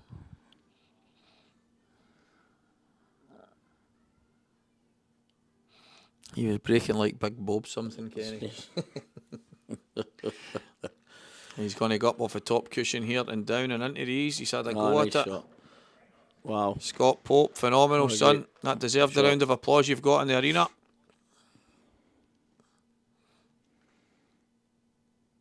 And if he's on this ball to the corner right now, then that's even better, I think. I don't think he is, though. I think he'll have to take the red closest to the black.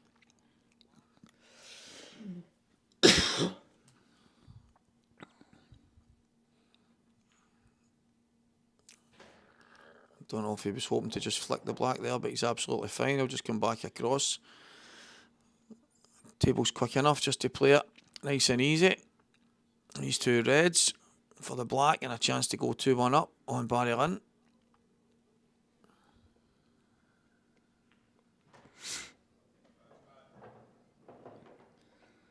Yeah, this kid, Scott, doesn't. He's never out of position much on his shots. He's been absolutely phenomenal. He was in the quarterfinals against Davy Markey and looked out, dead on his feet, 9-5 down.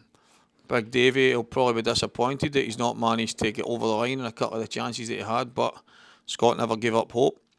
Hung in there and eventually got over the line, and all of a sudden he's in the final here. And about to go 2-1 up, which he does. Another good finish. Barry needs one of his big breaks here. White planted in the middle of the table and a chance to take it out. As good as Barry's been breaking, like he's been unlucky as well in some of his matches where he's broke, made the 8, and then re-broke and scratched or re-broke with dry, and the guy's finished it. Yep. I think amazing. I mentioned yesterday, Steve, in Canada there, when that happens, you do get the choice to respot the 8 and play from where you are, or you can choose to re-rack them.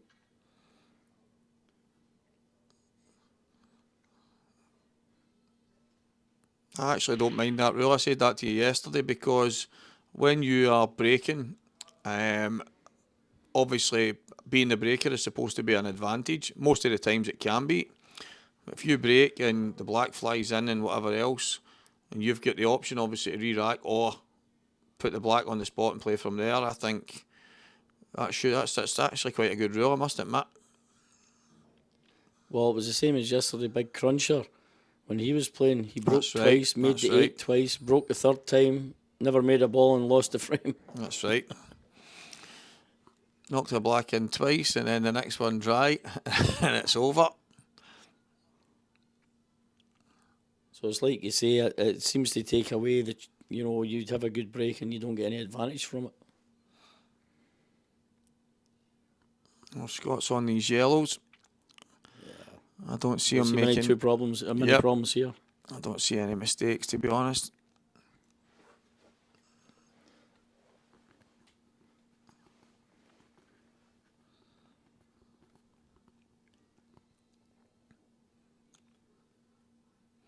He's just looking at where he wants to be on that. I think even if he's on the side cushion, he's absolutely perfect to drop up there. He looks as if he's just going to... Just draw back maybe a couple inches just for up inside the red there. Yep. I think that's the only way it could go wrong. I think he's got the angle to just slide inside the red here. But he is going to come back. That's the shot he's looking at. Comes too far, it could be awkward. I think he's perfect. okay.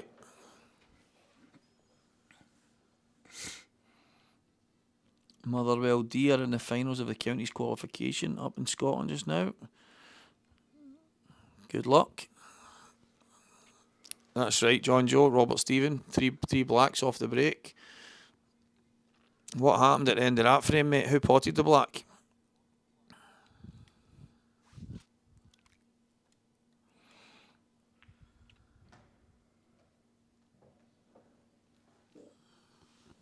Don't you start.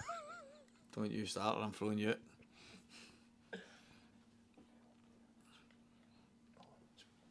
Yep, Susie's disappointed a few people.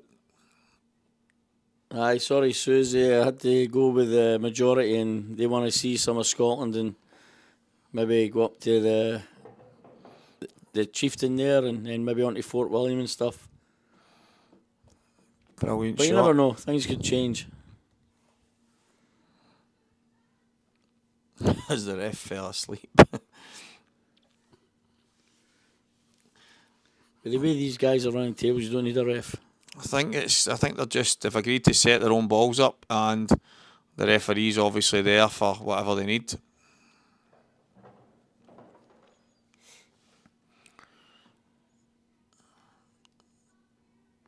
Yeah, this is going to hurt Barry here, that dry break, and then if Scott gets a big break when he goes here, nice shot there. He's playing with a lot of confidence right now, Scott, and he's looking absolutely phenomenal. And he's gone 3-1 up in this final, and it's his break. A chance again for Scott to cement his advantage with a good break here. Such a big part of the game, and Barry's break was excellent there. It's just unfortunate he didn't get anything, and sure enough, Scott wipes the floor with him. Thanks, Susie.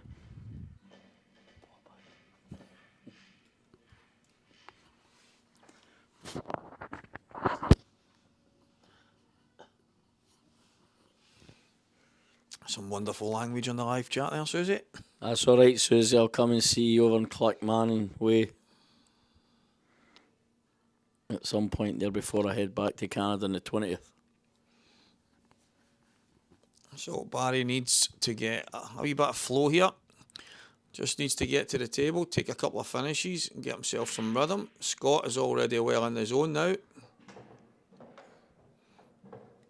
It's first to 10, Ali. And I would suggest that these yellows will be taken out pretty sharp. £10,000 to the winner, £5,000 to the runner-up.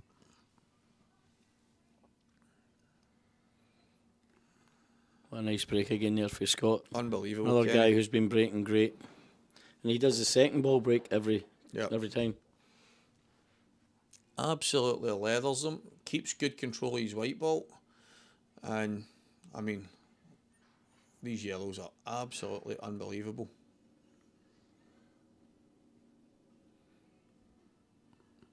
His chances go. This is up there. The way things are going here, this could be a quick final.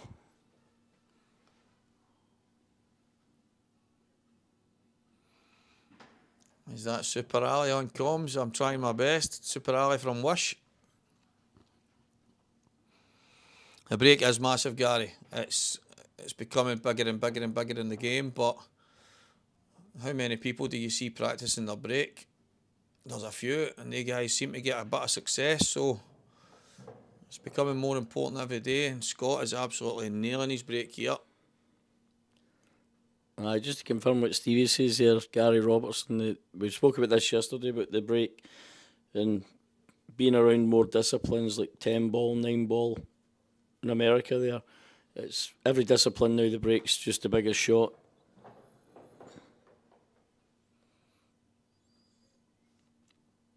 Well, Sean, although Martin not turning up affected the draw, he paid his 500 quid entry and he's the one that lost that at the end of the day. So obviously it's a shame that people are getting buys, and nobody that's going and playing and having to work through hard rounds wants to see other people getting buys in tournaments. But I think at the end of the day he's paid his money, and if he decides to not show up, which is not ideal, I guess it's his choice. I don't think he meant it. From what I've heard, is he's just absolutely got melted and obviously forgot about his times, and well, the rest is history.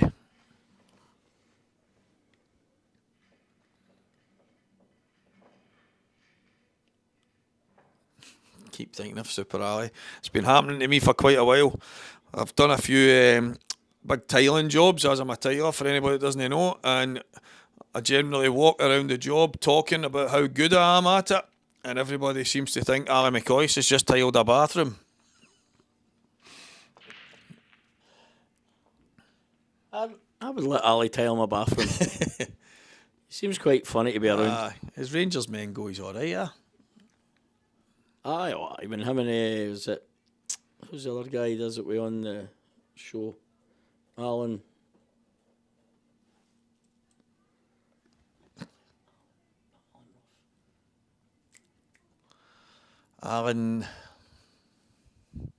Is it no Alan Ruff? No, it's not. No, it's not Alan Ruff. Somebody tells who it is he does the show with. They're always funny. They're always laughing. Ali can't tell his jokes for just laughing. Yep, Tommy, that's the big fella with the blue. He's been floating about. I think he met some Canadian friends that he didn't know in the bar area about half an hour ago as well. He's getting about, the big man. Big boy that's over with you. Aye, Big Stephen. Aye, he fell in love with Martin. Ali's a gardener. So, guys, this is 4-1 to Scott Pope in the final of the Fibretec Communications 67k Challenge. Amateur players only, no pros past or present. But I think everybody watching over the weekend will know that a lot of these guys aren't a million miles away. Alan, Brazil, thanks, guys. Alan Brazil, that's right, from Ecuador. Aye, we need to on it. I watched some videos of them, they're just so funny. Big Alan looks like he's ready to take a stroke when he starts getting the giggles.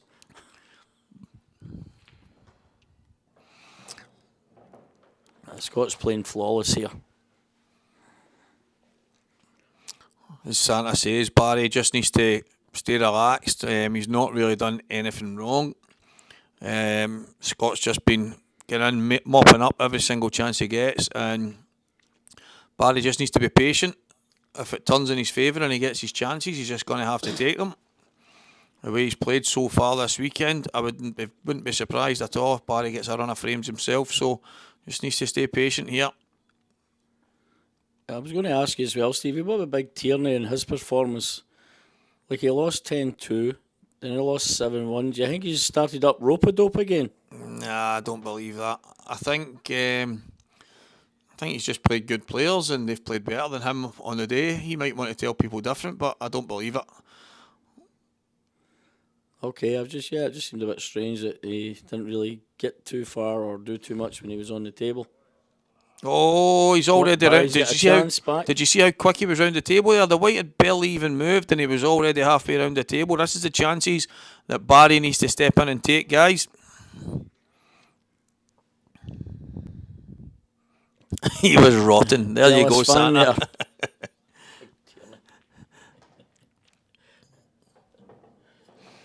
think the trick is just to be honest, and sometimes you don't perform. If you don't perform, you don't perform. You don't win games. That's just the way it goes. Somebody actually told me George was drunk, but I haven't seen him ever have a drink. I don't know. Maybe he was drunk watching all the Blacks getting potted against him. I don't know, but that's in George's class. Everybody knows his class. He does his thing, but sometimes I think you just need to hold your hand up and say you weren't good enough, and you might not hear those words out of George's mouth, but the guys that he played obviously played better and won the match.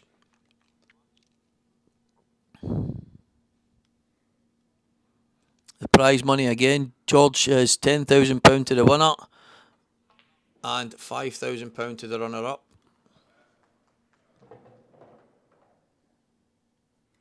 Baz has got a little bit unlucky there just with his kick out. Landed kind of in between the balls here.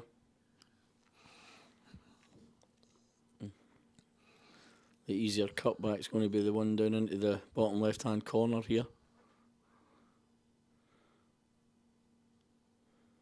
And if he can just push into the red across from it, he'll hold for the one up the top. Slightly unfortunate there, and obviously trying to kick that out. He's just landed wrong side, but I think that's just too dangerous to play the cut in the top bag. So he's going to have to. I think the shot you said, mate, is a shot. I think he's going to have to play the yellow on the bottom. George Cheatney there. It's 500 per person for the fee for the entry. Yep, £500. Every single player in the last 128's on 200 straight away, and the money slowly creeps up from there. And once you get to the last 32, you're on £500. 1,000 for the last 16, 1,500 for the beaten quarters, $2,500 for the beaten semi-finalists, and £5,000 runner-up, £10,000 to the winner. Barry just played a great shot there.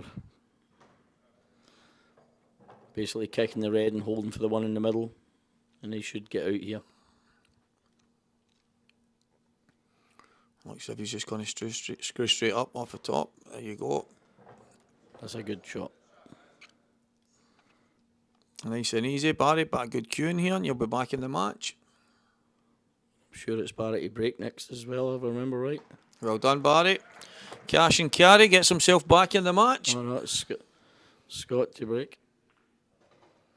Yep, George, it's £67,000 in the pot, so it's a massive, massive amount of money. Probably the biggest pot in amateur pool history.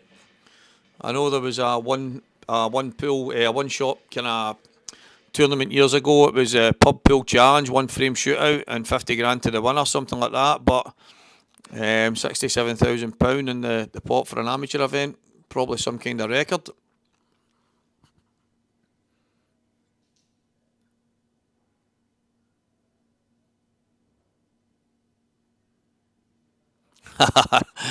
That's it, Santa. No club was done up with the funds from the prizes here.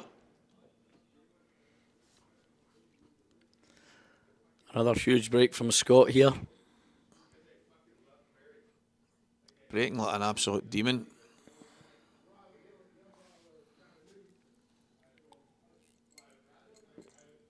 I'm not sure if the red there, just beside the two yellows, goes by the one in the middle. I don't think it does. But it shouldn't pose any real problem. I think it does look tight, but if it does The only thing is he's not got a lot of angle on this first red if he goes reds here.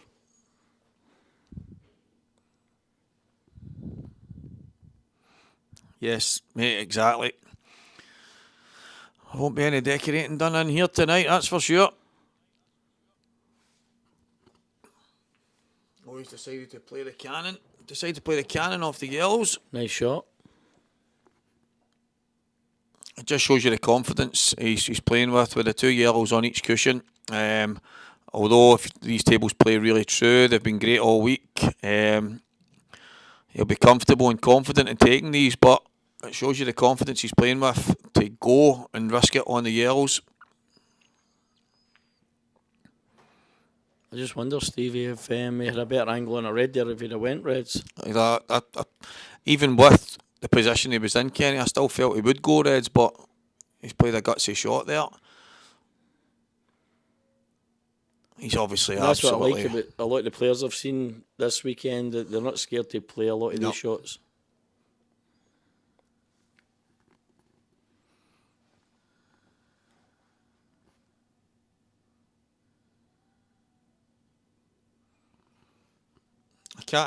Woody, I can't actually remember the format. I remember Slack, who's obviously, I think he's on the stream, was in on one. I think it was on Sky Sports as well. I don't know if it was the same one, but I remember the one Bossman was in. I think somebody says last night he finished runner up. But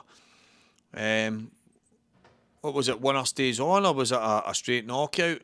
Somebody actually asked that last night, and I wasn't sure of what the format was, but I know that Bossman got close. Oh, this is a massive shot. Absolute no worries at all. Played that with conviction there, Kenny. Yeah? Absolutely no fear. I agree with the viewers here, Stevie. You do sound like Ali. You hearing it in the? You hearing it in your earphones? Aye. Super Ali Walker. Somebody commented earlier and said, "This is crazy. I'm listening to Ali McCoist on Sky Sports commentating just now. How is he in two places at once?" Somebody just said he's a better pool commentator than football. Well, they better not think I'm fucking Alan Brazil. Sorry for the language here, guys. If anybody in the pool world was offended by this Canadian.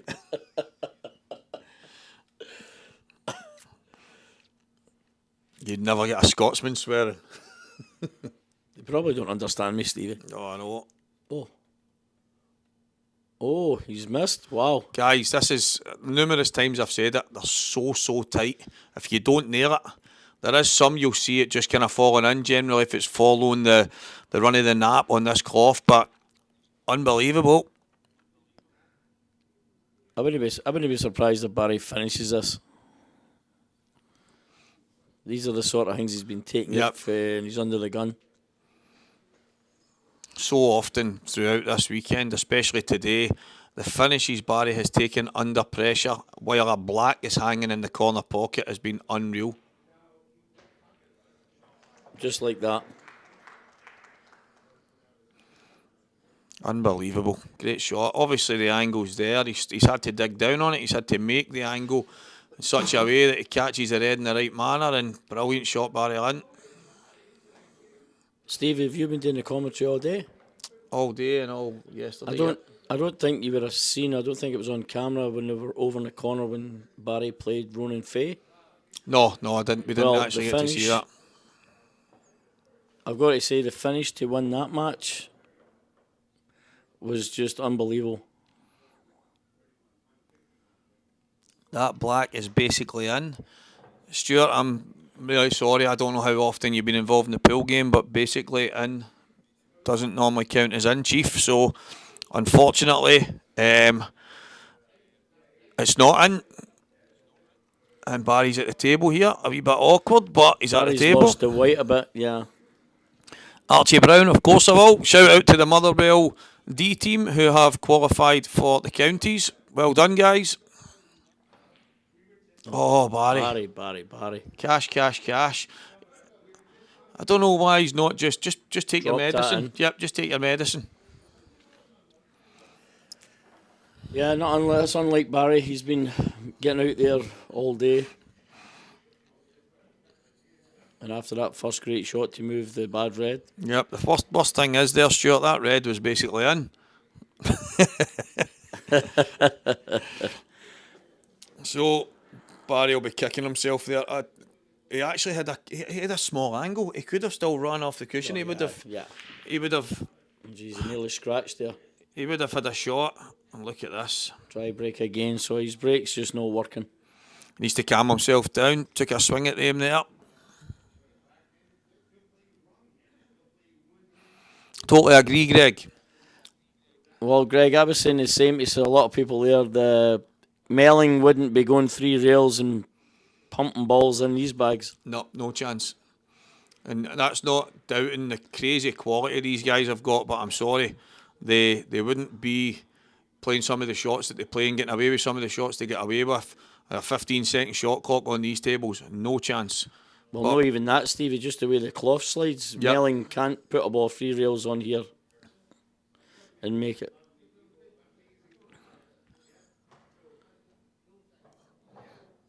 But that's what I like about Scott's game that I've watched. He'll leave himself these long shots. He won't try and get too close.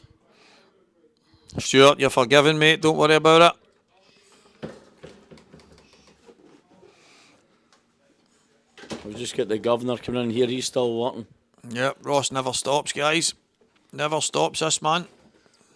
Michaela says jump. He says how high.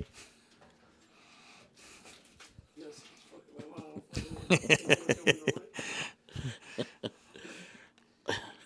think Scott's a wee bit shorter than he would like to be there, but he can maybe just check this straight down or go 2 cushions. It looks as if he's just going to go 1 and make it nice and easy for himself. The way he's been playing, I wouldn't be surprised if he just went down and pumped one of the 2 in first. But I think you see here, he didn't necessarily try and get down too close to it, Kenny. He's just right in the middle of the table is good enough, and I think in the last frame Barry could have just drop it in, give yourself a shot. Done the same. After you've done the hard work, don't make it as any much. He's obviously trying to make it as easy as possible, but I think that was Barry's Achilles heel. They're trying to be too perfect. Aye. But it's just like I was saying, after watching Scott for the last 2 days as well, I've noticed him, he leaves himself just a shot from distance because he obviously trusts his potting ability. 100%.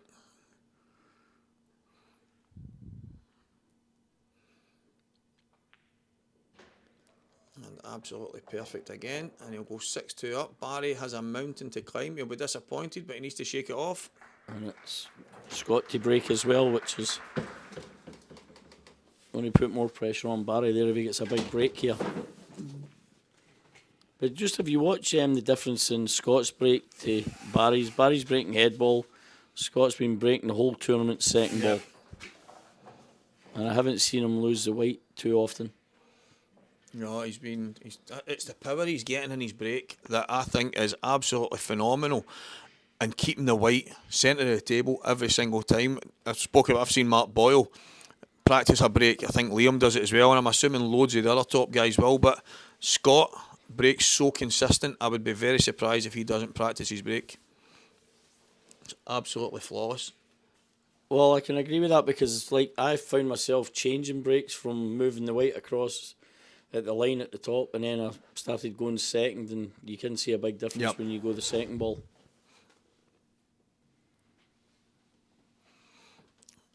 That's absolutely spot on, guys. Barry needs to just settle down here. Just don't let it get to him. 6-2 down in the final. 128 players were in this. A lot of money at stake. And do you know what? He's got a free hit at it. He's 6-2 down. Nothing to lose. Everything to gain. He's, no matter what, he's going home with £5,000 in his pocket. So, and there Scott just proved us wrong. He went head ball. It's crazy, isn't it? What do we know? So often that he's changed it up. That's the first time I've seen him do head ball. Yes, Paul, these are Hainsworth match blue.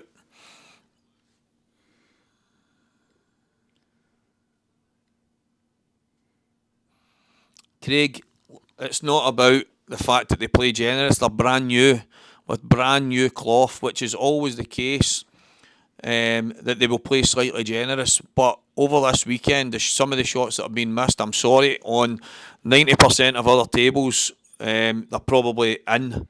And so it's not about going crazy about the tables. I just think if you're going to play, let's face it, these bags are at least a good half-inch smaller, at least, than most of the other bags that's on TV and stuff like that. So if you think that doesn't make a difference, mate, that's your opinion.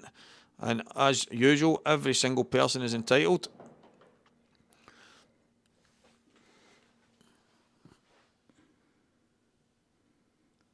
Scott been breaking from the front in this match, Stuart.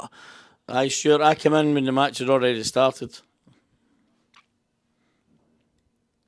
Greg, I think you're absolutely spot on, but you know what? Some people maybe it's an anti-blackball table campaign. I don't know, but it doesn't really bother me. I play on any table that's going. I've just noticed some shots here that on different tables I've seen them go in over and over and over. So everyone's got their opinions. It just shows you then, because Scott has been playing a lot second ball, and if he's been breaking from the front, as Stuart's mentioned in this, most of the way through this match, he's obviously gave it a go and it's worked for him. Maybe in his previous match there was a few breaks against Jonathan Roberts that didn't work out. Maybe he's changed it up a bit, and that's a sign of a good player. There's every chance, Stevie, but like I said, I've watched a lot of his matches and it's been second ball all the time. I just never noticed that he wasn't going head ball there. Yep. He's leaving a wee bit. First to 10, Steffi Dean's first to 10, all the way through. The only time it went to first to 7 was in the won-loss section, and out with that it's first to 10 from start to finish. I wouldn't be surprised would if he finishes it here the way he's been playing, to be honest.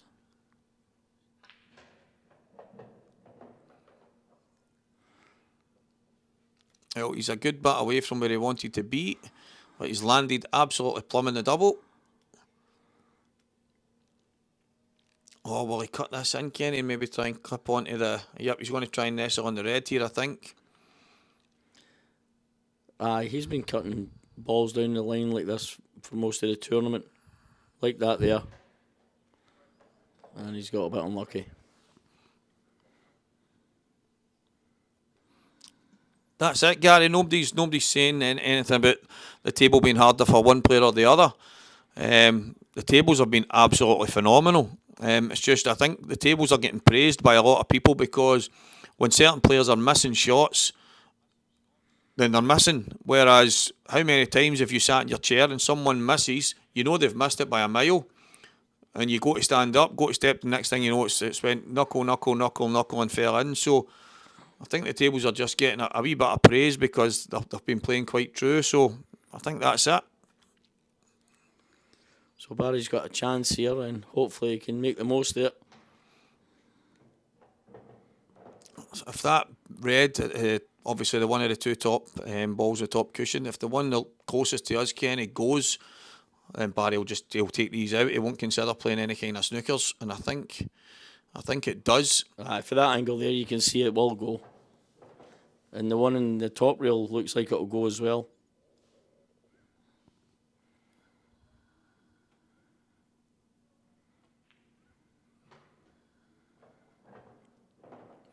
Ewan, cheers, mate. Much appreciated.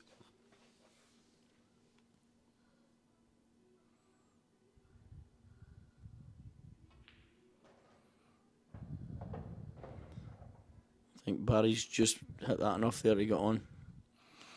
Mike, you're absolutely spot on. I've got one of these tables in my local as well, and that's the one thing I've used the word true. They stay true. If you play a ball really, really well down the cushions, then there's no messing about. They take them.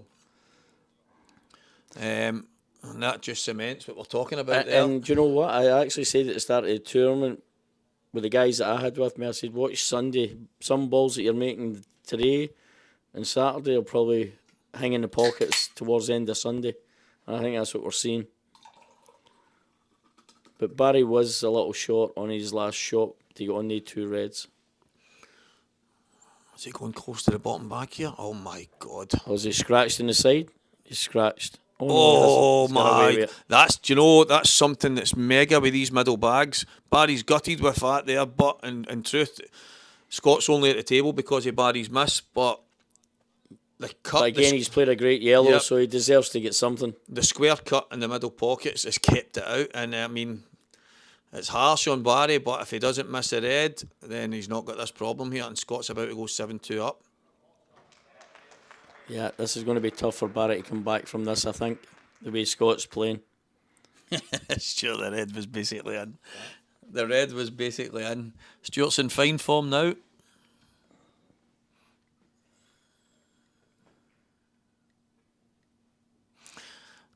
Unfortunately, I think this hotel's band iron brew, mate. I've got a Diet Coke break here. So Barry's up against it here. Kenny, what do you think he needs to do? Do you think stay patient? I think he's been patient. He's just got to take his chances. He has had a couple of chances and he's give up 2 games there that he should have really had. So we could be looking at 5-4 instead of 7-2. Yep. In the context of the game, that was massive there, and you've seen Barry's reaction when the white didn't drop after Scott pulled off that yellow. But in all fairness, Barry will know deep Finally, down. he's got a ball on his break. So let's see what he can do with this. It's not as straightforward as the run-outs that Scott's had in front of him, but hopefully he can figure this out. I think the red probably passes the yellow on the left there, so I think Barry being super aggressive will try and get the balls out up the top right away. I think he'll play the red and try and kick the other one out. Do you think he'll play the yellow into the red? And Well, that's what I was actually looking at that first. I don't know if he'll maybe have to play it in double kiss. The red looks as if it's slightly low, but he can probably, in fact, you know what, Kenny? He can actually play it as a cut, the yellow coming low on the red and screw in, and I think that might be what he's playing here. No, he's played the kick. Yeah, and it's not really worked out the best. He might be able to have another go at it here if he drops this red in the right middle. He'll have an angle on the red at the top to then play the pot kick again. He'll run off the top cushion here and back up, and he should have the angle that he was looking for. Yeah, you're right. Needs a wee bit of love here, though. Yep. And the thing is, if he kicks the red out or even puts it inside the yellow, he's going to be on the one over the centre pocket. That's right. Oh, Barry. He's tried to be cute. He's tried to go inside it and just flick it out, knowing that he's going to be on the ball in the middle. But Yeah. I think in normal Barry fashion, he just cannon straight into that there, and that's probably the way he should have played it. Well, do you know what, Stevie? He actually could probably take the one in the side here. Kenny, where will you be on for St Patrick's Day this year, mate? Someone asking, is it the Brune? Oh, I think I'm going to be in Quebec City in Canada there. I'm at a tournament. I think. I don't Mikey, have my Canada calendar in front of me. what carnage am I booked into next? Mikey Smoff, diet, it definitely is diet, mate. It's I don't think it does what it says in the tin, because I don't feel as if I'm getting any smaller. So he's going to play. Well, I'm thinking it does pass Kenny into the bottom left. He seems to have left there, but I think he's going to play Left it there. the pot kick here. He's going to need a lot of luck to land on at least one of these so he can get to the other after it. But if anyone can, Barry can. Unfortunately, not this time. Now, does he go all out here and cut this in the corner and go back up? It's got to that stage, 7-2 down, and I can see exactly. But Barry's obviously thinking that he's having to force everything. All guns blazing. Yep. And normally that's Barry's style, and if it's coming off for him, at times he's unplayable, like in the semi-final. But unfortunately, every single thing that Barry's tried in this frame here, in this match, just hasn't gone his way. Do you know what, Ken? That's probably not a bad miss. It's probably not a bad miss. Don't get me wrong, the way Scott's playing, he'll likely take these out, but there's a bit of work to do.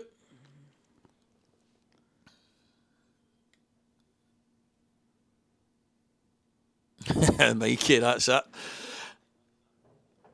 Sometimes, in fact, most of the time, it's a lot harder to keep off. Peter, yep, cheers, mate. Much appreciated. Craig at Scottish Q Sports live streaming does an absolute phenomenal job. We've got first class streaming, high definition, live to everyone, free of charge, and watching one of the best amateur tournaments you're likely ever to see. Great spectacle, great players. Fibretec Communications, 67 grand in the pot. He got away with one there. If he had touched that yellow, then I don't think he was on it. He just But never. These are the shots that I like after being on these tables. Like they just pump these in and get on this yellow where I'm probably hitting 3 inches of langer. Yep. Try to bank it. You get used to, I think, obviously you're playing American pool, so you get used to that bit of forgiveness that you've got. And in these, some of the guys that you brought over with, you were saying that, they're getting used to the fact that you actually need to nail it in the centre of the pocket 99% of the time. And Scott right now is literally flawless.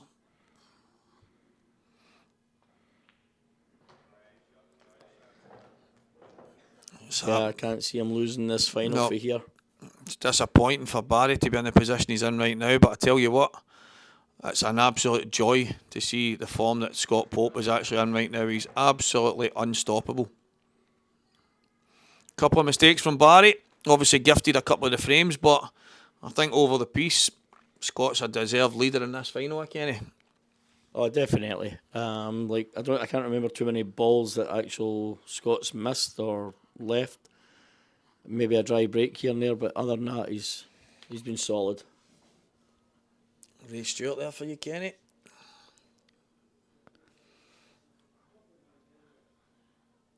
Thanks there, Ray. I agree with you, Ray. I think tables like these, keep hearing the bags need to be a bit more forgiving for TV. Oh, sorry, it's not Ray, it's Ryan Stewart. Ryan, sorry, aye. They need to be forgiven for TV. They need to be this, they need to be that, and I think these are the future of pool. And it doesn't need to be Blackball Tables as much as I think they're amazing. I just think some of these organisations need to make the effort to maybe tighten them up slightly. Shows what the pros are really all about. And also, Ryan Stewart there, I just want to say thanks for the match. It was a real pleasure to play. The first time I've seen you play was against one of my buddies for Canada, and although he never gave you much of a match, if anything, but you were flawless in that match. And I watched another match of yours, and I was impressed with your game. And I was surprised that I got past you, but thanks for the comment. Clark Randall, £10,000 to the winner, £5,000 to the runner-up. It was $2,500 to the beaten semi-finalists and $1,500 to the quarter-finalists, $1,000 to the last 16. Some prize money for our last 16 in the tournament, innit? £1,000 ahead, $500 to the beaten last 32. So, as you can see on the board, £67,000 in the pot. This has been brought to you Fibretec Communications, blackballtables.com, live in Scottish Q Sports streaming, UK World Pool, and Stevie Walker and Kenny Donald are live in the commentary box. It's a bit of a tongue twister that there. I nearly get muddled up about 5 glad times. you said it, no me. But you're right, Gary.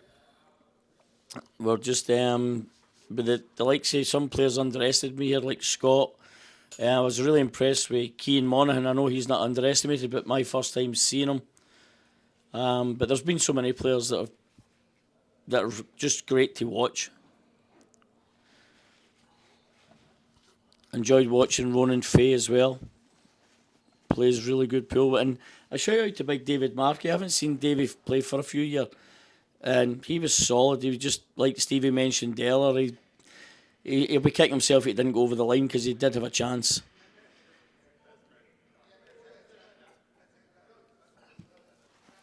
And even Big Cruncher too, he beat some really good guys and just ran out of steam, I think, in his match. I think on Davy Markey, Kenny, especially down south, Davy's not had the luxury of going and playing, say, IPA, Ultimate, all these different now big tours, if you want. He's playing the Saltire Tour in Scotland, which a lot of guys from England and Wales and stuff are coming up for, and it's absolute first class, some top players in it, and Davy's so consistent. He got to the semi-final of the Scottish Championship, he got to the semi-final of one of the previous Saltires. He's just, we always use the word solid. Big Davy's solid. He doesn't really make many mistakes, he doesn't usually get too flustered, but it just shows you today that he had a couple of chances from 9-5 up, and pressure gets to every single one of us, and the big man would be the first to tell you if it did. So, yep, you're right. I think Big Davy was absolutely outstanding. Yeah, I agree. And I think, obviously, when you get to play against the guys that you're seeing here from the IP or the Ultimate Pool, it can only help your game. John Joe, there is a ref, mate. Donna, I think it's Donna that's refereeing.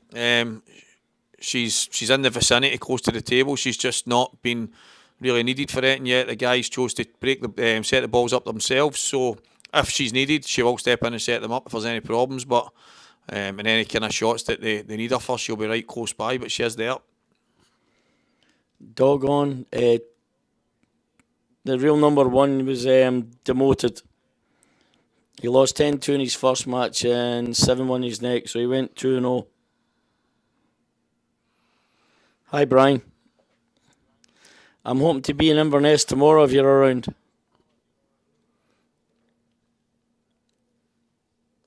Big shot. So Barry's got a chance here. Scott scratched on the break. So I'm assuming Barry felt that the yellows were the balls, because that yellow was always going to finish on the inside. I actually think the Reds were And plus good the there. Reds covered the other yellow at the 8 ball. Yep, I actually think the Reds were quite good there. I think the only one that was maybe awkward is the one at the top left, top right, sorry, which would pass once the left ball was cleared. But again, it's fine margins here in it. Barry's, I think he was hoping they were going to come out better. That Reds came down and covered that yellow. So I suppose if that's not there, Kenny, he's got a tap in. Aye, maybe Barry's just not seen the other finish just with the scoreline here. Yep. Maybe it's just affecting what his thought process is. Yeah, Like he's not playing with the confidence that he had earlier. Thanks, Buzzbomb. Right, Mark, the breakdown for the winners is quite straightforward to an extent. It's £10,000 to the winner, £5,000 to the runner-up. Hold on, I've got it right in front of me. Aye, Brune, Stornoway's a bit cold at this time of the year. Canada's bad enough, but Stornoway, I think, takes it to a new level. So the full Stevie, breakdown. this yellow goes here in the middle. Yep, so it does. So the full breakdown for anybody that wants to know. Last 128 players, £200. Last 64, £250. Third round losers section, £300. Fourth round losers section, £400. Last 32, £500. Last 16, £1,000 ahead. Quarter finalist, £1,500 ahead. Semi finalist, £2,500. Runner up, £5,000, and the winner, £10,000. So that's the breakdown of the £67,600 payout. Barry's played a good containing shot there, but he's probably not going to see that yellow again.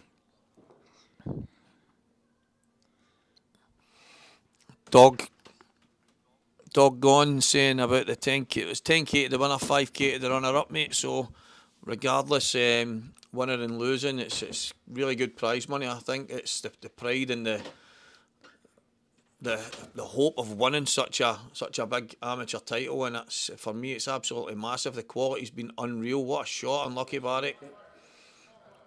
So I don't know if the guys have spoke before it or anything, but as far as I'm aware, the two guys are just playing it out for what it is. Scott's been absolutely frightening, and I don't see any mistakes from here. As I said earlier, it was 9-5 down to Davy Markey. Davy had a few chances against Jonathan Roberts. He's had a few chances against him as well, but Scott's maybe rode his luck to an extent. But in this final, he's played as good a pool as I've seen anybody. I know Barry's made a few mistakes, but Scott's been absolutely unreal. So that sometimes forces your opponent to make these mistakes. Oh, Well, that one rubbed its feet. Yep. Not that Barry would have had a decent shot in the 8 ball anyway, but He's got a habit of this, Kenny, egging up and down the table. Even though he's on the ball at the top end, he could work his way down. He seems to like going up the table, down the table, and he's quite comfortable potting them from anywhere in the table. I think it's just a confidence thing. I just don't think anything phases him. He just plays, and wherever he lands, he's going to make it from. But his position play is great. Yep. I think he can just screw across nice and easy here. Yep. Yeah, you got a choice of two, but he's going to obviously take the top one first. Well, this is to go 9-2 up, guys, in the final of the Fibretec Communications 67k Amateur Challenge.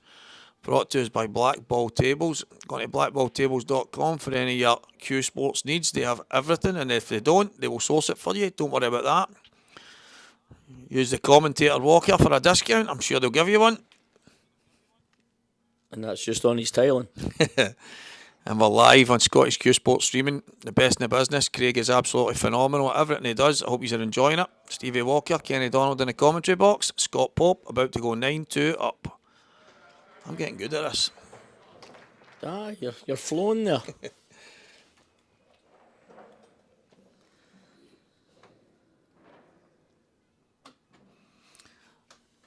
Yeah, Ali, you'll get a copy of Blackball rules online, I'm sure, and you would possibly be able to. I mean, there's loads and loads of leagues up and down the entire country, so I'm pretty sure somebody would be happy to print them out for you as well. But you'll be able to get them. I see what you're saying there, JJ's. Thinks his head maybe going, but maybe he's run out a bit of steam as well because played a lot of pool and had to put a lot into the matches that he won. And he has played fantastic. I mean, I don't think he'll have any regrets of that. What's happened here? I mean, Scott's been kind of flawless and he's just not had some of the runs either. I think that's it, Kenny. I think anybody on here that knows Barry, and most of the guys on this chat do, Barry's style of play is, I suppose you can call it a bit gung-ho. It's very, it's very aggressive. And see when he's getting them and he's pulling off the world-class finishes, as we would all call them, then it's amazing. And as Gary's pointed out, if he's not getting the run of the balls, then that wee bit of luck and the things that he needs for the style that Barry plays, then it can become really, really hard. But I think no matter what happens here, he's 9-2 down. It looks as if he's going to lose this final. Barry's got nothing to be ashamed of. He's been absolutely first class the full weekend, so I've got nothing but praise for Barry. I'd love to be in his position right now. Nah, it's going to give him confidence going forward. Obviously, he's got Coventry coming up, so I don't think we need to fear anything about Barry. He'll bounce back. John Joe, Stevie's raging. It's 9-2. He wants to talk Hunnell's Mare. You're probably right, John Joe. Walker the talker. My school teacher was right all the years ago. That's what he called me, my teacher. It could be even more exciting if we had Paddy here as well. See, Ross, this is exactly what get a word in he's been edgeways. doing. He's been getting up and down, but he seems to keep getting them, Kenny, doesn't he? Aye, he's going to take this, run the ball up, run another one in the middle pocket, centre, whatever you want to call it, and then the one down the rail.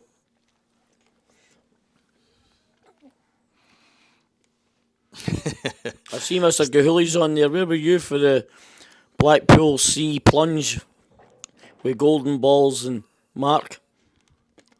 Did they go into the ocean, did they? No. I don't know, but after Golden Balls lost his last match and cost me a bet, he should have went off the pier. Laughing at that, John Joe. That's quite believable as well. Oh, chance again for Barry here. Well, you know, Barry boy, a chip and a chair, that's all you need. You get your hand on the table, it's all you can ask for. And he's actually left him on this red into the centre. The thing is with Barry, for the entire event, from what I've seen, this is the kind of thing that he's not even blinked at. On his bad ball early, get it slammed in. 9-2 down, he's under a bit of pressure. Hopefully he's on that Has he found the gap? middle pocket. I don't think he has. I think it was tight playing it that way. I thought he would. See, I think if we go back 45 minutes, an hour, he would have just screwed that in and came back up for it. Or he'd have played it with some pace and got himself out, I think. 9-2. I mean, he's 9-2 down. He's got a free hit at it as well. He can really have a go. Great pot. That's a good recovery shot there. I think he'll get these. Oh, yeah, this is done. I think he'll get these. He's still in there fighting. Massive underdog now. All Scott needs is a half chance, but how many times have we said the winning frame's always the hardest frame? All right, Mark, I hope Barry gets well soon. And Stephen, you got me 8s. I got him at 14s this morning.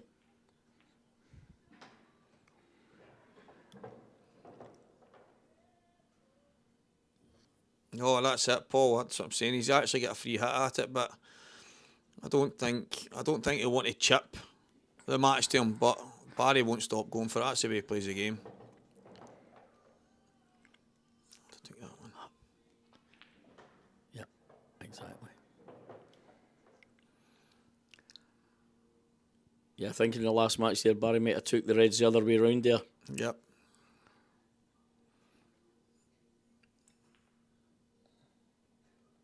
It's okay.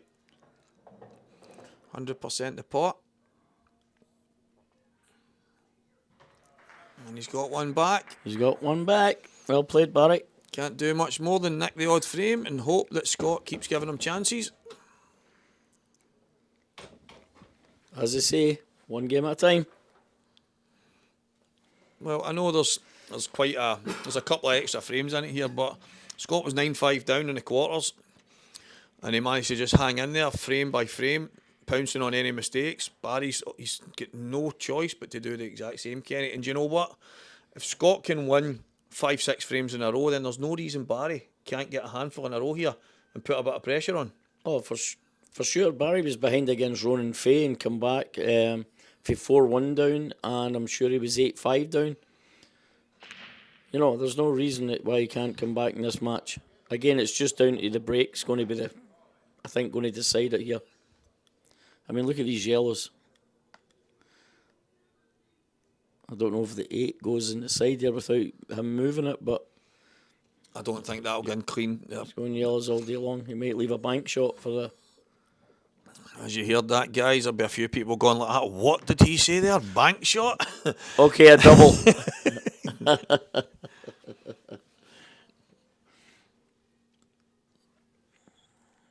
Sometimes I forget where I'm at. These aren't cushions, remember, when Kenny's here, they're rails. But I do the same when I go back to Canada. I say, Yeah, you're the that's a opposites. plant. They're like, it's not a plant. What's a plant? Combination. It's a combination.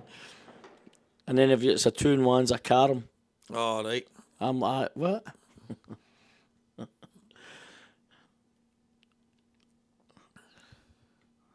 If I say, oh, they're double it, they'll go, what, you want a double shot?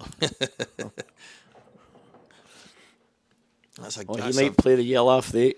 that's a very good shot. He could try and slide it in off it That's here. what he's going to do. He's got lucky there. I don't know if he played for that, but I think he's got lucky there. He's clipped off the red on the way up, and he's landed an absolute prime position here. But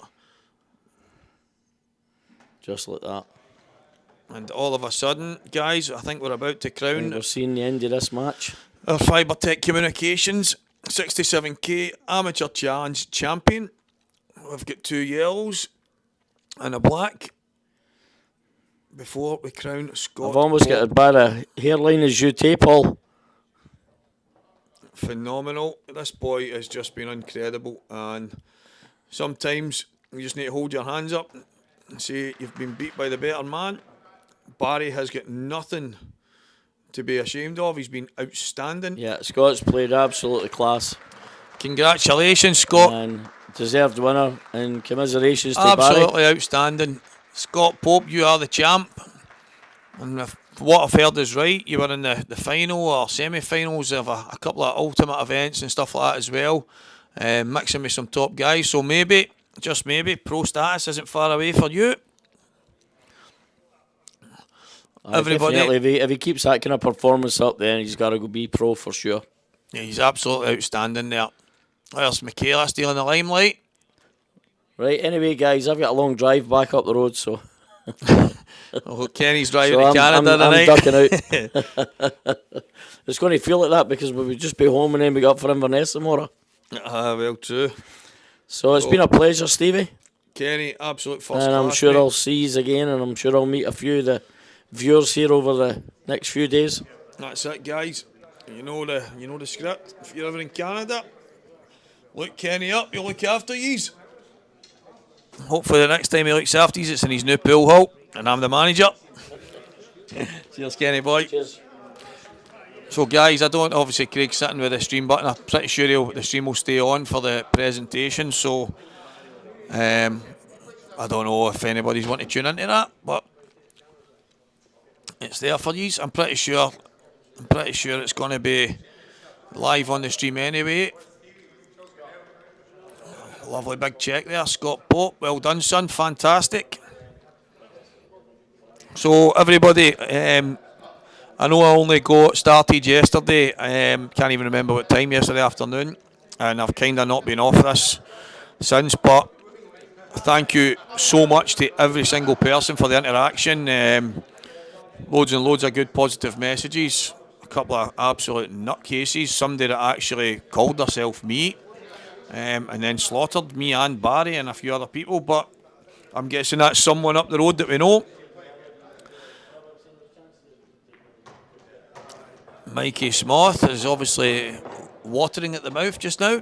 But listen, guys, absolute first class. I think it's been a pretty good standard of pool, for an amateur event, as they would call it. Some of these guys are absolute top draw. Talk about trying to chase after the pros and try and mix with the pros and get close to the pros, when some of these amateurs are just every bit as good. And that's the levels, guys. That's the levels that some of us are trying to get to. Just need to keep digging in, keep playing the game. I thought Scott was absolute first class there, so congratulations, Scott Pope, if you watch back on this. Hope you give a big thumbs up to the main commentator here, Stevie Walker. Right. And then who would have thought sitting talking for ages was an enjoyable experience, but yep, I've enjoyed it, guys. Hope yous have.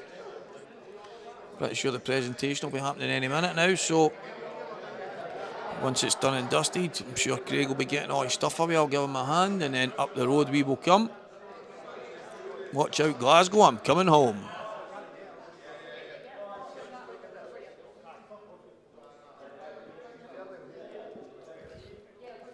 By the way, guys, I'm available for any private bookings if you've got money matches or anything like that. Don't be afraid to give Walker a shout. I'll happily commentate on anything. There you go, guys. I'm sure you'll be able to hear this. What an awesome event. What an awesome final. I am so pleased. Thank you so much from £10,000, Bruce. £10,000 to the winner. absolute best that it could be. Thank you so much to the spectators for staying. It was great that the lads had somebody that they could play to. Really, really appreciate that.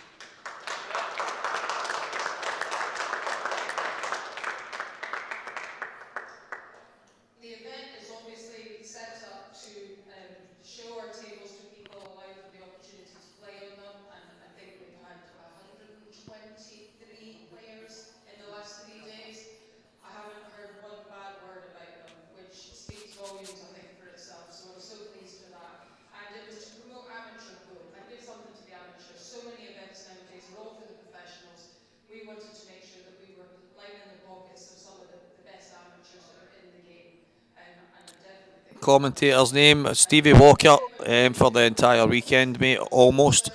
And I was joined by a few guys. Kenny Donald was in helping me out there for the final. Had Keith McDougall, Preston McInnes, young Kieran Kate. All of them absolutely fantastic. Had a great time with them. But Stevie Walker was the man on comms for most of the weekend.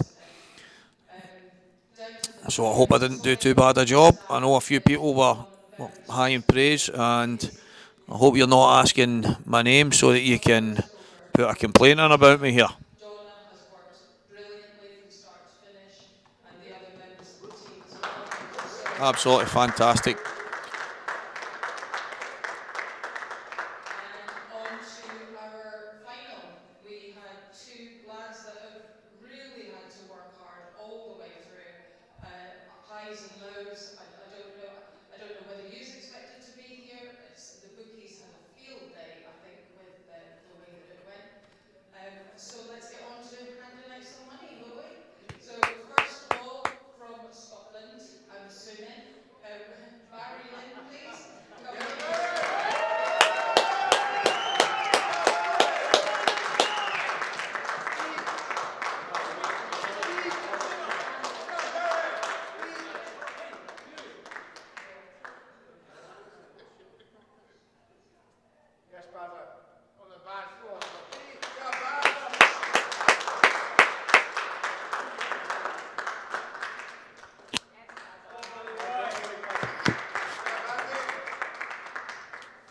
And winning the title of the Fibretec Communications 67,000 Amateur Challenge for 2023 is Scott Pope.